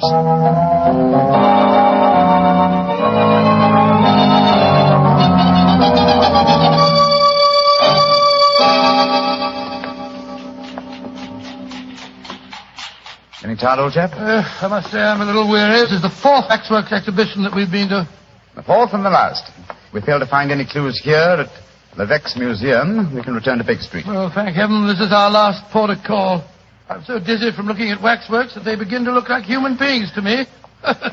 Did you notice that I asked directions from the wax policeman at the entrance door just now? Yes. Well, I'm sure many people have been deceived in the same way. Uh-huh. Here we are. Oh, Monsieur Levesque doesn't believe in understatement, does he? Look at that sign there. Oh, gracious me. The Chamber of Horrors. Come in and see the pageant of murder. All the killers of history reenacting their famous crimes. Well, let's go in, Watson. We should feel thoroughly at home. Creepy in here, isn't it? I've heard that Mr. Levesque will pay £100 to anyone who will spend all night alone in the Chamber of Horrors. Yes, I've heard of that challenge, too. Are you thinking of accepting the bet? Great Scott, now I will spend a night here for £1,000. A very comprehensive collection of killers, aren't they? Let's see. Williams, Wainwright. Marchioness de Brinvilliers. By George, yes. She was an attractive woman, wasn't she? As trim a pair of ankles as ever I've seen. Yes, but you wouldn't have liked her cooking, Watson. She used the most lethal condiments of almost any woman in history. Hello. What is it? Look over there. I was wondering when we'd come to one of your cases. Dr. Grimsby Rylott and the murder at Stoke Moran. Or the case of the speckled band. By Jove, Holmes, the tableau's extraordinarily realistic, isn't it? Yes. What other old friends of mine are represented here? Should rather like a new acquaintance with Ricoletti of the Clubfoot and his abominable wife. Ricoletti? I don't remember him, Holmes. Oh, one of my earlier cases, old fellow. I must tell you that story sometime. I wish you would. I've off... Holmes, look, that veiled figure over there. Read the placard in front of it. The Hampstead Heath Murderer. Well, how very interesting. The face is covered with a black veil. Is this pure showmanship, I wonder, or does Monsieur Levesque know more than Scotland Yard and I? Good day to you, gentlemen. Great Scott, you startled me, sir. Are you admiring my collection of murderers? Monsieur Levesque? Yes, sir. And haven't I the distinction of addressing Mr. Sherlock Holmes? That is my name, and this is my friend, Dr. Watson. How do you do? How do you do, Doctor? I am greatly honored to meet you both. What do you think of my Chamber of Horrors? Oh, he's very impressive. We're particularly interested in this veiled figure of the Hampstead Heath murderer. Yes, indeed we are, sir. Is there a face beneath that veil? I'll let you in on a trade secret, gentlemen. There are no recognizable features behind that veil. This is purely for publicity purposes. The public always expects to see the latest horrors here. And I thought I'd titillate their morbid palates by having a mysterious figure representing the killer. Of course, if he is captured, I shall add his effigy to my collection. You think he will be captured, then? One can only speculate. He's a clever man, Miss Holmes. By the way, Monsieur Levesque, does your offer of £100 to anyone who will spend a night in the Chamber of Horrors still hold good? Oh, yes. Are you thinking of accepting the bet, Mr. Holmes? No, but Dr. Watson would like to. I don't recommend the experience, Doctor. It's an ordeal that calls for nerves of steel. However, I shall be glad to arrange for it. I haven't the slightest intention of... backing down now? Of course you haven't, old fellow. What time shall my friend return, sir? About 11:30 tonight. I'll be waiting for him at the main... Splendid. Come on, Watson. Oh, Holmes, I told Good day, Monsieur Levesque. Good day, gentlemen. I shall be waiting for you tonight, Doctor. Holmes, what the blazes do you think you're doing? I haven't the slightest intention of keeping that appointment tonight. Well, of course you haven't. I shall keep it. Disguised as you. You keep it? For heaven's sake, tell me what you're up to, Holmes. You didn't even mention that missing dagger to Levesque. No, because he knows something about the murderer. I'm convinced of it. Well, why'd you say that? As we were standing there talking to him, a breath of air from the open window blew back a corner of the veil. I'll swear that there are clearly defined features beneath it. And so you're going back there tonight to find out? That's right, old fellow. The superstitious used to believe they could use a waxen image to kill a man. Tonight, Watson, we shall prove that a waxen image can be used to trap a killer.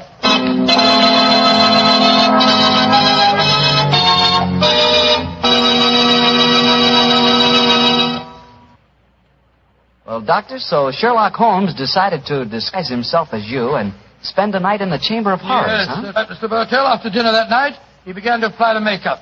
It's uncanny to sit there in Baker Street and watch Holmes slowly turning into a very convincing replica of myself. As he did so, we discussed last-minute arrangements.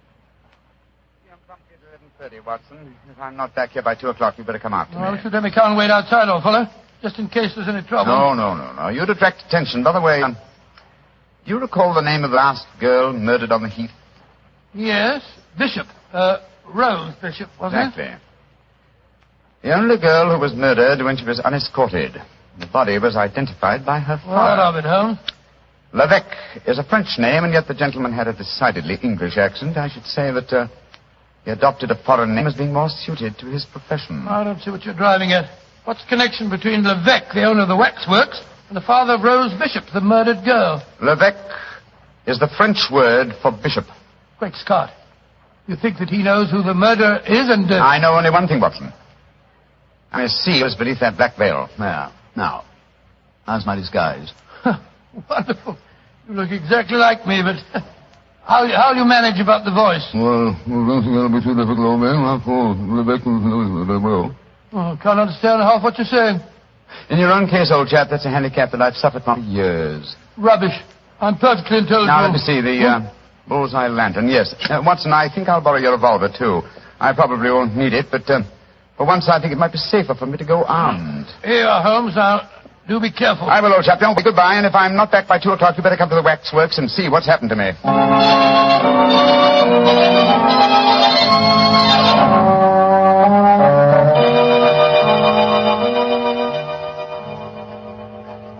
Dr. Watson, you don't mind if I search you? Oh, gracious, of course not. No lantern, please. The moonlight will give you all the illumination that you need. Oh, dear me. A revolver in your pocket. I'm afraid I can't allow that. Oh, no. Once before, a young man who unwisely accepted my bet left bullet holes in some of my finest waxworks before he finally went raving mad. Gracious me, raving mad, did he? Holmes were here. Don't be frightened, Dr. Watson. Many of the waxwork murderers here are all friends of yours. They'll be good company. I shall come and release you at 8 in the morning. Yes, but no. How about if Well, I I've sealed all the windows with string and wax. I shall seal the door behind me as I leave. Well, it's very unkind of you. Midnight. The bet is on, Doctor. You still wish to go through with it? I suppose so. Very well, then. I shall leave you now. Good night, Dr. Watson. Good night. Pleasant dreams. Pleasant dreams, what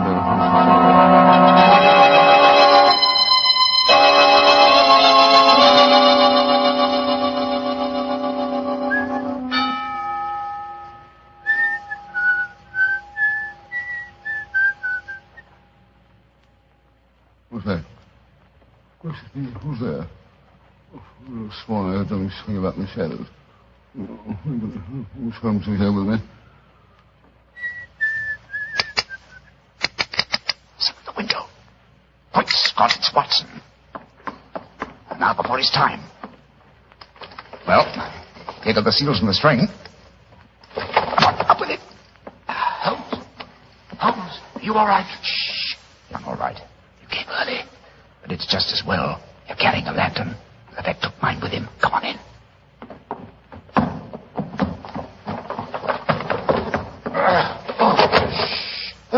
There we are. Go on, open up, quiet. I'm glad to see you, Watson. But what made you decide to come here so early? After you left the start, came to Baker Street. He told me there was another murder on the heath at 7 o'clock tonight. Another murder, eh? I started worrying about you, Holmes.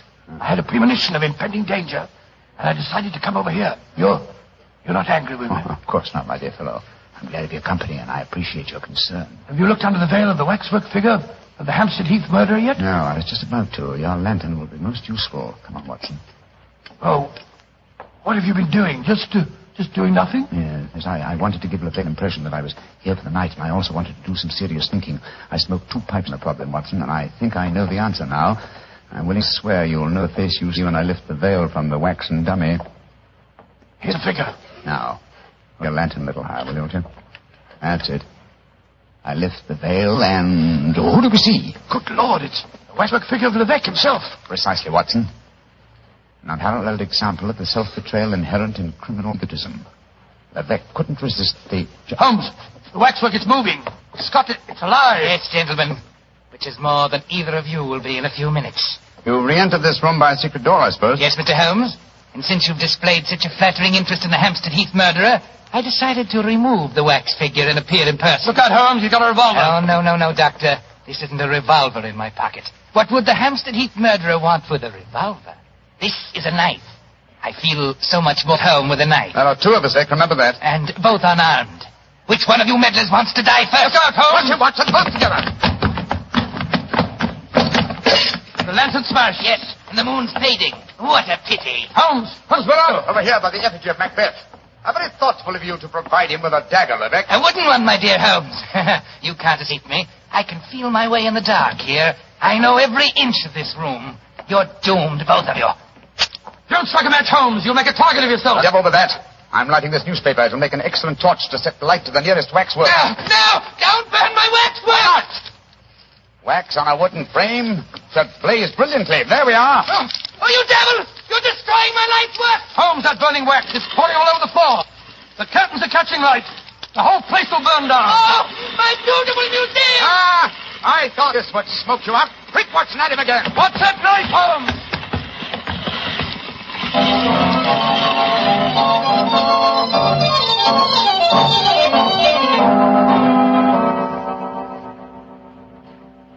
Well, Mr. Holmes, you've done it again. You've solved the case in a blaze of glory. Get the point, sir.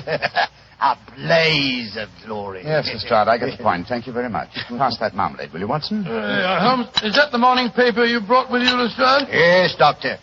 Want me to read you the headlines? Yes, please do. Yeah. Hampstead Heath murderer captured in fire that destroys waxwork exhibition. You know, Mr. Holmes, you and the Doctor were lucky you weren't burned to death. Never mind the chance you ran of having your throat cut by that maniac. It was fortunate that the police and firemen were on the scene as quickly as they were. Lebec had the strength of 10 men. Yes, the strength of a madman. He'll never stand trial, of course. No, Doctor. He'll end up in an asylum where he belongs. Mr. Holmes, what made you suspect Lebec? You first gave me the clue yourself, Lestrade. You told me that all the murdered girls were accompanied by men when they were attacked. All of them save one, Rose Bishop. Therefore, if the murderer was then a hatred of love, he had to be someone very close to Rose Bishop to know that she was a suitable victim. That point alone, which I was shockingly slow in observing, should have told us to focus our attention on the father, Mr. Bishop, alias Lovelock. Well, your theory was certainly right, Mr. Holmes. You should have heard his raving after the arrest. He swore his daughter had been ruined, and so he'd killed her, too. Holmes, the waxwork figure of the killer, the one with the veil over its face, the features underneath were those of Lebec himself, weren't they? I'm certain of it, old fellow. You see, he had two great prides. The first, his natural pride as a fine craftsman in wax. The second, his perverted pride as a prominent and successful murderer. These two prides combined suggested to his crazed mind that he make a waxwork figure of himself and range it with the other great killers of history. Yes, but he was cunning enough to protect himself by placing a veil over the face. Precisely, my dear fellow. And when he saw us yesterday and we accepted the wager, he undoubtedly became suspicious and removed the wax figure last night and made his personal appearance as the murderer with every intention of killing us both. Yes, we were very lucky, old chap. Yeah, if you ask me, Mr. Holmes, you've been very smart. No, I quite agree, Lestrade. I think you solved the case brilliantly, Holmes. No. I've been very sluggish. I solved by circumstance and melodrama what should have been a purely intellectual problem. I'm not pleased with myself. Lestrade, I hope that my name has not been used in that newspaper report. No, it hasn't, sir. Excellent. I want no credit in this case. Oh, do you mean to say that you're going to let Scotland Yard get the praise for catching him, Holmes? Why not? Well, that's very generous of you, Mr. Holmes. It'll make things a lot easier for me. Yes, it certainly will. Holmes, I can't see why you reproach yourself. Because, my dear Watson, like the Hampstead Heath murderer, I, too, have my pride as a craftsman. This case had a clearly defined pattern, and I was unable to recognize it. If you should have occasion to chronicle this story, Watson, and I should prefer that you didn't, I would like you to entitle it The Education of an Idiot. Oh, come now, Holmes. The Education of an Idiot? That's absurd. I know. But if you do tell this story, it'll probably end up as The Strange Case of the Murderer in Wax.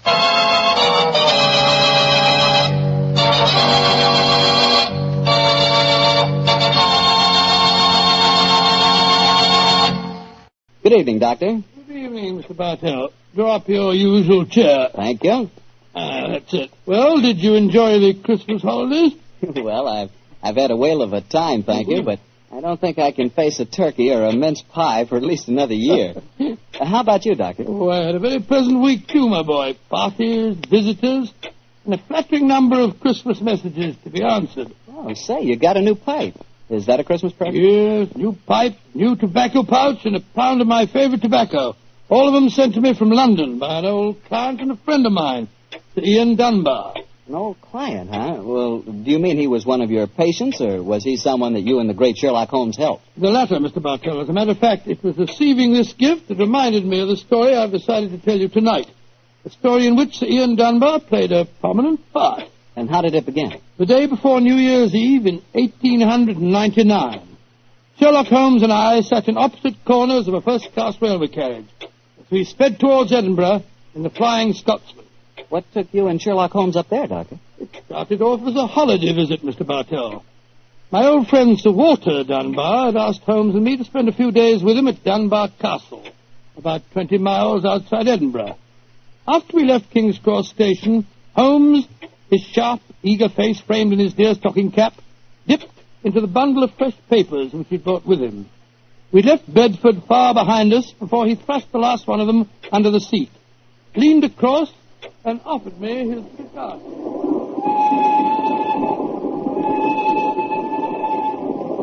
Care for a cigar, Watson? No, thanks, awful. I'll stick to my pipe. Flying Scotsman's living up to its name. We're going splendidly.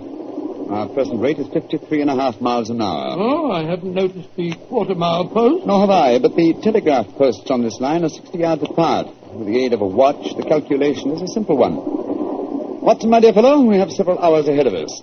Tell me more about Sir Walter Dunbar. I have a feeling that he is in some kind of trouble, but you haven't wanted to talk about it. Well, it's not exactly trouble, Holmes, but there's a strange problem that confronts the Dunbars. A problem that'll be settled at midnight tomorrow. Oh, indeed.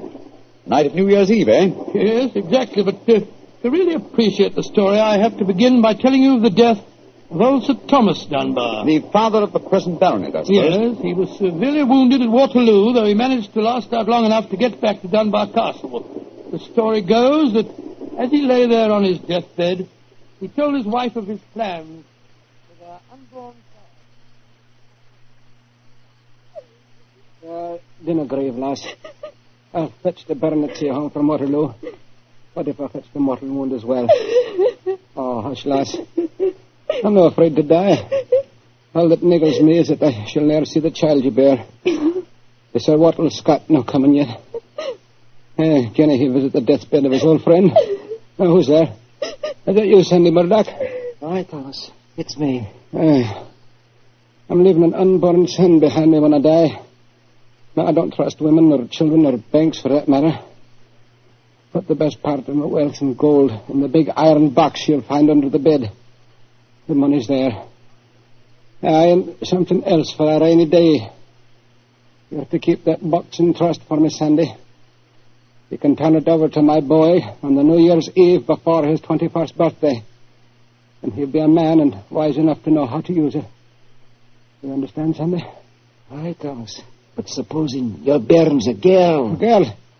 I tell you, it'll be a boy. And we'll name him Walter after my good friend, Sir Walter Scott.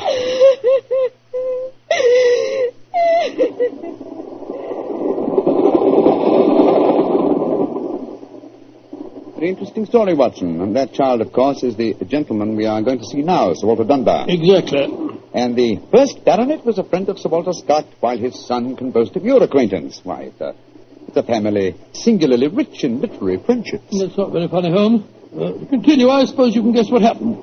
Sir Thomas carefully drew up the document to specify. The New Year's Eve before the baronet's 21st birthday. And the poor child was born on February 29th.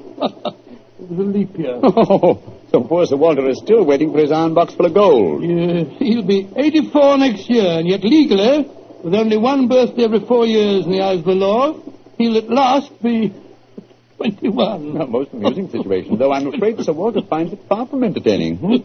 The lawyers must have been extremely scrupulous in abiding by the letter of the document. Yes, old Sandy Murdoch is dead now, of course. that he too is a great-grandson, William Murdoch, who still handles the Dunbar estate. He'll be at the castle tonight to formally hand over the iron box. I'm delighted you accepted the holiday invitation of Sir Walter. My dear fellow, I've needed a rest, but I've always loathed too strict a one. This situation may pose a nice little problem for me. Problem? Yes, I'm reasonably certain that the aged Sir Walter Dunbar will not get his iron box full of gold on this New Year's Eve either. But we shall see, old fellow. We shall see.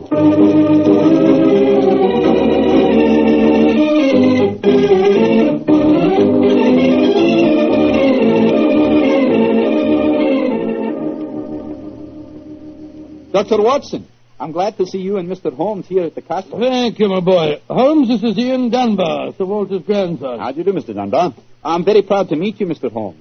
I've heard a lot about you. Our grandfather will be down in a few moments. Let's go into the library, shall we?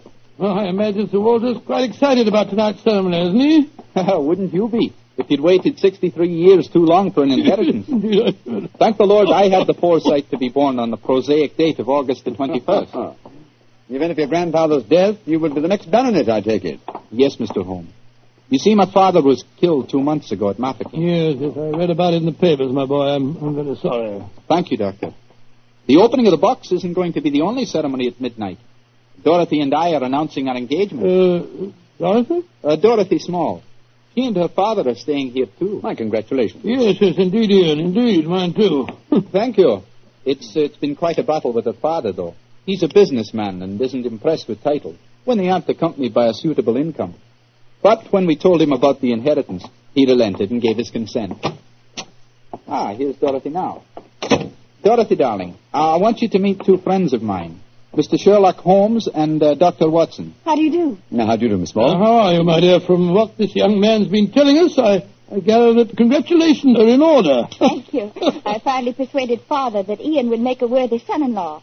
For a while, I was afraid we'd have to elope to Gretna Green, live in a cottage on bread and cheese and law, but brave the parental wrath, just as they do in the storybooks. Oh, Sir Walter, there you are. Watson, my dear boy. How are you?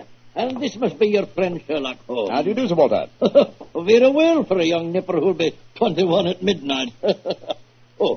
Gentlemen, may I introduce Mr. Herbert Small? How do you do, sir? I believe that we have to congratulate you on the engagement of your daughter. That was supposed to remain a secret until midnight. The Dunbar box was finally opened. Didn't be grouchy, Herbert. The children are in low, and I'm going to settle money on Ian. And it's New Year's Eve. Let's enter into the spirit of the occasion. Bring out the glasses, Ian. I've had some bottles of my special pride put out. It's the finest port in Scotland. The cream of Dunbar. My father laid the first bottle down the year before I was born. And a drink of the brew will surely warm the cockles of your heart. Well, my mouth's watering already, Sir Walter. When is this lawyer fellow, young Murdoch, getting here? Oh, any moment, Herbert. As soon as he arrives, we'll have dinner, and then we'll be ready for the evening ceremony. He's bringing the famous iron box with him, Sir Walter? If he doesn't, they won't get any dinner, Holmes. Ian, pass the glasses around, my boy. Ah, here you are, Murdoch. Good evening, Sir Walter. Oh, you've got the box with you, I see. Now the party's complete. Oh, let me introduce you. Miss Small, her father, Mr. Small, my grandson Ian, you know. Mr. Sherlock Holmes, Dr. Watson. How do you do, sir? I'm sorry I'm late, Sir Walter. My train was delayed. Oh, that's all right, Murdoch. You're here, and you brought the box. That's all that matters. Ian, give our young lawyer a drink. Here, I'll help you pour it. I must say that this is rather exciting, Holmes. The famous iron box with its inheritance of gold. Yes, and from the size of the box, at a rough guess, I should estimate its cubic content in gold at around 5,000 pounds. Not a vast sum, perhaps, to a businessman like Mr. Small, but a windfall to an impecunious Scottish baronet. Yes, I suppose it is. A strong young man, Mr. Murdoch. How do you mean strong, Holmes? A box that size, full of golden sovereigns, would weigh a considerable amount. And yet the lawyer carried it single-handed. Now that we're all assembled, I'm going to propose a toast. Though it's still some hours off yet, let's drink to the new year. It means a lot to some of us. To 1900. We should toast more than just 1900, Sir Walter. We should drink to the new century that's about to begin. Good idea, daughter. Oh, I'm afraid that wouldn't be quite appropriate, Miss Small. To be accurate, the 20th century won't begin until January the 1st, 1901, and not 1900. Of course. That's it. Dorothy, I'm afraid your wedding can't take place for some time yet. Father, what are you talking about? I read an article in The Guardian the other day that said just the same thing as you, Dr. Watson. And what's more, it said something even more important. It said that 1900 is not a leap year. Oh, rubbish. Leap year comes every 4 years. There was one in 1896. Then obviously 1900 is one. I think Mr. Small may be right. What do you say, Mr. Holmes? Do you know? Well, I hope no one would bring up this point, but it's the little problem I referred to on the train, my dear Watson. Yes, I remember. Holmes, for heaven's sake, answer. Is 1900 a leap year or no? I'm afraid it's not, Sir Walter. No? Because of a slight imbalance that would otherwise be produced in the calendar. Of the even century years, only those divisible by 400 are leap years. In other words, 1600 was a leap year, the year 2000 will be a leap year, but 1800 and 1900 are not leap years. Then you have no birthday next year, Sir Walter, and I'm afraid I can't open the box tonight. And the Dunbars won't get their inheritance. And you, my dear, don't marry for a few more years. I won't allow you to marry a pauper. Mr. Holmes, are you sure of your facts? I'm very much afraid that I am, young man. Oh, this is terrible. I cannot stand any more. No, don't take it too badly, Sir Walter. Here, drink this. That's it. After all, you only have to wait another 4 years. Another 4 years? At my age, young man, at my age. Oh, no. I shall never live that long. Aye, what is it, Angus? Dinner is prepared, Sir Walter. You can serve it as soon as you're ready, sir.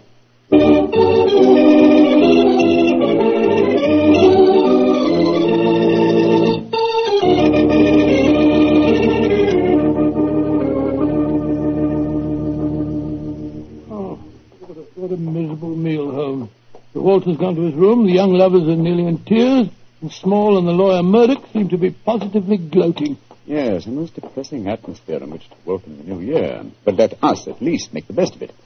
I think I'll go and have a talk with Sir Walter. And you, my dear chap, why not try and cheer up the young folks? Some of your experiences in India may make them their minds off the trouble. Yes, quite an idea. I'll join you in the library. Call me if you want me, Holmes.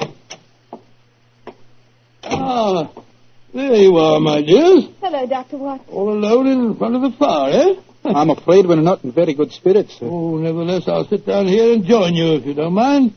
Misery loves company, you know. You're very kind, Doctor. I was just trying to persuade Ian to elope with me. But he's being most ungallant. He won't even consider it. How can I, darling? I've got under £200 a year in my own right. How could we live on that? I was counting on the money the grandfather was going to give us to get me started. Now, Miss Small, a little earlier you talked of Gretna Green and bread and cheese and love in a cottage. Yes, there's a lot to be said for it, you know. Well, to be said for it, yes, Doctor. But have you ever tried it? Not literally, my boy, but I may tell you that when Mary, my wife, and I were first married, I had very little money. In fact, my income was just about the sum that you mentioned. And we were very happy. Ah, but you have a profession, Doctor. Look at me. I've been trained for nothing except to be Laird of Dunbar Castle. I can't support a wife on tradition. But you're young, Ian. You can get some kind of position, I'm sure you can. Yes, of course. As a matter of fact, I think that... Holmes, what is it? What's wrong? There's devil's work afoot, Watson. Come with me, old fellow. And you, Mr. Dunbar. Mr. Holmes, what's happened? It's Sir Walter. I went to his room. It was in darkness, but in the moonlight I saw two figures struggling by the open casement. One of them was Sir Walter. As I entered, he disappeared from sight. His attacker had pushed him out of the window into the moat. How dreadful. The other man got away in the darkness. We must get lanterns and go out to the moat at once. Though I'm very much afraid, Mr. Dunbar, that your grandfather is beyond our help.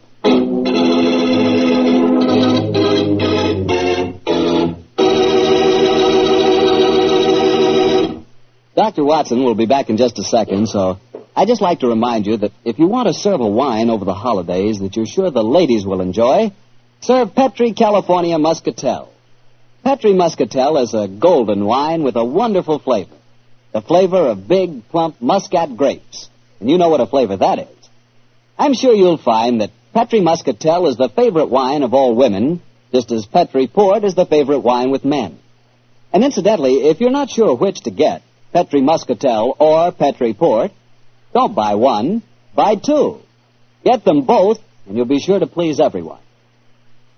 Now, to get back to our story, someone had pushed poor old Sir Walter out of his bedroom window and into the moat below. Isn't that right, Dr. Watson? Yes, Mr. Bartell. Of course, we grabbed lanterns as fast as we could and rushed outside, but it was a hopeless task. The water was 8 or 10 feet deep, and it seemed obvious that the elderly Sir Walter wouldn't have a chance of saving himself.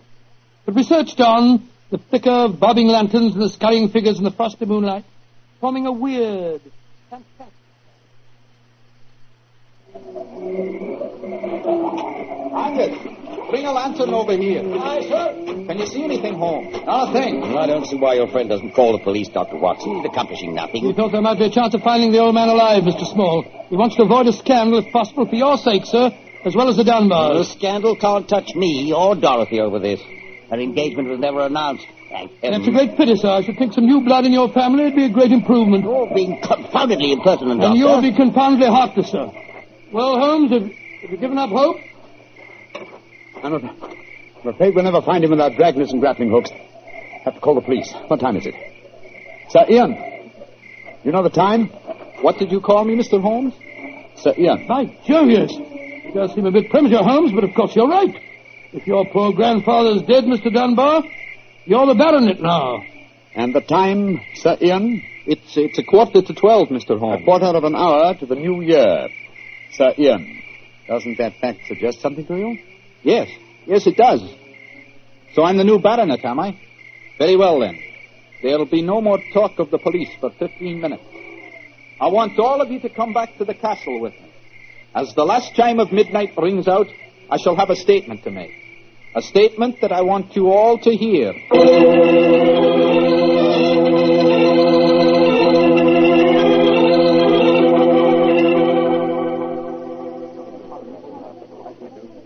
What you brought us all back here for, Holmes?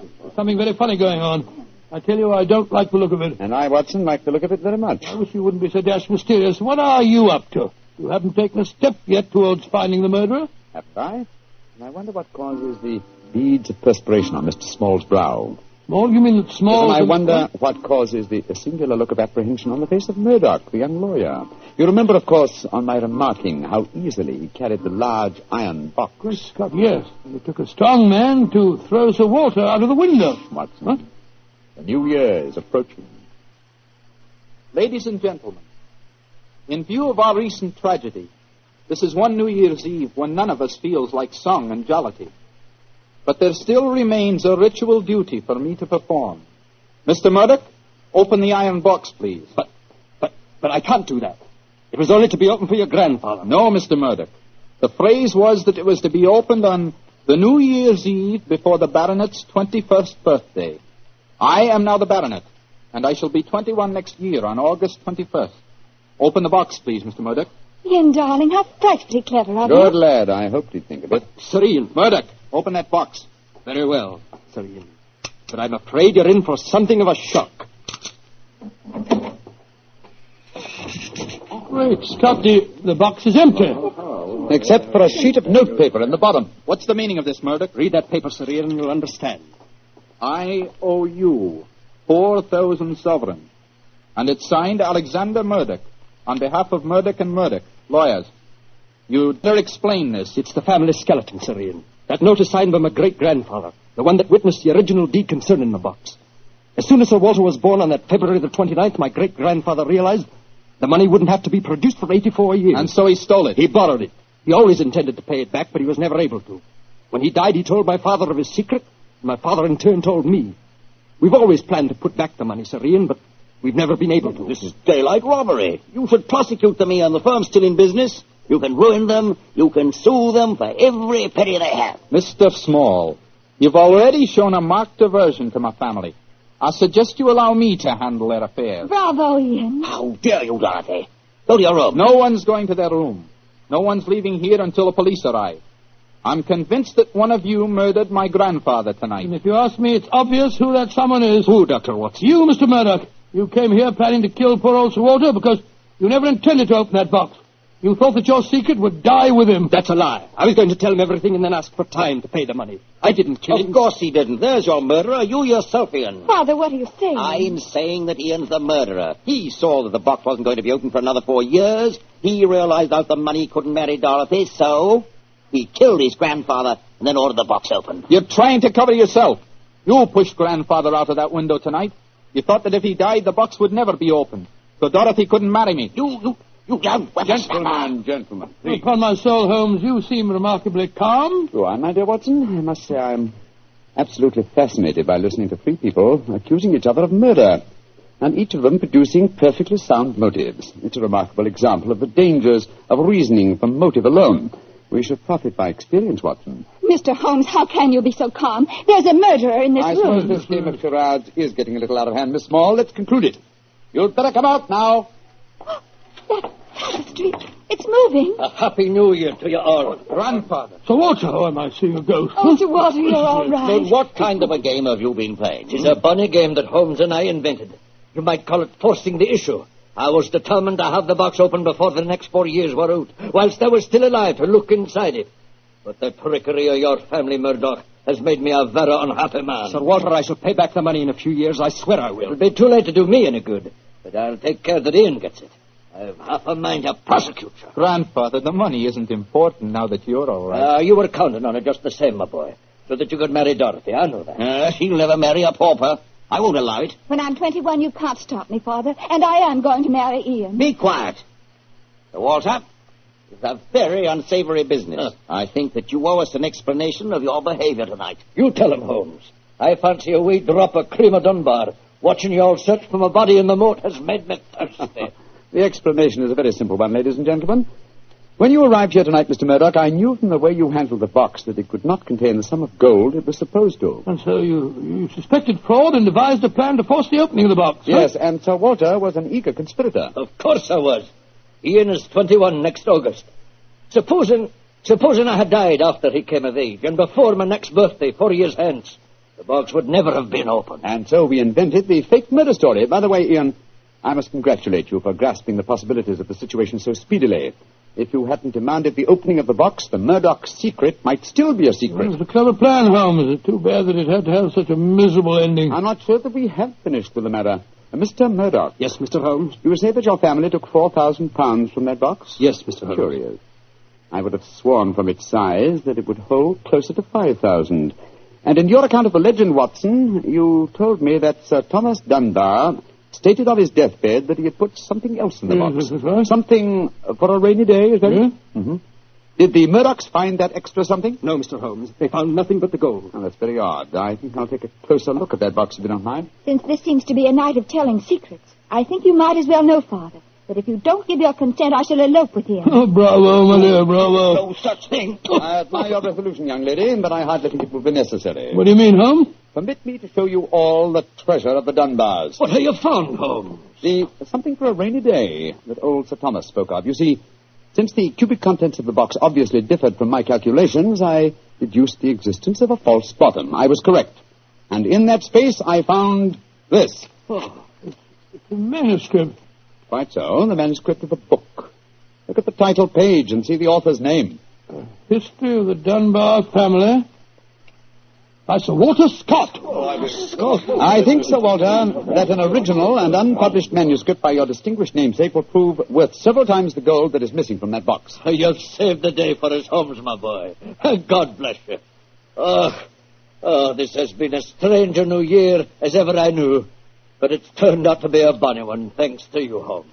Well, fill up your glasses. We're going to drink a toast to the new year. By Joe, yes, Sir Walter. This is really a happy occasion. Then let's complete it by singing the traditional song of the season, Auld Lang Syne. And in this case, when we sing, Should Old Acquaintance Be Forgot, I feel that in our hearts we should be thinking of Sir Walter Scott. He died over 60 years ago. He's made us all very happy here tonight. Should old acquaintance be forgot and never brought to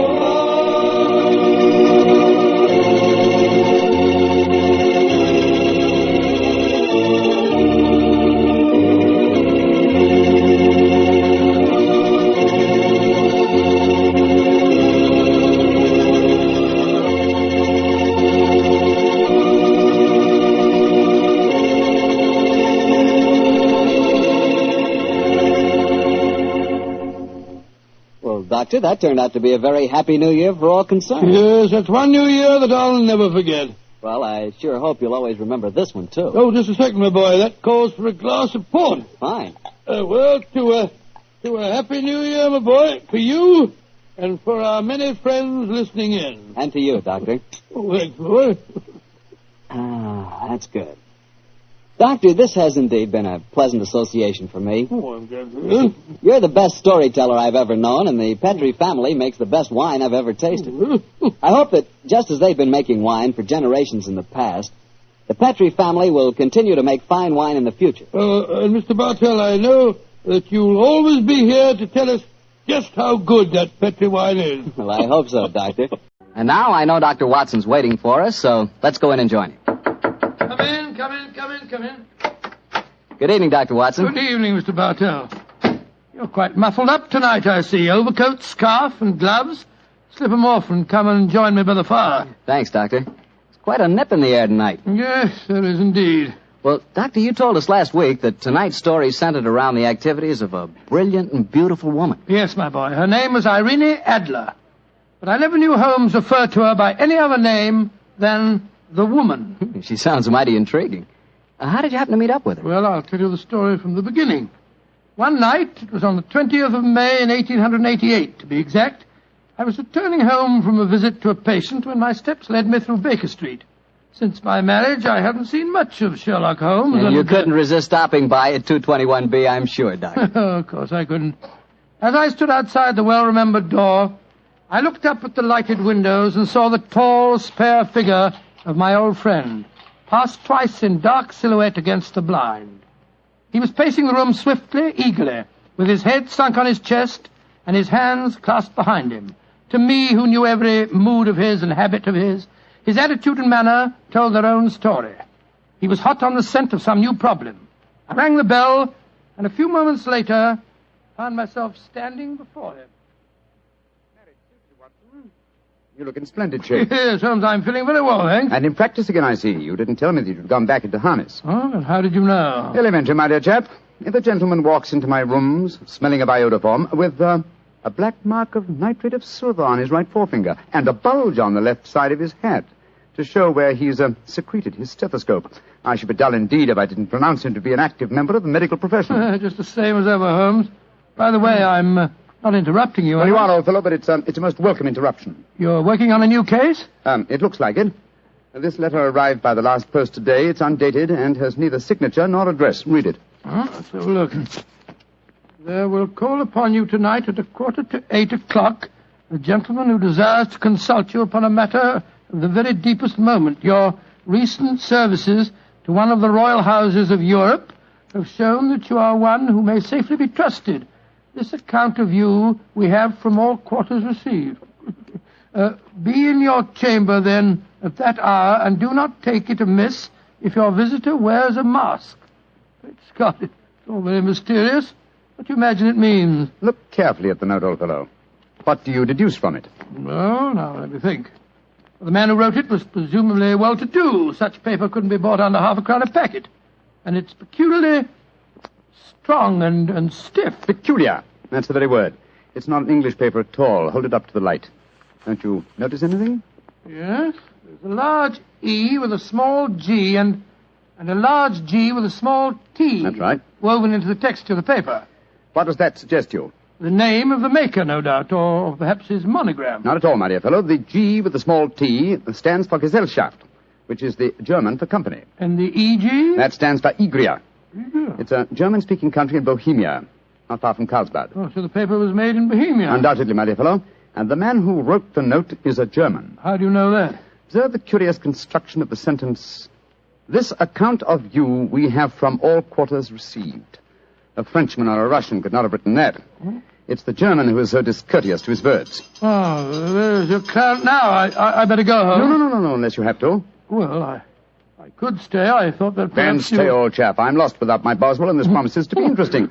I told Mrs. Hudson to let the masked visitor come upstairs unannounced. Come in. Good evening, sir. You received my note? Yes, indeed, sir. Come in, won't you, and sit down. This is my friend and colleague, Dr. Watson. You may say anything before him that you can say to me. Whom have I the honor to address? You may address me as Count von Kram. How do you do, sir? You must excuse this mask that I wear. The august person who employs me wishes his agent to be unknown to you, and I may confess at once that the title by which I have just called myself is not exactly my own. I'm well aware of that fact, sir. You see, Mr. Holmes, the matter I am about to discuss implicates the great house of Ormstein, hereditary kings of Bohemia. That has not escaped me either, sir. In fact, if you will state your case, I shall be the better able to advise you. Your Majesty. How did you... Yes. Yes, I am the king. Why should I attempt to conceal it? Why, indeed? I shall remove the mask. There. Mr. Holmes, I have traveled incognito from Prague for the express purpose of consulting you. Then pray consult. Briefly, the facts are these. Some 5 years ago, during a visit to Warsaw, I made the acquaintance of the well-known adventuress Irene Adler. Irene Adler? We know of her, Your Majesty. Look her up in the index for me, will you, Watson? It's right beside you on the desk there. I imagined that the name would not be unfamiliar to you. Here we are. Abrahams, Acton Green, Hatchet Murders, Adler. Splendid, old fellow. Hand me the file, will you? Thank you. Mm-hmm. Irene Adler, born in New Jersey in the United States in 1858, contralto. Mm-hmm. Prima donna Imperial Opera of Warsaw. Mm-hmm. Retired from the operatic stage, living in London. Quite so. And here's a recent notation. Your Majesty, as I understand, became entangled with this young person, wrote her some compromising letters, and is now desirous of getting those letters back. Precisely so, but how did... Was there a secret marriage? None. No legal papers or certificates? No. Then I fail to follow, Your Majesty. If this young lady should produce her letters for blackmailing purposes, how is she to prove their authenticity? There is the handwriting. That could be a forgery, Your Majesty. But it was private notepaper. Stolen. My own seal. Imitated. My photograph. Bought. What? We were both in the photograph. Oh, dear. That's very bad. Your Majesty has indeed committed an indiscretion. Did you inscribe the photograph, Your Majesty? Yes, Dr. Watson, I'm afraid I did. Gracious me. Mr. Holmes, it must be recovered. Perhaps if you were to pay enough, the photograph might be bought. She refuses to sell. Stolen, then? 5 attempts have been made. Twice burglars in my pay ransacked her house. Once we diverted her luggage when she traveled. Twice she has been waylaid. There has been no result. Oh, dear. It's quite a pretty little problem. It is a deadly serious one to me. Your Majesty, what does Miss Adler intend to do with the photograph? To ruin me. Oh, how? Well, I'm about to be married to the second daughter of the King of Scandinavia. She is the soul of delicacy. A shadow of a doubt as to my conduct would bring the matter to an end. And Irene Adler threatens to send the photograph to your fiancée, I suppose. Yes, and she will do it. Rather than let me marry another woman, there are no lengths to which she would not go. Are you sure that she's not already sent it, Your Majesty? I am sure. Now, why, Your Majesty? She said that she would send it on the day my betrothal is publicly announced. That day will be next Monday. Splendid. Then we have still 3 days yet. Your Majesty will, of course, stay in London for the present. Certainly. You will find me at the Langham Hotel, registered as Count von Kram. Just 2 questions before you leave, sir. What are they? Is the photograph large or small? Quite large. And it was in a heavy frame. I see. And what is Miss Irene Adler's London address? Briony Lodge, Serpentine Avenue, St. John's Wood. Thank you, Your Majesty. Good night, and I trust we shall soon have some good news for you. I am placing all my hopes in you, Mr. Holmes. Good night. Good night, Dr. Watson. Good night, Your Majesty. Fascinating problem, Holmes. I wish I could help you with it. You can, my dear chap. Huh? I shall be glad of your company. Oh, splendid. What's our first move, Holmes? Well, a good night's rest, I think. We'll meet here at 10 o'clock tomorrow morning. And then? Then, my dear fellow, we will see what we can find out about Miss Irene Adler, late of the Warsaw Imperial Opera Company and at present residing at Briony Lodge, Serpentine Avenue, St. John's Wood.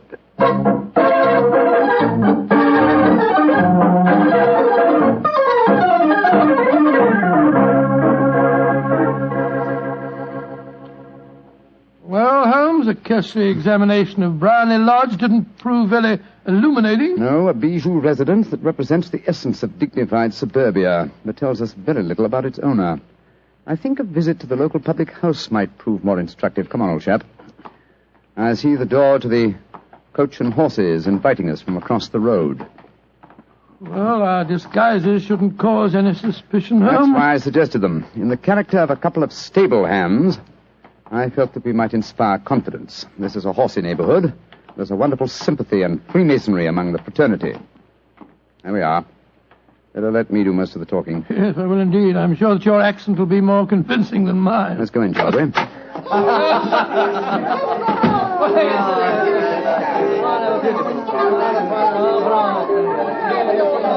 Well, what'll it be, mateys? Half of Oldham Mile, please. How about you, Charlie? All upside? Yeah, 2 halves of Oldham Mile.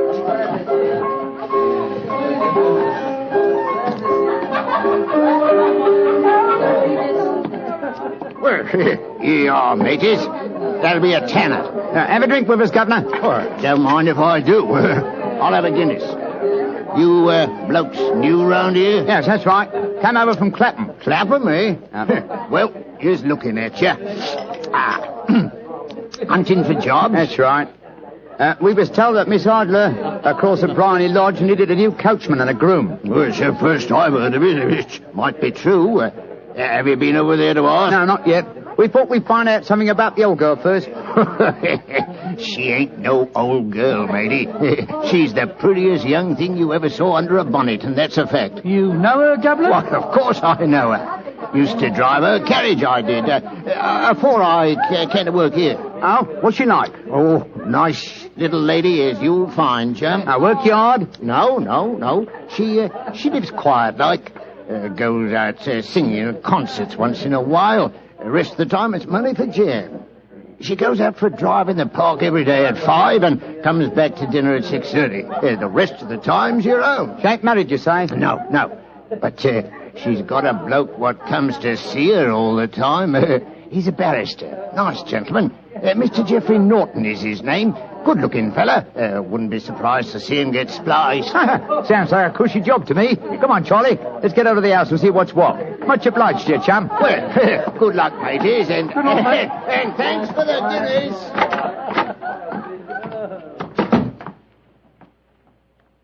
What's our next move, Holmes? Let's stroll back to Bryony Lodge.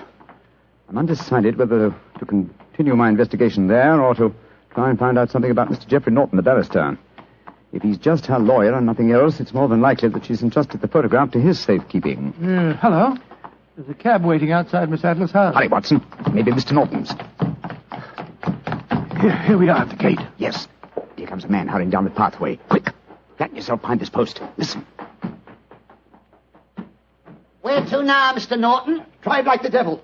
First to Gross and Hankey's in Regent Street, and then to the Church of St. Monica in the Edgware Road. Half a sovereign if you do it in 20 minutes. Right, Char, Mr. Norton. Up in.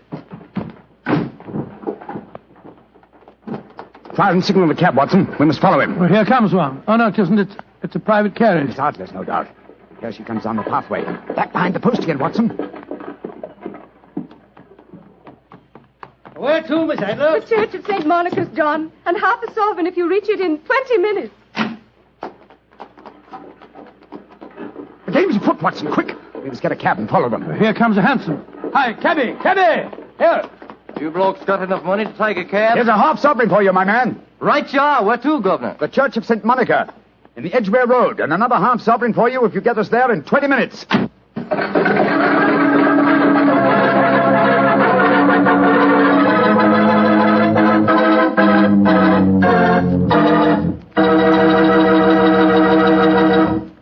We'll hear the rest of Dr. Watson's story in just a second, but let me tell you something.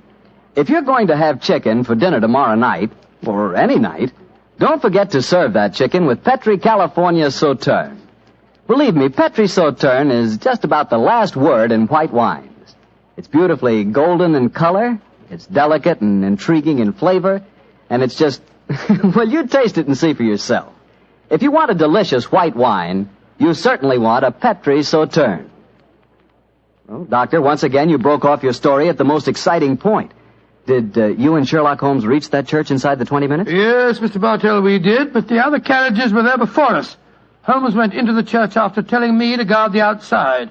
I must have waited for 10 minutes or more before Mr. Geoffrey Norton and Miss Adler came out, spoke a few words to each other, and then left in their separate conveyances. A moment later, Holmes, still dressed as a stable hand, came striding out of the church and down the steps towards me. He was obviously very excited. Have they left? Yes, in separate cabs. I overheard him say that he was going back to his office. And she said, I shall drive out in the park at 5 this evening. Splendid, old fellow. Then come on. We can return to Baker Street. What happened inside the church? They were married. Married? Of course. The ceremony would have been illegal if it had been performed after noon. That accounted for their wild dash to the church. Jump into the cab. Where to now, Governor? 221B Baker Street. Oh, so they got married, eh? Yes, and it may amuse you to know that I acted as witness at the ceremony. Oh, you did? But how did that happen? Their own witness had failed to appear, and I was dragged into the breach. The bride gave me this sovereign as a memento. I think I'll wear it on my watch chain in memory of the occasion. What an amazing situation. Things begin to look better for the king, don't they? Yes. Now that she's Mrs. Norton, the chances are that she won't want to expose His Majesty after all. I hope so, Watson, I hope so. But we can't afford to take any chances. I think the time is ripe for us to come to closer grips with the lady.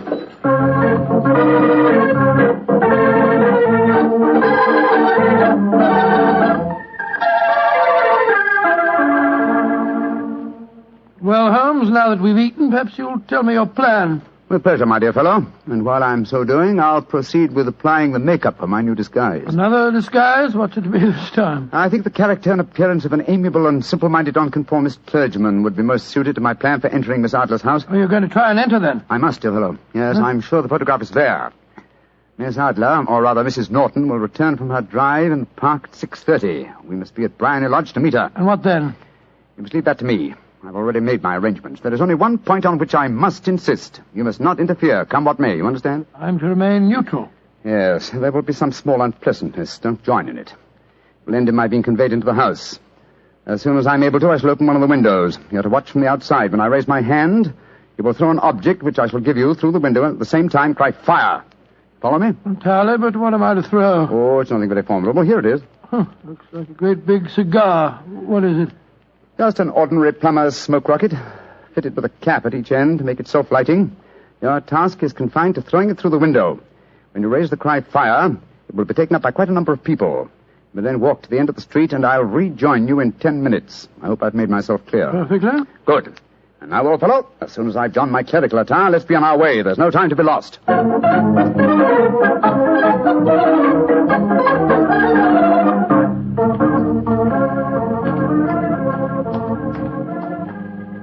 It's nearly 6:30, Holmes.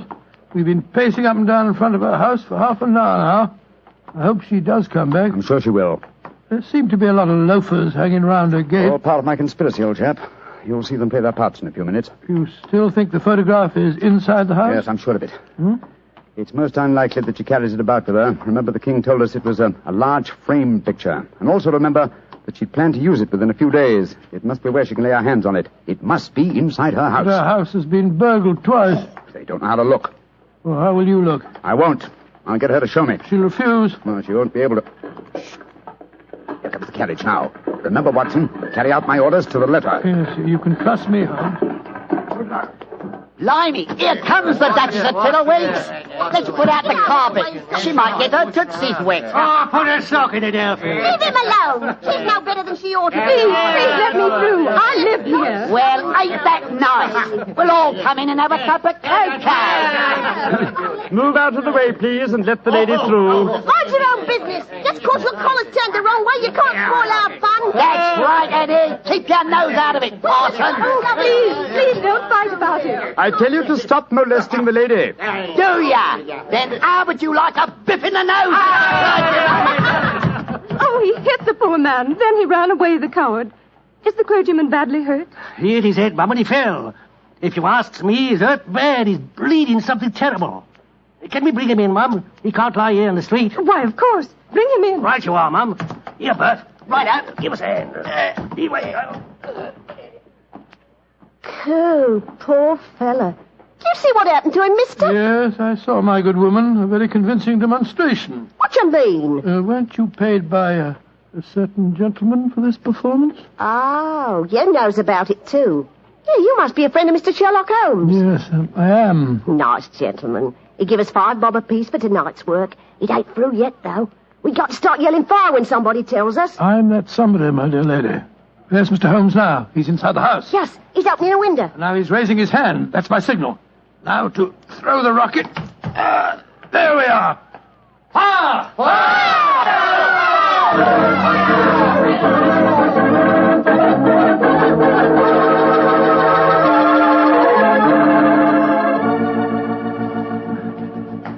Holmes, there you are. You have the photograph? No. But I know where it is. She showed me, as I told you she would. I'm still in the dark. There's no mystery, old chap. When my accomplices started around the street, I had a little moist red paint in my hand. As my good friend Alfie pretended to strike me, I clapped my hand to my head and fell down. It's an old trick. Yes, I understand that, but how did my throwing the rocket help you? It was all important, my dear fellow. When a woman thinks her home is on fire, her instinct is at once to rush to the thing she values most. A married woman grabs her baby. An unmarried reaches for her jewel box. In this case, of course, it was the photograph. Well, where was it? In a recess in the living room, just above the right-hand bell pull. I caught a glimpse of it as she half drew it out. When I made it known that the fire was a false alarm, she replaced the photograph. As soon as I was able, I assured her that I was feeling well enough to leave. You didn't take the photograph, then? No, I felt that over-precipitance at this stage might ruin everything. And what do we do now? Drive to the Langham Hotel and inform His Majesty of what has happened. Then return with him here. And after that, my dear chap, the case will be ended.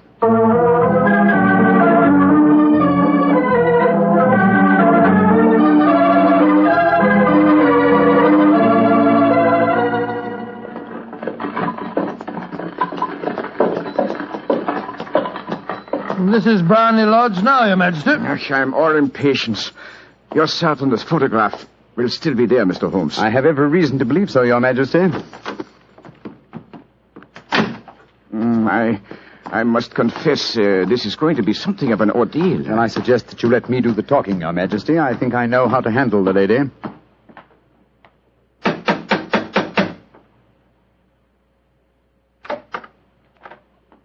Mr. Sherlock Holmes, I believe. Yes. I am Mr. Holmes. How did you know? My mistress told me that you would be likely to call. She has left for the continent with her husband. You mean she's left England? Never to return. Then the papers and the photograph.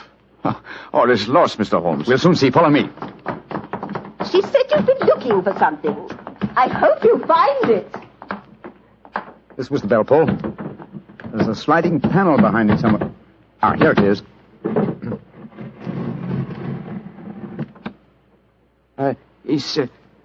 Is the photograph there, Mr. Holmes? There is a photograph, but it's a photograph of the lady alone. Here's a letter, and it's addressed to me. Well, what's it say, Holmes? My dear Mr. Sherlock Holmes, you really did it very well.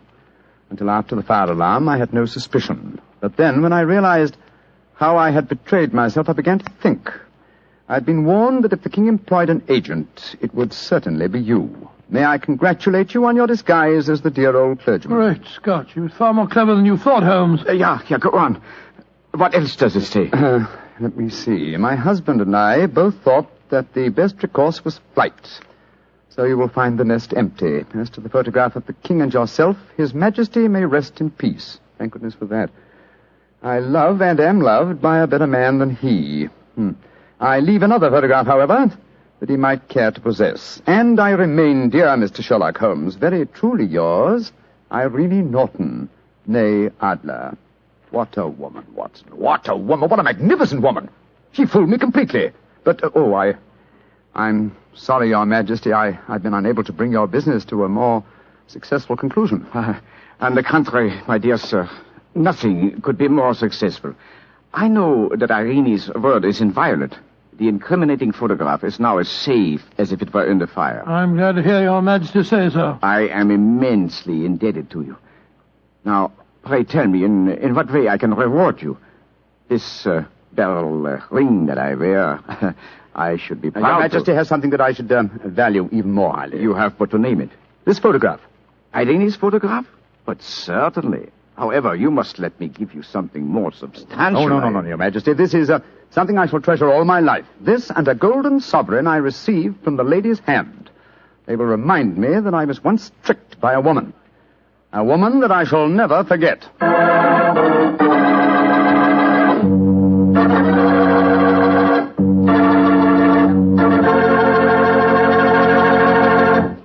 What a woman, that Mrs. Adler. Or should I say, Mrs. Norton. That's the kind of woman I could really go for, Doctor. Yes, you could. Just between ourselves, you know, I sort of could go for her myself. She was intelligent. Yeah, she was rich. beautiful? That's the kind of woman you want sitting next to you in front of a cozy fire on a nippy fall night. Just the three of you. The three of you? Mm-hmm. You, she, and a glass of Petri port. Mr. Bartelli. Why not? That Petri California port is some wine. Boy, that Petri family really knows how to make good wine, all right. And now let's keep our weekly appointment. Good evening, Dr. Watson. Good evening, Mr. Bartell. Draw up a chair. Thank you. That's it. By the way, do you know what date it is? November 5th, isn't it? That's right. In England, it's known as Guy Fawkes Day. Have you ever heard of it? It's something to do with a gunpowder plot, isn't it? Yes, Mr. Bartell, it is. And as Sherlock Holmes and I had a very unusual adventure on the 5th of November many years ago, it seems appropriate that I should tell you about it tonight.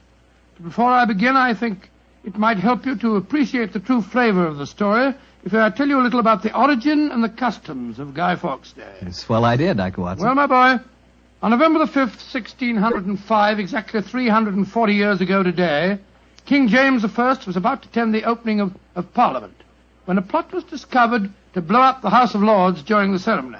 And the chief conspirator was Guy Fawkes, I suppose? Yes, he was. He was captured in a vault immediately below the House of Lords, a vault full of barrels of gunpowder.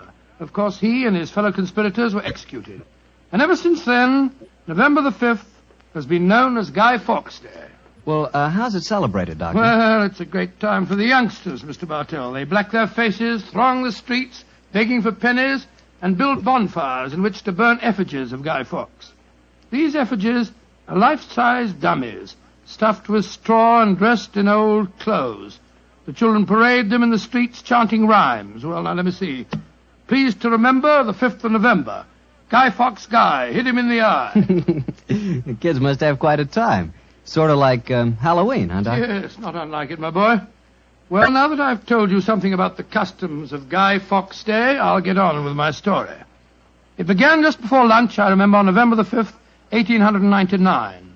The day was foggy and cold, and Holmes and I were seated each side of a blazing fire in our Baker Street rooms. From outside, we could hear the sound of voices laughing and singing. Suddenly, Holmes rose and crossed to the window, opened it, and looked out.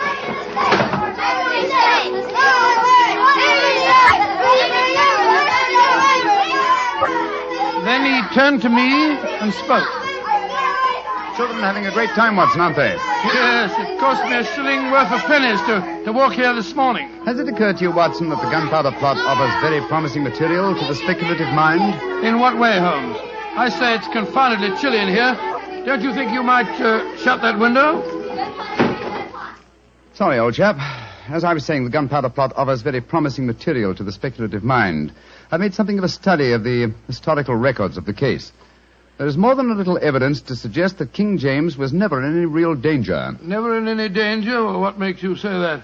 Knowledge of the proposed dastardly scheme came to light early. But James Stuart, King of England, the possessor of a shrewd and diabolical mind, used the spectacular discovery of the plot to try and bolster his waning popularity, as well as to justify increased religious persecutions. Well, that's the first I've heard of it, Holmes. I dare say, old fellow, but it's true just the same.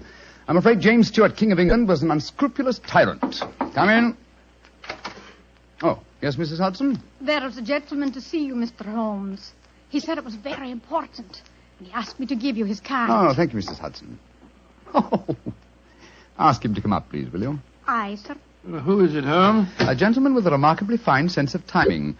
Read his card for yourself. Let's have a look. Mr. James Stuart. Great Scott, that's an extraordinary coincidence that he should arrive just as we're talking about James Stuart, King of England. Come in. Mr. James Stuart. How do you do, Mr. Stuart? My name is Sherlock Holmes, and this is my colleague, Dr. Watson. How do you do, sir? How do you do? Mr. Holmes, you've got to help me. I'm walking about in mortal fear of my life. You've got to help me. Mr. Stuart, I suggest that you sit down. I'll do anything in my power to help you, but you must compose yourself first and tell me quietly what it is that's frightening you. How can I compose myself when I may be dead within a few hours? No, Mr. Stuart. I'm a doctor. I really think if I were to give you a sedative that you'd find... How can you talk of sedatives when My heart. Doctor! My heart. All right. Now, here, let me help you into this sofa. There you are now. Imagine That's brandy it. would be in order, Watson. Yes, Holmes, and I'll give him some digitalis. A fellow with a bad heart like this shouldn't allow himself to get so excited. Here you are, Mr. Stuart. Drink this. That's it. And now this, Mr. Stewart. What is it? It's digitalis. Very well. Yeah, now. Feel better, sir? Yes, Mr. Holmes. Yes, I do. You're right. I shouldn't get so excited. My heart can't stand it, you know. Watson, is he well enough to talk, do you think? Yes, if he doesn't excite himself again. I'll be careful, Doctor.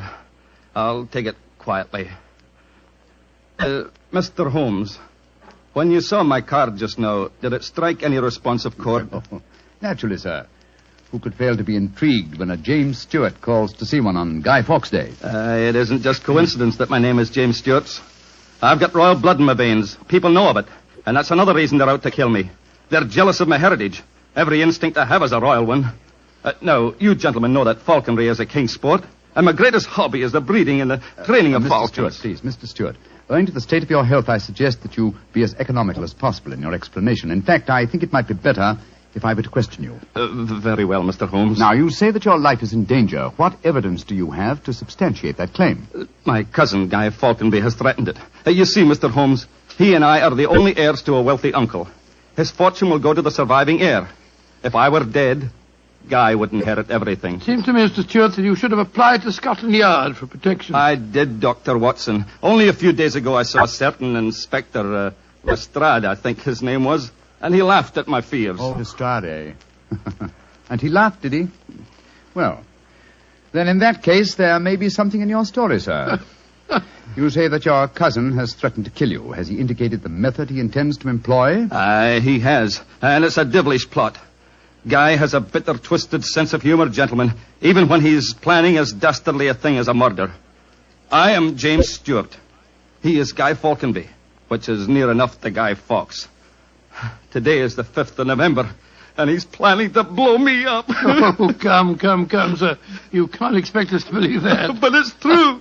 He warned me. And the celebrations that are going on in the streets of London today would make a rare cloak for his activities. I must confess, Mr. Stewart, that I find your story most unconvincing. All your evidence appears to depend on conversations held between you and this cousin of yours. You have no facts, sir, to substantiate your claims. But I have. Then please let us hear them.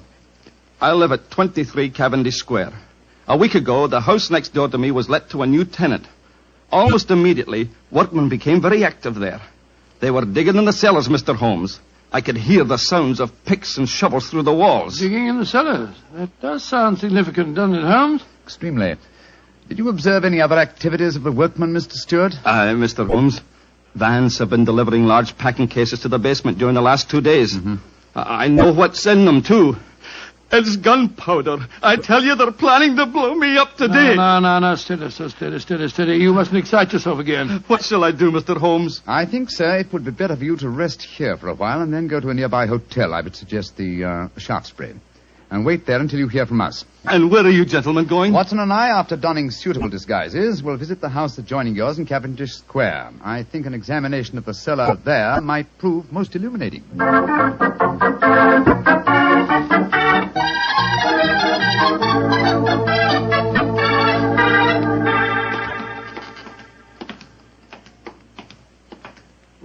This must be the house, all right, Holmes. The empty packing cases are still by the foot of the basement steps. Come on, Watson. Let's go down and explore.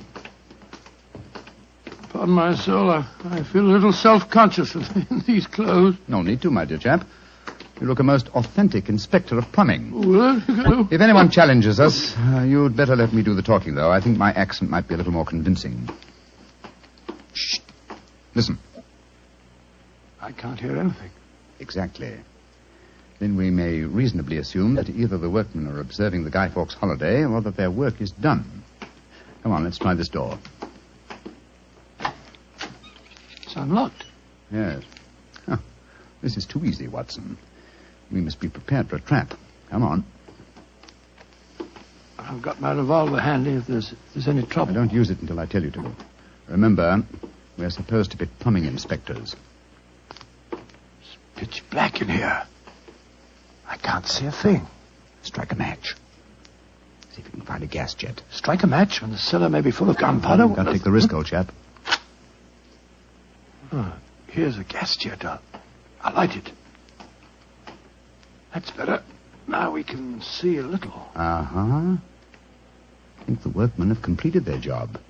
See that new wood forming a crude door in the corner over there? Where does it lead to, do you suppose? Let's find out.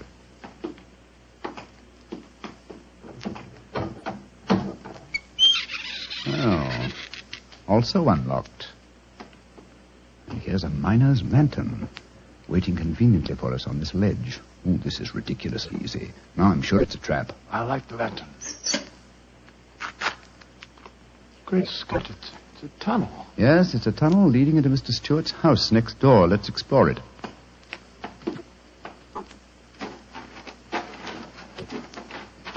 Look, Holmes. Look at the barrels. I bet they're full of gunpowder. Undoubtedly. We'll observe the fuses as well. Yes, the complete equipment for another gunpowder plot. I can't believe my eyes. What a fantastic plan, but how could the murderer be certain that Stewart would be killed in the explosion? I think that's easily answered, Watson. Remember Mr. Stewart's bad heart? In his present state of apprehension, an exploding firecracker would be enough to kill him. Oh, I suppose so. Hello? Hello? What's this lying on the floor? Curious. It's a funny strip of silk with a little ring on the end. Let me see it, Watson. Aha. This seems to be familiar. By Jove. I believe it's a Jess. A Jess? What nurse said? The last piece of evidence necessary to confirm the conclusion Come is... out of there! And keep your hands above your heads! I've got a revolver! Right, you are, Governor. We ain't doing no harm.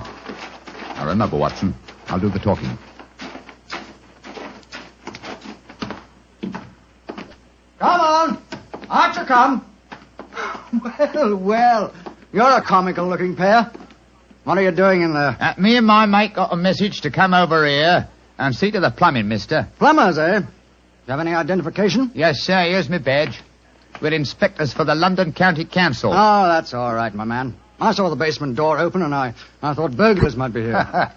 You're the owner of this house, sir? Yes, but my agent let it recently to some tenants who've been behaving rather queerly, I'm told.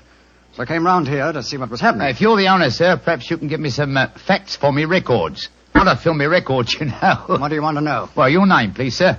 Falconby. Guy Falconby. Look here. Alfie, hold your nose. What did he say? Nothing, sir, nothing. He's got bad hiccups. Had him for months now. Can't stop him. Alfie, here, give me a pencil, will you?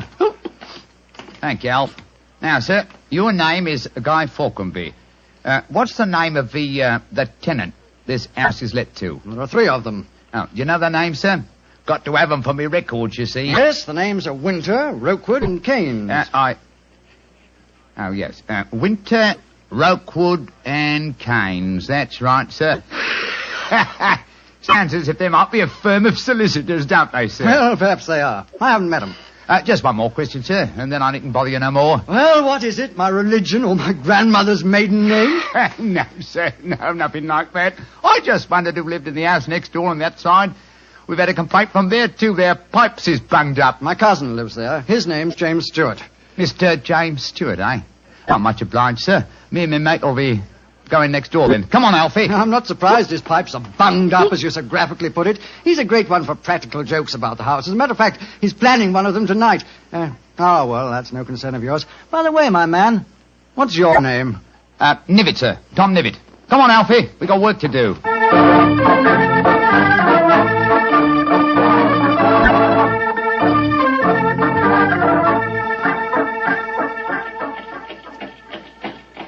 Holmes, I wish you'd tell me what's going on. Why have we taken this cab back to Baker Street? Get out of these clothes. They've served their purpose. Now there's more serious work afoot. Well, I'm still confused about our interview with Guy Falconby. Why did you say your name was Tom Nivitt? More touch of vanity, old fellow. Vanity? How do you mean? Well, consider the names in this case so far, Watson. James Stewart says that he's been threatened by Guy Falconby. A name, as Mr. Stewart points out, not unlike Guy Fawkes. Do you recall the names of the 3 tenants that Mr. Falconby gave us a few minutes ago? Yes. Winter, Rokewood, and Keynes. But what's that got to do with it? A great deal, my dear fellow. Thomas Winter, Ambrose Rokewood, and Robert Keynes were the 3 men executed with Guy Fawkes in the original gunpowder plot in 1605. Good Lord, but where does Tom Nivitt, the name you gave yourself, fit into the picture?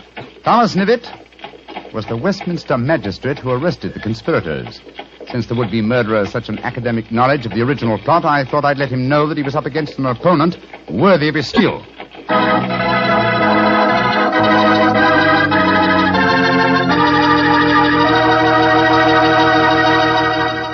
hear the rest of Dr. Watson's story in just a few seconds. Just about time for me to remind you that if you want a wine that's sure to please the ladies, you can't miss with Petri California Muscatel. That's because Petri Muscatel is a golden wine with one of the most luscious flavors you ever tasted. Did you ever taste a big, plump muscat grape that's ripened in the sun? If you have, then you know what to expect when you taste Petri Muscatel. It's a wonderful wine. Perfect after dinner and swell when company comes. Just remember that, won't you? Petri Muscatel. Well, Doctor, you and Mr. Holmes were certainly having yourselves quite a Guy Fawkes day. What happened when you got back to Baker Street? We quickly changed out of our disguises and back into our ordinary clothes. I was still pretty much in the dark, as usual. And I kept questioning Holmes as to our next move. He was in a state of suppressed excitement. And it was obvious as he spoke to me that he was anxious to be off. What's dawdle? There's so much work ahead of us. What do you mean, don't dawdle? I'm not dawdling. I'm dressing as fast as I can. What's our next move, anyway? Well, we must split our forces.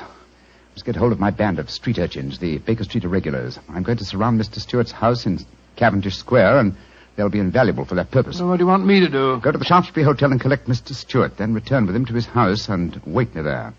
I shall join you as soon as I've rounded up the irregulars, but I must warn you. Don't leave Mr. Stewart for a moment.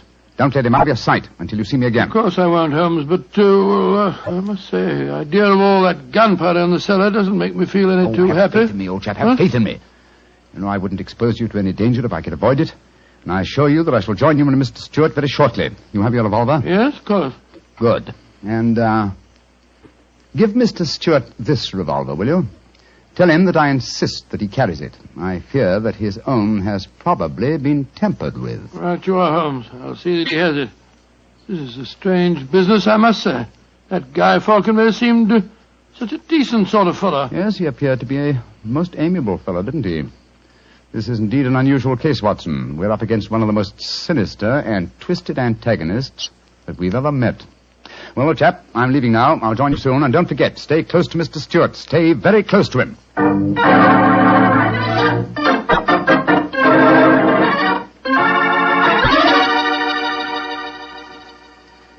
Dr. Watson, I wish your friend were here. No, don't get so excited, Mr. Stewart. He'll be here any moment now. You've still got the revolver that I gave you? Yes, it's in my pocket. But what's the good of a revolver if there should be an explosion? Answer me that if you can. No, you must have faith in Mr. Holmes, sir. He's arranging now to have this house of yours surrounded by his band of street urchins. They'll see that no one gets to the cellar next door to light the fuses. A bunch of children. How can they do anything? You don't know the Baker Street Irregulars, Mr. Stewart. And it's a perfect day for them to operate. As black-faced boys begging for pennies, they'd pass unnoticed anywhere. I hope you're right. But I have a premonition, Doctor. There's going to be a tragedy. I know it. Now, take it easy, sir. Remember your heart. You're in splendid hands when Sherlock Holmes is on the case. Here he is now. Holmes, I say, I'm glad to see you. You received your visitor yet? Visitor? We've seen no one. Then be on the alert. I've just been questioning the boys surrounding this house. A few moments ago, some children pulled a small cart up to the back door. A cart containing a life-size dummy. My irregulars thought that it was an effigy on its way to a bonfire. Oh, why shouldn't it be, Holmes? I have reason to believe that it's someone visiting you in disguise, Mr. Stewart. A visitor who is mounting the back stairs at this very moment. You've got to stand by me, Holmes. You've got to protect me. Don't worry, sir. Come in. Look at that apparition. Great Scott, Guy Fawkes' dummy. A dark lantern in his hand, and it's walking. And also talking, I trust. Keep away from me. I got a revolver. For Victoria's sake. If you won't give me one, I'll take two. The better for me and the worse for you. It's Guy Falconberry. Keep away from me, do you hear? The better for me and the worse for you. All right, then. I'm going to fire. Dear me, Mr. Stewart, the revolver I've provided for you seems to be unloaded. How very odd. Well, what in fun is all this about? You've just witnessed an attempted murder, Watson. Murder? What are you talking about? This is a game. James and I had it arranged, the whole thing. You may have thought it was a game, Mr. Falconberry, but I assure you that your... Grab Mr. Stewart, Watson. He seems to be leaving us. Leave me alone. Take your hands off me. My heart. Help me put him on the sofa. That's it. I'll get him some digitalis. Look, I don't want to appear unnecessarily stupid, but will someone tell me what this is all about? With pleasure, Mr. Falconberry. Your cousin had planned one of the most fantastic murder plots that I've ever encountered. came to us with the story that you had threatened his life. But that's ridiculous. I'm very fond of him. Of course it's ridiculous. The whole plot was ridiculous. He leased the house next door, had a tunnel dug, and gunpowder and fuses planted there. Even entered the name of the tenants as Winter, Rokewood, and Keynes, to give the apparent plot a further authenticity. You mean my cousin was the real tenant? Certainly he was. However, he was clumsy enough to drop that piece of silk with the wire ring on the end that you found in the cellar, Watson. Thing you called a jess. And what's a jess? It's a strap that goes round a falcon's leg to which its leash is fastened. You will remember that Mr. Stewart informed us that falconry is his hobby, and it therefore indicated that he had been in the cellar and consequently must have known about the whole plot. And all he was trying to do was to build up in our minds the belief that his cousin was trying to kill him. Exactly, my dear fellow. Had we believed him, of course he could have shot you just now, Mr. Falconby, in apparent self-defense. Good Lord, what a fantastic plot. I still can't quite believe it. Mr. Falconby, why are you dressed as a Guy Fawkes dummy? Well, it was James's idea. He said that he was going to dress up too, and that we were to go round the bonfires tonight and frighten people by appearing as live dummies. But the last message he sent told me to come up here, that we'd play a practical joke on a couple of friends of his. And did he provide you with the costume that you're wearing? Yes, as a matter of fact, he did. Have you searched the pockets for any weapons? No, but I will. All right, and while you're doing that, I'll examine this dark lantern. How's your patient, Watson? Well, I've given him some digitalis, and now I'll get him some brandy. I can't find anything in the pockets. Here's the answer, my friends. Look here. Inside the lantern is a dagger. Your cousin planted it there to substantiate the claim that you were trying to kill him. Had his plans worked, you would have been dead, Mr. Falconby, before you could have told us the truth. Here, come back here, Mr. Stewart. James! He slipped out of the door. Confound it! He's faking the heart attack. Come on, Watson, after him.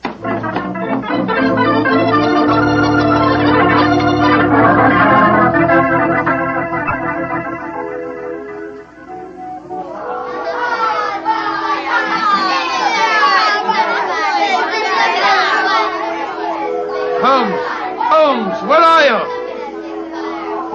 Out of the way, please. Blimey. Here comes the Lord Mayor of London, chums. Excuse me, please. I'm trying to find a friend of mine. Most important. Holmes, where are you?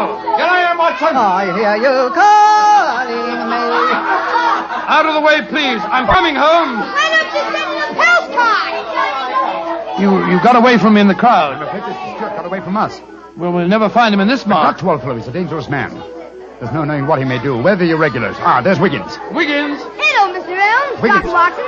Did you see a man run out of that house a few minutes ago? No, Governor. Perhaps Charlie did. Hey, Charlie, come over here a minute. It's Mr. Elms. All right.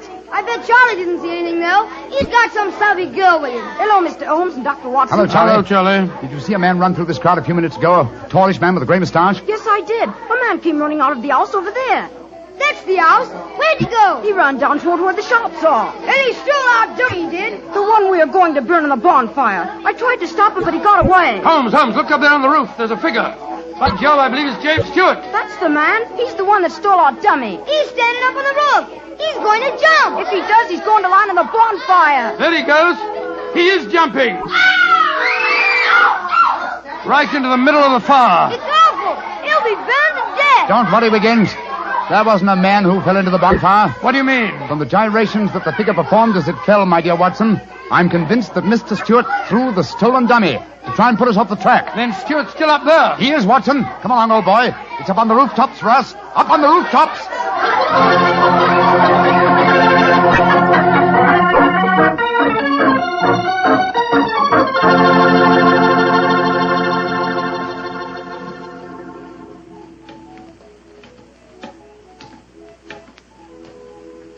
Here, Watson. Let me help you up. Can you reach my hand? Yeah, I got it. All right, then. Up you come. Come on. That's it. Phew. Seems to me that fire escapes must be designed for giants. Keep your eyes skinned, old fellow. Stewart's a dangerous man. Might be hiding behind those chimney stacks. Come on. Upon my soul, this is a strange place to be on Guy Fawkes night. Yes, a comprehensive case, Watson. It starts in a cellar and ends on a rooftop. Look, Holmes. By the parapet there. The crumpled body of Mr. Stewart. Looks to me as if it... Yeah. He's dead, Holmes. Well, it's not surprising. The effort of carrying the dummy up here and throwing it, combined with his own state of excitement, were too much for him. Well, quite frankly, I can't say that I'm sorry. No, he planned a murder. If it hadn't been for you, he would have succeeded. An extraordinary case, Holmes. Yes, old chap, and one that should long make us remember the 5th of November. By Joe, yes. Please to remember the 5th of November. Gunpowder treason and plot. I see no reason why gunpowder treason should ever be forgot.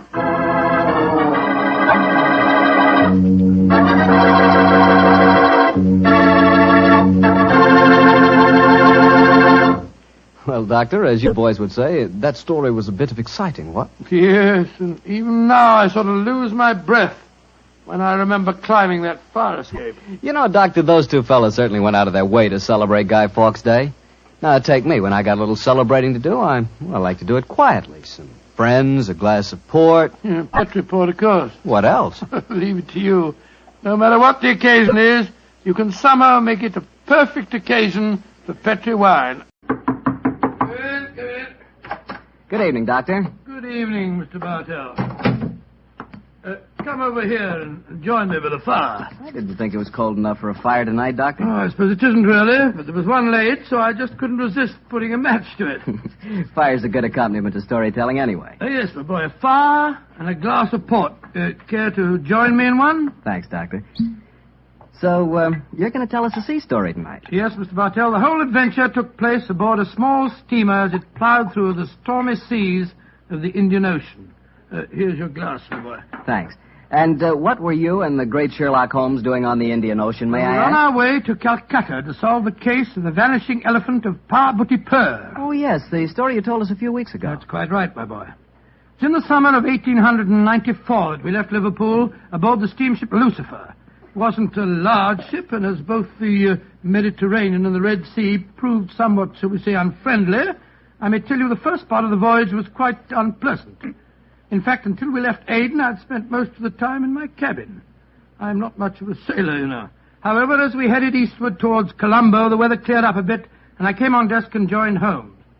I remember on the second night out of Aden, we paced the decks together. The stars above us twinkled, the promise of a bright tomorrow, and the faint tinkle of a piano being played in the passenger lounge formed a perfect setting for an evening stroll.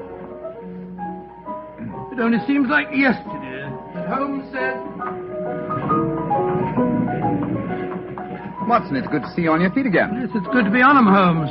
It's been a miserable trip for me so far. The captain told me tonight that we can expect good weather between here and Karavati, our next port of call. I thought Colombo was the next stop.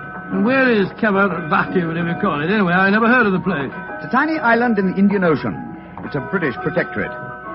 Those are the only facts I was able to glean from the encyclopedia and the ship's library. Did you ask the captain why we're stopping there? No, I didn't. As we are traveling incognito, I felt it wiser not to ask too many questions. I find this incognito business something of a strain. Every time a steward calls me Mr. Hamish, I can't think who on earth he's talking to. Whereas I find myself answering to Mr. Mycroft almost automatically.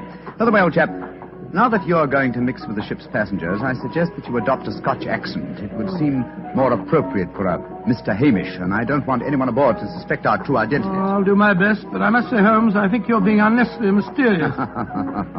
Possibly I've been influenced by reading too many of your rather florid stories of our adventures together. My stories are not florid. They're all perfectly true. Oh, don't be angry with me, old chap. Don't be angry, please. By the way, you'll be interested to know that I've unearthed a little mystery aboard this boat. I trust you to do that. Where is she? I mean, what is it? Oh, you observed that suite of cabins on the bridge deck above us? Yeah? What about them? Well, I've been watching them during my nightly strolls for the past 2 weeks. The suite is occupied, and yet the blinds are never raised. And I've never seen meals taken in there. I presume, therefore, that it must contain a private galley and a cook. I don't see anything mysterious about that. It's probably occupied by some wealthy invalid. Oh, possibly. Another interesting fact is that the occupants are not entered on the ship's passenger list. It all sounds very mysterious. There's probably a perfectly simple explanation for it. In any case, you must save your energies for the problem that awaits us in India. You're Mr. Mycroft now, remember that. I will, Mr. Hamish. Mr. Mycroft? Yes, Mr. Hamish? Would you care to join me for a wee drop of brandy in the smoking room? Mr. Hamish, I shall be delighted.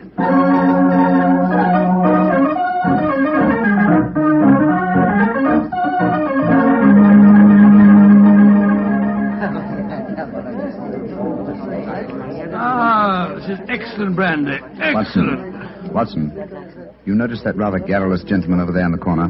You mean the one at the table with the Oriental-looking fella? Yes, the talkative man is the ship's doctor, but I haven't seen the other gentleman before on this voyage. I wonder if he's an occupant of the mysterious suite on the bridge deck. Let's go over and talk to him, shall we? And remember the accent, Mr. Hamish. And so, Verda, when we landed at Colombo, I decided to take Mrs. Abbott for a moonlight rickshaw drive through the cinnamon gardens. Did you gentlemen want to see me? If you'll excuse us, Dr. Harris, my friend Mr. Hamish and I were having a little argument, and we thought that perhaps you might be able to settle it for An us. argument? Oh, I love a good argument. Sit down, gentlemen. This is Mr. Verda. How do you do, gentlemen? Good evening, sir. My name is Hamish, and this is my friend, Mr. Mycroft. I'm so happy to meet you, gentlemen. Now, how do you know, Mr. Verda? Now, gentlemen, tell me what you're arguing about. Well, I love Doctor, a good argument. You see, it wasn't exactly an argument. My friend Mr. Hamish insists that the Suez Canal was built by a Dutchman in 1870. I'm convinced that it was built by de Lesseps, a Frenchman, in 1869. We thought you'd know. You flatter me. I'm only a ship's doctor, not an historian. Ask Verdi. He probably knows. Can you settle the question for us, sir? I can, my Mr. Mycroft. You are almost correct. The canal was opened in 1869, though its construction began 10 years previously. De Lesseps, a French engineer, was in charge of the operation. There is a statue of him in Port Said Harbor, built to commemorate his skill and enterprise. Much obliged to you, Mr. Vera. Hamish, I think that I win my bet. Aye, Mycroft, I'm afraid you do, if you're sure of your facts, Mr. Werner. I'm sufficiently sure of them, Mr. Hamish, to venture a small wager myself. No. I think I'll not make any more bets on the subject, thank you. Well, gentlemen, if you will excuse me, I shall return to my cabin now. Oh, don't go. No, don't go, sir. You'll make us feel as if we'd driven you away. Oh, not at all, Mr. Hamish. I enjoyed meeting you both, but I have some letters to write. Good evening, gentlemen. He's a charming person. Charming and extremely knowledgeable. Bit of a bore, if you ask me. You two fellas enjoyed your trip? I'm just beginning to. It takes a little time to get my sea legs, you know. Dr. Harris, how long have you been on this ship? 4 years. This is my 23rd trip east on the Lucifer. Why? Well, there's something that puzzles me on board this ship. I'm assured that you would explain it to me. And what is it? Well, the suite of cabins on the bridge deck, who occupies them? Wouldn't you like to know? I don't know we would, and that's why my friend asked you. Well, I'll tell you. Though it's supposed to be a secret. But there'll be no harm in telling you now, for we're dropping anchor off the island of Cavarati in the morning. In that suite of rooms is the Rani of Cavarati herself. She has her own staff of servants and everything. What do you think of that? Oh, how very interesting. And is the Oriental gentleman who left the table when we arrived part of our entourage? He is, sir. He's the sort of Prime Minister of Cavarati. This whole trip of theirs is very hush-hush. Rani returning to her country, afraid someone might make an attack on her life. Have to keep it all hush-hush. Cavarati is an island that's had a lot of trouble. You seem to be remarkably well informed about the place, sir. Yeah, should be. I used to practice there in my younger days. Oh, really? How very interesting. Yes, I could tell you strange tales about the island. I remember... Oh, hello. See that fella coming into the lounge? You mean the big man with the grey hair? Yes. That's Sir Christopher Wyatt. Owns all the tea plantations on Cavarati. He's a dull fella, but I'll call him over. Wyatt, come over and join us. Be careful. He'll talk your head off if you give him half a chance. Draw up a chair, Wyatt. We were just talking about Cavarati. It seems to me that would be a good subject to keep away from. At least till after tomorrow, Harris. What do you mean? You know perfectly well what I mean. I should have thought that after your own experience on Cavarati, you'd have learned a little discretion. You're talking like a schoolmaster, Wyatt. Why don't you just sit down, have a drink, and be friendly? Thank you. I prefer my own company. Pompous ass. You and Sir Christopher don't seem on the best of terms, Doctor. I know too much about him. He's afraid of me. That's what he is. Look at this girl coming into the room. Great Scott, she's good looking. Judging by our Oriental costume, she must be a member of the Rani's retinue. She's coming to our table. Yes, my dear. What is it? Which of you gentlemen is Mr. Mycroft, please? I am. My mistress sends her compliments and asks that you will call on her in her suite. And who is your mistress, may I ask? Her Highness, the Rani of Cavarati. Oh, I shall be delighted. Please tell the Rani that I shall pay my respects without delay. We will join her in a few minutes. Very well, Mr. Mycroft.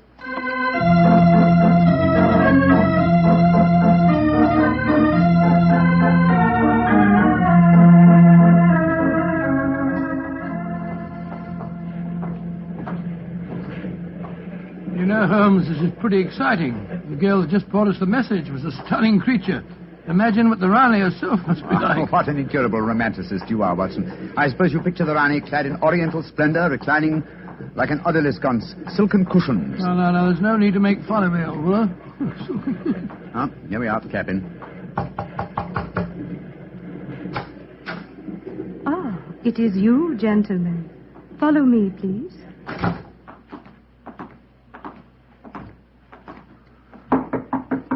Come in. Her Highness, the Rani of Cavarati. All right, Regina, you can off it. Yes, Your Highness. Well, me lads, don't look so startled. Come in and sit down. Your Highness, What's the matter? Don't I fit into your picture of a Rani? What did you expect? A slant-eyed beauty with a veil and big hips? Well, I've got the big hips, all right. Your Highness... never mind, Your Highness. Sit yourselves down and talk free and easy like.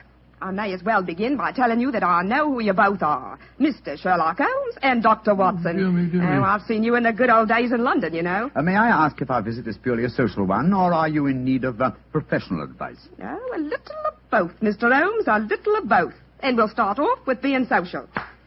Bruma. Mem Sahib. Champagne. Botachi, Mem Sahib. If you'll pardon my asking you, madam, but I've never seen you before, have I? Oh, that's a question I'm always having to answer. Yes, you probably have, Dr. Watson. You see, I was in the chorus at Daly's Theatre in London for quite a few years, until the Raja of Cavarati decided I'd look better on his island than I did in front of the footlights. Your husband, the Raja, is dead, isn't he? Yes, he was killed playing polo. Champagne, Mem Sahib. Colo. Champagne for the sector. Acha. He doesn't speak English, so I'll get along with telling you my troubles. Mr. Holmes, somebody's trying to kill me. Kill you? It's good. May I ask what reason you have for saying that, madam? You may, Mr. Holmes. Before I left England, I had threatening letters warning me that if I ever went back to Cavarati, I'd never get to the island alive. I got another letter in Port Said that said the same thing. You kept these letters, I trust? No, I didn't. I tore them up. I never did pay attention to letters that weren't signed. Oh, that's a great pity, madam. Those letters might have been invaluable. Well, it's too late to think about that now, Dr. Watson. Here's what's on my mind. I land at Cavarati in the morning, and if anyone's up to a bit of no good, tonight's their last chance. You destroyed the threatening letters, madam, thereby indicating that you did not believe in the threats, and yet you now appear to feel that you are in danger. I wonder what made you change your mind. The Ace of Spades. Yes? I don't understand you, madam. In the last 2 days, every time I tell my fortune, I get the Ace of Spades. Now, you know what that means. Death. Oh, come now, madam. If you'll pardon my saying so, that's a very childish superstition. Well, the cards have never lied to me yet. Oh, you can laugh at it if you like, but I know. Well, do you mind if I ask you a few questions? Anything you like, Mr. Holmes. Fire away. How long is it since you were in Cavarati? About 18 months. We were in England when my husband died, and I couldn't face the idea of going back to that island alone. 3 months ago, Verda... Oh, he's the chief minister of Cavarati. Yes, madam. We met him for a moment in the lounge. Oh, well, Verda came over to England to persuade me it was my duty as the Rani to go back. I see. As far as you know, have you any enemies among the passengers on board the ship? Oh, that's an odd one to answer, Mr. Holmes. But I can tell you right here in my suite there's someone who doesn't like me. That girl Raduna, the one that brought you my message. She was in love with the Raja herself. I know she hates me, even though she did stay with me in England after my husband died. How about Ferda, your minister? Oh, he's all right. My husband thought the world of him, and he's been wonderful to me. He came from Cavarati recently, you say, to persuade you to return there. That's right, Mr. Holmes. Well, Bruma seems to be all right after drinking that champagne, so it'll be safe for us to have some now. Champagne au quedon? Botache, Mem Sahib. Oh, I've been burning with curiosity to know why you gave him a glass of champagne a few minutes ago, and yet we didn't have any. Well, surely that's obvious, Watson. Fruma is the official poison taster, isn't he, madam? That's right, Mr. Holmes. He tastes everything I eat or drink before I do. And if it doesn't affect him, then I know it's safe. Berta brought him over to England when he came to fetch me. On the island of Cavarati, poisoning's quite an hobby, you know. There were 2 people in the smoking room tonight who seemed to know quite a lot about your island. The ship's doctor, a rather garrulous gentleman by the name of Harris, and Sir Christopher Wyatt, who owns tea plantations on the island. Do you know either of them, madam? I should say I do, both of them. Dr. Harris isn't any good. He was on the island for a bit, but he got into some kind of trouble, and my husband had him thrown out. And how about Sir Christopher Wyatt? Oh, Chris is all right. I saw quite a bit of him in London after my husband's death. As a matter of fact, well, if I weren't going back to Cabarati, I don't think he'd be on the boat at all. He hasn't been there for over 5 years, ever since he had a row with my husband over the wages he paid the native labor. It seemed to me that several people aboard this boat have a personal interest in the island of Cabarati. Interests that might be influenced by your death. Yes, just what I was going to say, madam. I think we should keep an eye on you. Oh, that's just what I was hoping you'd say, Doctor. You see, I'm giving a bit of a supper party tonight. All the people we've been talking about have been invited. And I thought if you two were to be here, perhaps you'd be on the lookout for any funny business. How about it? Well, of course we'll come, won't we, Holmes? I think it might be a good idea, though I would suggest that we retain our incognitos as Mr. Hamish and Mr. Mycroft. Well, whatever you say, Mr. Holmes. And now, let's have that champagne.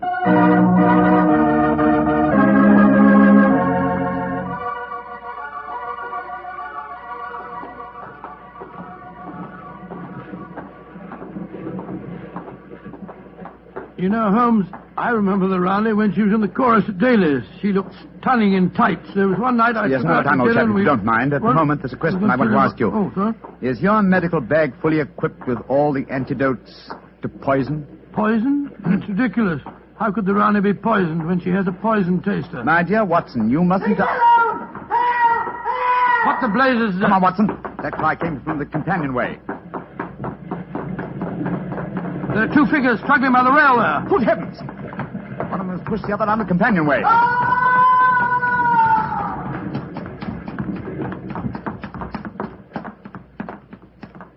Good Lord. His skull smashed in. I'm afraid that he... What's happened? Sir Christopher Wyatt. What are you doing here? I was taking a stroll. I heard a yell from this direction and came here as fast as I could. Great Scott, this fellow's bleeding badly. We must get the ship's doctor at once. That's hardly necessary, I fear, Sir Christopher. What do you mean? In the first place, this man is dead. In the second place, he is the ship's doctor.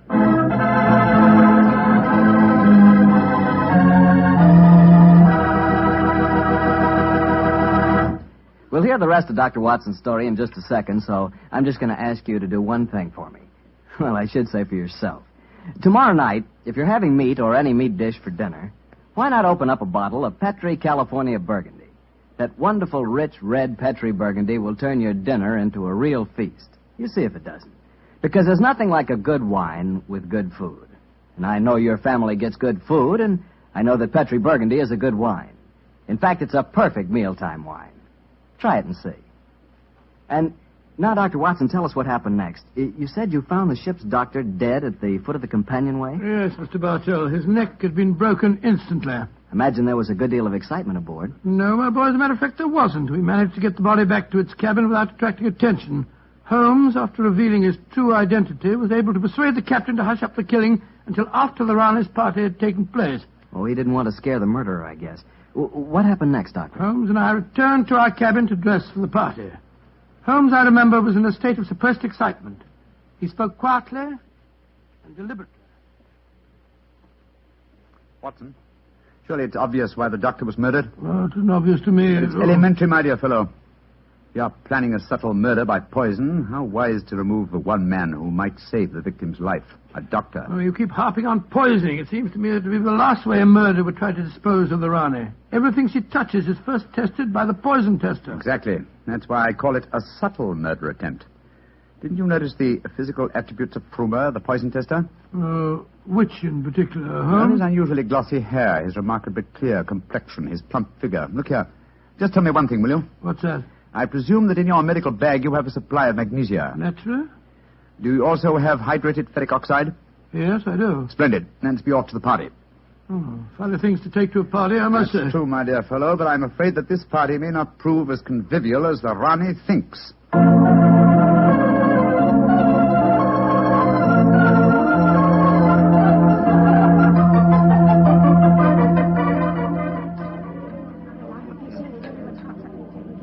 Holmes, it's nearly 1 in the morning.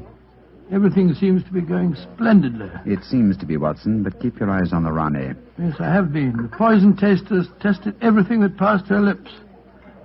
We and Doris to you, Sir Christopher. You having a good time? Yes, indeed, thank you, Mr. Hamish. How about you, Mr. Mycroft? Oh, the Rani's a perfect hostess. Who could help having a good time? I don't think that girl Regina should be here, though. I don't want to be pompous, but after all, she's only a glorified servant. Possibly the laws of etiquette are not so strict in Cavarati as they are in London, Sir Christopher. Oh, perhaps you're right. But I don't trust the girl. There's something shifty about her. I've told the Rani more than once. Oh, well, I suppose it's none of my business. I think I'll try and persuade the Rani to sing us one of her old songs. He doesn't trust Verduna, and I don't trust him. I don't think it was an accident that we found him near the body of Dr. Harris. Shh. Here comes Vera. I trust you gentlemen are enjoying yourselves. Very much, Mr. Vera, thank you. I imagine you must be excited at the prospect of returning to Caravati. I am, Mr. Mycroft. Though I only left it 3 months ago, it has seemed more like 3 years. Do you ken what time we'll arrive there? I am told that we shall be there in 5 hours, Mr. Henry. Oh, look. The Rani's at the piano. She must be going to give us a tune. Yes. Let's move a little closer, shall we? Chris here has asked me to sing something. Yeah, my voice isn't what it used to be, and don't I know it. But me spirit's the same, and that's enough to put a number over. So, hold tight, boys. Here we go. My sweetheart's the man in the moon. I'm going to marry him soon. 'Twould fill me with bliss just to give him one kiss, but I know that a dozen I never would miss. I'll go up in a great big... Great Scott, she... Quick, Watson, your medical bag. I'll lock the doors. Right, your Holmes. Bring some water, please. Help me. Oh, please, help me. What is the matter? Don't be frightened, madam. I'll take care of you. Thirsty. Give me water. Oh, such pain. All the symptoms of arsenic poisoning. Now I know why Holmes asked me if I had any magnesia and ferric oxide. Do something for me, Doctor. I'm dying. Don't worry, Your Highness. You're not going to die.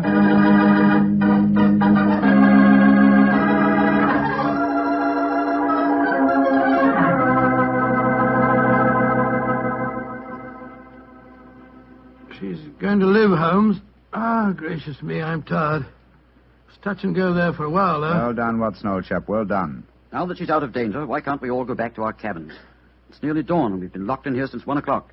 You've no right to do this, you know. Possibly not, Sir Christopher, but there's a murderer in this cabin, and I don't intend to let him escape. Mr. Holmes, what happened? How could I have been poisoned when Frumer tasted everything first? Why wasn't he poisoned? For a very simple reason, Your Highness. The murderer has been conditioning Frumer for over a year.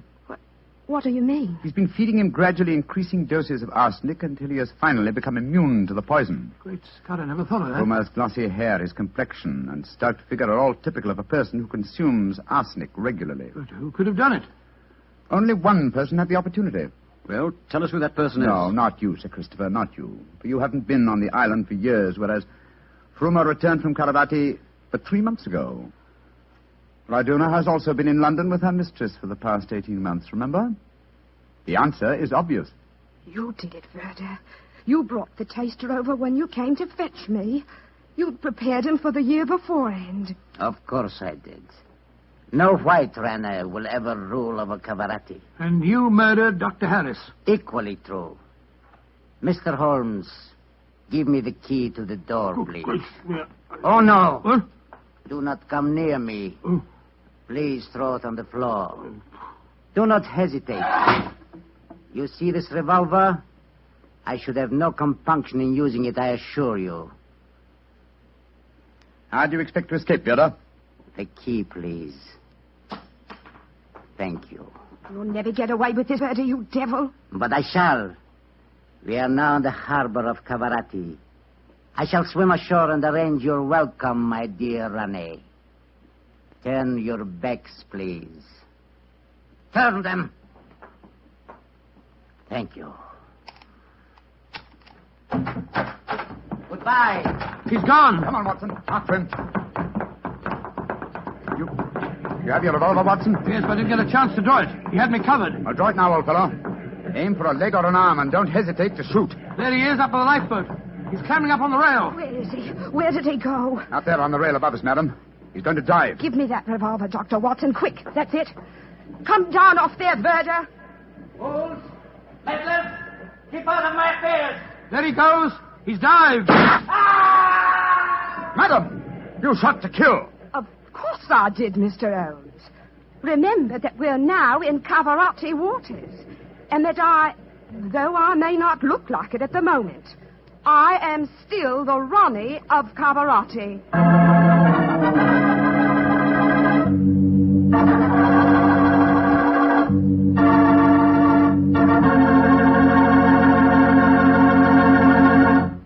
Say, that was a swell story, Doctor. Had a lot of color and quite a bit of action. Color and a bit of action. Well, I'm glad you liked it, my boy. Oh, I did. Say, that's not a bad idea. I mean, having someone taste everything before you eat it. Oh, it's a very old idea, very old. Very common, too, years ago. You know the kind of job I'd like? No? What's that? I'd like to be the official taster for the Petrie family. Boy, just think of all the Petrie wine I'd get to taste. Petrie to the right of me, Petrie to the left of me. What a life. What wine? Yeah, I wouldn't mind having that job myself. You said it. The Petrie family, really knows how to make good wine. Well, here's the patio of Dr. Watson's Northern California bungalow, but where's the doctor? Here I am, Mr. Bartell, out in the garden. Okay, I'll be right there. Oh, sitting by the fish pond, huh, Doctor? Yes, my boy. It's rather pleasant out here for a change. Has it ever occurred to you how stupid the expression of a goldfish is, Mr. Bartell? Well, I can't say I've ever given it much thought, Doctor. Why? You see this foolish little fellow here with his silly little mouth opening and closing as though he were constantly astonished? Oh, what is this? I thought you were a fish lover. Yes, I am. But as I was brooding over tonight's story, that goldfish seemed to be making faces at me as though it was trying to remind me of how my face must have looked on a certain June evening in 1890. It sounds to me as if you're going to tell a story against yourself, Doctor. I am, young fellow, my lad. What happened? One Sunday morning in 1890, I dropped round to visit my friend in Baker Street. Mrs. Hudson told me that he was out, but suggested that I wait in our old rooms for his return, and promised me a pot of strong tea and some buttered scones as an inducement. As I walked into the sitting room, I was astonished to see Holmes standing there, a bag in one hand and a coat in the other. My dear chap, how are you? I'm fine, Holmes. I'm surprised to see you, though. Mrs. Hudson told me that you were out. I have been, Watson, on a case. I just returned by my private entrance for some necessary apparatus. Oh, could I come with you? My wife's away, but my practice is quite slack at the moment. Not even my trusty old friend Watson can accompany me on this case. It's a ticklish business. The fate of 2 nations hangs in the balance. I must work alone. Sorry to leave you like this, old fellow. Goodbye.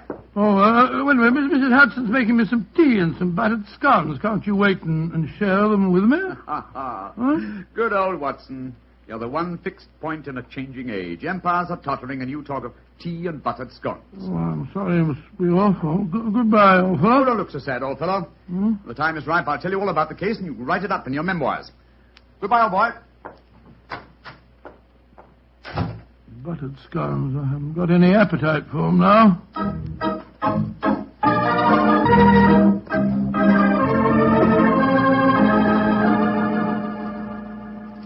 Did you enjoy the scones, Dr. Watson? Oh, I'm afraid my appetite disappeared when Mr. Holmes left. It did it? I see you've eaten them all just the same. What? Oh, yes, so I did. I've got a surprise for you, Doctor. Inspector Lestrade is downstairs. Oh, is he? He came to see Mr. Holmes, but when I told him he was out, the inspector said he'd like to see you. Oh, he did? Oh, splendid. I'll ask him to come up, please, will you, Mrs. Hudson? Aye, sir. Will you come up, please, Inspector? Thank you, Mrs. Hudson. Can I butter you up a few more scones, No, Doctor? thank you. I really couldn't eat them. I'll just go and make some more the same. You'll eat them if I fix them, Doctor. No, really, thank you. There you are, Lestrade. Hello, Dr. Watson. Here's a pretty kettle of fish and no mistake. Huh? What's the trouble? Well, I want Mr. Holmes' help on a most important case. Where's he gone? Well, he's out on a very, secret matter. You know where he is, Doctor? Well, naturally I know where he is, Lestrade. My old friend never keeps me in the dark, but I'm not at liberty to tell you. Perhaps I could help you a bit. After all, I'm not exactly unfamiliar with my friend's methods. That's true, but just the same... Oh, well, Doctor, 2 heads are always better than one, even if one is a sheep's head, as my old mother used to say. Are you suggesting that I'm a sheep's head? Oh, I'm not suggesting anything, Doctor. I'm just telling you what my old mother used to say. I'm really not very interested in what your old mother used to say. Oh. And now, Lestrade, your problem, please. Well, it's simple enough, Doctor. A German diplomat Graf Otto von Eldenstein is his name. He's in England on a very secret mission. Graf Otto von Heldenstein. Huh. Yes, I've heard of him. Pray continue. Well, this von Eldenstein staying at the manor house at Hampton Wick, not far out of London. This morning, somebody slipped past his guards and threw a bomb into his study. His secretary was killed, and he would have been too, if it hadn't been that he'd left the room a few minutes earlier. Well, these second-hand investigations are very little useless, Todd. We must both go down to the manor house at Hampton Wick and examine the situation on the spot. All right. Get out the timetable and look up the next train, will you? Yeah. And while you're doing that, I'll go and tell Mrs. Hudson where I'm going. All right, you are, Doctor.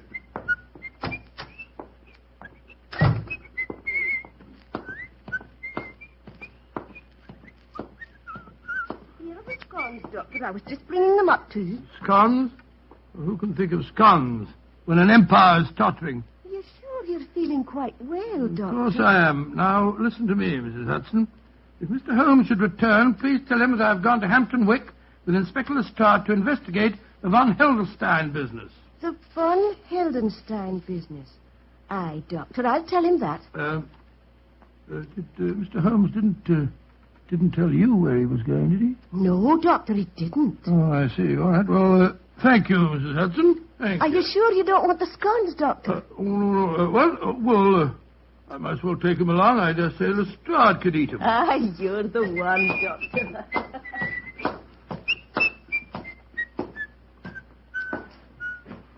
Yes, I suppose this is rather exciting. Just the same, I wish I knew what Holmes was doing at this moment.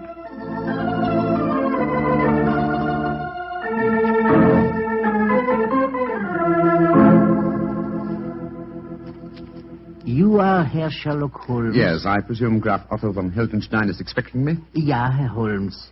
He was so anxious that you would come here to the manor house. I left immediately after I got his summons. He's very weak. He has lost much blood from the injuries he received this morning. Injuries that no one knows about, eh? Nein, Herr Holmes. Only I, his old and faithful servant, knows. Follow me, please. I will take you to him.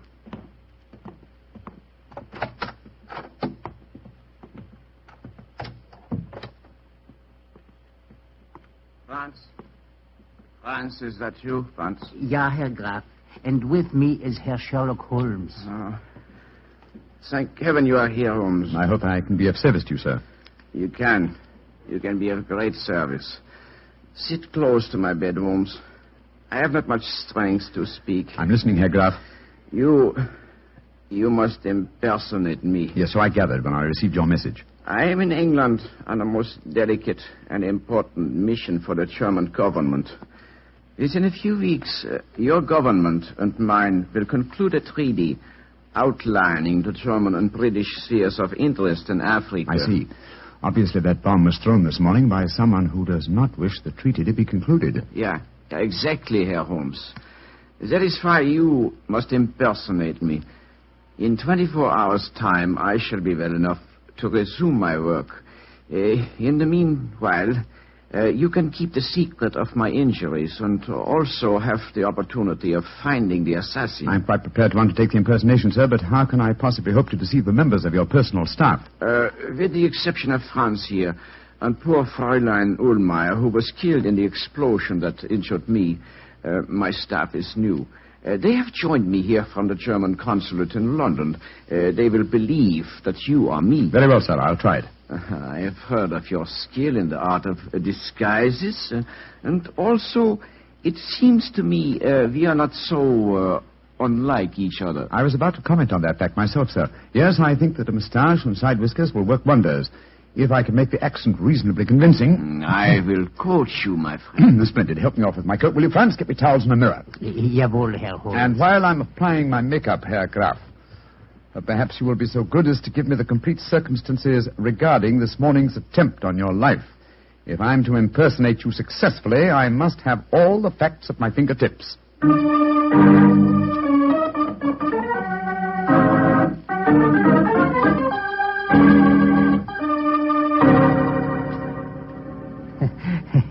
Wunderbar. It is amazing, Herr Holmes. Even I can hardly tell you from my master. Yes, I think it's the wig that puts the finishing touch to my disguise. How's it look to you, Herr Graf? colossal. I feel as if I were looking into a mirror. And my accent, you find it reasonably convincing? Oh, yeah. Extremely so. Try it once again, Herr Holmes. Ja, Herr Graf. It gives me the greatest pleasure to do what you ask of me. Prächtig. Splendid, Herr Holmes. Splendid. A cab is drawn up at the gate. 2 men are getting out. You can see them from the window here. Oh, it's the police, possibly, or... Great Scott! It's Watson and Lestrade. Friends of yours, Herr Holmes? One of them is my close colleague, and the other is a detective inspector from Scotland Yard. Oh, you must keep up the deception, even with your friends. As a matter of fact, my friend's investigations will prove an excellent mask for my own search for the assassin. But, well, this is a delicious situation. I hope they won't recognize me.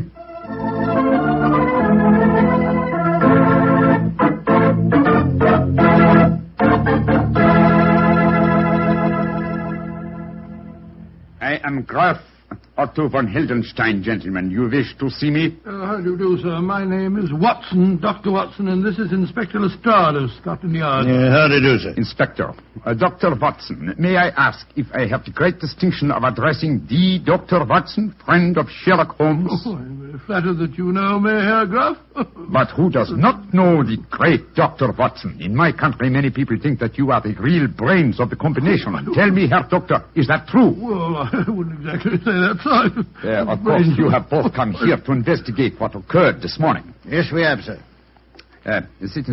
Please sit down. If you can find any furniture that is unbroken. Oh, thank you, sir. I must say the place is in a bit of a mess. And now, Herr Graf, please tell us exactly what happened. Yeah.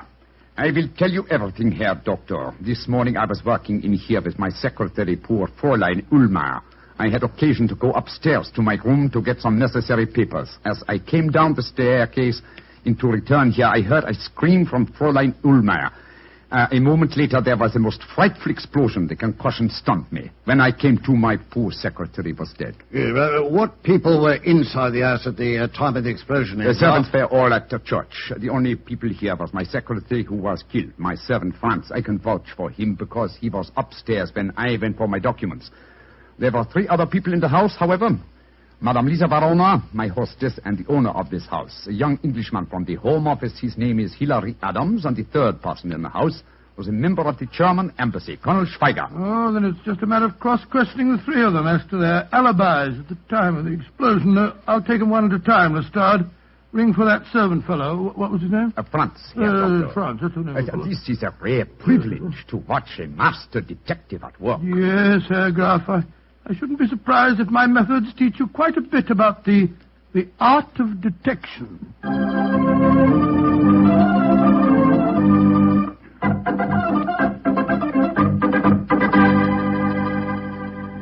Herr Dr. Watson, this is Colonel Schweiger of the German embassy. Where were you, Colonel Schweiger, when the explosion occurred this morning? I was discussing the military tactics of Clausewitz with one of the guards near the front gates. Yeah, well, what was the name of the guard, sir? Carter. Mr. Arthur Carter. Yeah, I'll check on that.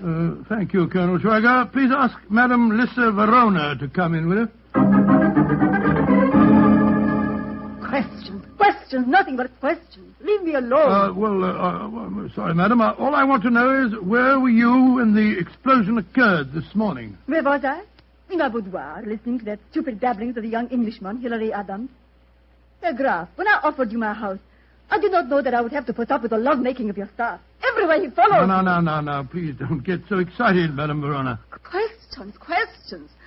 Stupid young English puppies making calf eyes at me. My beautiful house blown to pieces. No, you do it. Mr. Adams, where were you when the explosion occurred? In Madame Verona's suite. You swear to that? Of course I do. You may ask her. I've already done so, sir. Thank you, Mr. Adams. Thank you. That's all. You may go.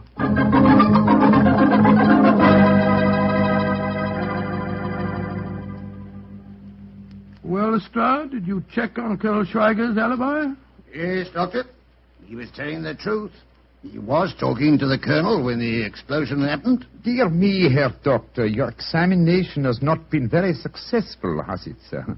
Everyone has an alibi. Yes, but the alibis of Madame Verona and the young Englishman, Hilary Adams, depend on each other's words. They might be lying. When you've been dealing with criminals as long as I have, Herr Graf, you learn to look far deeper than the obvious. Yes, Lestrade and I shall return to London now and make some inquiries. You will hear from me, sir, before the day is over.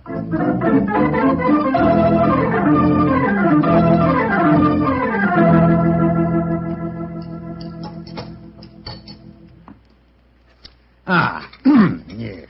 Well, I'm much obliged to you, Doctor, for a very nice meal. Although we've been talking in circles... Not entirely.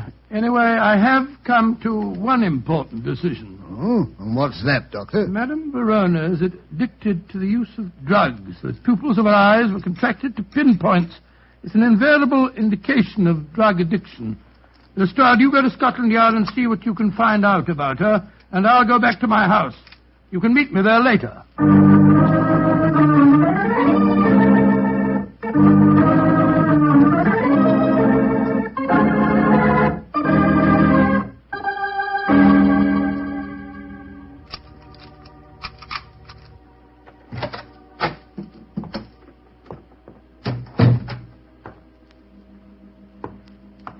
I wish Mary wasn't away.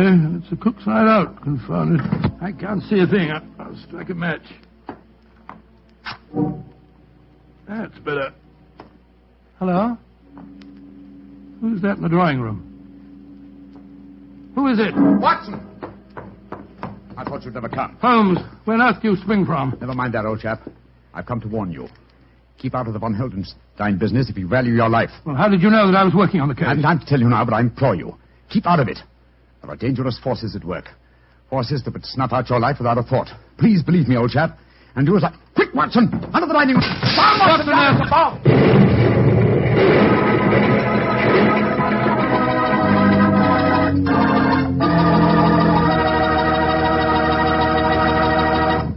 You'll hear the rest of Dr. Watson's story in just a few seconds. All the time I need to remind you that, what with this being National Wine Week, if you want to take a gift to a young lady, why not take her a bottle of Petri California Muscatel? Petri Muscatel is the kind of wine you'd serve a queen. That Petri Muscatel has the flavor of plump, sun-ripened Muscat grapes, and is it ever good? You couldn't ask for a more delicious after-dinner wine, or a more delicious wine to serve when company comes. Remember, it's Muscatel, but the important thing is, it's Petri. Petri Muscatel.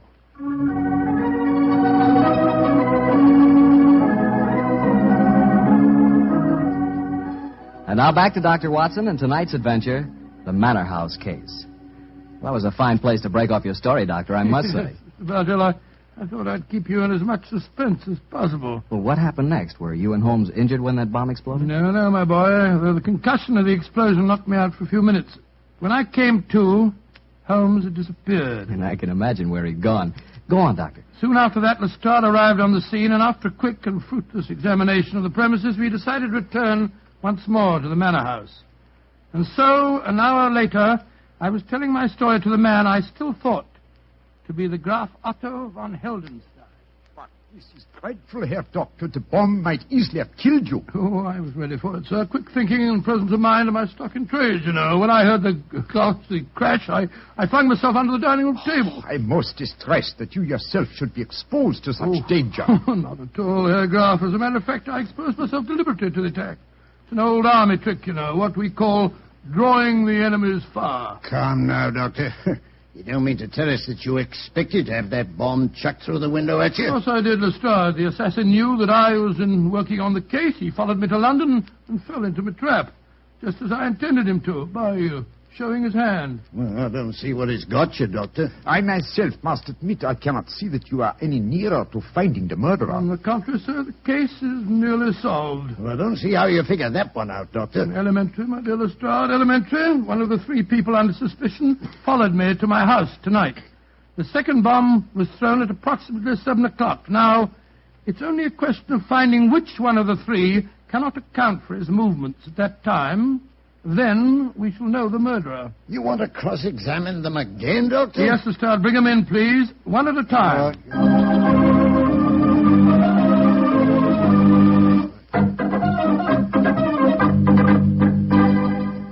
Colonel Schweiger, where were you at 7 o'clock tonight? Discussing the military tactics of Clausewitz with Mr. Carter of the Home Office Guards. Great Scott, that's what you were doing at 11 o'clock this morning, too.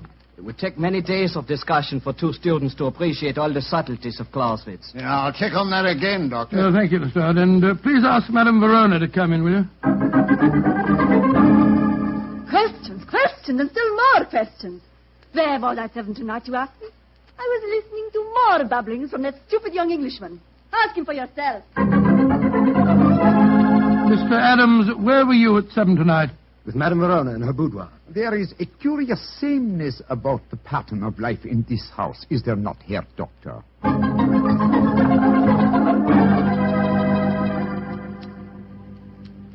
I checked on Colonel Schweiger's statement. It was true. He was talking to Carter at 7 o'clock, all right. Well, could the other two account for themselves, Doctor? Oh, once again, they alibied for each other, but this time I begin to doubt them. Oh, why do you say that, Herr Doctor? Oh, I would accept Madame Verona's alibi for young Adams. Obviously, she loathes the boy and wouldn't perjure herself for him. On the other hand, he worships her, and I'm certain that he wouldn't have any scruples about lying to provide an alibi for her. Well, you've got a point there, Doctor. Yes, I regard her with great suspicion. Yeah, come in. Yes, Mr. Adams? Dr. Watson, I've been worrying about Madame Verona. I was afraid you wouldn't believe my alibi for her. Indeed? I have another, an unbiased witness who can testify that Madame Verona was in this house at 7 tonight. Come in, Franz. Jawohl, gnädiger Herr. Franz, did you see Madame Verona at 7 tonight? Yeah. I take up 2 glasses of sherry to her. It was a few minutes before 7. Thank you, Franz. Thank you, Mr. Adams. I appreciate your concern. You may go. Yeah. Seems to me we're still travelling in circles, Doctor. On the contrary, my dear Lestrade, the case is solved. Indeed.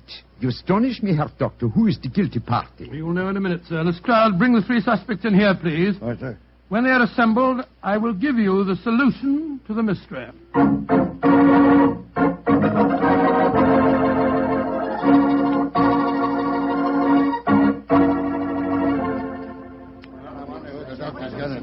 Ladies and gentlemen, the mystery is solved, and I must apologize for any little inconvenience that you've undergone. You, Madame Verona, you, Colonel Schweiger, and you, Mr. Adams, have all unshakable alibis. Therefore, the solution's obvious. As my dear friend Sherlock Holmes has often said, eliminate the impossible, and whatever remains, no matter how improbable, is the truth. Therefore, the only person that could have thrown both bombs is yourself, Graf Otto von Heldenstein. Oh, George, I believe you're right, Doctor. What have you got to say for yourself, sir? That I, too, Herr Doctor, have an unshakable alibi. Oh, what is it? I was with you, Herr Doctor, when the second bomb was thrown. What on earth are you talking about? I was alone, sir. Oh, come now, old fellow, that's not true. Holmes. What? Holmes, how could you? Mr. Holmes. Well, strike me. Don't be angry with me, old chap. Oh, you made a complete fool of me, my dear fellow, not at all. I've never I seen suppose you. you got the real solution to the case, as usual, Mr. Adams? Yes, Lestrade, I have. Well, let's hear it, then. Might as well show me up Oh, to the my dear acid Watson, Albion, stop huh? berating yourself. You really handled the case very well. You made only one mistake. Huh? May I revise that dictum of mine which you just quoted? Eliminate the possible, and then, if nothing remains, some part of the impossible must be possible. Which part? Colonel Schweiger's alibi was valid. So was Madame Verona's, since it was corroborated by the trusty France. But what does your alibi rest on, Mr. Adams? Madame Verona's told you I was here at 7. Yes, but Madame Verona is addicted to the use of drugs.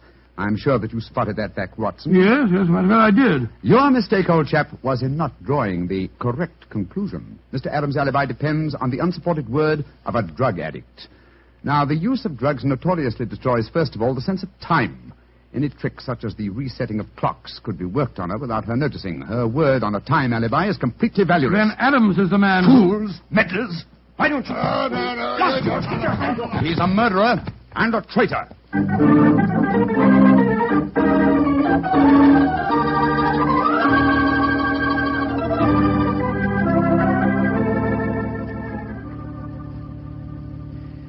Well, now that we're back in Baker Street, Watson, I may as well tell you that I had my suspicions of Adams from the first. Well, you did? Why? Well, my brother Mycroft had told me that he was suspected of being a traitor at heart. He's been under observation for some years. He was purposely given this assignment as a definite test of his integrity. Well, I understand it all now, Holmes. It's the same. I did make an ass of myself. In front of Lestrade, too. Don't worry about it, old chap. Please don't worry. You always can correct that impression, you know. Yours will be the last word. Oh, how do you mean? Well, when you come to write this story in your memoirs, my dear fellow, you can always do a little, what should we say, re-editing of your own part.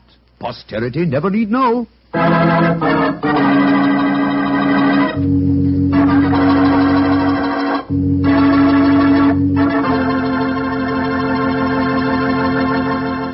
Doctor, that was really a swell story. Oh, I'm glad you liked it. Sort of made me out of a bit of a fool, though. Oh, nothing of the kind, Doctor. I agree with Holmes. You did a splendid job. Oh, you really think I did? After all, you did line up his suspects for him, didn't you? Well, come to think of it, yes, of course I did. And you did make the point that Madame Verona was a drug addict. Yes, by Jove, so I did. And you did say that Mr. Adams' alibi could be a lie. By Jove, you're right. I did solve that case for Holmes after all. Mr. Bartell, did anyone ever tell you that you're really a very smart young man?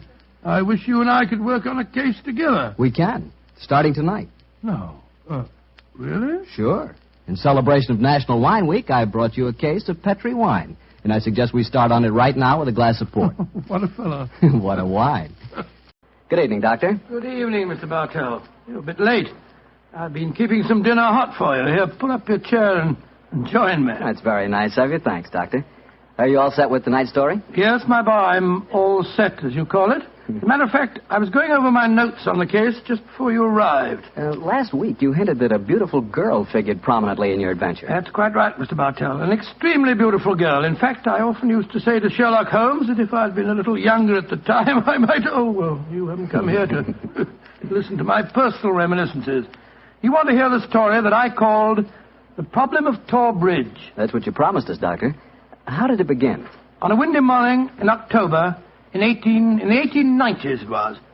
As I was dressing, I observed how the last remaining leaves were being whirled away from the solitary plane tree which graced the yard behind our Baker Street house. I descended to breakfast, prepared to find my companion in depressed spirits, for, like all great artists, he was easily impressed by his surroundings. But, to my surprise, he was in an unusually gay mood. As I entered the room, he looked up at me and, with a smile, my dear fellow. Hope you slept well. Splendidly, thank you, sir. I'm so glad. Well, you're very solicitous this morning. I think you must have got a new case. Am I right? The faculty of deduction is certainly contagious. Yes, I have a new case. After a month of trivialities and stagnation, the wheels revolve once more. Good. Tell me all about it. Well, as yet, there isn't much to tell. Have you ever heard of Neil Gibson? Neil Gibson? Oh, yes, it has something to do with gold mining, isn't he? A great deal to do with it, my dear fellow. In fact, he's considered the greatest mining magnate in the world. About 5 years ago, he bought a large estate in Hampshire. Perhaps you've read of the tragic death of his wife. Oh, yes, of course, I remember the case now. She was murdered by a jealous governess who was in her employ, wasn't she? That point will be decided when the lady in question, Grace Dunbar, I believe her name is, comes up for trial at the forthcoming Winchester Assizes. In any case, it's hard for me to see what I can do for my client at this late date. Your client? Oh, yes, I forgot I hadn't told you. I'm getting into your involved habit of telling a story backwards. Better read this letter. Came this morning. Oh, let's have a look. Dear Mr. Sherlock Holmes, Miss Dunbar is innocent. I can't see the finest woman in the world go to her death without doing everything possible to save her. I shall call on you at 10:30 tomorrow morning to discuss the matter. Yours faithfully, Neil Gibson. Good gracious me. There you have it, Watson. That is the gentleman I'll wait. Do you know anything about his dead wife? Only what I've been reading in the papers. Apparently she was past her prime. Which was the more unfortunate as this Miss Dunbar, who superintended the education of the two young children, is reputed to be a very attractive young lady. The eternal triangle, eh? Well, where did the murder take place? On Gibson's estate in Hampshire. His wife was found in the grounds nearly half a mile from the manor house, late at night, clad in her dinner dress, with a shawl over her shoulders, and a revolver bullet through her brain. Any weapon found near her? No, there were no clues found at the scene of the crime. What made them suspect the governess? Well, in the first place, there was some very incriminating evidence. A revolver with one discharged chamber, the caliber corresponding with a bullet in the dead woman's head, was found on the floor in Miss Dunbar's wardrobe. Oh, was it? Pretty damaging evidence, Holmes. So the coroner thought. And to make the case even blacker against Miss Dunbar, the dead woman had a note on her making an appointment at that very spot. And the note was signed by the governess. It seems obvious that the girl's guilty, and the motive's clear. Mr. Gibson would be a great catch for a young girl. Love, fortune, power, all dependent on one life. Possibly, Watson, but circumstantial evidence can be very misleading at times. As the gentleman in question, unless I'm very much mistaken, considerably before his time. I can see him from the window here. Formidable-looking fellow. Must be well over 6 foot tall. Judging by the way he's wrenching at that doorbell, he's a man with a violent temper. Mrs. Hudson's opening the door to him now. Meet him on the stairs, will you, old chap? It'll save Mrs. Hudson a journey. Sure. Up here, sir. Thank you, Mr. Hudson. All right. Are you Mr. Sherlock Holmes? No, indeed. I'm his colleague, Dr. Watson. Come along in, won't you? Mr. Neil Gibson, I presume? That's right. So you're the great Sherlock Holmes, huh? The adjective is your own, Mr. Gibson. Sit down, won't you? By the way, you may speak quite freely in front of Dr. Watson. Well, I may as well begin by telling you that money means nothing to me in this case. You can burn it if it's any use to you in lighting the truth. Miss Dunbar is innocent, and it's up to you to prove it. Just name your fee. Mr. Gibson, my professional charges are on a fixed scale. I don't vary them except when I omit them altogether. Very well. I imagine that you read the newspaper reports of the coroner's inquest? Yes, very thoroughly. I don't see that I can add anything that'll help you. But if there are any questions you'd like to ask, I'll answer them. Well, thank you. First, what were the exact relations between you and Miss Dunbar? I suppose you're within your rights in asking such questions, Mr. Holmes? We will agree to suppose so, shall we? Then I can assure you that my relations with Miss Dunbar were always those of an employer towards a young lady with whom he never conversed or even saw, except in the company of his children. Oh.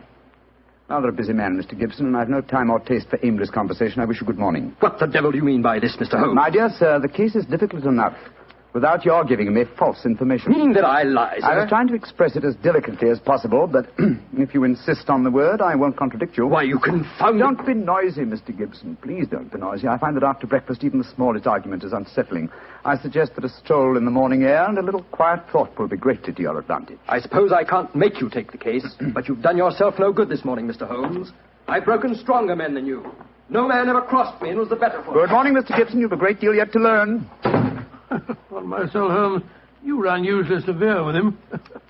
I dislike liars, Watson, and I cannot tolerate arrogance, particularly when it's coupled with great wealth. Now, how did you know about his relations with the governor? I didn't. It was pure bluff. Bluff? It certainly worked. Think he'll come back? Oh, of course he will. He needs my help too badly. He'll probably change his mind before he's halfway down the stairs. Come in. Mr. Gibson. Just saying to Dr. Watson that I was certain you'd be back. I've been thinking it over, Mr. Holmes, and I feel that perhaps I was hasty in taking your remarks amiss. Just the same, I can assure you that the relations between Miss Dunbar and me really don't affect this case.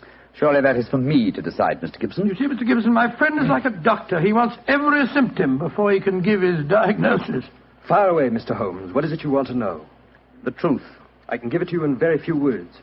To begin with, I met my wife when I was gold mining in Brazil. Your wife was Brazilian by birth, wasn't she, sir? Yes, doctor, and very beautiful. Well, to make a long story short, I fell in love and married her and brought her to England. After a few years, I realized that we had nothing, absolutely nothing in common. And then I suppose this young governess, Miss Dunbar, arrived on the scene. That's right, Mr. Holmes. Well, the story should be obvious to you from there. You fell in love with this girl, I suppose, sir? Who could help it? Did you suggest marriage to her? Yes. Though I knew that my wife would never divorce me. I see. Then you made an utterly insincere proposition to her. Now, look here, Mr. Holmes. I came to you on a question of evidence, not of morals. I'm not asking for your criticism. It's only the young lady's sake that forces me to touch your case at all. Now, tell me, sir, what is your own opinion as to Miss Dunbar's guilt? It's very black against her. I can't deny that. One explanation of the tragedy did come into my head, Mr. Holmes. I give it to you for what it's worth. Pray continue, Mr. Gibson.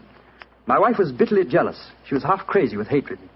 She might have planned to murder Miss Dunbar, or we'll say to threaten the girl with a revolver and so frighten her into leaving us. There might have been a struggle in which the gun exploded and gone off and shot my wife, who was holding it. Well, that possibility has already occurred to me. It's the only obvious alternative to deliberate murder. The revolver, Holmes, was found on the floor of the governess's wardrobe. Mr. Gibson, I should like to examine your house and the scene of the murder as soon as possible. Certainly, Mr. Holmes. Sergeant Coventry of the local police is still down there. He'll give you any help you may need. Excellent. Watson, old fellow, I'm out with the timetable. We're catching the next fast train to Winchester.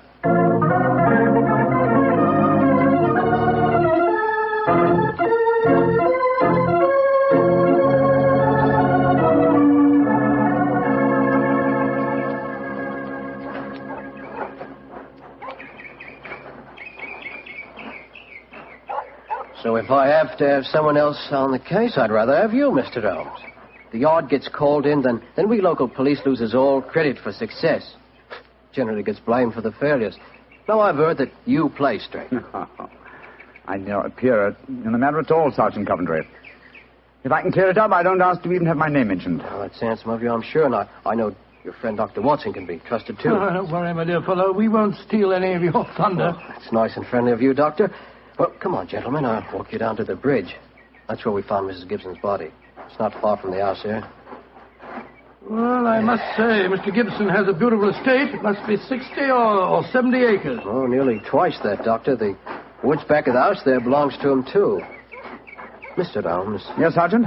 There's a question I'd like to ask you. A question I wouldn't ask anyone else. Then please ask it.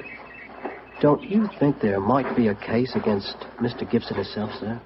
I've been considering that possibility. But there, Miss Dunbar's a bit of all right.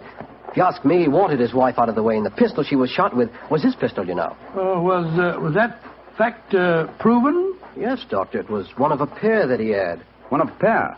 Where's the other? Well, Mr. Gibson has a lot of firearms. We never quite matched that particular pistol. But the box was made for two. Well, if it was one of a pair, surely you'd be able to match it. Well, we have them all laid out at the house if you want to look them over. And we'll do that later. Ah, this, I presume, is Tor Bridge. That's right, sir. Found Mrs. Gibson's body lying right here at the approach to the bridge. I see. I gathered from the newspaper reports that the shot was fired at very close quarters. Yes, sir, very close. Near the right temple, wasn't it? Just behind it, sir. How did the body lie, Sergeant? Oh, on spec, Doctor. No trace of a struggle, no marks, no weapon. The note from Miss Dunbar was clutched in her left hand. Clutched, you say? Yes, sir. We could hardly open the fingers to get at it. Ah, that's of greatest importance. It excludes the idea that anyone could have placed the note there after death in order to furnish a false clue. What did the note say, Sergeant? Little enough, Doctor. It just said, I will be at Tor Bridge at 9 o'clock, and it was signed Grace Dunbar. Did Miss Dunbar admit writing it? Oh, yes, sir. What was her explanation? She wouldn't say nothing. Said she was saving her defense for the trial. Yes, it seems odd that Mrs. Gibson was still clutching that note. Seems perfectly natural to me. Oh, come now, old fellow. Argue the thing out logically. If the letter is genuine, it was certainly received sometime before the tragedy, say an hour or two. Why, then, was the dead woman still clasping it in her left hand? Why should she carry it so carefully?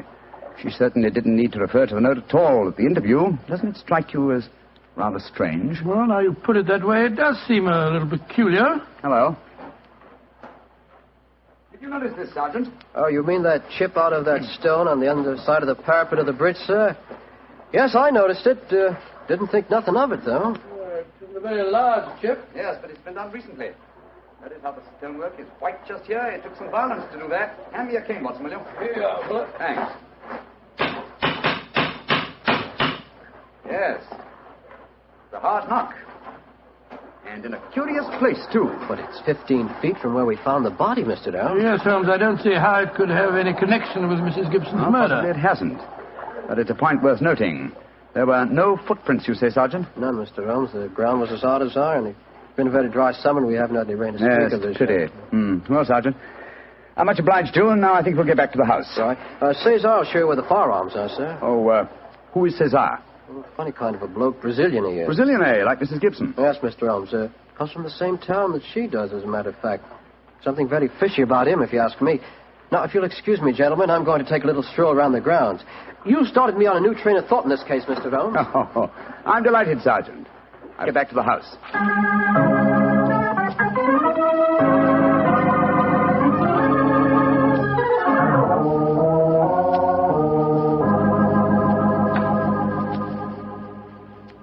I see.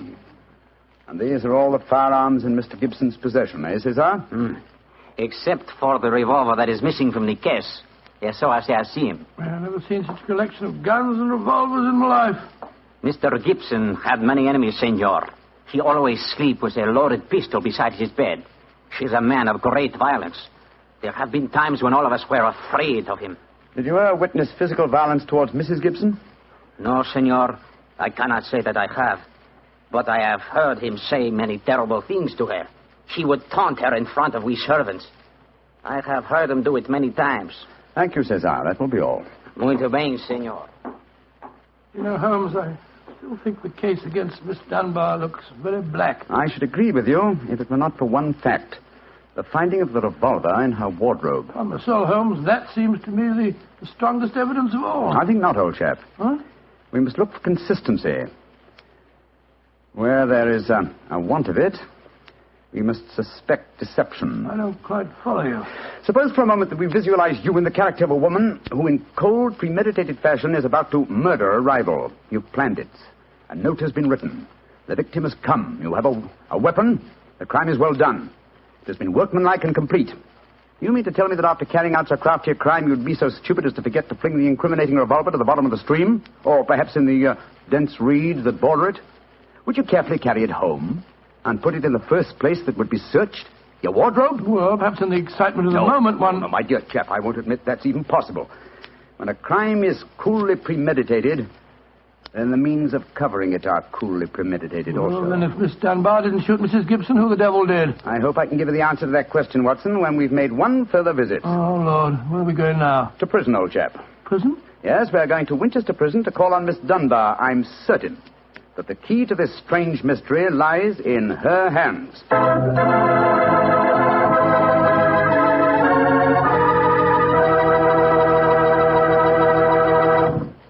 You'll hear the rest of Dr. Watson's story in just a few seconds. Just time enough for me to remind you that the easiest way to make good food taste better is to serve that good food with a good Petri wine. If you like a red wine, well, you want a Petri California Burgundy. If you'd rather have a white wine, then you want a Petri California Sauterne. But red or white, Petri Burgundy or Petri Sauterne, you're choosing a dinner wine that's sure to turn a simple meal into a feast. Your whole family and all your friends will love Petri, the wine that makes good food taste better.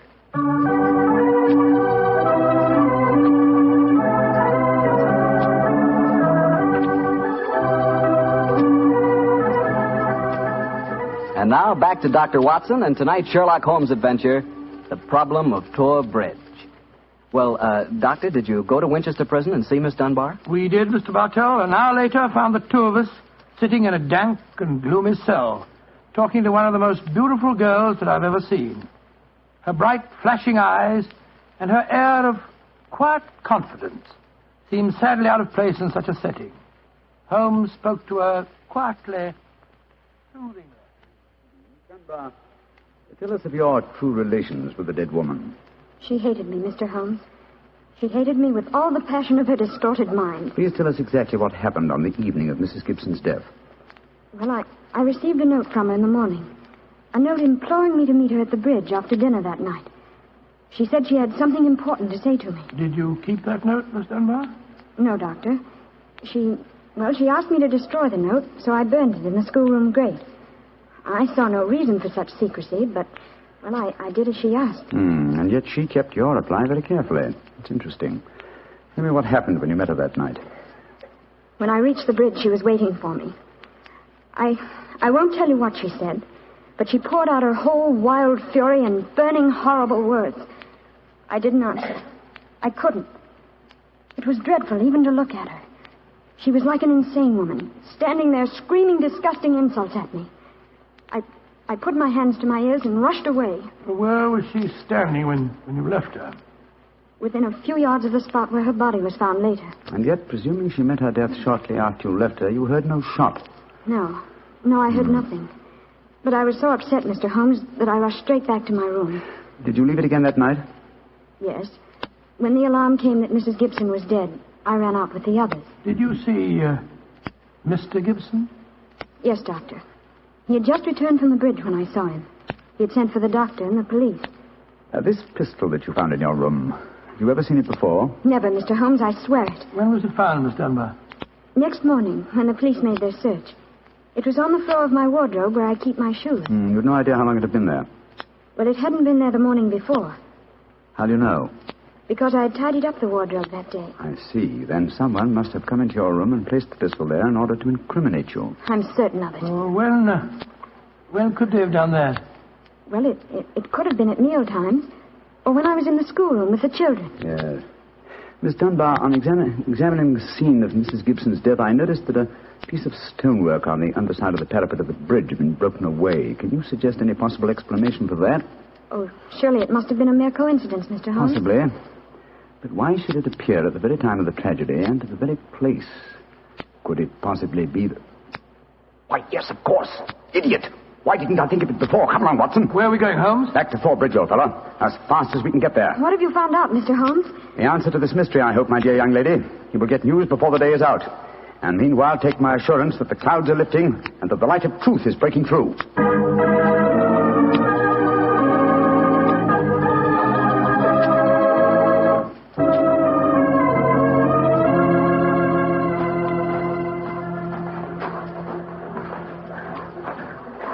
Well, Mr. Holmes, you're soon back here. What have you found out? Sit down a few moments.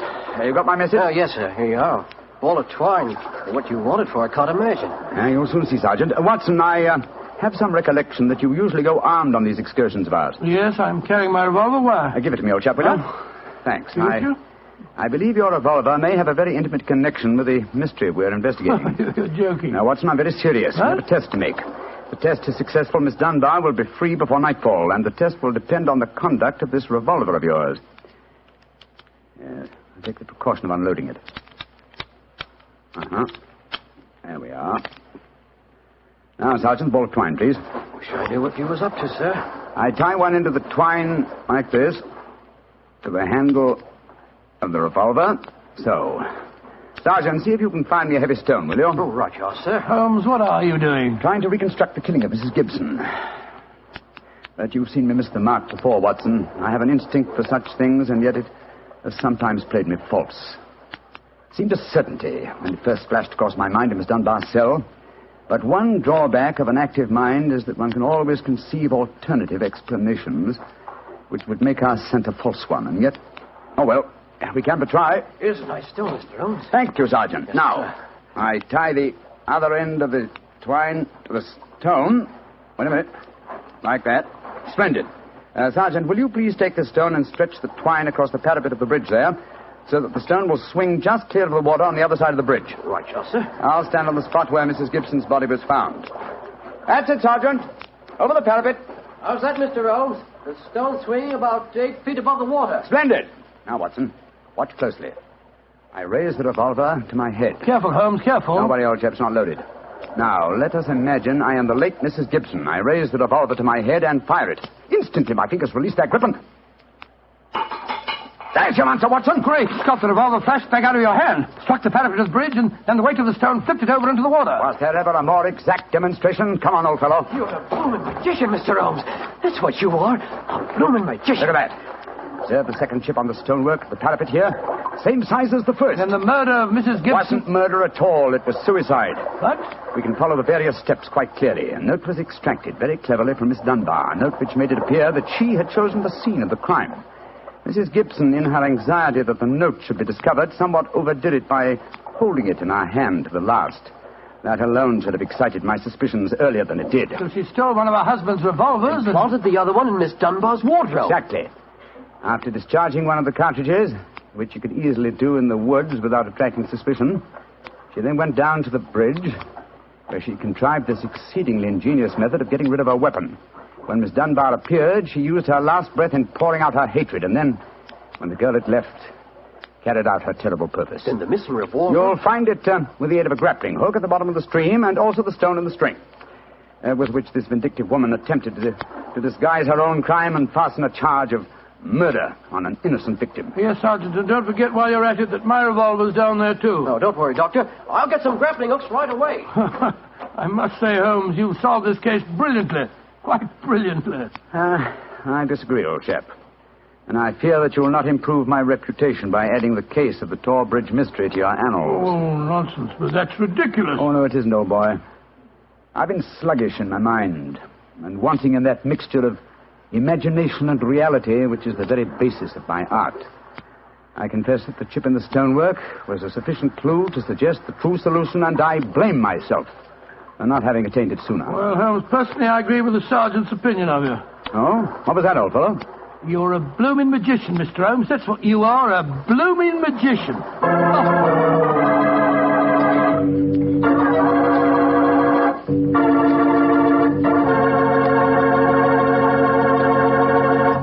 Well, Doctor, Holmes really was a magician. That is, if you did find Mrs. Gibson's revolver and your own in the string. Oh, we found them all right. You don't think I'll tell you the story otherwise, do you? What do you take me for, anyway? Well, now that you ask, I'll tell you. I take you for a very charming gentleman, a wonderful storyteller, and a fine host. Oh, that's very nice. Really, Well, you are a gentleman of the old school. And you do tell a fine story. You flatter me, you... And you are a perfect host. That meal we had tonight was wonderful. Oh, it was, eh? And, that wine, what kind was it? It was Petri wine, and you know it. And I should have known that you were leading up to something. Mr. Bartell, you should be ashamed of yourself. You will do anything to get a chance to talk about Petri wine. Oh, I can't say I don't blame you. Well, honestly, Doctor, I meant everything I said. But you don't really want me to stop talking about Petri wine, do you? Let's see. No, Mr. Bartell, don't say let's see if he's expecting us. You know I always expect you this time on Monday evenings, my boy. So draw up your usual chair and settle down. Thanks, Doctor. That's it. All alone this evening, Doctor? Where are the puppies? Out on the patio. They had a most unfortunate encounter with a dead seal on the beach this afternoon. In consequence, they're a little malodorous, shall we say. In that case, Doctor, perhaps we'd better change the subject. So, suppose I ask you about tonight's new Sherlock Holmes adventure. Well, my boy, as I told you last week, the story took place in the foul alleyways of Limehouse. It was there on a foggy December evening in 1890 that my story began. An old friend and patient of mine, Isa Whitney, had disappeared, and his distraught wife had come to me for help. Knowing the man to be the victim of the shocking habit of taking opium, I suspected that I might find him in one of the vile dens inhabited by the dregs of the waterfront. And so, Mr. Bartell, about 5 o'clock on that December evening, I began my search. After an hour of fruitless wanderings, I found myself in a vile alley called Upper Swandam Lane. I could hear the distant moans of the river boats as I walked, eyes alert, and hand on the revolver in my coat pocket.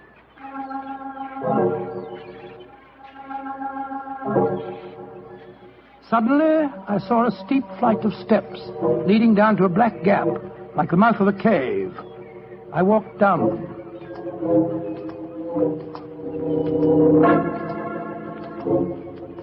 The steps were worn hollow in the center by the ceaseless tread of stumbling feet. I reached the bottom. A door faced me, and above it, a flickering oil lamp winked warnings at me. I found the latch and lifted it. The door squeaked open protestingly. And I entered.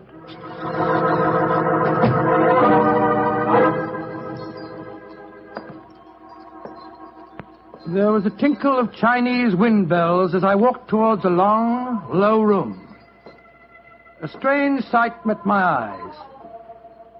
Through the gloom, thick and heavy with the brown opium smoke, I saw that the room was terraced with wooden berths, like the forecastle of an emigrant ship.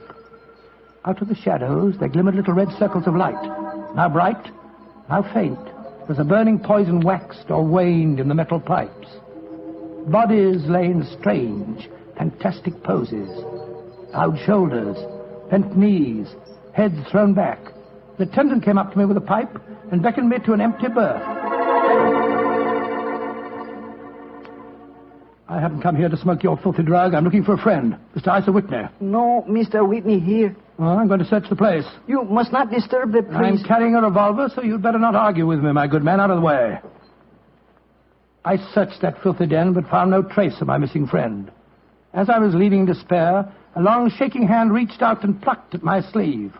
I turned, and there sprawled in a berth was the wreckage of a man, his gaunt face yellow and twitching, his clothes filthy and ragged, and the pupil of his eyes like pinpoints. He spoke to me in a thin, quavering voice. For heaven's sake, get me out of here. Now, look here, my man. Don't say you won't help me, Governor. Ain't you got naught? Please help me, Governor. Take me out of here. Strike me pink, I'm going to bomb you, I tell you. Oh, what must you expect if you indulge in this filthy habit? Take me out of here, Governor. I'll go straight this time. Cross me out, I will. Oh, very well. Come along with me. I suppose it's my duty to help you. God bless you, Governor. Here, now, give me your arm. You cannot take him away. He owe me money. That's a bleeding lie. I paid him when I come in, I did. He cannot go with you, mister. You remember what I said about my revolver, you blackguard? If I have any more trouble with you, I'll fetch the police. Come along. He owe me money. He owe me money. Infernal scoundrel, owe me money. Tell him all proper, Governor. That off you didn't.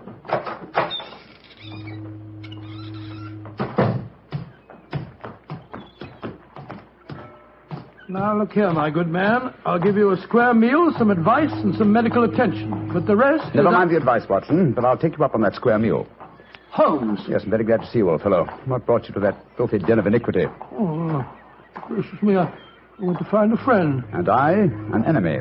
Your disguise is wonderful. It completely fooled me. But I'm afraid the proprietor was beginning to penetrate it. That's why I staged the little rescue scene. Had I been recognized, my life wouldn't have been worth an hour's purchase. Well, how long had you been there? Why were you there? Come on, Holmes. Tell me all about it. With pleasure, old chap. But first, let's find a chop house. I want that square meal you promised me.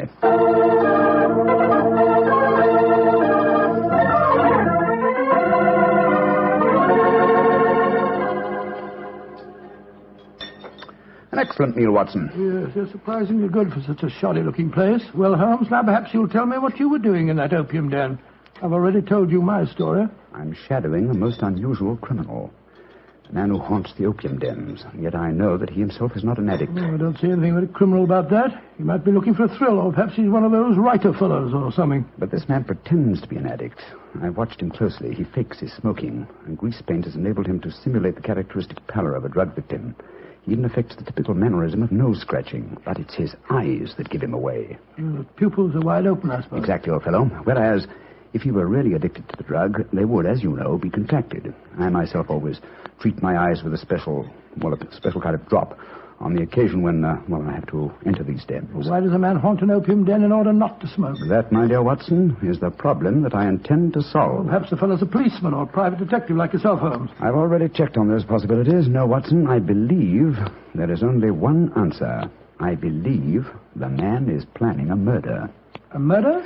It's a tempting setting for a murder. Your victim is an addict, drugged and helpless. Your witnesses are in an equal state of befuddlement. The proprietor is anxious to cover up the crime because of the police. That you.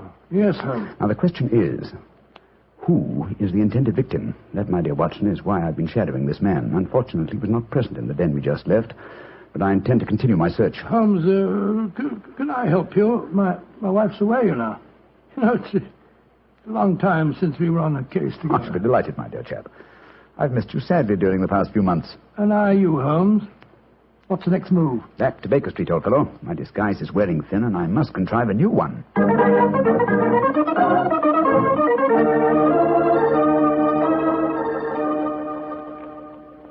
New disguise, eh? Well, which one shall it be, Watson? Well, how about the old flour cellar? I love that one. Well, it's pretty fresh, Barnett. Oh, no, my dear fellow, no. Hardly appropriate for an opium den. In any case, the clothes are so wretchedly uncomfortable. Well, how about the music hall singer? Oh, that chap, yes. Oh, I don't want to be beside the seaside. Oh, I don't want to be beside the sea. I don't want to stroll along the prom, where the brass band plays tiddly-um. Oh, confound it. Who can that be? You weren't expecting anyone, were you? No. Well, this is just like the old days. The doorbell ringing, Mrs. Hudson toddling off and bringing up some poor devil in trouble and... Say that rather wistfully, old fellow. Don't tell me that you repent of marriage. No, of course not, Holmes. Mary's a perfect darling, and I couldn't be happier. Just the same. It is rather fun to be back here again. Come in. Yes, Mrs. Hudson? It's a gentleman, sir. He gave me this card. Says he's very anxious to see you. Wayne J. Layton, President, Layton Corporation, Chicago, United States. Ask him to come up, will you, Mrs. Hudson? Aye, sir. Well, it's quite like old times to see you back here, Dr. Watson. That's just what I was saying myself, Mrs. Hudson. Mr. Layton has scribbled a message on the back of his card. If £1,000 for a week's work interests you, you'll see me. £1,000? Big fish, Watson. Very big fish. This way, sir. Thank you. Oh. How do you do, Mr. Layton? I guess you're Sherlock Holmes. You guessed correctly, sir. Excuse me. Oh, Mrs. Hudson, just a moment, Mrs. Hudson. Aye, Mr. Holmes. Sit down, won't you, Slayton? My name's Watson, Dr. Watson. I'm Sherlock Holmes' colleague. Yes, I've heard about you, too. Like a cigar, Doctor? It's a good one. Set me back 3 shillings. Oh, 3 shillings? Oh, thank you. That's very nice. It's a good one. Oh, I see. Yourself. Splendid. And now, Mr. Layton, may I ask what brings you here? I'll talk fast and to the point. I'm a businessman. I like to do things in a business way. I have a chance to control the guano deposits of the Republic of San Pedro. Their minister will be in London tomorrow, and if it weren't for one thing, I know that I could swing the deal and get the concession. And what is that one thing, Mr. Layton? The deal is secret, see? I thought no one knew about it, but when I got here, I found out that my biggest business rival has gotten wind of what's going on. He's an Englishman, I've never met him, but he's right here in London. Now, I'm not going to tell you his name. Not until you give me your word that you'll work for me. Just what you wish me to do, Mr. Layton. Get this rival of mine and keep him out of circulation for a week. I don't care how you do it, and I won't ask. In a week's time, I'll give you the other half of this £500 I brought with me. Oh, good Scott, what kind of Watson, detective give Mr. Layton his hat and gloves. That's it. Thanks, old fellow. Goodbye, sir. What are you doing, throwing me out? I can't think where you gathered the impression that I indulged in kidnapping. Once again, goodbye, sir. And here, sir, you can take back your cigar. Well, if you don't want some easy money, I'll soon find someone else that does. This is the last you'll see of me, Mr. Holmes. Life is full of little consolations. Some people seem to think that money can Watson, the game's afoot. Mr. Layton is the man I've been seeking. The man who pretends to be an opium smoker. Why in blazes did you let him get away? Here, I'll go after him. No. Don't worry. I've already arranged for that. Oh, how? When I left the room just now to talk to Mrs. Hudson, I was intending to tell her to summon some of my band of street urchins. You know, the Baker Street irregulars. When she informed me that half a dozen of them were in the kitchen at this very moment, partaking of one of her incomparable steak and kidney pies. The rest should be obvious. You left instructions for one of them to shadow Mr. Layton when he left here. Elementary, my dear Watson. Oh, don't tell me that Layton back again. No, I think not. I should say that at the moment he's just about to walk out of the front door. No, I think we shall have another visitor. And judging by the commotion, the incoming and the outgoing visitors know each other and are not on the best of terms. Well, sounds to me as if they're having a fight. Here comes Mrs. Hudson to tell us about it. Come in. Oh, Mr. Holmes, you've got another visitor. So I gathered. Mrs. Hudson, you gave my instructions to one of the boys? I did that, sir. Young Wiggins was going to follow the gentleman. Mrs. Hudson, what was all that commotion about downstairs just now? Oh, it was the two gentlemen shouting at each other. Him that was leaving and the one that was waiting on the doorstep. And who is our new visitor, Mrs. Hudson? Here's his card, sir. Oh, thank you. Linton Chumley, 9 Belgrave Square. Well, ask him to come up, will you, Mrs. Hudson? Very well, Mr. Holmes. Oh, one thing more. Yes, sir. Please instruct another of the Baker Street irregulars to follow this Linton Chumley when he leaves here and report to me. All right, sir. You're taking no chances, Holmes, eh? You're having this fellow shadowed, too. Layton is a potential murderer. Of that I'm convinced. This Mr. Chumley might possibly be his intended victim. While we're talking to him, Watson, old fellow, I want you to be sure to look at the condition of his eyes. I certainly will. Come in. Oh, good evening, Mr. Chumley. Are you Mr. Sherlock Holmes? I am. This is my colleague, Dr. Watson. How do you do, sir? That was Wayne Layton that was just left here, wasn't it? Won't you sit down, sir? Thank you. I don't want to sit down. All right, you needn't answer my question, but I know it was Layton. I've never met him, but I've seen his picture in the newspapers. Oh, very well, then, sir. It was Wayne Layton. I know why he came to you. He's trying to have me put out of the way while he closes that deal on the San Pedro and Guana concession. Now, look here, Holmes. You've got to be on my side. Whatever fee he offered you to dispose of me, I'll double it if you'll take care of him for a few days. Oh, dear me, this is becoming monotonous. Watson? The hat and gloves? Thank you, old chap. That's right.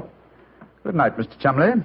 Look here, Holmes. I'll treble his fee. I'll quadruple it. My dear Mr. Chumley, I have accepted no fee from Mr. Layton. I don't propose to accept one from you. Your hat and gloves, sir? That man is out to kill me, Holmes. Well, if you won't help me, I'll go to the police. That's an excellent idea, Mr. Chumley. Again, good night. Did you notice his eyes, Watson? Yes, the pupils were contracted. He's obviously an opium addict. And also a potential corpse. What do we do now? Wait for the irregulars to report? No, you'll return home for your medical bag. I have a feeling that you'll need it before the night is out. Then come back here.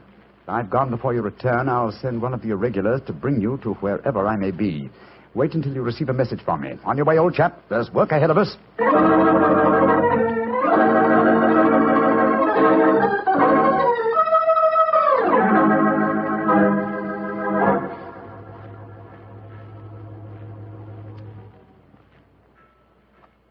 Wiggins, you're certain that this is the place that Mr. Holmes told you to bring me to? Oh, yes, Dr. Watson. The corner of Swanham Line and Brixton Street, Mr. Holmes said. Yeah, well, this is the spot, all right. I don't see any sign of him. Hello? This old woman coming towards us. So that's the disguise he chose. Oh, spare me a few coppers, will you, mister? My feet hurt something awful, and I ain't had a bite of food all day. No, you don't, Holmes. You Can't fool me this time. As a matter of fact, your makeup isn't very convincing. You hardly look like a woman, and nobody's nose could be quite as red as that. Don't look like a woman, don't I? My nose is too red, is it? I'll take that. No, steady, look Might here. seem funny for a poor old woman who's poison me. I'm sorry, madam. I didn't mean to insult you. Well, matey, she gave you a bit of what for, all right, didn't she? Ah, boxed your ears. No mistake about it. You mind your own business. And anyhow, why aren't you aboard your ship at this time of night? Because I'm not a sailor, Watson. It's Mr. Holmes. Great heavens, Holmes. I wish you wouldn't confuse me like this. I'd never recognized you. My dear Watson, when you're able to recognize me, it will indeed be the beginning of the end. When your eagle eye penetrates my disguise, I shall realize that my retirement is imminent. But enough of this. See that house opposite? You mean the ramshackle place with the broken tiled roof? Yes, I gave the irregulars instructions to let me know at once if our two quarries ever enter the same house at the one time. They're inside there now, and I'm going in after them. Be careful, Holmes. I better come along with you. Can't I come too, Mr. Holmes? No, certainly not. Both keep watch outside. If I need any help, I'll smash one of the windows, and then you can come in after me. Wait here for me. I don't expect I'll be very long. I'll be here, Holmes. Don't worry about me. Just take good care of yourself.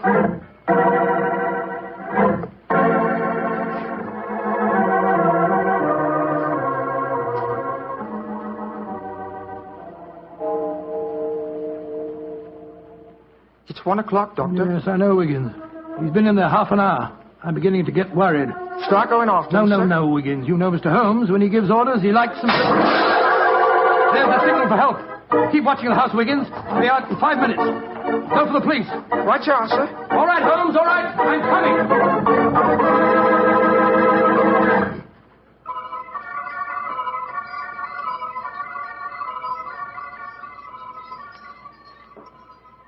You have searched my house from basement to attic. Why do you not give up? I tell you again, there has been no one here tonight. But my friend came in here half an hour ago. I saw him, and before that, 2 other men are known to have come in here. If that is so, then where are they? 3 men cannot vanish. That's just the point, you scoundrel. Out of the way. I'm going to search this hovel again. I'm not leaving here until I find Mr. Sherlock Holmes.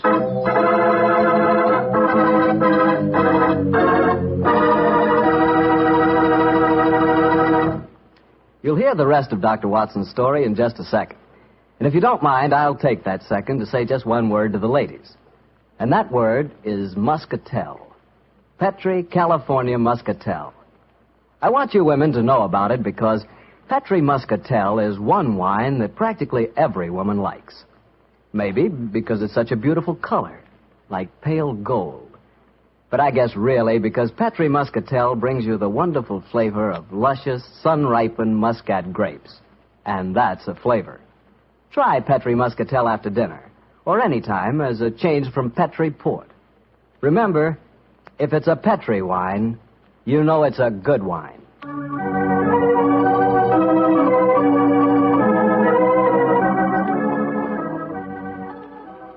And now back to Dr. Watson and tonight's story, The Eyes of Mr. Layton. Well, what happened next, Doctor? When you searched the house for the second time, did you find any trace of Sherlock Holmes or the 2 rival businessmen? No, Mr. Bartell, I'm afraid I didn't. What did you do? I told Wiggins to report the matter to the nearest police station and then rattle back to Baker Street in a hansom cab as fast as I could. When I arrived at the old familiar doorstep, I wrenched at the bell in a frenzy of anxiety. Finally, the door opened, and there stood Mrs. Hudson. Dr. Watson, what is it, sir? Why, you're as white as a ghost. Mr. Holmes, is he here? Aye, sir, came in half an hour ago. He was dressed as a sailor and was half carrying some drunken friend of his. Oh, thank heavens he's safe. I'll go up. All right, sir.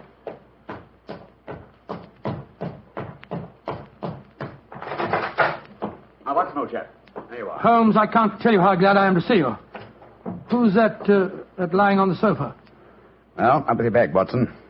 Oh, I'm afraid the poor devil's done for. Great Scott, it's Wayne Layton, the American fella. With a knife wound between his ribs. See what you can do for him, will you? All right. This is extraordinary, Holmes. You said that Layton was a potential murderer, and now he's a victim himself. The biter bit, eh, old chap? Yes, he's still breathing, but he hasn't a chance. I'll try him with an injection of strychnine. Holmes, how did you get his body out of the house? I searched the place from top to bottom. I I found no trace of any of you. When I went in, I found the stabbing had already taken place. The proprietor then bribed me, or rather the broken-down sailor he took me for, to smuggle the body out through the secret stairway leading to the wards at the back of the house. Oh, no trace of Chumley there? No, he must have left before me by the same exit. Well, then you smashed the window and bolted. Yes, I knew that I could count on you to hold the fort while I was getting the body away. Try to say something, Watson. Yes, the injection's beginning to take effect. Yes, Mr. Layton? What are you trying to say? Tell us, who stabbed you, sir? Shh. Lips are moving.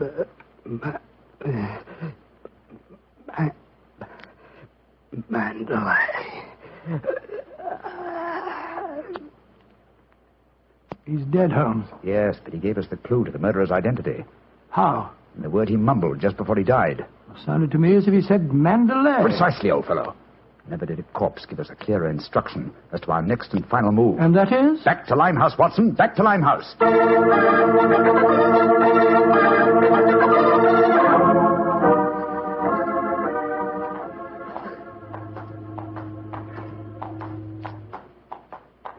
Here we are. This must be the place. What's this? Another opium den? Yes, I knew that since Chumley refrained from smoking earlier on in the night, in order to keep his faculties alert for murder, that an enormous reaction would set in. He'd have to find a den at once, and beyond question a different one from that in which the murder was committed. But how do you know that he's inside here? Well, just before you returned to Baker Street tonight, I had a message from one of my regulars. He tracked him here after he escaped from the scene of the stabbing. That was a couple of hours ago. He might have slipped away again. No, Watson, tonight he came to drown his senses with a wretched drug. He'll be here. Come on.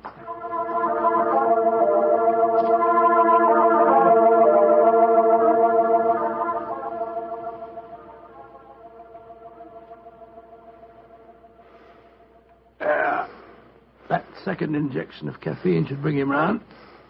He's heavily drugged, but I think it'll work. Surprising what a £5 note will do, isn't it? Yes, the proprietor let us bring Chumley into his private room, and he's coming too. Who are you? What do you want? You remember me, sir? I'm Sherlock Holmes. Oh, yes, I remember you. You're in serious trouble, Mr. Chumley. Very serious trouble. Trouble? What trouble? Wayne Layton didn't die. Oh. He's badly wounded, but he's going to live. He's at Baker Street now. He wants to go to the police and give evidence. You've got to get me out of this, Holmes. I'll pay you anything. 10,000, 20,000. Why did you stab Layton? He was in my way. I wanted the San Pedro concession. I meant to kill him. But we can fix it up now, can't we, Holmes? We can fix it up now. Yes, we can fix it beautifully, sir. As neat a murder confession as ever I listened to, Holmes. Exactly. Come along, Mr. Chumley. I think some night air will be good for you. We'll take you for a nice drive to Scotland Yard.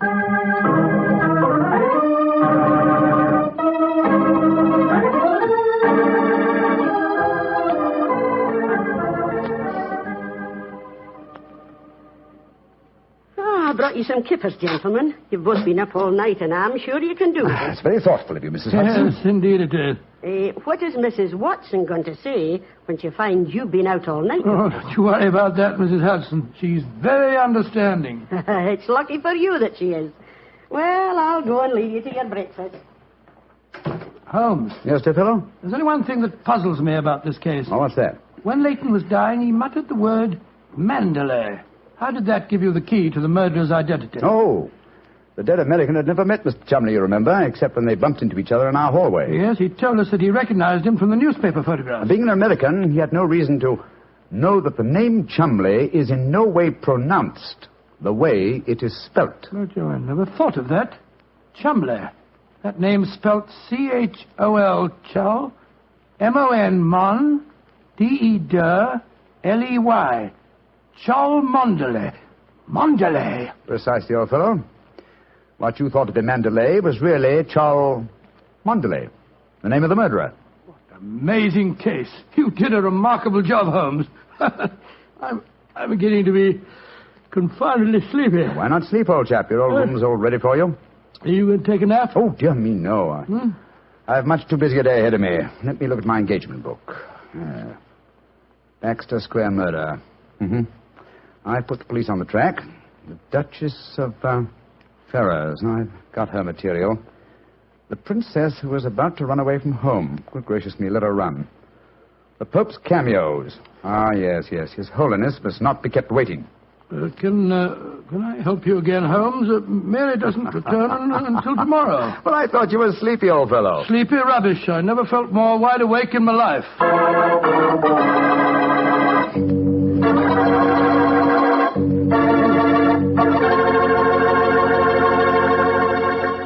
That was a swell story, Doctor. I'm glad you enjoyed it. And it was really funny when you mistook that old lady for Holmes and she slapped your face. It wasn't very funny at all. Sure it was. Come on, admit it, Doctor. Well, she did look like Holmes in disguise, you know, and you would have made the same mistake that I did. Okay. Her nose was ridiculously red, and she did look like a man. Look, Doctor, forget I ever said anything. Huh? I won't say another word. I'll keep my mouth closed forever. Oh, come on, I wouldn't do that. Mr. Bartell? Mr. Bartell? Won't you even open your mouth to finish your wine? Your Petri wine? Okay, you win. You know I'll open my mouth for Petri wine anytime. That Petri wine is always good wine. And for good reason, too. The Petri family has always owned and operated the Petri business. They've been making fine wines for 3 generations, since way back in the 1800s. That adds up to a lot of experience. Experience handed on down from father to son, from father to son. The Petri family really knows how to turn luscious California grapes into fragrant, delicious wine. And that's why, no matter what kind of wine you want, I'm sure you'll like it better if it's a Petri wine. Because Petri took time to bring you good wine. And now, Dr. Watson, what story are you going to tell us next week? Well, now, next week, Mr. Bartell, I'm going to tell you a most unusual adventure that Holmes and I had in the heart of the English countryside. It concerns a corpse, a missing revolver, and a beautiful girl who was frightened of her own shadow.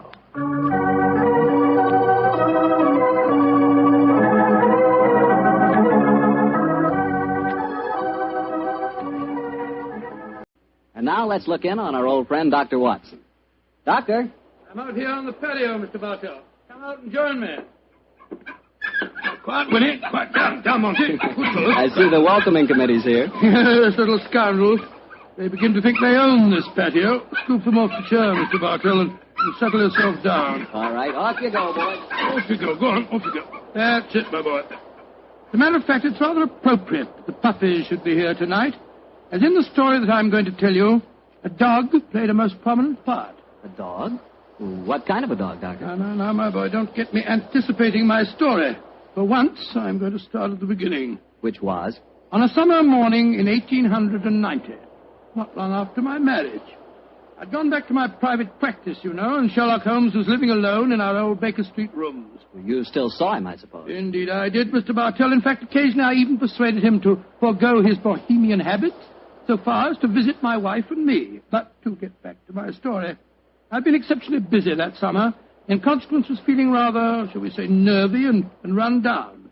So much so that Mary, Mrs. Watson, persuaded me to take a fortnight's holiday. We went down to the charming little village of Taplow on the lower reaches of the River Thames. But, as so often happens, the best-laid schemes of mice and men gang after glade. I guess the holiday backfired on you, Doctor, and you found yourself involved in a mystery? Maybe a mystery calling for the aid of your old friend Sherlock Holmes? Quite correct, Mr. Bartell. We'd only been down there a couple of days when the trouble began. In fact, the whole thing became so involved that I thought the best thing to do was to put the whole strange story in a letter to Sherlock Holmes. This I did. And I can imagine how he chuckled when he read mine. Dear old Watson. Seems to be a little out of his depth. My dear Holmes, I need your help. Or at least your advice. 2 days down here, and I've become involved in a most unusual problem. It began this morning when Mary and I were out for an after-breakfast stroll. The sun was shining, the birds were singing, and there seemed every indication of it being a happy and carefree. You know, Mary, I've always thought up to now that balmy was rather a silly word. I still do, John, dear. Nevertheless, it's the only possible word that describes a day like this adequately. Very well, dear, it's balmy. Personally, I'm so happy to see you relaxing that I don't care what the weather's like. You've been working much too hard. Yes, it's been a busy year. Yes, and last year Sherlock Holmes monopolized most of your time. At least I got you to myself for once. You dear little thing, you always been rather jealous of my association with Holmes, haven't you? Not jealous, dear, but I must confess his influence on you wasn't entirely for the good. He had a habit of keeping you out all night. Well, you should be used to that, dear. After all, it happens often enough in my practice. True, John, but on those occasions I know where you are and don't worry about you. And again, you've copied so many of Mr. Holmes' eccentricities. Keeping your tobacco in a Persian slipper, for instance. And, oh, John, look down. Look, do you see that woman walking across the field towards us? Yes, what's the matter? Do you know her? I'm not sure, but I think it's Ellen Warburton. I believe she does live somewhere near here. And who is Ellen Warburton? An old friend of mine. She's frightfully clever and advanced. She's interested in women's suffrage and all sorts of things. Oh, sounds dreadful. Imagine giving women the right to vote. Their place is in the home. It is Ellen. Ellen Warburton. Oh, how are you? Mary Watson. How very nice to see you again. I'm Mary Watson now. This is my husband. How do you do, Miss Warburton? How do you? How do you do? Mary, I'd heard that you'd married. Aren't you a medical detective or something, Mr. Watson? Not quite, dear. I hold the degree of Doctor of Medicine from the University of London, madam. But he's helped the great Sherlock Holmes on many of his cases. That's how I've heard of him, then. Do you mind if I walk with you a little way? Of course not, Ellen. Come along. Do you live near here, Miss Warburton? About 4 miles away, Doctor, at Chevy Grange. I'm a glorified housekeeper for my uncle, Colonel Warburton. Oh, dear, that sounds rather dull for you. As a matter of fact, the state of my uncle's health at the present moment makes it anything but dull for me. That's why I asked if I might walk with you for a way. Well, what's the matter with him, Ellen? He's going mad. Before my eyes. And I can do nothing to help him. Mad? Come now, Miss Warburton, surely you... Doctor, I'm not an hysterical girl. In fact, I regard myself as something of a scientist. I studied physics for a number of years at Bristol University. And I tell you that my uncle is going insane. What are the symptoms? Most of the time, he's perfectly normal. But when these attacks are on him, he gets in the most frightful rages and says the strangest things. He's even complained of hearing a shrill, piping whistle that comes out of nowhere. I can't hear it, nor can anyone else. But Uncle gets into the most dreadful state. I wonder... Would you have a look at him for me, Dr. Watson? Well, I don't Of course. John will do everything he can. Thank you so much. Then supposing you both come over... Well, my dear Holmes, at 7 o'clock this evening, we found ourselves approaching Chevy Grange. It was rather a forbidding-looking place, covering a little more than an acre, I should say. As we stood waiting for admittance, I must confess that I was not entirely... Gloomy-looking place, isn't it, Mary? It is a little forbidding, John, dear. Oh, dear. What's that? Sounds like a tom-tom. Someone singing a weird chant.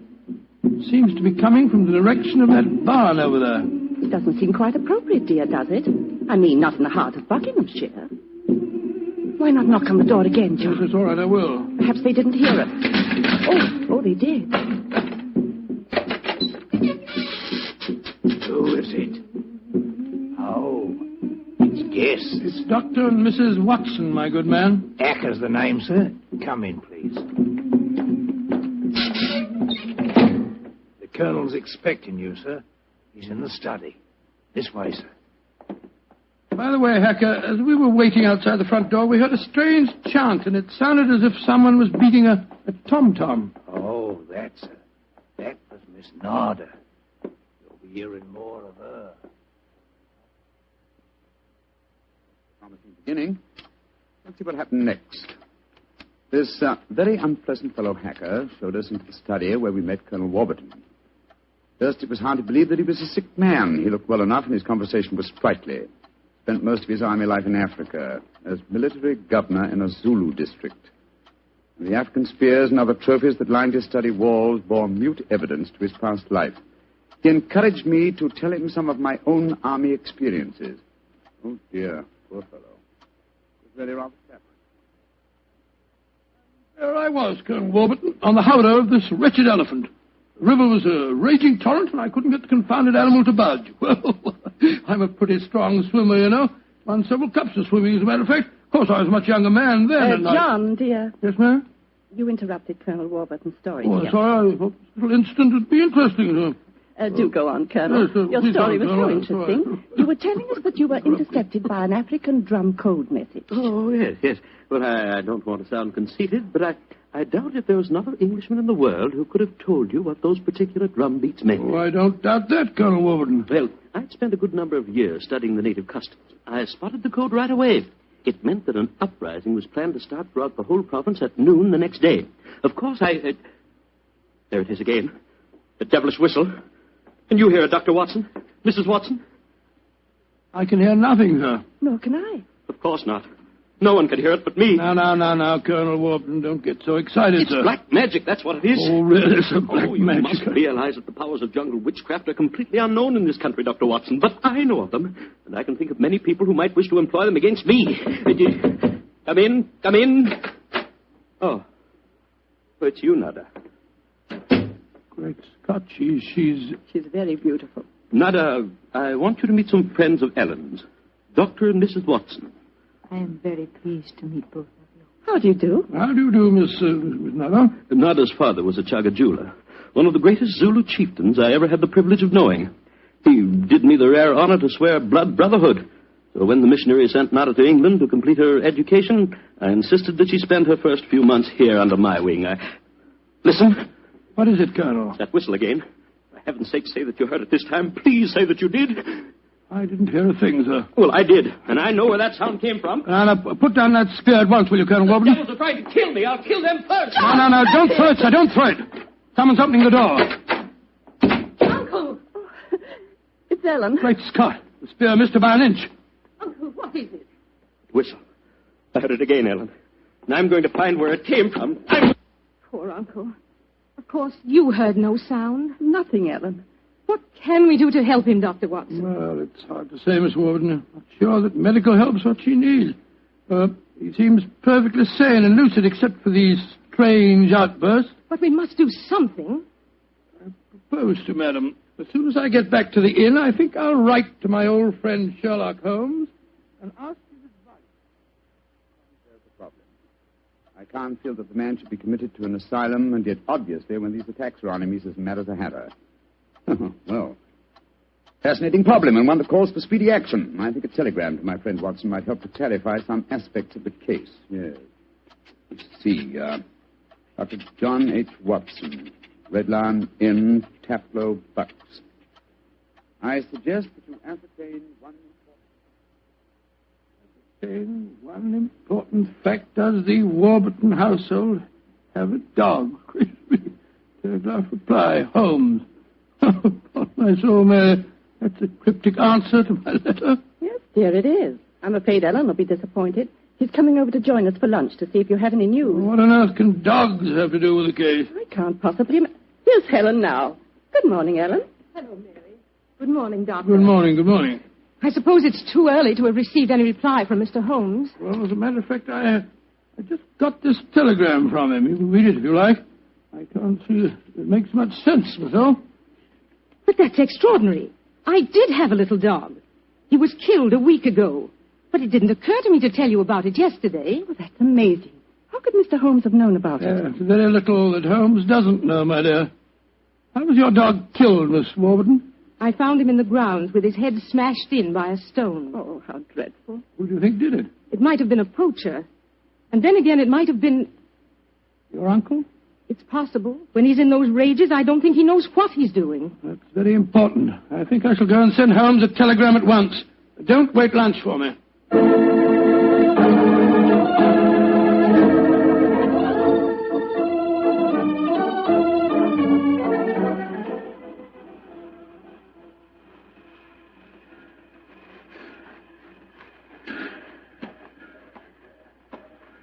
Why did we have to walk over to the station, John, dear? To see if there was an answer at the station telegraph office to the wire that I sent Holmes. Oh, but it's only 4:30, dear. It's hardly possible for him to have answered as quickly as that.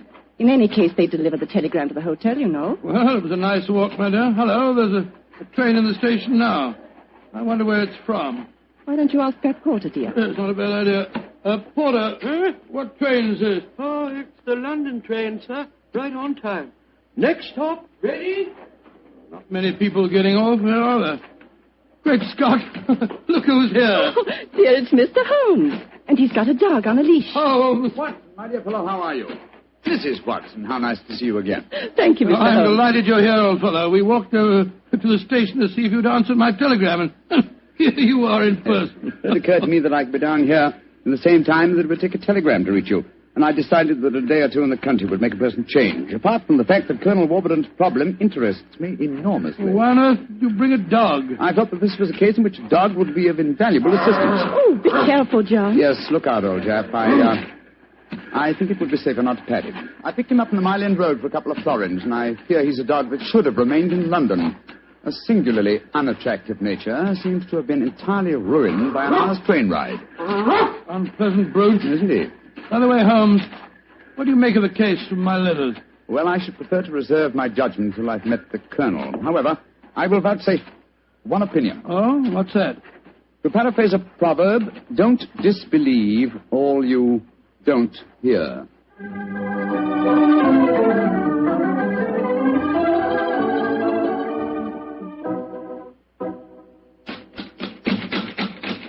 I can't think why someone doesn't answer. They can't all be out. Well, while we're waiting, I think I'll tie the dog up to this tree here. I don't want my arrival to cause too much commotion. Quiet! Quiet! Don't you think perhaps we could try the door, John? Yes, certainly. Good idea. Hello. It's unlocked. Let's go in, old fellow. Let's go in. Colonel Warburton? Colonel Warburton? Ellen? Ellen? What was the name of that butler fella? Hacker. Yes, of course, that's it, Hacker. Hacker! Hacker! We appear to be in an empty house. The dog! Oh, fool that I am. I shouldn't have left him here. Come on.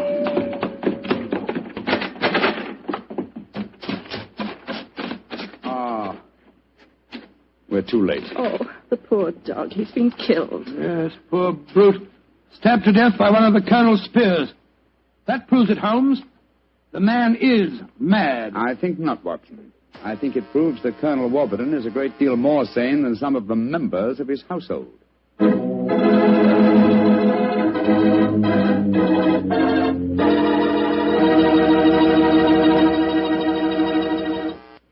You'll hear the rest of Dr. Watson's story in just a few seconds. Time for me to remind you that there's one secret every smart woman knows. Simply, good wine makes good food taste better. And by good wine, naturally, I mean Petri wine. Try a Petri wine with your dinner. If you want a wonderful red wine, try Petri California Burgundy. If you want a perfect white wine, try Petri California Sauterne. In fact, try them both. You'll agree, I'm sure, that next to your good cooking, nothing can do more for a meal than a glass of good wine. A glass of Petri wine.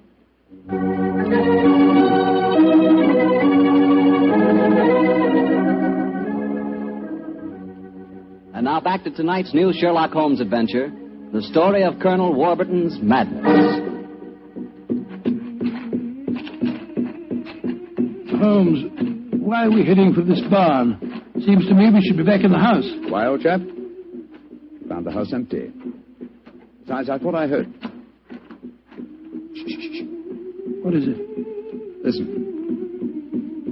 It's the same sound that Mary and I heard yesterday. Oh, once more, it's coming from the barn. Come on, Watson, but quietly.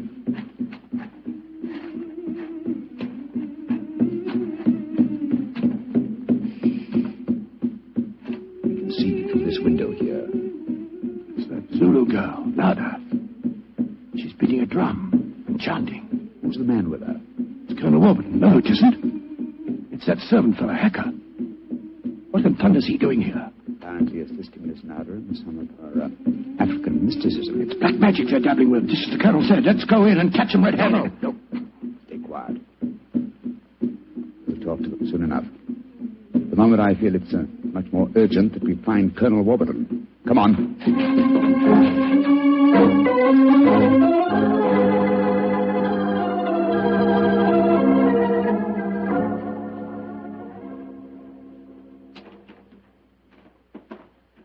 There's the Colonel, pacing up and down in front of the house with Mary and his niece, Miss Warburton. We shouldn't have left the women alone with him, you know. The man's dangerous. I don't think the women have been in any danger, Watson. John, dear, where have you been? Oh, well, Holmes and I decided we'd take a little walk. It proved very interesting. Miss Warburton, this is Mr. Sherlock Holmes. How do you do, Mr. Holmes? I'm so glad you're here. How do you do, Miss Warburton? And this is Colonel Warburton, Mr. Sherlock Holmes, eh? I suppose you think I killed your wretched dog. Well, I might have done it. When I hear that whistle, something seems to snap in my brain. I might have killed it. Why doesn't your doctor friend certify me as insane? Send me where I belong before I do any worse, damn it. Poor man. Isn't there anything you can do for him, Mr. Holmes? I most certainly will try to, Miss Warburton. What's no fellow? I wonder if you'd follow the Colonel and give him a sedative. I'm afraid he has quite an ordeal before him. Of course I will, Holmes. Miss Warburton, where were you when my dog was killed? Down in the greenhouse. As soon as I heard the poor animal yelping, I ran up to the house. I see. Mr. Holmes, you are going to be able to help the Colonel, aren't you? I'm convinced of it, Mrs. Watson. That is why I brought a dog with me from London. But now that he's dead, I must obtain another one before I can proceed further with the case. Now, I wonder where on earth I can find a dog. Look. Huh? Down by the gate. There's a little girl walking with the dog. That's Sarah Entwistle, the daughter of our neighbors. Sarah, eh? Oh, excuse me, will you? Just a moment. Sarah! Sarah! Yes? Sarah. Sarah, my dear, what a pretty dog you have there. What's his name? It's a her. Her name's Boojum. What's your name? Holmes. Sherlock Holmes. Sherlock? That's a funny name. Yes, it is, isn't it? Look here, Sarah. Here's a nice, shiny half-crown for you. Why are you giving me money? Well, because I love dogs. I want to borrow, what did you call him? Boojum. Boojum, oh, yes. I want to borrow Boojum for half an hour. Why? Well, I want to play with her, Sarah. You can play with her here. She's awfully friendly. Well, you see, I really want to take her for a nice walk. Why? She's just had one. Now, look here, Sarah. It's a beautifully shiny half-crown. Mommy's told me I mustn't take money from strangers. But I'm not a stranger. I'm a friend of Colonel Warburton. Having trouble, Mr. Holmes? Yes, I am, Mrs. Watson. You see, I want to give Sarah half a crown for borrowing Boojum for a short while, but she doesn't want to do it. Sarah, does Boojum like bones? Oh, yes. Loves them. We've got a lot of bones up at the house we'd like to give her. Have they got plenty of meat on them? Plenty. She can have a wonderful feast, and then we'll bring her back in half an hour. All right. Go on, Boojum. Now, promise you'll bring her back in half an hour. We promise. Yes, Sarah. And Sarah, what about the half crown? Well, I'll take it home and ask Mummy if I may keep it. Good. Goodbye. Goodbye. And take care of Boojum. Oh, she's a sweet little girl. Mr. Holmes, you're not going to expose Boojum to any danger, are you? None, Mrs. Watson. Otherwise, I shouldn't have borrowed her. I'm convinced that Boojum will give us the clue to what appears to be Colonel Warburton's madness.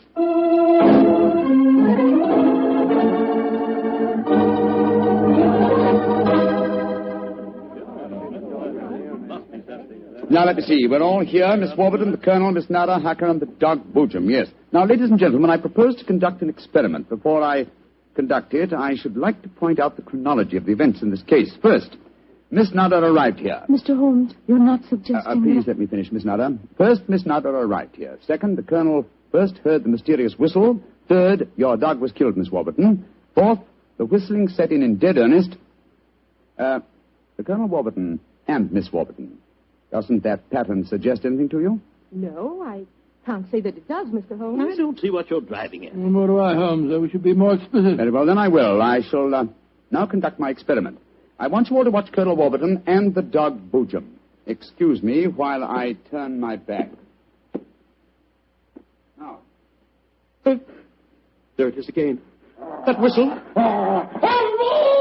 The dog heard it, too. Great Scott, Holmes. What does it mean? It means that this wooden whistle in my hand is the answer to the mystery. The sound made by this cunningly designed instrument is above the normal range of pitch. You see, the Colonel has hypersensitive ears. But the dog heard it. Perhaps I should have said the normal human range of pitch. Then do you suppose someone has deliberately been trying to drive the Colonel mad? Of course, Mary. That's why the dogs were murdered. Whoever it was knew that a dog would give the game away. And it's not hard to guess who that someone is. Nada, this started when you came here. Is this your gratitude for the Colonel's kindness to you? Endangering his sanity with your evil black magic? That is not true. One moment, please, Miss Warburton. Miss Nada. Yes, Mr. Holmes. Dr. Watson and I watched you in the barn some 3/4 of an hour ago with Hacker. Were you engaged in practicing any form of black magic? No. I was praying to my old gods to save the Colonel's sanity. What were you doing there, Hacker? Don't tell me you were praying to old gods, too. Well, I used to be a chapel-going man, sir, but I don't know. No harm in trying something new, I always say. In any case, why should Miss Nada wish to persecute the Colonel? It might be for some tribal revenge. Oh, but that's ridiculous, Ellen. Her father and I were sworn blood brothers. Exactly, sir. No, it should be obvious. who had a motive for making the colonel appear mad, his niece and heiress. What do you mean? She has studied physics, you will remember, and so could know about supersonic research. Possibly she was afraid the colonel might leave his estate to his nada, and so wished him to appear insane and thereby invalidate a new will. What? In any case, I found this whistle in a drawer in your room, Miss Warburton. Ellen, how could you? I did it for your sake, to save you from Nada. She's just an adventuress, only you won't see it. Colonel Warburton, what action do you wish me to take regarding your niece, Miss Warburton? My niece? I have no niece, Mr. Holmes. Come, Nada, my dear.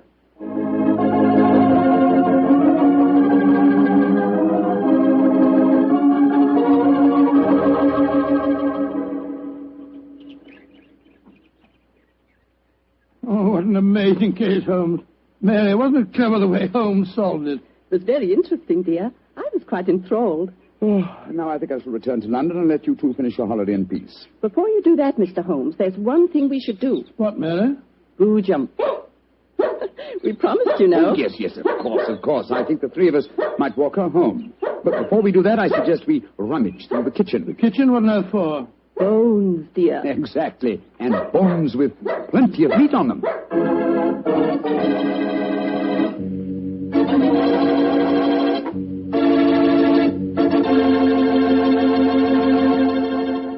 Say, Doctor, that was a swell story. And look, you mean there really is a whistle that only dogs can hear? I thought you'd ask me that question, so I've got one of those whistles to show you. There. Well, there's nothing unusual about it. Blow it, Doctor. Well, listen, Mr. Bartell, if I want you to come quickly, I don't just have to whistle. All I have to say is, would anybody like a glass of Petri wine? And hey, presto, there you are. Well, can you blame me? And now let's look in on our good friend Dr. Watson and see if he's expecting us. Come in, Mr. Bartell. You're just the man I've been expecting. How are you, Dr. Watson? It's good to see you again. Thank you, my boy. It's very nice to see you again, too. I've missed our Monday night visits during the last 3 months. Sit yourself down. Would you care to join me in a glass of port? Well, thanks, Doctor. That'd be nice. You know, it seems to me after our summer vacation, a toast to the great Sherlock Holmes would be in order. That's an excellent idea. Here you are, young fellow, my lad. Thanks. You propose the toast, Doctor. To Sherlock Holmes, master detective and loyal friend, whose adventures have brought considerable, shall we say, fame to a certain retired doctor now living in Northern California. I'll drink to that. Well, now, suppose I might as well get on with tonight's story. Which particular adventure have you selected, Doctor? One that I call the Limping Ghost. Sounds exciting. And, as usual, you find me saying, how did it begin? In Baker Street on a windy December evening at the turn of the century. A young, white-faced boy sat in front of our blazing fire. And as he told us his strange story, the flickering firelight danced weird patterns on the walls. The young man was Alexander McMorris, the 7th Earl of Lochnair. The Earl of Lochnair? Say, didn't I read in the papers the other day that the 8th Earl of Lochnair had been killed in an airplane accident? Quite right, my boy. Even in this day and age, the tragic history of violent death seems to dog the footsteps of the Lochnair family. But to return to my story. On that December night in 1900, we heard the whole history of the Limping Ghost of Lochnair. The first Earl had lost a foot at the Battle of Flodden Field in 1513. In spite of this terrible handicap, he fought on valiantly until he died on the battlefield from loss of blood. From then on, right until the time this story begins, the Limping Ghost, clad in a suit of armor, always appeared at Lochnair Castle before and after the death of the current Earl. Yes, Mr. Bartell, it was a strange story that Sherlock Holmes and I listened to that night. A story of death and horror over the centuries, punctuated by the limping clank of ghostly armor.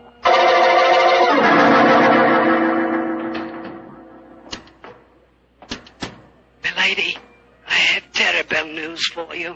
Your husband, the Earl, was killed in the explosion that destroyed Lord Darnley.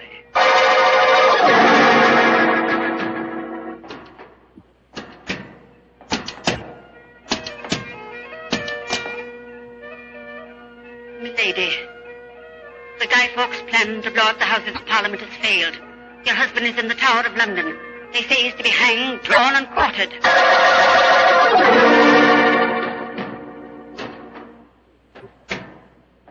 Madam, I regret to inform you that your husband, on my instructions, has been arrested for murder. I have no doubt that he will hang. And that's the story of the Loch Ness, Mr. Holmes. You were instrumental in sending my great uncle to the gallows, a fate which he richly deserved, I'm told. So it seemed only natural to come here to Baker Street and consult you now that I'm in trouble. I shall be most happy to do anything I can to help you, sir. I don't remember anything about your sending the Earl of Loch Ness to the scaffold, Holmes. Well, he did, Dr. Watson. Oh, and the servants have always sworn the ghost really did walk at midnight on the day that he was hanged. Indeed. Now, sir, I suggest that you tell us what problem brought you here. The ghost is walking again, Mr. Holmes. You know what that means. According to the legend, that the present Earl will die. Exactly.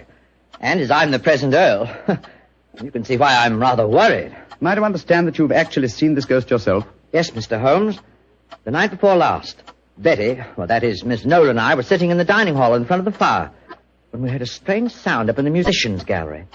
We looked up and in the moonlight saw a ghostly figure in armor limping towards the staircase. Oh, gracious me. My dear sir, you're certain that you really saw it?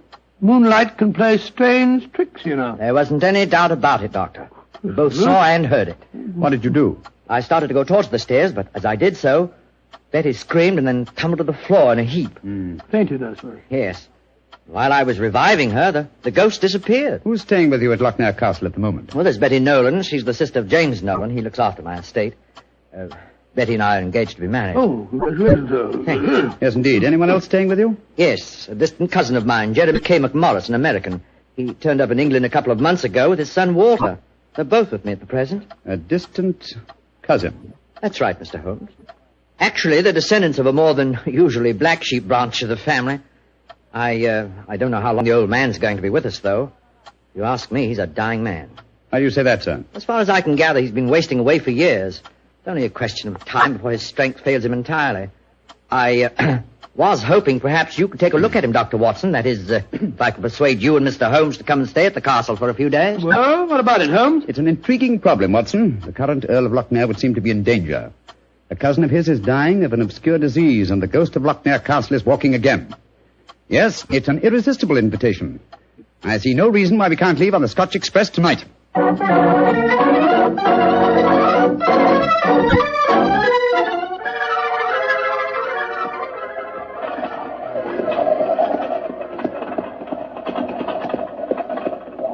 It's been quite a heavy fall of snow here in your absence, young man. Quite so, and judging from the colour of the sky, there's more to come.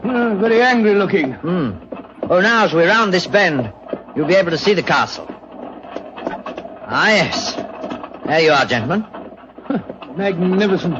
Yes, it's a fine place, all right, Doctor, though it cost me a great deal in upkeep. As a matter of fact, I only have one wing open. It's always been something of a problem to get servants to come and live here. See, the local villagers have a great respect for the Loch Ness ghost, you know. What servants do you have at the castle at present? A cook housekeeper, Mrs. McClintock, fine old lady who's been with me for 6 years now. And then there's old Tammas. He served my family for as long as I can remember. As a matter of fact, there he is now. Hello, Tammas. I'm glad to see you back, my lord, and that's a fact. Oh, thank you, Tammas. Oh, these gentlemen are Mr. Sherlock Holmes, Dr. Watson. Good day to you, gentlemen. How do you do? Good day, Thomas. Good day.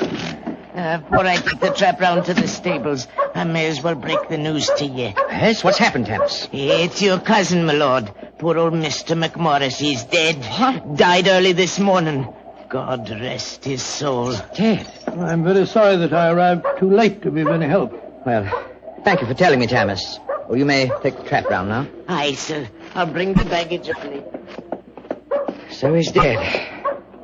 Well, I can't say it's unexpected, but it is a shock, nevertheless. I'm sure that it must be, particularly as you yourself told us you saw the ghost of Loch Ness the night before last. In which case... Watson, I think we may reasonably expect another visitation. Perhaps before the night is over. Shall we go in?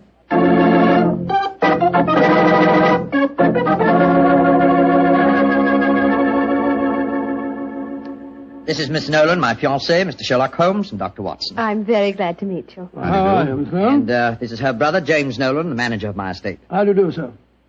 How are you, Mr. Nolan? Much better for seeing you both up here. I'm sure it won't take you long to lay this ghost business by the heels. Oh, well, I trust you don't overestimate our abilities, Mr. Nolan. Alec, you've heard about your cousin, of course. Oh, yes, my dear. Tammas told us as we drove up. Where's Walter? He went into the village with the doctor and the body of his father. Oh. He should be back soon. How's he taking it? Very quietly. Too quietly, if you ask me. Those Americans are pretty demonstrative people, you know, and Walter's been no exception.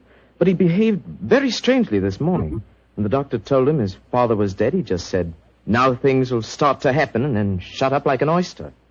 I can't make head or tail of the fellow. Yes, quite so, Carter. Mr. Holmes, I expect you and Dr. Watson would like to go to your room? Yes, I must confess. I think first I'd like to take a look at the musician's gallery, if you don't mind. Oh, yes, of course. Would you excuse us, darling? All right, Alec. It's in the dining hall here. They must have been very hospitable people in those days. 50 or 60 people could eat at that table. Yes, Doctor. Needless to remark, we hardly ever use the room nowadays. There's the musician's gallery, Mr. Holmes. Oh, yes, I see. How do we get up there? I'll show you. See, there's a stone staircase behind this tapestry here. Follow me. Watch your step. It's quite narrow, rather dark. Watch your head, Watson, old chap. Oh, don't worry about me, Holmes. I'm perfect. Oh, I say. Must have built these stairs for pygmies. Oh, yes. Here we are, gentlemen. This is the musician's gallery. By Jove. It must have made a pretty picture in the days gone by. A little string orchestra fiddling away up here, and down below the Scottish nobility bobbing and floating round in the intricacies of a Highland schottische, or a stately gavotte or something. Where does that door lead to? To the bedroom wing. And that's where the ghost appeared from the other night, I suppose. Yes, Mr. Holmes. Uh-huh. The door's ajar. Do you generally keep this door unlocked, sir? Why, no. But the key mysteriously disappeared about a week ago. James is having a new one made. So I must remind him about that. Alec, where are you? Oh, we're up here, Walter. We're coming down. That's Walter McMorris. My dead cousin's son. Poor fellow, this must be a dreadful day for him. Yes, I'm afraid this is going to be a rather painful interview. Oh, hello, Walter. This is Mr. Sherlock Holmes and Dr. Watson. How do you do, sir? How do you do? Sherlock Holmes, sir. I've heard about you and your friend, Dr. Watson. Walter, old man, I'm dreadfully sorry about your father. Are you now? Isn't that nice of you? Well, you'll be sorry enough when you hear that I'm going to take you to court and prove that I'm the real Earl of Lochmere. Oh, Walter, you're out of your mind. Am I? No. Father was out of his because he kept quiet all these years. But I'm going to have my rights. I've looked up the records. I've had genealogists working for months. And I've got all the facts that prove you're an imposter. Oh, man, what are you talking about? You know well enough. When Sherlock Holmes here sent your great-uncle to the gallows 20 years ago, the title and estate should have come to my father. When I leave here tomorrow, I'm going straight to the finest lawyer in London. Man, if you believe this, why have you said nothing about it till now? Because I'm smart. I've found out a thing or two since I've been staying here. And one of the things I found out is that your precious fiancée and her brother wouldn't look twice at you if it weren't for your money and the title. Shut up. You'll find out. She's a smart little filly, and she knows what kind of a track she's running on. You dirt! My compliments, sir. A very professional uppercut. Yes, and a very well-deserved one. Offensive scoundrel. Sorry about this. Please don't say anything in front of Betty. It'll only upset her. I quite understand. Come along, Watson. Let's go and find our rooms.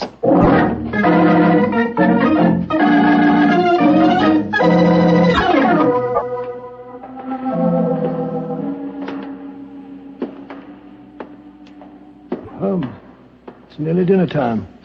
Why are we wandering about here in the dark instead of having a glass of sherry with the others in the library?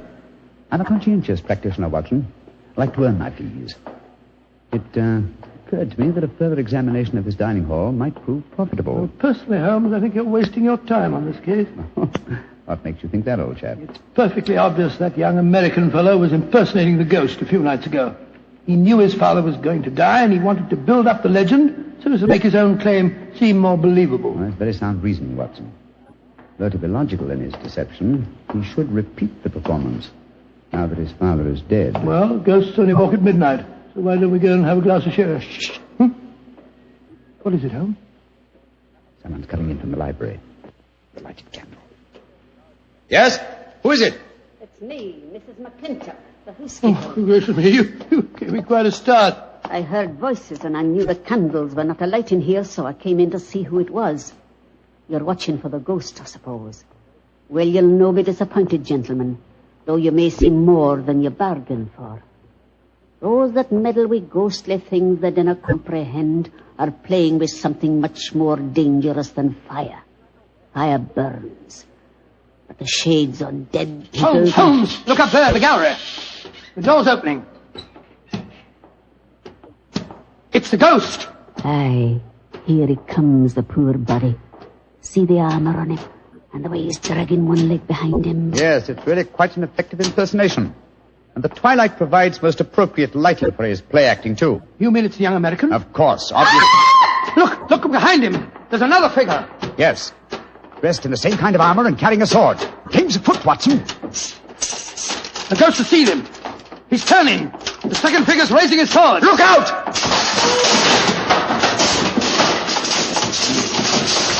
Great heavens.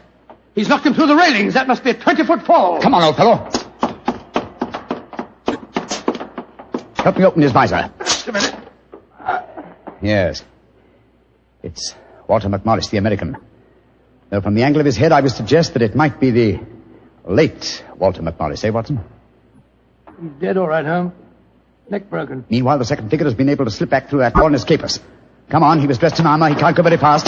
Perhaps we can overtake him.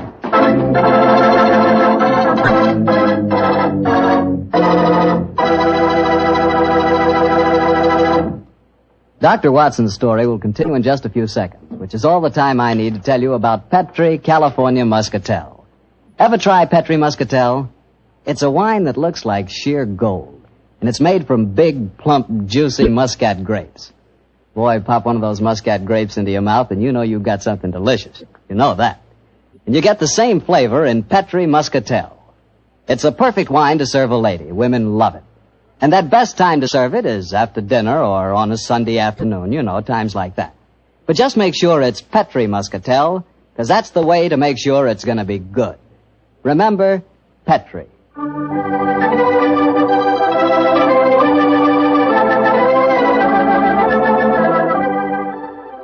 And now back to tonight's new Sherlock Holmes adventure and the story of the Limping Ghost of Loch Ness. Confound it, Holmes. There's no trace of the ghost in the musician's gallery. We gave him too much of a start, I'm afraid. Of course you didn't find him. You'll never find him because he's not mortal. Mrs. McClintock, is the original suit of armor the one worn by the first Earl of Loch Ness still in the castle? Aye, sir. It's in the library through that door there. I'll take you to it. Don't bother, thank you. We'll find it. Come on, Watson. Bring that candle with you. Right, Joe. If you know what's good for you, you'll stop dabbling in matters you dinner really can. Holmes, what do you make of the second ghost? Another imposter, obviously. But who could it have been? That's what we have to find out, old chap. Undoubtedly someone knew that the American Walter McMorris was impersonating the ghost and used this macabre method to kill him. But why kill him? Possibly his claims to the title and estate were valid. Or perhaps some fanatic was so devoted to the Loch Ness legend that he assumed the role of ghost and killed him for his sacrilege. Hold the candle a little higher, will you, old chap? There you are. Hello. Here's a suit of armor, Holmes. Lying in a heap on the floor. Oh, on the floor, eh? Whereas it obviously belongs on that stand over there. It's perfectly clear what's happened. The second figure used this armor and slipped it back in here while we were examining the dead man. Possibly, Watson, possibly. At least this armor gives us a definite clue. But it limits the field of possible suspects. How do you mean, Holmes? Well, it's an interesting fact that the human race has grown definitely larger in the past 400 years. Very few modern men can wear authentic ancient armor like this. For example, take the first item on the top of the heap lying on the floor here. These gauntlets of chain mail. Try them on. Well, that's too small for exactly. me. Neither you nor I could have worn this suit. No, nor could young Nolan, the estate agent. Whereas his sister could have done. Yes, so could Thomas the butler. He's a small fellow. And if it comes to that, Watson, our distinguished client, the young Earl of Loch Ness, is himself a small man. By Jove, so he is. And he might easily have had a motive. Young McMorris had disputed his right to the title earlier in the day. But we mustn't jump to conclusions. Nevertheless, you see what valuable evidence this armor has become. Hello. It sounds as if the rest of the party are on the scene. Yes, I suggest that we join them without making any reference to this suit of armor. Remember, old chap, one of them in there is a murderer. And we may have to set a trap to catch him.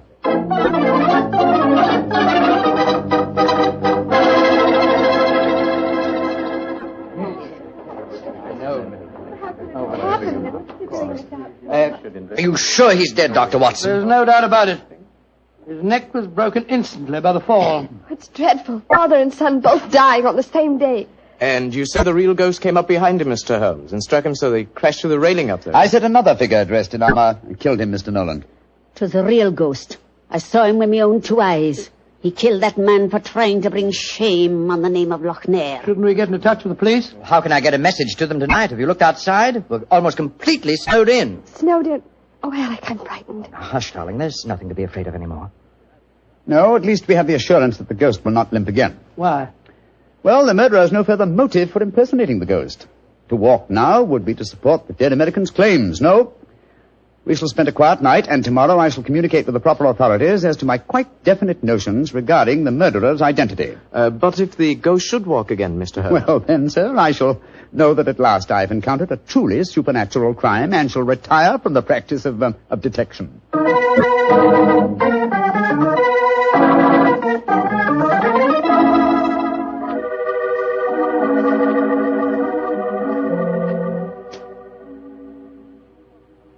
It's nearly 2 o'clock. You still over there by the window, puffing away that pipe of yours? You know, I can't help being that young McMorris knows a great deal more than he told us. A great deal more. There's a shifty look about him I don't like. Never did trust a fellow who couldn't look you squarely in the eye. Don't you feel the same way, Holmes? Holmes? Holmes, where are you? Holmes! Shh. What, Watson? Where have you been? I thought you were over there by the window. Been talking to myself. Never mind that, old chap. Get your slippers on and a dressing gown. We're on the last lap of this strange, eventful tragedy. Oh, thank the Lord for that. Perhaps I can get some sleep. Holmes, where have you been? I went to the musicians' gallery and baited the trap. Now it's ready to spring. Don't dawdle, Watson. Come on, come on. I'm not dawdling. What do you mean you baited a trap? You'll see for yourself in a few moments. As a matter of fact, I really baited it when I said downstairs that if the real ghost should walk again, I would retire from the practice of detection. I didn't understand your saying that myself. Well, I was tempting the murderer to show his hand once more. Come on, please. Where are we going? To wait behind the curtain at the foot of the stairs leading to the musicians' gallery. And I hope we don't have to wait very long.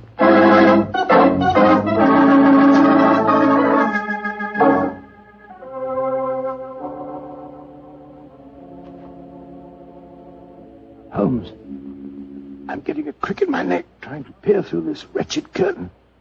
How much longer do we have to wait? Until our murderer arrives. Are you certain he'll come? Not certain, but hopeful. Extremely hopeful. You know who it is, don't you? Yes. But my proof is too thin for a court of law.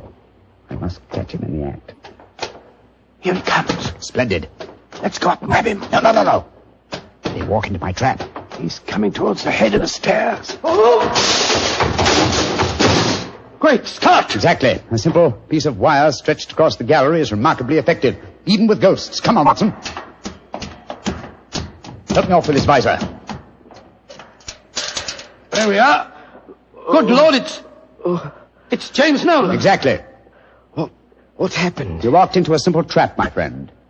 I'm afraid the next trap will be more lethal, for it will undoubtedly prove to be the one beneath the gallows.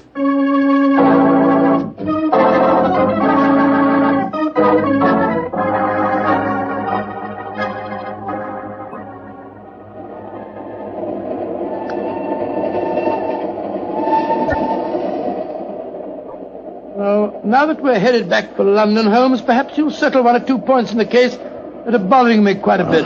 With pleasure, my dear chap. What are they? I still don't see what Nolan's motive was in murdering the American. Oh, that should be obvious. He wanted to ensure that his sister's fiancé would enjoy undisputed title to the name of the States. Well, how did you know it was Nolan? When I examined the authentic suit of armor, you see, it was obvious it had never been worn. But I still don't quite understand. Oh, come now, old chap. The suit of armor was in a heap on the floor. Yeah? And if it had been hastily discarded, and yet, the gauntlets were on top of the pile, you remember? Well, that's right, they were. If the suit had really been worn, the gauntlets would have been the first things to have been taken off, and so would have been underneath the pile. Obviously, therefore, the armor had been disarranged in order to make people believe the real ghost had walked. Yeah. After the American's death, the suspects were 4. Miss Nolan, her brother, Thomas, the butler, and the Earl himself. Well, I ruled out Mrs. McClintock because, you remember, she was standing behind us at the time of the murder. Well, I'm beginning to understand. All the suspects except Nolan were small enough to have worn the armor. That's right. Therefore, only he could have pretended to use it. Pretended? But he did use it. Oh, no, my dear fellow. Undoubtedly, he procured a similar one of modern manufacture. An amazing case, Holmes. An interesting one, at any rate. And once again, old fellow, I'm forcibly reminded of an old Scottish litany. Scottish litany? Which one's that? Oh, you remember it. From ghoulies and ghosties and long-legged beasties and things that go bump in the night. Good Lord deliver us.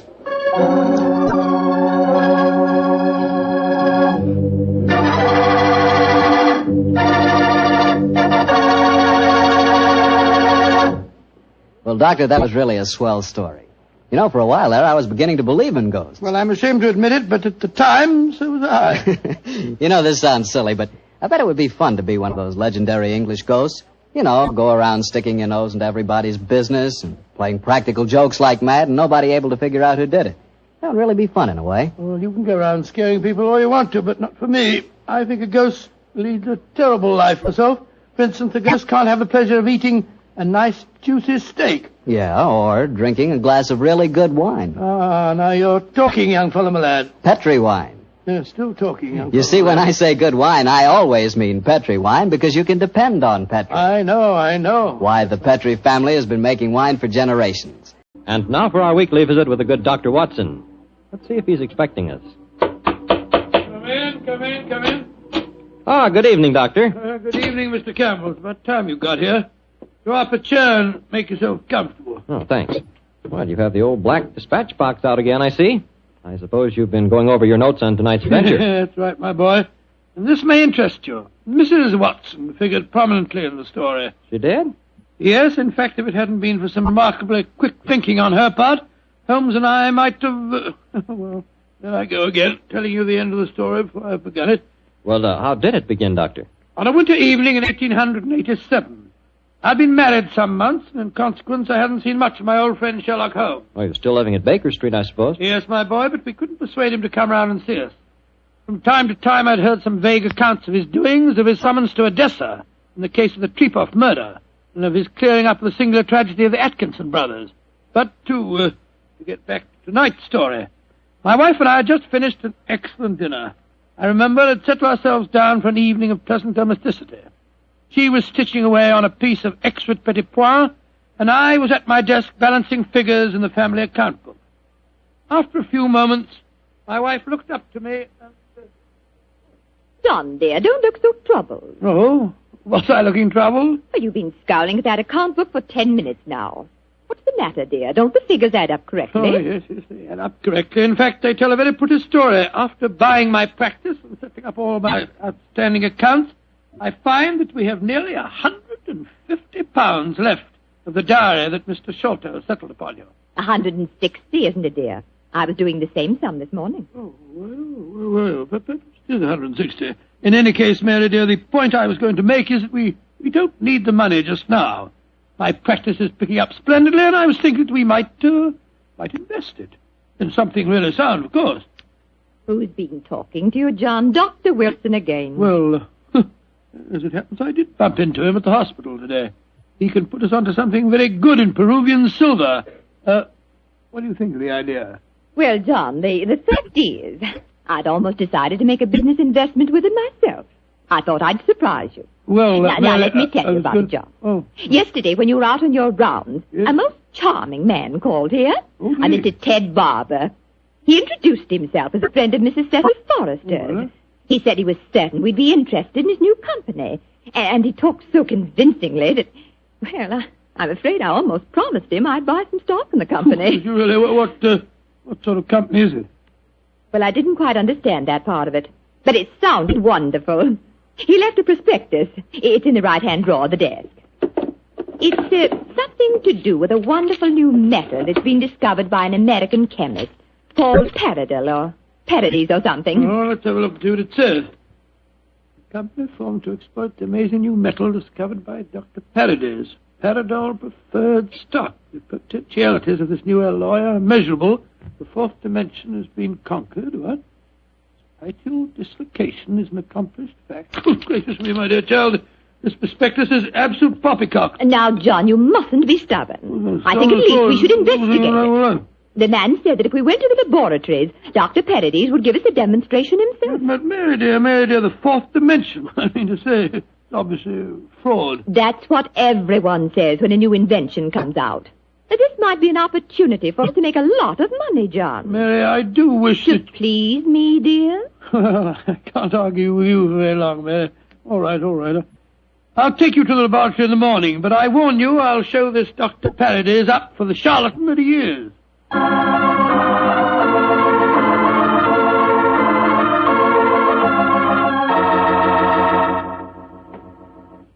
Dr. Paradise will be with you both in a moment. Thank you, my man. She's just concluding an experiment.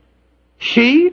Dr. Paradise is a woman, then? Oh, yes, madam, and a very brilliant one, too. Excuse me. Oh, it's a last straw. The whole thing sounded like an obvious fraud, and now we get here and find that a woman doctor's at the back of it all. Just because she's a woman, it doesn't mean to say that... How do you do? I'm Dr. Paradise. Oh, how do you do, madam? I'm Dr. Watson, and this is my wife, Mrs. Watson. Oh, yes. Come into the laboratory, won't you? Oh, thank you so much, Dr. Paradise. Oh, I'm afraid we're just wasting your time. We're not really interested in this at all, you know. John, don't mutter. Mr. Barber told me that he had called on you, Mrs. Watson, and that you were very interested in my invention. Oh, yes, I am. That's why I persuaded my husband to come down with me and see a demonstration. I'll be most happy to show you everything I can. Here's a practical example of the application of my work.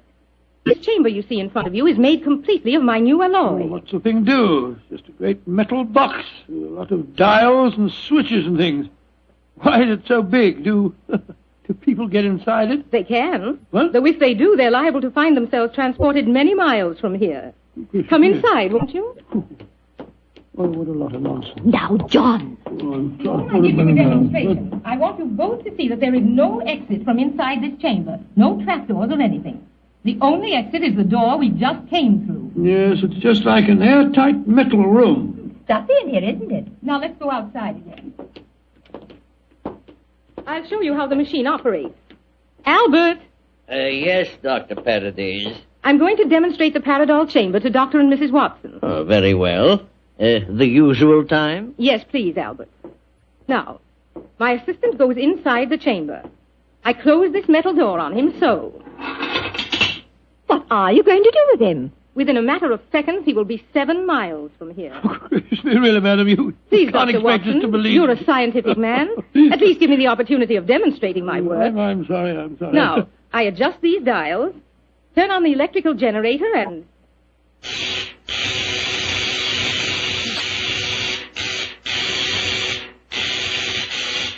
Good Lord, what an amazing business. Now open the door, Dr. Watson, and look inside, please. Great Scott, he's gone. I don't believe it. Dr. Paradise, will you explain this to me? Gladly. My metal Paradol is an unnatural alloy. What? It causes a dislocation in the warp of space and enables us to enter the 4th dimension. You see, time is a dimension. Any object in the past, present, or future can be described precisely in 3 dimensions of space and 1 of time. Yes, but this machine of yours... The alloy of Paradol, combined with the great forces of electricity, has created a new force. This element is controlled by these dials, and it is possible to move in 4 dimensions at once. Thus, bodies or other objects can be transported great distances away, all in the twinkling of an eye. I've coined a word to describe the process. Teleportation, I call it. Teleportation? Well, I'm completely confused. All my scientific training tells me this is impossible, and yet, I wonder if you'd give us another demonstration. Certainly. Perhaps you yourself would like to be teleported somewhere. Certainly not. Gracious me, no. No, I think John would be very unhappy in the 4th dimension. He wouldn't belong. Yes, you said that any objects could be moved. How about that brown paper parcel on the table over there? Certainly. It only contains some company circulars. I suggest you write your initials on it so that you can identify it later. Oh, very well. J.H.W. There you are. Where do you want it dispatched to? Send it to my house. I'll give you the address. That won't be necessary. Mary, this is an amazing business. Isn't it, John? Exciting, too. There we are. Now I adjust the dials once more, and...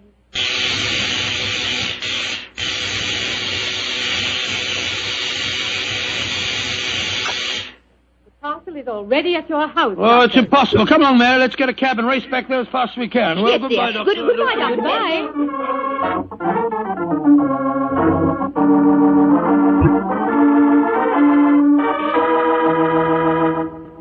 Now, dear, John, you must admit you're just as excited as I am. Well, I confess that I'm enormously intrigued. Let me just get my latch front door key up. Here we are.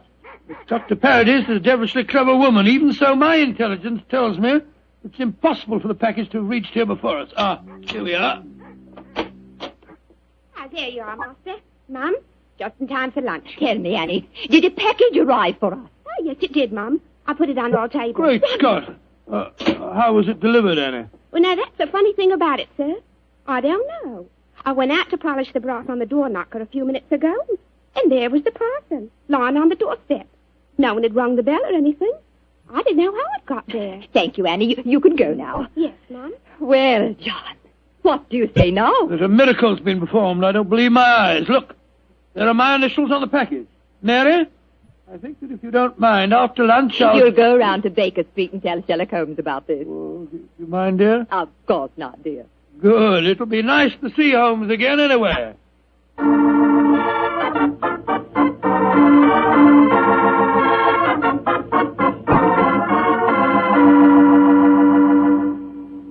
Dr. Watson, how nice to see you again. Hello, Mrs. Hudson. How are you, my dear? Oh, I'm just fine. Oh, you're looking grand, sir. Marriage agrees with you, if you don't mind my saying so. Oh, thank you, Mrs. Hudson. Is Mr. Holmes in? Aye, sir. And I'm very glad you're seeing him. He's no been acting like himself lately. Oh, really? Locking his door, and only unlocking it for me when I give him a password. And he's hardly touched his food for the last 3 days. To tell you the truth, Dr. Watson, I'm awful worried about him. Really? Well, I'll go up to him. He'll be glad to see you, I'm sure.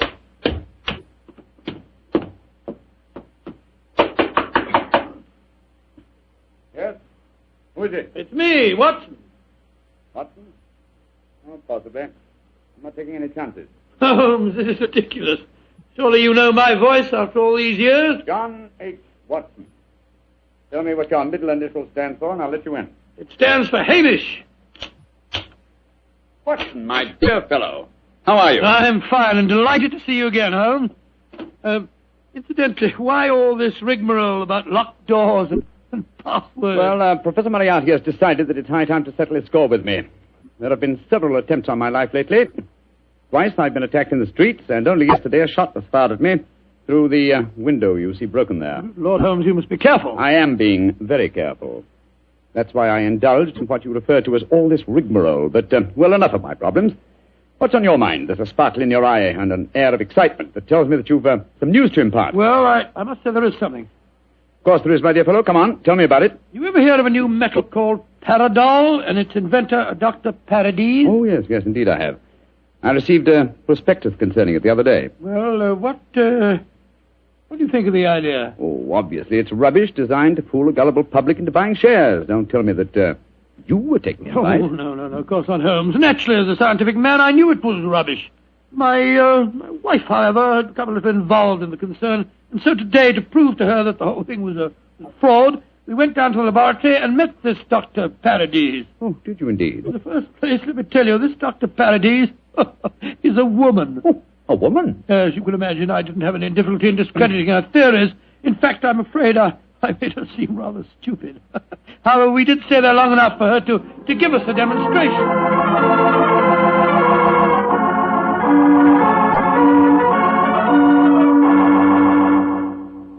And that's the way that it was, Holmes. When we got back to our house, the initial package was there, waiting for us. Oh, childish trick.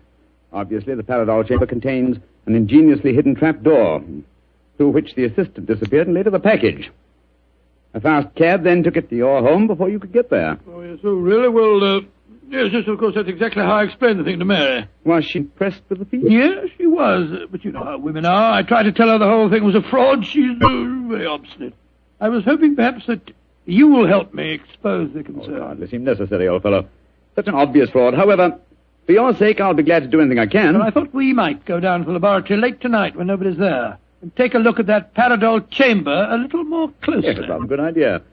After being cooped up here for 3 days, it'll be a pleasure to get some night air and indulge in a little simple burglarizing. Well, shall I call for you here? No, wait a minute, dear fellow. It's much too dangerous. I'll be in a hansom cab outside your house about 11:30 tonight. How's that? Splendid. Quite like old times, isn't it, Holmes? Yes, 'tis, old chap, though I think that this time, for Mrs. Watson's sake, I must try and keep you out of trouble.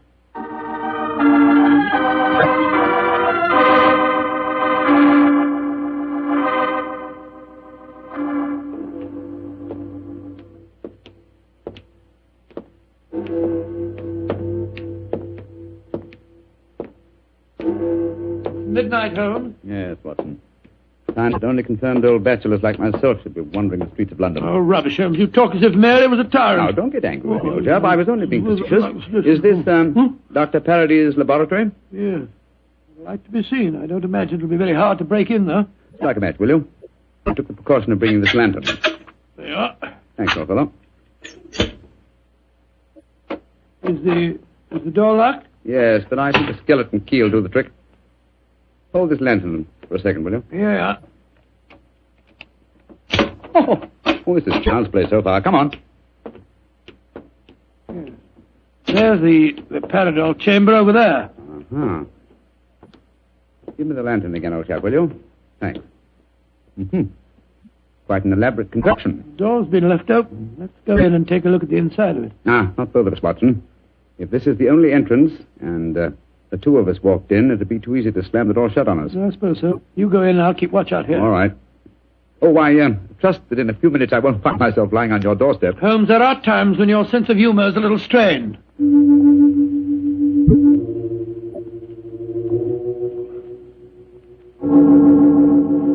Holmes, you all right? Watson! What is it, Holmes? The body of a dead woman. She's been shot. Unless I'm much mistaken... Let me come and look. 1,000 to 1, it's Dr. Parody's. Yes, it is. Watson, get out of here. Don't you see that? Good Lord, someone has slammed the door shut on us. Yes, my dear fellow. We walked into a trap very neatly. I'm afraid that we're imprisoned in what appears to be an airtight metal chamber, and the only person who can help us to get out of it again is a corpse.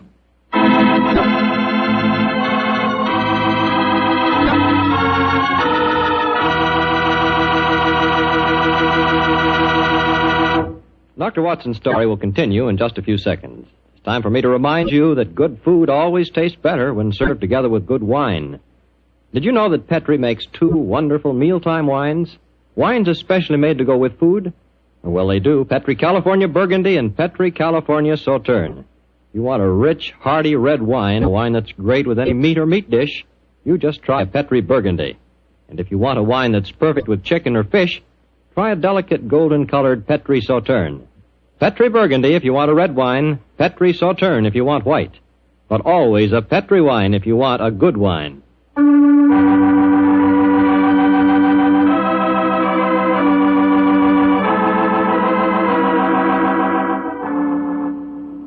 Now back to tonight's new Sherlock Holmes adventure. It is in the early hours of a winter's morning in 1887. The famous pair, while investigating the mysteries of a scientific laboratory in the East End of London, have been trapped in an airtight metal cabinet, their only companion being the dead body of a woman scientist. As we rejoin our story, Sherlock Holmes and his old friend Dr. Watson are listening intently as footsteps approach what appears to be their metal coffin. There's someone outside. They're sliding back the metal panel. Good evening, gentlemen. That voice, it's Dr. Parody's assistant. Let us out of here. Or should I be more precise, Mr. Holmes, and say good morning? Hello, Moriarty. Moriarty, you scoundrel. If I can just get my hands on him. Dr. Watson, I wish you could get over your dislike for me. For my own part, I'm genuinely sorry that my trap had to catch you, too. I've often felt unhappy that you're not on my side. Such slavish admiration of you given your friend Sherlock Holmes must be highly gratifying. There's never mind about all that. What do you think you're up to? It's obvious, my dear Watson. The whole scheme was a plan to lure me out of my safe hiding by presenting an intriguing problem, and one that victimized the wife of my old friend. You knew it would get back to my ears, didn't you, Moriarty? Yes, exactly. But why did you murder this Parody's woman? That's equally obvious, my dear Watson. It served her purpose in presenting a most convincing scientific front. As soon as the trap was baited, she was a liability. She might tell tales, and so she was killed. Like so many other of your accomplices, my dear Professor. Ah, precisely. Now, my dear fellows, I'm afraid that I must close this panel and say goodbye. Quite sorry to have to kill you, but you're becoming dreadfully in my way. And how do you plan to kill us, Moriarty? By doing nothing more than closing this panel. Oh, I could be frightfully dramatic and release deadly gases into the chamber, or poisonous snakes, or something equally colorful. But quite frankly, it seems so much simpler just to shut you in. Your oxygen supply won't last very long, you know. And for your benefit, Dr. Watson, I may tell you that Paradol, whatever its other shortcomings as a metal, is bulletproof. Goodbye, you meddling fool! Oh. There seems nothing for us to do but look around and ascertain our chances of escape. Holmes, I don't like this. We're in a very nasty situation. My dear Watson, sometimes you're a master of understatement. Aha, just as I thought. What have you found, Holmes? Sliding panel, just behind the dead woman. It leads us to a passageway. A passageway that has been bricked up only within the last few hours. But long enough, I'm afraid, to make it impossible. No, there's no escape here. Hold the lantern a little higher, will you, old chap? Yeah. That's it. Well, what are we going to do now? I was just estimating the cubic capacity of this chamber. The air supply should last comfortably for at least another 8 hours. I recommend a brief sleep to refresh us and also to conserve our oxygen supply. Sleep? Who could sleep at a time like this? I can and you can, old chap, if you discipline yourself. Well, I'll try, Holmes, but I know perfectly well I shan't close my eyes.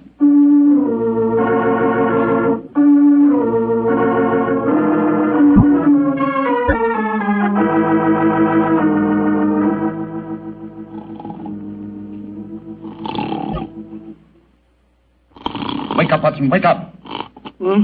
Yes, Mary dear. It's you. We're still in this infernal trap. I'm afraid so, old chap. What time? Just after 7 in the morning. How long did you estimate our oxygen supply would last? Probably about another hour. Well, it's just possible that some worker will come to the laboratory early and let us out. I shouldn't count too much on that if I were you. I suppose not. I say, Holmes, I'm famished. Yes, I thought you would be, my dear chap, so I saved you this half of a bar of chocolate. I ate my own share just before you awakened. Oh, thanks, my dear fellow. Did you sleep too, Holmes? No, I didn't, Watson. I employed my time in conducting a minute examination of this chamber. I was trying to find some possible way of getting out. And you failed, eh? I'm afraid so. Holmes, this looks like the end, doesn't it? Well, if it is my time to die, I'm glad that we're together again. Although I blame myself entirely for letting you into the trap. Come now, my dear fellow. Don't take it as badly as that. But you admitted you're defeated and that there's no possible way out of this destiny. I meant that there's no way out from the inside. So my plan worked. Good gracious me, what on earth? The Todd, there you are. Mary! Mary, you dear little thing, you must have been frightened to death. Hello, Don. Poor dear, you must have spent a miserable night. Well. Mr. Sherlock Holmes and Dr. Watson have been getting themselves in trouble again, eh? Todd, this is no time for your heavy-handed badinage. There's the body of a murdered woman inside that chamber. She was killed by Professor Moriarty. Professor Moriarty? It's too bad you didn't get my message sooner. Your message? Oh, bless myself, Holmes. I wish you'd tell me how you got your message to Scotland Yard. Well, ever since these recent attacks on my life, I've had my delightful band of ragamuffins, the Baker Street Irregulars, watching my house in fixed watches, 2 at a time. I gave the boys instructions to follow me whenever I went out. And if ever I did not reappear within 3 hours, they were to report to our friend Lestrade at Scotland Yard. Holmes, you're amazing. You think of everything. Just a minute, gentlemen, just a minute. I didn't get no message from any of your Baker Street irregulars. Oh, you didn't? No, sir. Though I did find a couple of the boys tied up when we came in here just now. But if you didn't get a message from them, how did you come here so opportunely? That's an easy one. Because Mrs. Watson here came and fetched me. You did, Mary? But how on earth? Go on, Mom. Tell him. Well, it's really very simple. When John came back from seeing you yesterday, Mr. Holmes, he was over-elaborately casual in his references to the Peridot chamber. So, of course, I knew at once the two of you were going to investigate the matter. I also caught him oiling his revolver after dinner. I didn't know that you slipped out last night, John. But as soon as I woke up this morning, I realized what had happened. So I went straight to Scotland Yard for Inspector Lestrade and brought him here with me. Why, Mary, you clever little thing. Isn't she a clever darling, Holmes? Mrs. Watson, this has been a salutary experience. Will you allow me to congratulate you on your deductive ability? Well, that's very nice of you, Mr. Holmes, but I really don't deserve any compliments, if you don't mind my saying so. It was elementary, my dear Mr. Holmes. Elementary.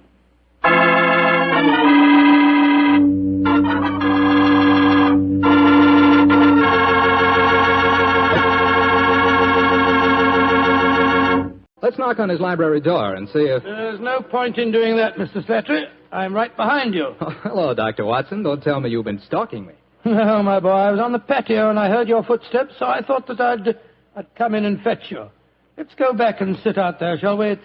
It's a beautiful evening. That's fine with me, Doctor. Here we are. Now, settle yourself down in a chair and light a cigarette, if you have one. I'll get on with my story. Well, last week you told us it concerned an adventure that you and Sherlock Holmes had in Flanders during the First World War. That's right, Mr. Safley, did. I thought that you and the great man had retired at that period. We had, my boy, but it was only natural that as soon as the war broke out, we both offered our services in any capacity that might help our country. Of course. And how did tonight's story begin, Doctor? It was in the winter of that first year. Things weren't going very well for the Allies. The Germans were advancing on Paris, and the picture was looking very black. It was just 24 hours before the famous Battle of the Marne began, the battle that changed the early course of the war, when Holmes told me that we had to go up to the front lines on a secret mission. We'd been in Paris for several weeks, where Holmes had just solved the case of the missing aide-de-camp. I was anxious to get back to England and my work in the war hospitals, but of course this new summons was in the nature of a command. And so, late on a rainy September afternoon, Holmes and I, with the boom of gunfire in our ears, found ourselves in the front seat of a staff car, sloshing and jolting its way towards the battlefield. Am I driving too fast for you, gentlemen? No, Sergeant, not at all. No, you're doing a splendid job. Oh, my man, look out considering the state of the road. Thank you, sir. Hello? The gunfire's getting nearer, Holmes. Yes, old fellow. I imagine we haven't much further to go, have we, Sergeant? No, sir, we're nearly there. Did you notice the two civilians in the back seat, Holmes? Yes. Handsome woman and a distinguished-looking man several years her senior. I wonder who they are. I'll tell you. He's a Shakespearean actor of some note, though he never achieved the fame to which he thinks he's entitled. I shouldn't be at all surprised if he feels that he's been slighted in not receiving a knighthood. But, Holmes, that's amazing. How can you possibly deduce all that from just looking at the man as we got into the car? Elementary, my dear fellow, I didn't deduce it. We saw him twice last year in the London Theatre, if you remember. What? His name is Maitland Morris. As for his biography, he's a friend of my brother, Mycroft's. He told me about him. Well, what do you suppose he's doing up here near the front line? His brother is General Sir Stanley Morris, who's in command of this particular front, and it would seem reasonable to presume that his brother has come up here to give a performance for the frontline troops. I suppose this hut is as far as we can drive, Sergeant. I'm afraid so, sir. We're 4 miles from the front line now. You'll have to clear your papers here. See that ruined farmhouse there, sir? Yes, Sergeant. Is that the General's headquarters? Yes, sir. Come on, Watson. Good Lord, it's pelting with rain. Yeah, let's make a dash for it.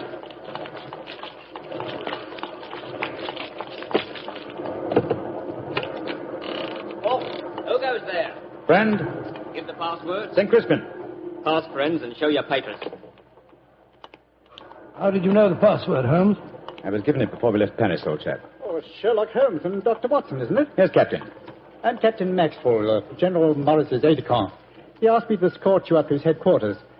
By the way, weren't Maitland Morris and his wife in the car with you? Yes, they're just behind us. Oh, splendid. I'm afraid I'll have to ask to see your papers. Yes, of course. Here's my permit, Captain Maxwell. Thank you. I know you both, of course, but we can't afford to take any chances when they're this close to the enemy lines. Let's see. Oh, yes, that's fine, Doctor. Everything's in order.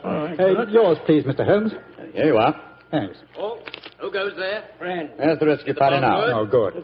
This is quite in order, Mr. Holmes. Show your papers. Oh, there you are, Captain Maxwell. Oh, hello, sir. Hello, Mrs. Morris. How are you, Captain Maxwell? Well, you both met Mr. Sherlock Holmes and Dr. Watson, I suppose? Well, no, we haven't, even though we drove up in the same car. Natural reserve of us Britishers, I suppose. How are you, Mr. Holmes? How do you do, sir? I know your brother Mycroft very well. How are you, Doctor? I'm glad to meet you, Mr. Morris. I saw you a couple of times in the theatre last year and enjoyed your performances very much. Well, thank you, sir. Oh, then you must know my wife, my leading lady. How do you do, gentlemen? How do you do, Mr. Morris? Can I see your papers, Mr. Morris? Just a matter of form. You understand. Yes, of course. Mrs. Morris, I presume you and your husband are going to give a performance tonight for the men going up the front line. Yes, Doctor. We're very flattered. They've asked us to do some Shakespearean things. Oh, yes. Although I should have thought something a little lighter would have been more appropriate. The General, he's Maitland's brother, you know, seemed to think differently. Well, my dear, show Captain Maxwell your papers. Then we can all go along and see my brother Stanley. Very well, Maitland. Mr. Morris, I shall look forward to hearing your reading of Shakespeare's St. Crispin's speech from Henry V tonight. Well, bless my soul, Holmes. How did you know I was planning to do it? Well, the setting is so perfect and the time so appropriate, I can't conceive an English actor who could resist the temptation. Oh. I noticed that your brother appreciated the fact in naming today's password. Yes, it's amazingly appropriate. You know, it's almost 500 years ago to the day that the Battle of Agincourt took place. Well, let's hope that the results of the forthcoming battle will be equally successful for England. Yes, indeed. Oh, by the way, Holmes, this will probably seem rather silly to you, but I'm an inveterate autograph collector, and I have my book here with me. I wonder if you'd mind signing. I'd be very glad to, Mr. Morris. Give me a pen, will you, Watson? Here we are, Holmes. You'll find yourself among quite distinguished company in that book, sir. So I see. Adelina Patty, Crown Prince of Norway. Oh, no. Field Marshal von Toxnitz. Oh, yes. He was one of my admirers when I played in Munich before the war. I suppose now that our countries are fighting, I should tear that page out. Do you know, I cannot help but feel that art and the appreciation of art are independent of national hatred. Quite so, sir. I myself still have a medal presented to me by the University of Leipzig for some trifling services. There you are, Mr. Morris. Oh, thank you very much, Mr. Holmes.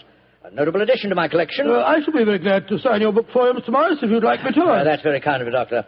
Oh, Captain Maxwell, if our permits are all in order, don't you think we should be moving along? Just what I was going to suggest myself.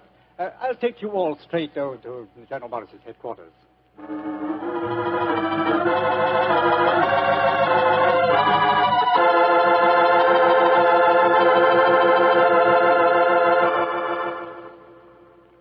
General Morris, may I introduce Mr. Sherlock Holmes and Dr. Watson? How do you do, sir? How are you, General? How do you do? Know a lot about you. Long way from Baker Street, isn't it? Yes, indeed, sir. Where's that brother of mine? Ah, there you are, Maitland. Cynthia, how nice to see you both. Oh, it's good to see you again, Stanley. Hello there, Stanley. The men will be glad you arrived. They're looking forward to your show tonight. We're very flattered that they want to hear us do some Shakespeare. Oh, rubbish, old boy. With you and Cynthia up there on the platform, you could read the telephone book and they'd love you. Oh, very kind. By the way, you'll find the stage very primitive. Just a few trestles and a large tent and a curtain made of army blankets. And your dressing room will be even worse. Oh, don't worry about our comfort, Stanley. As long as we cheer the boys up, that's the important thing. Yes, of course. By the way, what program do you have mapped out for us? Well, I thought we'd have two shows. The tent's not large enough to hold everybody at once. Anyway, we have to keep up an alert all the time. Mm-hmm. Think you can manage two separate shows? Oh, of course I can, Stanley. I may look old, but I don't feel it. You don't even look it, you scoundrel. Thank you. Perhaps we could take a look at the stage and equipment, eh? Oh, certainly. Captain Maxwell, take them over to the tent and show them what the facilities are, will you? Right, will you follow me? Oh, yes, of course. See you later, Stanley. Come along, my dear. All right. I'm glad you're here, Holmes. I'm sure I can speak quite freely in front of Dr. Watson. Oh, yes, with perfect freedom, sir. He's my colleague, and he's an old army man himself. Really? What regiment, Doctor? 5th Northumberland Fusiliers, sir. Later attached to the Berkshires in Afghanistan and wounded in the Battle of Mainwan. Really? Then I'm sure I can speak freely in front of you. Holmes, you know why you're up here so near the front line, don't you? I have a very shrewd suspicion, sir. Yeah, I thought you had. That's why I asked for you to be sent here. You asked for me to be sent here, General. Yes, I think I understand. Well, I wish I did. You will, Doctor, in due time. In the meanwhile, gentlemen, I'll have an orderly show you to your quarters. Thank you, sir. And, Holmes, take a look around, will you, and keep your ears open. We're comparatively a little distance from the German front lines, and yet there's a very puzzling silence just now. Yes, I noticed that, sir. And half an hour ago, on our way up, there was quite a lot of shelling. Exactly. It's unnatural and rather frightening at a time like this. You see, we're attacking at dawn. The enemy might be trying to infiltrate spies, and the whole success of this battle depends on a surprise attack. I quite understand, sir. Come on, Watson.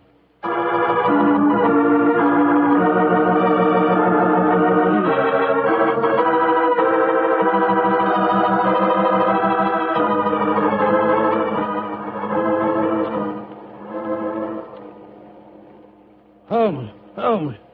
The first performance starts in a few minutes, you know. They're all there waiting. Why are we tramping about out here in the mud and the rain? I thought a pipe or two in the open air would clear our brains. Yes, a pipe in the open air is one thing, but a pipe in a downpour of rain is another. Was it raining? Oh, didn't even notice it. I was listening to the silence. What do you mean? Thousands upon thousands of Germans. Armed Germans. Full of a blind fanatical hatred and desire to kill. Are crouched in trenches only a mile or two from here. Surrounding us are an equal number of English boys, also armed. And with the will, if not the desire, to fight. Because they know their cause is the cause of freedom and justice. All these thousands poised, ready to pounce on each other and fight to the death. And yet,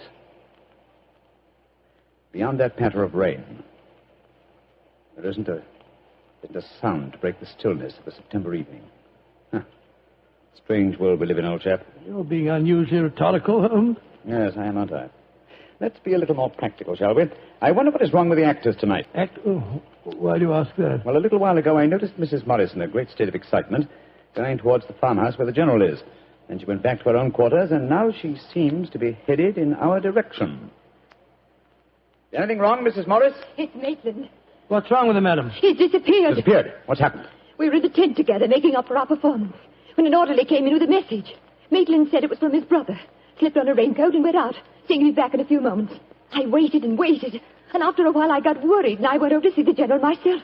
He said that he'd sent no message, and that he hadn't seen any sign of Maitland. Good Lord, what could have happened to him? I don't know, Doctor, but I'm frightened. What shall I do, Mr. Holmes? You're a brave woman, Mrs. Morris. Brave? I don't know, Mr. Holmes. Why? Because the show must go on. I shall take your husband's place. But Holmes, something's happened to Maitland Morris. He's in danger. He might True, be... Watson, true. But 1,000 men inside that tent are in mortal danger, too. Tomorrow morning, many of them may be corpses on the fields of Flanders. But tonight, they've been promised a show. Do you think that you can do it, Holmes? Oh, I think I can, with the help of Mrs. Morris. I can't do it, Mr. Holmes. You can, Mrs. Morris, and you will. If only to uphold that great tradition of the theater, that the show must go on.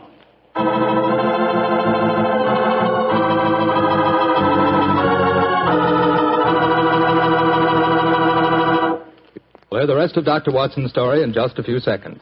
Time I'd like to take to tell you that if you've got a butcher who has meat, and you've got the points to get that meat, don't forget to bring home a bottle of Petri California Burgundy. Tell you why.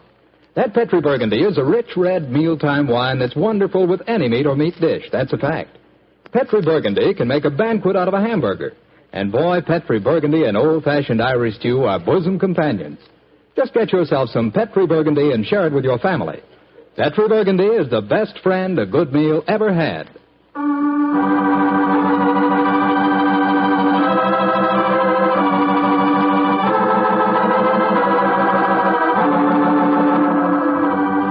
And now, back to tonight's new Sherlock Holmes adventure.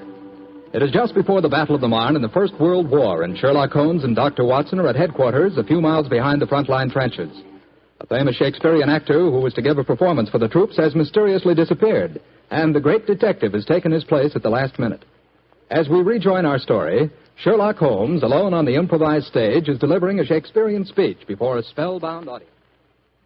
Happy breed of men, this little world, this precious stone set in a silver sea, which serves it in the office of a wall or as a moat defensive to a house against the envy of less happier lands. This blessed plot, this earth, this realm, this England.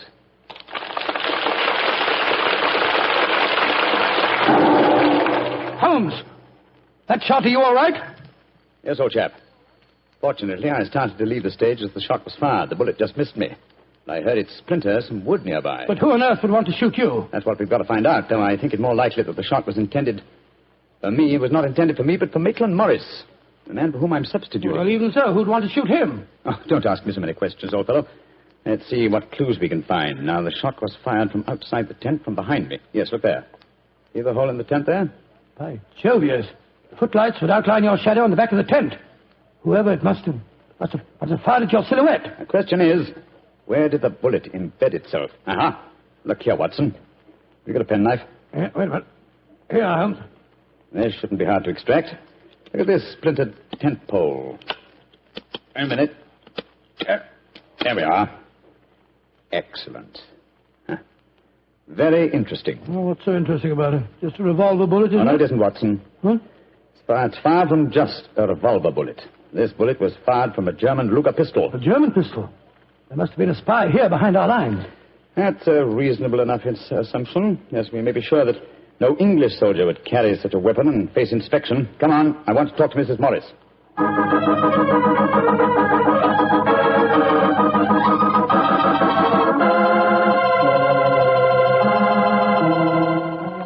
Mrs. Morris, I want you to be very frank with me. But of course, Mr. Holmes. You know why your husband's missing, don't you? No, I don't. Have you found out anything? Come, madam. Why keep up this pretense any longer? I know that your husband is a spy, or at least a great sympathizer with the German cause. The General's brother a spy? Good Lord. How dare you say that? Because it's true. Foreign Office have been suspicious of his sympathies for some time. His own brother knew it. That's why he asked to have me sent up here to keep an eye on him during his visit. It is true. Why should I keep up the pretense any longer? You see, Maitland was a disciple of Stuart Houston Chamberlain. Oh, who was this Stuart Houston Chamberlain? An Englishman who married one of Richard Wagner's daughters and became a German citizen, and an arch-enemy of England. I tried to dissuade Maitland. I implored him to consider his British heritage, his brother's name and mine. But Maitland was a strange man. His life was one of frustration and envy. Envy of his brother, I suppose? Yes. When Stanley was knighted, it hurt Maitland terribly. He said it was typical if the English would knight a soldier, and yet leave a great artist like himself unrecognized. That in Berlin, they really understood and rewarded the artist. Well, if the authorities knew that, it's amazing they allowed him to come so close to the front lines at a time like this. Oh, it was at the General's request. He wanted to plead with my husband to warn him that his secret was known. And now Maitland's gone over to the German line. Oh, it's terrible. It's worse than that. It's disastrous. He can give them information as to the strength of our troops here. He knows the password. He might even know the hour the attack is timed to start. How did your husband expect to enter the German lines in safety, Mrs. Morris? He speaks fluent German, Mr. Holmes. I fancy the autograph book he was carrying, containing the signature of Field Marshal von Tauchnitz, was in reality his pass through the German line. You told the General that his brother was gone, of course. I haven't been able to. He moved up to the front line position immediately after the first performance, though I had warned him what I thought Maitland was planning to do. I think he intended to give his performance first, then cross the lines immediately afterwards. But something must have made him change his mind. Perhaps he suspected I'd warned the General. Anyhow, as you know, when I got back to our quarters, he'd gone. Did he leave any note, madam? Yes, he did. Here it is. Thank you. I have gone, my dear. Try and understand and forgive if you can. You wouldn't come with me, and so I'm taking what is left of my heart and my hopes where they belong, among the friends that understand and appreciate me. It is something stronger than love and blood and country that makes me do this. It is something dearer to me than life itself. Dearer to me than life itself. Oh, how could he? How could he? The shame of this will kill poor Stanley. Mr. Holmes, will you break the news to him? I know it's cowardly of me, but I just can't tell him myself. Don't worry, Mrs. Morris. I'll tell him. Dr. Watson and I will ask Captain Maxwell to escort us to the General's frontline headquarters. In the meantime, try and keep calm. We'll tell him.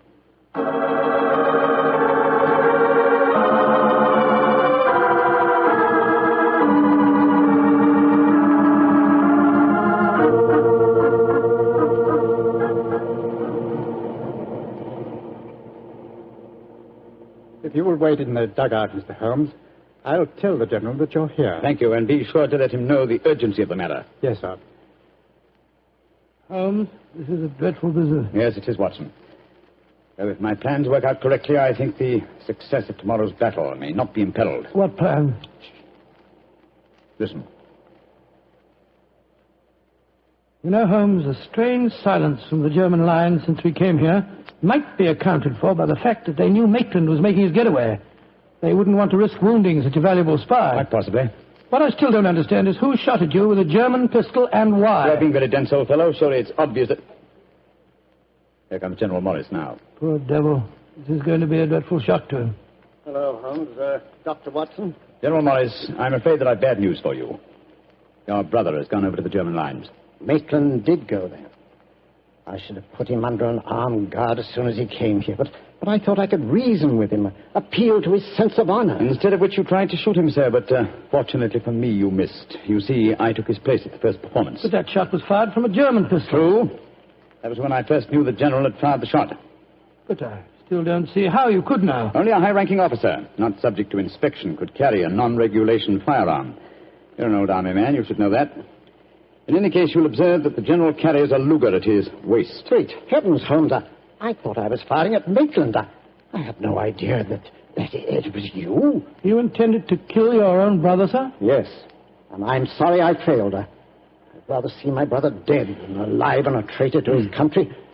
But now he's safely in the German lines. Heaven knows what secrets he may be imparting. One thing we can be certain. Our chance of a surprise attack in the morning is gone. Possibly not, sir. Oh, what do you mean, Holmes? You see, I took the liberty of altering your brother's credentials quite extensively. How, Holmes? I knew of his German sympathies. Mycroft had given me a great deal of information about him, and so I took it on myself to decide that it was unsafe to allow him so near the enemy lines with his own identification on him. Well, what did you do, Holmes? I took the liberty, sir, of stealing his autograph book, the one containing the magical signature of Field Marshal von Tauchnitz. I have it in my pocket now. I think we shall find within its pages a code concealed in the various autographs, giving valuable information to the enemy. Good Lord. I also switched military permits on him. I felt that in the event that he did go over to the German lines, his welcome might be less cordial if they were under the impression that they'd captured Sherlock Holmes. To make that identification doubly sure, I also slipped in his pocket a slight souvenir of my own. Well, Joe Holmes, you mean that medal that was presented to you by the University of Leipzig? Exactly, old fellow. I no longer wish to own a decoration given me by a country of barbarians, and it seemed a rather neat and effective way of returning it to them. So the Germans will think they've captured Sherlock Holmes? Yes, sir, and unless I'm much mistaken, he'll receive very short shrift at their hands. Yes, they hate you. There's your answer, sir. I'm sorry. Well, don't be sorry, Holmes. It's better that way. Now his secret can die with him. Excuse me, sir. Yes, Maxwell, what is it? Would it be in order for me to return to headquarters now, sir? It's very nearly time for the second performance, and I've still been unable to trace the whereabouts of your brother. Well, my brother will not be acting tonight, I'm afraid. Holmes, I wonder if I might ask you to take his place once again. If you want me to, General. I do. Maitland had planned to do the St. Crispin speech from Henry V. He knew how much I loved it. I realize that, sir. When I was told the password up here. Well, can you remember the speech, Holmes? Oh, I think so. At any rate, I can try. Then do it for me, my dear fellow, will you? For me. I'll be very proud to do it, General. Goodbye and good luck. Thank you, Holmes. Captain Maxwell, take them back to headquarters, will you? The men will be waiting for the performance.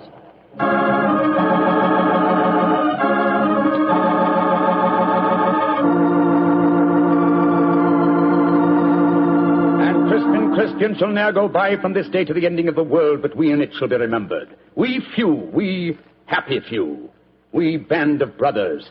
For he today that sheds his blood with me shall be my brother. Be he ne'er so vile, this day shall gentle his condition. And gentlemen in England now abed shall think themselves accursed they were not here, and hold their manhoods cheap, while any speaks that fought with us upon St. Crispian's Day.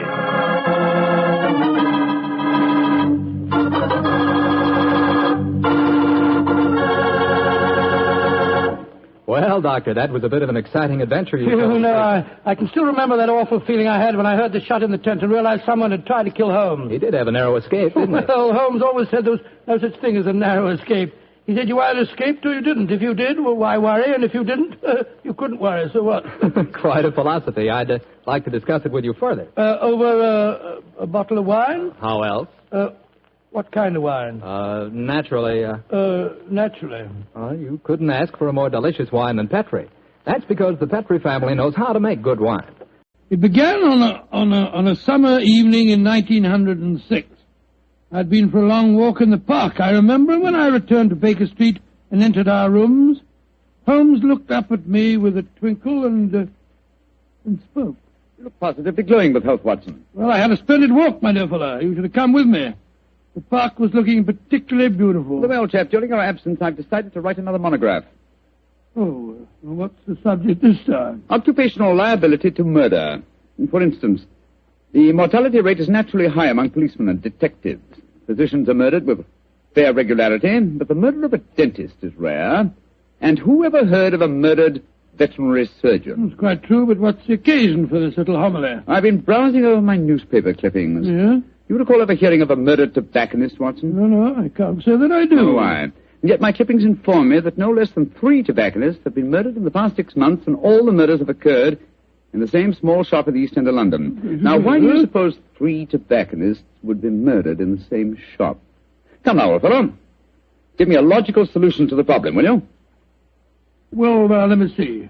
You say that the shop's in the East End? Yes. Is it near the river? As it happens, it's on the water's edge. And supposing the tobacconist's shop was the headquarters of a smuggling ring. Perhaps boxes of cigars were unloaded from the dock and brought to the shop. Cigars containing pearls or opium or something. Watson, my dear fellow, you're doing splendidly. You must walk in the park more frequently. You're positively scintillating. Oh, no, you're making fun of me. I assure you I'm not. You're expecting anyone home? No, probably a visitor from Mrs. Hudson. Go on with your fascinating theory. Now, why are 3 tobacconists murdered? Well, because they know too much. Perhaps they demand a share in the profits, so the head of the ring decides to kill them. Plausible enough, Watson. I really must congratulate you. I can see that I'm very lucky in having a biographer with such a lively imagination. Thanks very much. Come in. That's very nice of you. Imagination. Oh, hello, Strad. Strad, I'm glad to see you. I hope I'm not intruding. Not at all, my dear fellow. Come along, sit down. Thank you, Miss Holmes. Anything remarkable on hand? No, Miss Holmes. Nothing very particular. Then tell me all about it, Lestrade. Can't hide anything from you, can I, sir? Yes, there is something on my mind, and no mistake.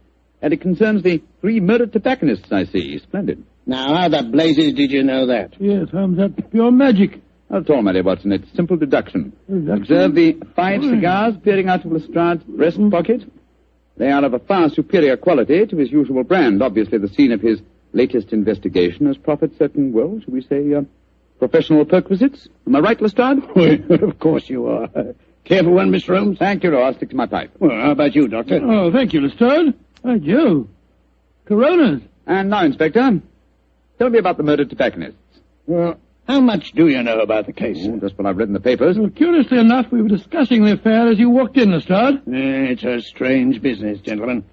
I only got hold of the old story today when I had a long talk to young Jack Longworth. He's the owner of the shop. Oh, in relation to Gerald Longworth, the taller member of Parliament who battled so successfully against the slum clearance bill? His son, Mr. Holmes. Nice young fellow, too. When his father died, he inherited this shop along with a lot of other property in the East End. Well, how big a shop is it, Lestrade? Oh, just a hole in the wall, Doctor. Like all the other shops in that part of London.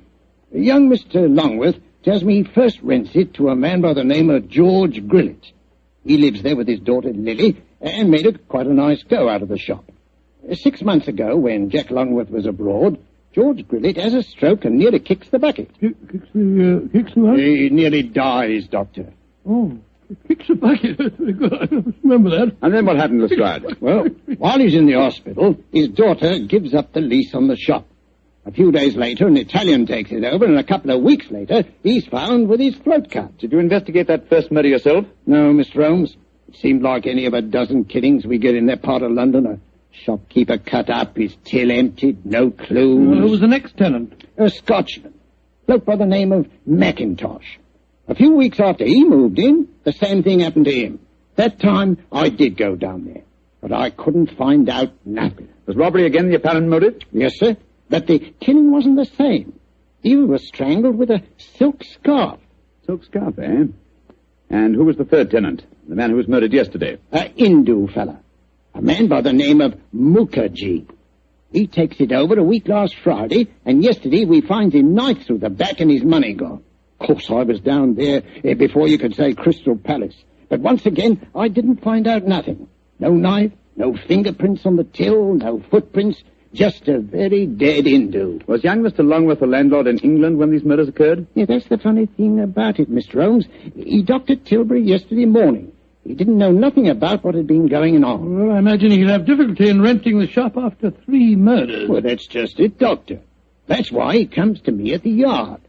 George Grillet, his first tenant of the shop, moved back there today with his daughter Lily. And young Mr. Longworth's worried about them. Well, if you ask me, he's more worried about the daughter than he is about old man Grillet. So the original tenants of the shop are back in residence again, eh? And, what do you want me to do? Well, I thought perhaps you'd be interested enough to come along with me and look at the shop, Mr. Holmes. I should be very glad to, my dear fellow. Get your coat and hat, Watson. Oh, that's your... Oh, dear, that wretched instrument. I'll answer it. Hello? Mycroft, how are you? What? Yes. Yes, he's here now. Why, of course. I'll do everything I can, certainly. Let's have dinner together soon, shall we? Splendid idea. All right, goodbye. Was that your brother, Holmes? Yes. Lestrade, I do think you might have told me the whole truth. Well, how do you mean, sir? I thought your visit was prompted by a Need for friendly assistance. I didn't realize that you came here virtually on a government order. Well, it wasn't just quite like that, Mr. What's the government got to do with the case, and how does your brother Mycroft fit into the picture? Not sure yet. But of one thing we may be certain. There's obviously a great deal more in this case than Lestrade would have us believe. Why do you say that, Holmes? You must bear in mind, old fellow, that occasionally Mycroft is the British government.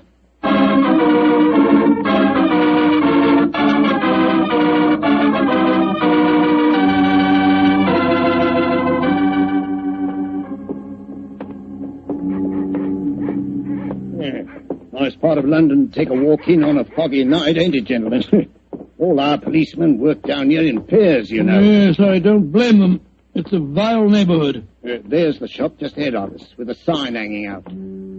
Hello, there he is again. Oh. See that bearded Hindu skulking off around the corner there? Oh, yes. He's been haunting the place ever since I came down here. So a bearded Hindu haunts the place, eh? Yes, and yesterday, Holmes, the Hindu proprietor of the shop was murdered. Exactly. Well, here we are. I'll go in first. Depressing-looking place, huh?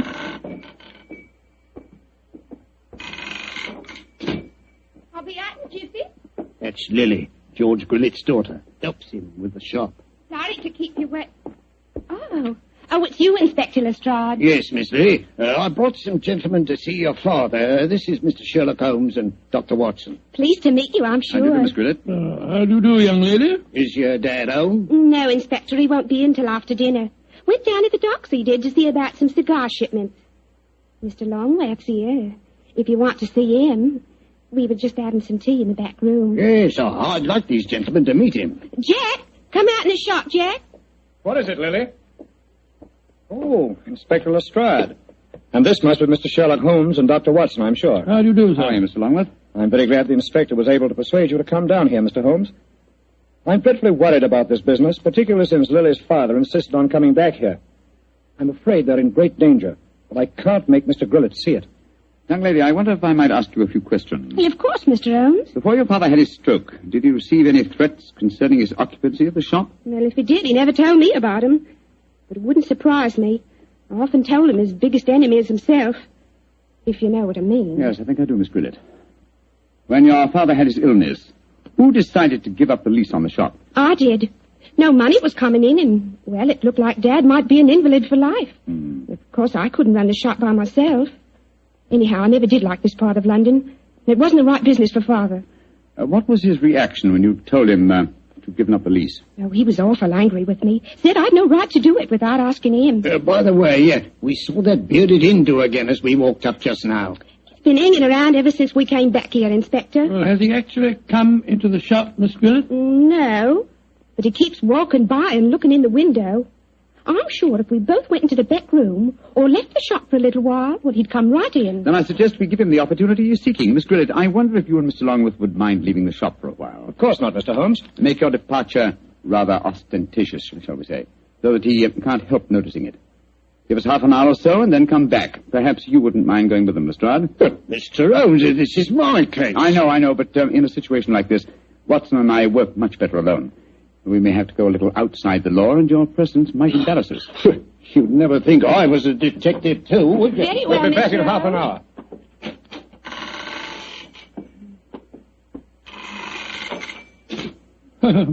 Poor old Lestrade.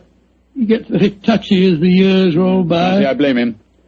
I'm leaving him completely in the dark. Come on, Watson. Behind the counter. No, my dear fellow. Not under it, old chap. We lift the flap. So. Now I suggest we crouch down behind here. Come on. That's it. Have you got your revolver, Watson? Yes, it's in my pocket. Good. In the meantime, make yourself as comfortable as these cramped quarters will permit. We may have quite a wait ahead of us.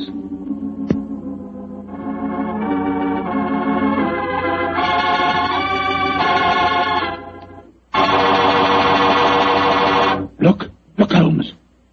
There's the Hindu now, peering through the window. Handy. Yes, sir. Here he comes.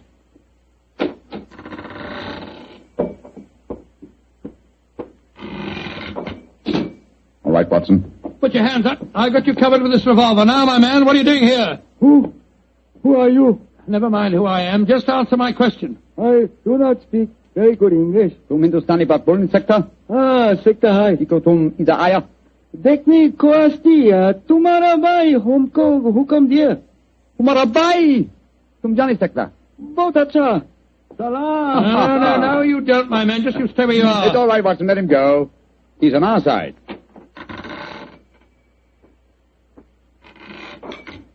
Wish you'd tell me what in thunder's going on. Who that man was and why you let him go. He's an investigator from the Foreign Office, old chap. Given his instructions by my brother, Mycroft. Mycroft? Yes, old fellow. When my brother fails to tell me all the facts concerning this case, I begin to think these triple murders have far greater ramifications than we ever dreamed of.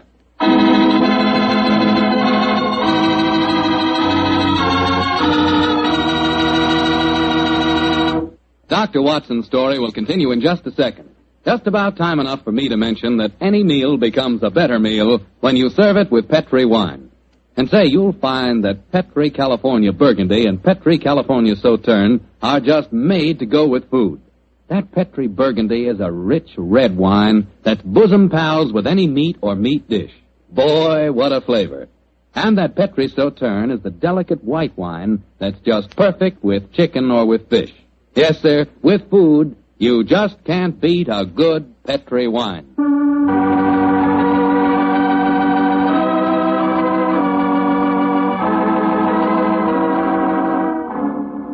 And now back to tonight's new Sherlock Holmes adventure. A puzzling case is occupying the attentions of Sherlock Holmes and Dr. Watson. 3 murders have taken place in a small tobacconist shop in the East End of London. As we rejoin our story, it's late at night, and Sherlock Holmes and Dr. Watson, accompanied by Inspector Lestrade, are once again walking toward the ill-fated shop. Well, I don't see that you've accomplished much, Mr. Holmes, except that you just bought me a nice dinner. Oh, we're making progress, Lestrade. If only by the elimination of obvious suspects. But there's a pattern to this case, and that should give us a clue. Well, how do you mean, Holmes? My dear fellow, consider the obvious motive of these murders, and particularly observe the results they've obtained. Well, the motive was the same in all 3 killings, robbery. Oh, no, Lestrade. Don't let the theft of a few pounds from the till blind you to the real motive. Look. Here's Miss Gridlett now. She's coming out of the shop. Good evening, Miss Gridlett. Hello, Mr. Holmes. Is your father home yet? Yes, he is, Mr. Holmes. And I can't tell you how anxious I am for you to talk to him. I'm going to meet Mr. Longworth. He's taken me to the music hall. I should be home just after 10. I hope you'll be able to stay with Dad until then. Well, don't you worry, Miss Gridlett. We'll keep an eye on him. Oh, thanks ever so much. Oh, Mr. Holmes. Yes, Miss Gridlett? Please don't go into our rooms in a beck, will you? I've left things in a frightful mess. I quite understand, Miss Gridlett. Well, ta-ta all. See you later. Let's go into the shop.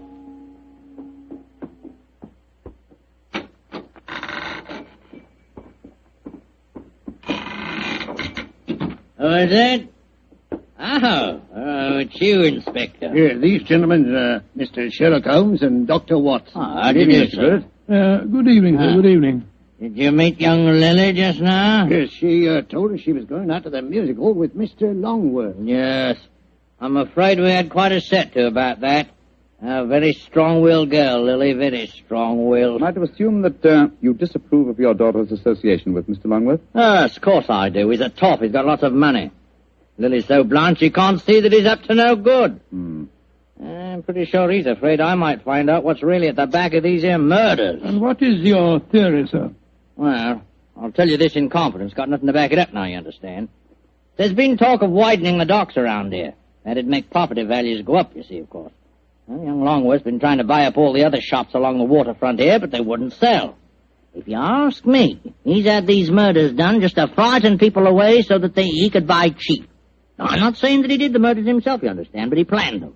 Why, in these parts, it's easy enough any night to get a throat cut for a couple of quid. Yeah. That's why I'm glad you're here, gents. You see, I just got another warning. Warning? What do you mean, sir, warning? Found this note slipped under that door there not 3/4 of an hour ago. Receive, please. What does it say, Holmes? I shall call on you at 8:30 tonight. You know what's good for you. You'll be waiting for me alone. Try any funny tricks, you'll go where I sent the rest of them. Well, that's obviously from the killer. Possibly. What's the time now? Look, It's 20 past 8. I was hoping you gentlemen would wait in our rooms back of the shop. You can hear what's going on in here, and if he tries any rough stuff, you can pop in and nab him. Just what I was about to suggest myself, Mr. Grillis. Either way, will you? Oh, yes. Just step behind the counter, gents. Now, through here. Here we are.